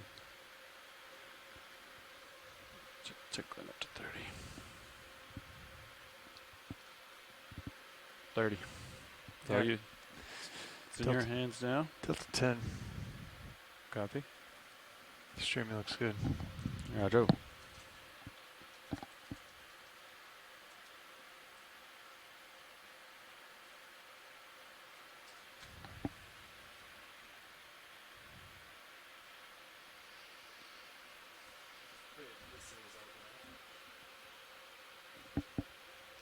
Nice.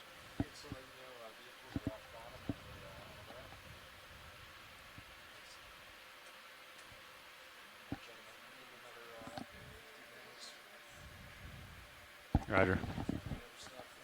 Sounds good. Yeah, it should. It does its little.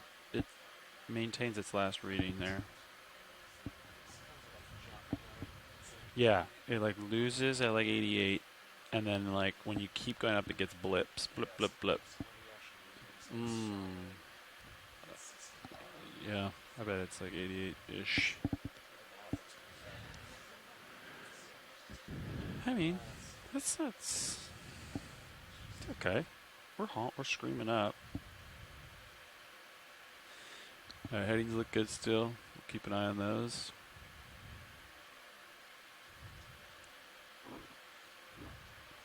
Clocking northbound just a little bit. A little bit to starboard.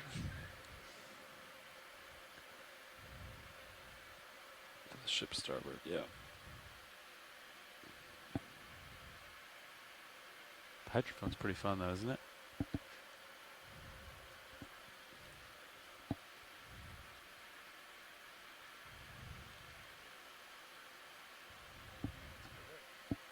Right there, altimeter is... It's pretty flat bottom. Flaky, flaky. Pretty soft. Look at that. It's almost triple digits. Come on, bottom line. Look at that. Oh, there it goes. Right at 100.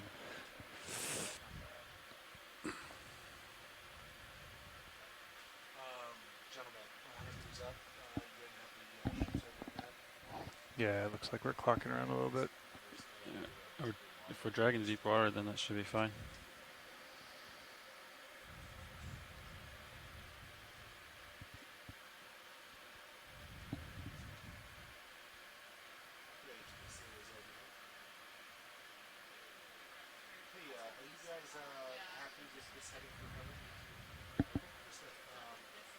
So at this time, we'd like to, let's see, change sedimentation midship, disengage port prop or rudder, come out of auto surge, and we'd like to swim with less than 5 knots and forward through the water.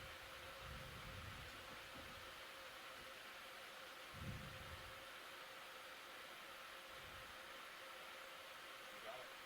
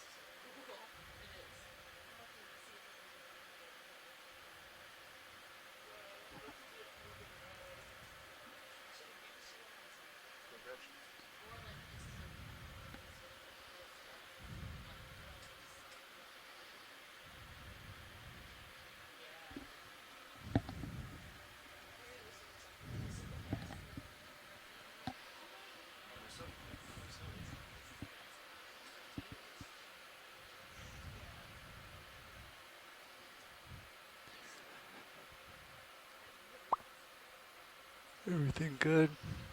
Swing arm's good. Shilling good. Craft secure. I can't really see that monitor super well. Nope. It's off the box. Okay.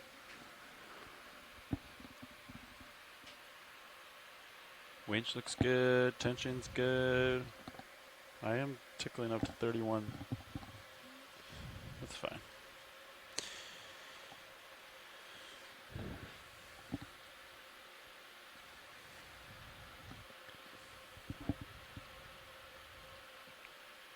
Shallow dive, huh?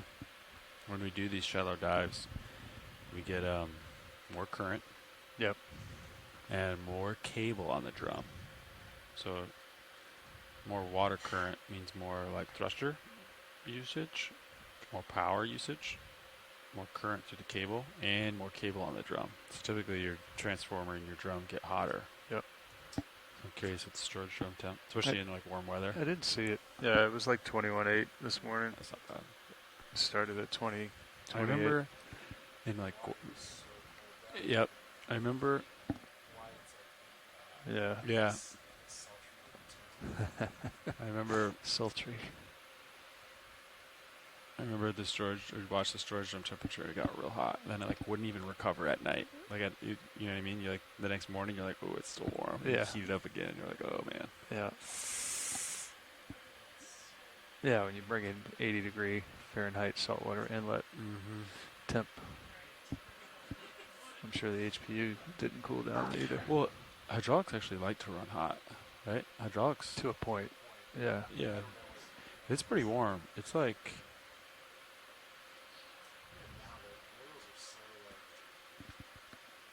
Yeah. Tolerant. Yeah. Just nuke them. Hydraulics they like to run hot, I think.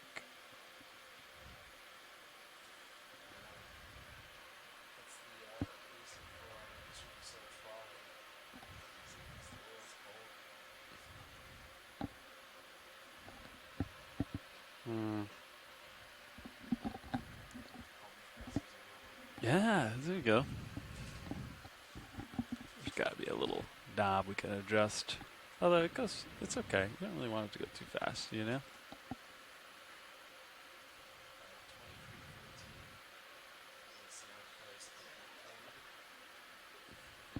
It's way too soon. It's Austin's up there, isn't he? He's still up there. Austin's up there, so he's. You need like 23, 14, 30.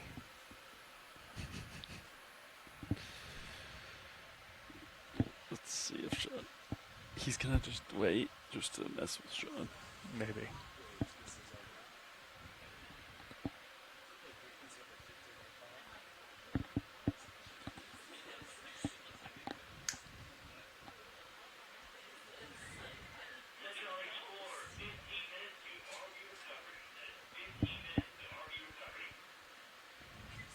Seconds. That's pretty sharp.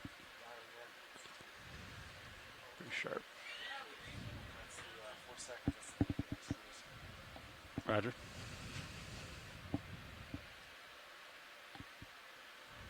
I thought you were trying to get closest at 23:15. To the minute.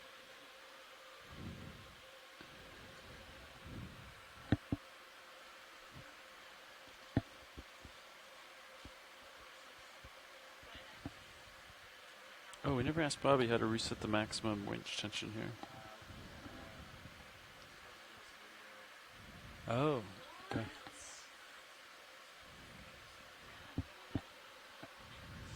Last time we had a flex link outage at 105 depth.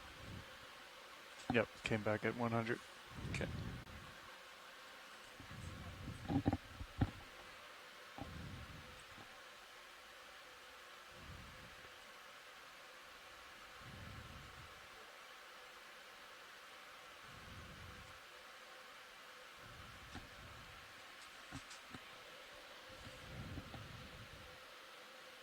I can slow down. No, you're fine. I don't like pushing the thrusters past 90. But not in a rush, so I'll cool it off a little bit. 29, 30.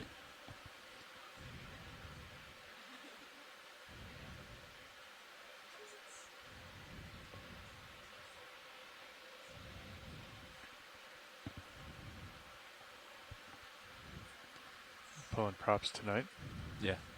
Tonight we do props and Salt away. And winch and salt away. It's a long, long afternoon. Oh, there's something you don't know is we're going to replace a cable, and it involves draining the transformer on D2. That's what you don't know. And for that reason, tonight is props, salt away, rinse. Well, maybe not salt away, but props and winch. Tomorrow is transformer. I'm talking Niskin rack, Niskin mount, bumpers, drain, lids, new cable. It actually squeezed out. This one right here got too low. So, there you go. Sorry for the bad news.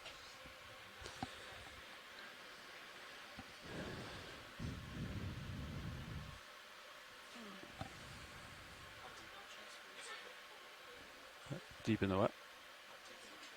Oh, top lid? Front lid. Should be it. I think so, yeah. What's that for? The hotel whip. So this one, top left. Yep. Got down in the teens. So that, the cable that we plug in for deck power? Yep. We're going to swap that cable. So you're hoping to not repeat the Sirius. Yep.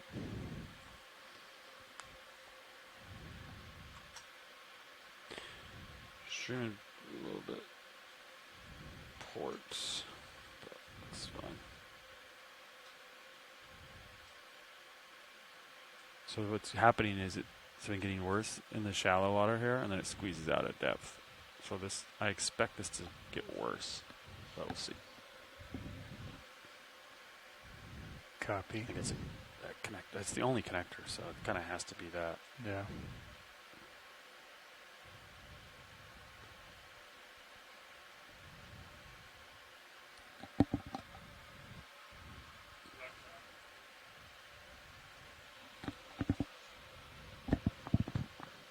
Yeah, it's open. Is there a problem?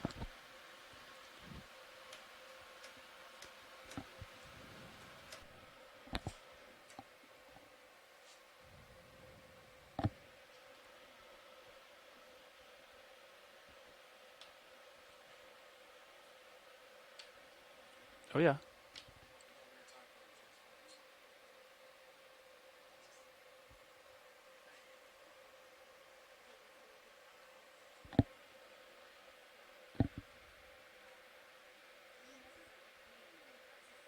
Oh, yeah.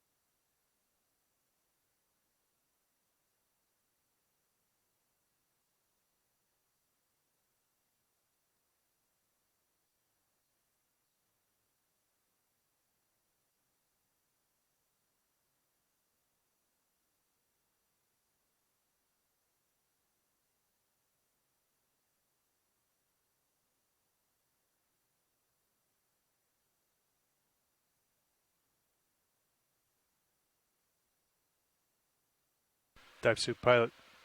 Go ahead, pilot. AB advised vehicles all stop 50 meters. Good copy, all stop.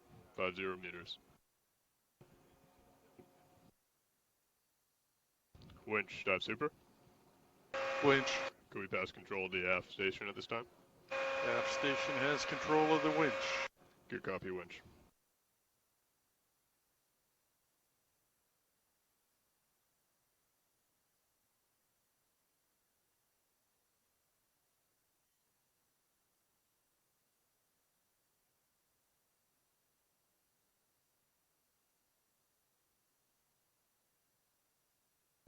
Pilot, dive super.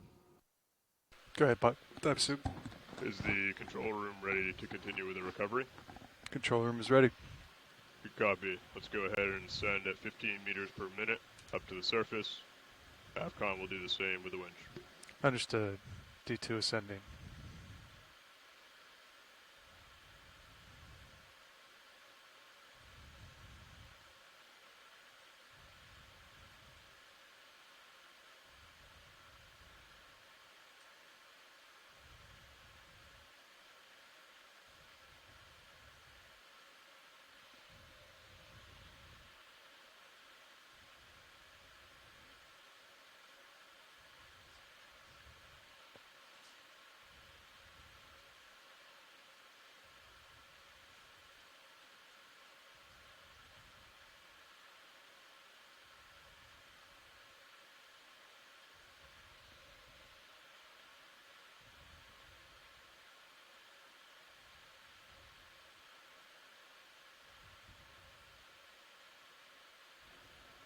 .40 meters, wire out.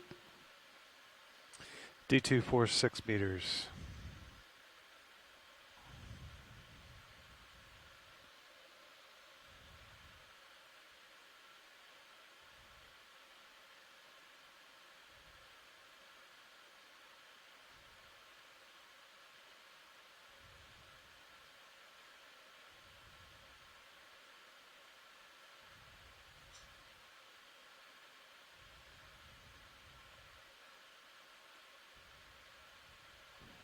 .30 meters, wire out. D2 38 meters.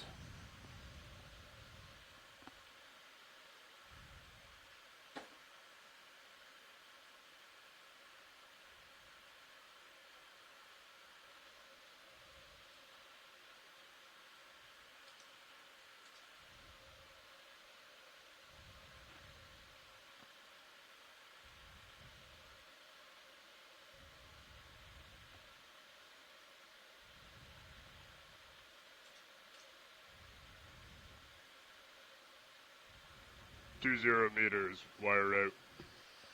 D2 25 meters.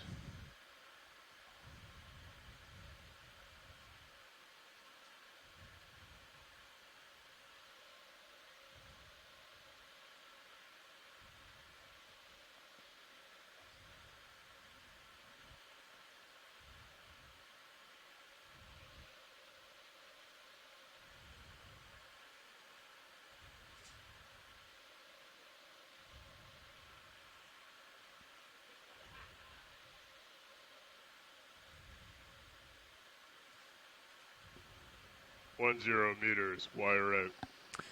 D2 14 meters.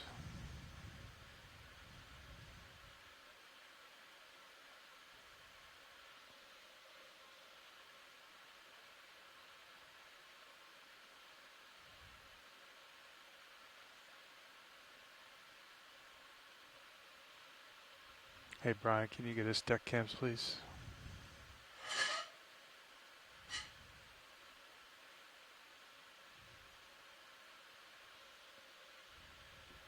Eyes on D2, slightly off to port. Good copy. Sirius, all stop, standing by for streaming.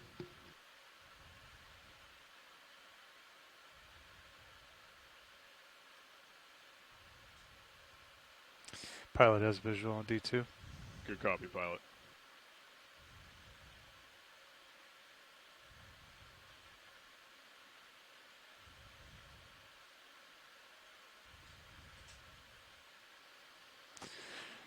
Pilots off stick and auto heading inverse the ship.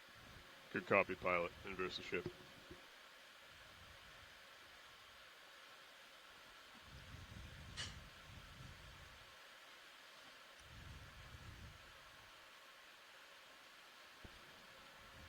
Right, all stations, let's go ahead and recover Sirius.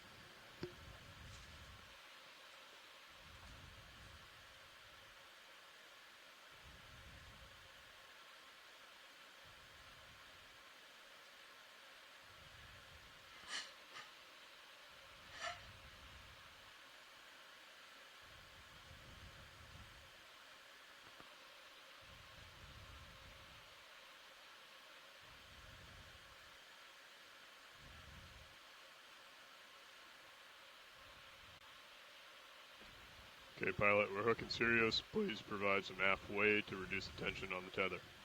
Understood. Pilot back at 40%. Good copy.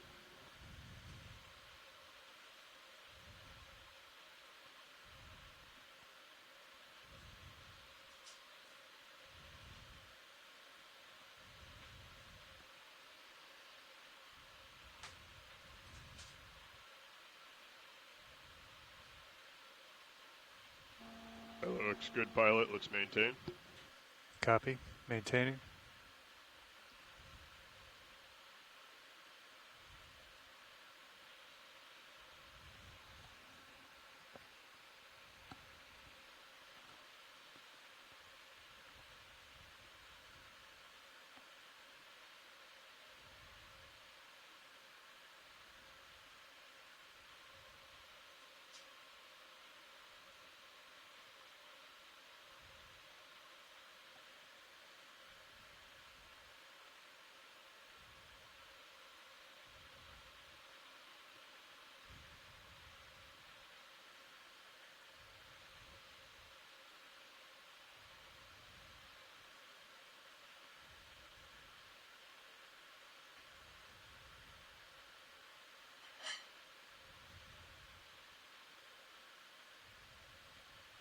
Right, pilot. Let's increase that aft way slightly.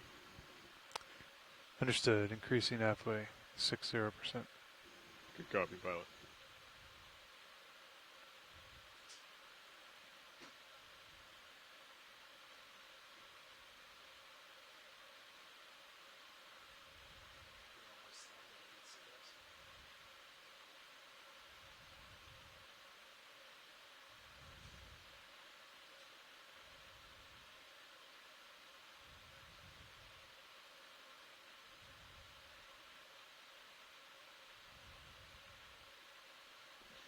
It's looking good, pilot. Maintain. Understood. Maintaining.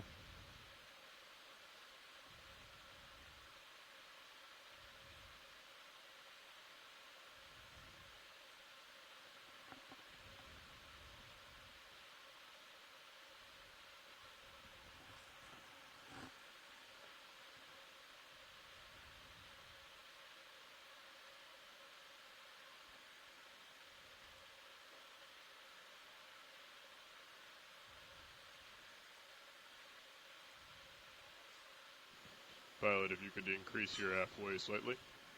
Understood. Increasing.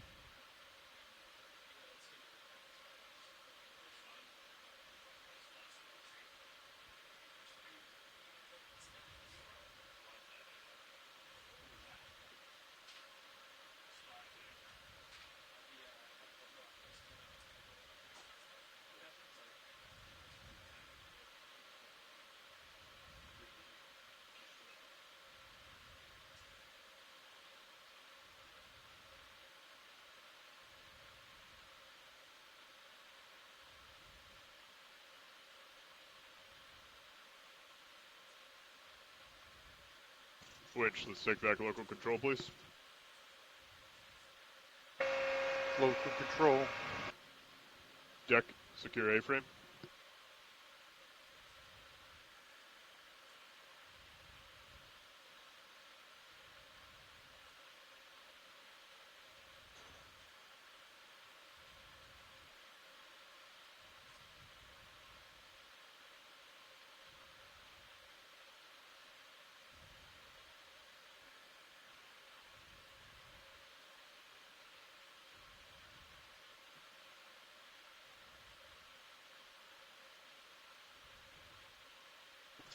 Right, pilot. Go ahead and go off stick at this time. Leave auto heading engaged until the lift line comes about halfway down the tether.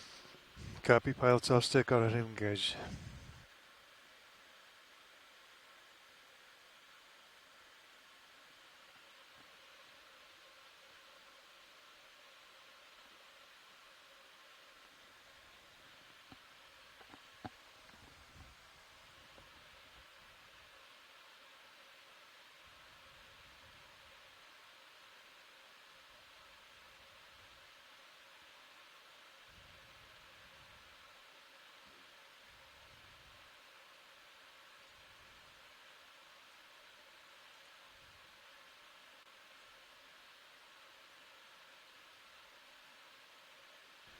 Alright, pilot, let's go ahead and disengage auto head at this time. Auto head disengaged. Copy, and off stick. Pilots off stick.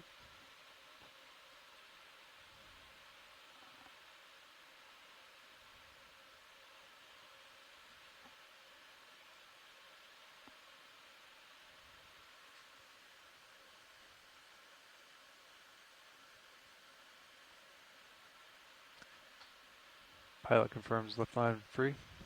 Good copy, pilot. Lift line free.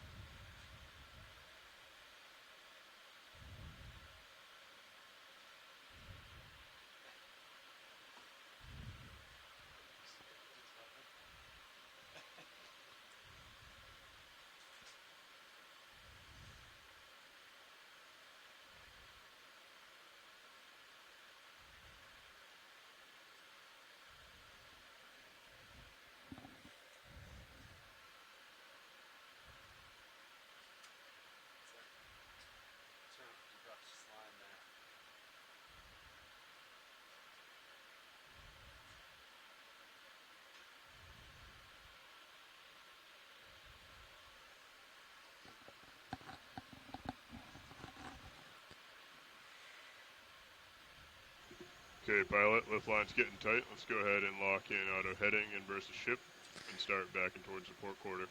Aye. Understood. All auto heading and versus ship backing easy towards the port quarter.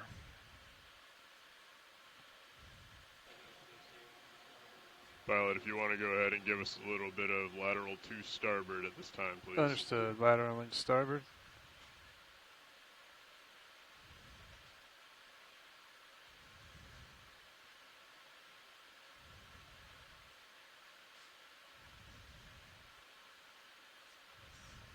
Looking good, pilot. You can ease on that starboard way.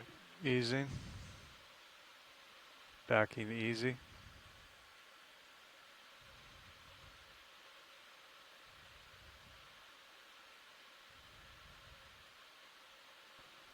Alright, pilot, let's give a little bump to starboard. Starboard lap, please. Understood. Little bump to starboard. Little bump to surface. Good copy. Coming to surface. Looking good. Pilot, let's go just astern now. Just astern. Copy. Coming to stern.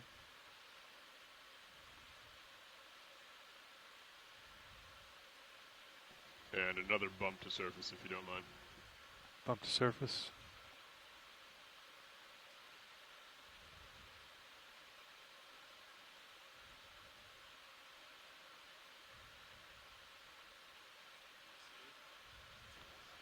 Let's give a slight bump to port if you can. Port lat.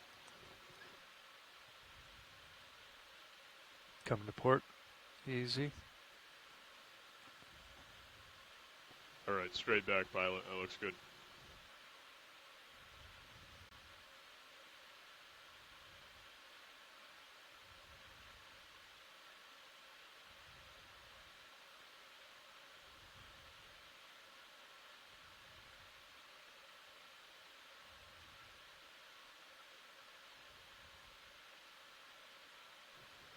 Looking good, pilot. Let's maintain. Maintain. Give a slight starboard lat. Understood. Slight turn to starboard. Crane line's coming tight as you get lifted up. Let's go ahead and give a quick turn to starboard. And pilot off stick. Pilot's off stick.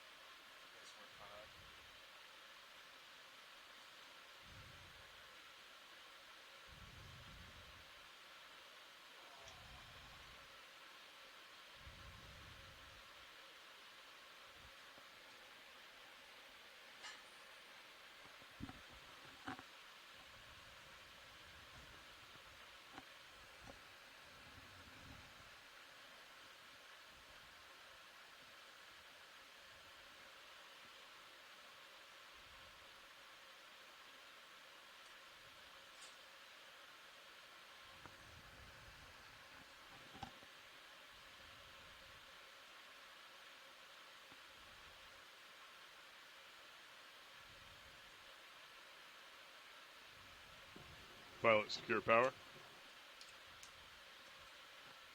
Deck hanger restop. Winch, knife switch. Knife switch.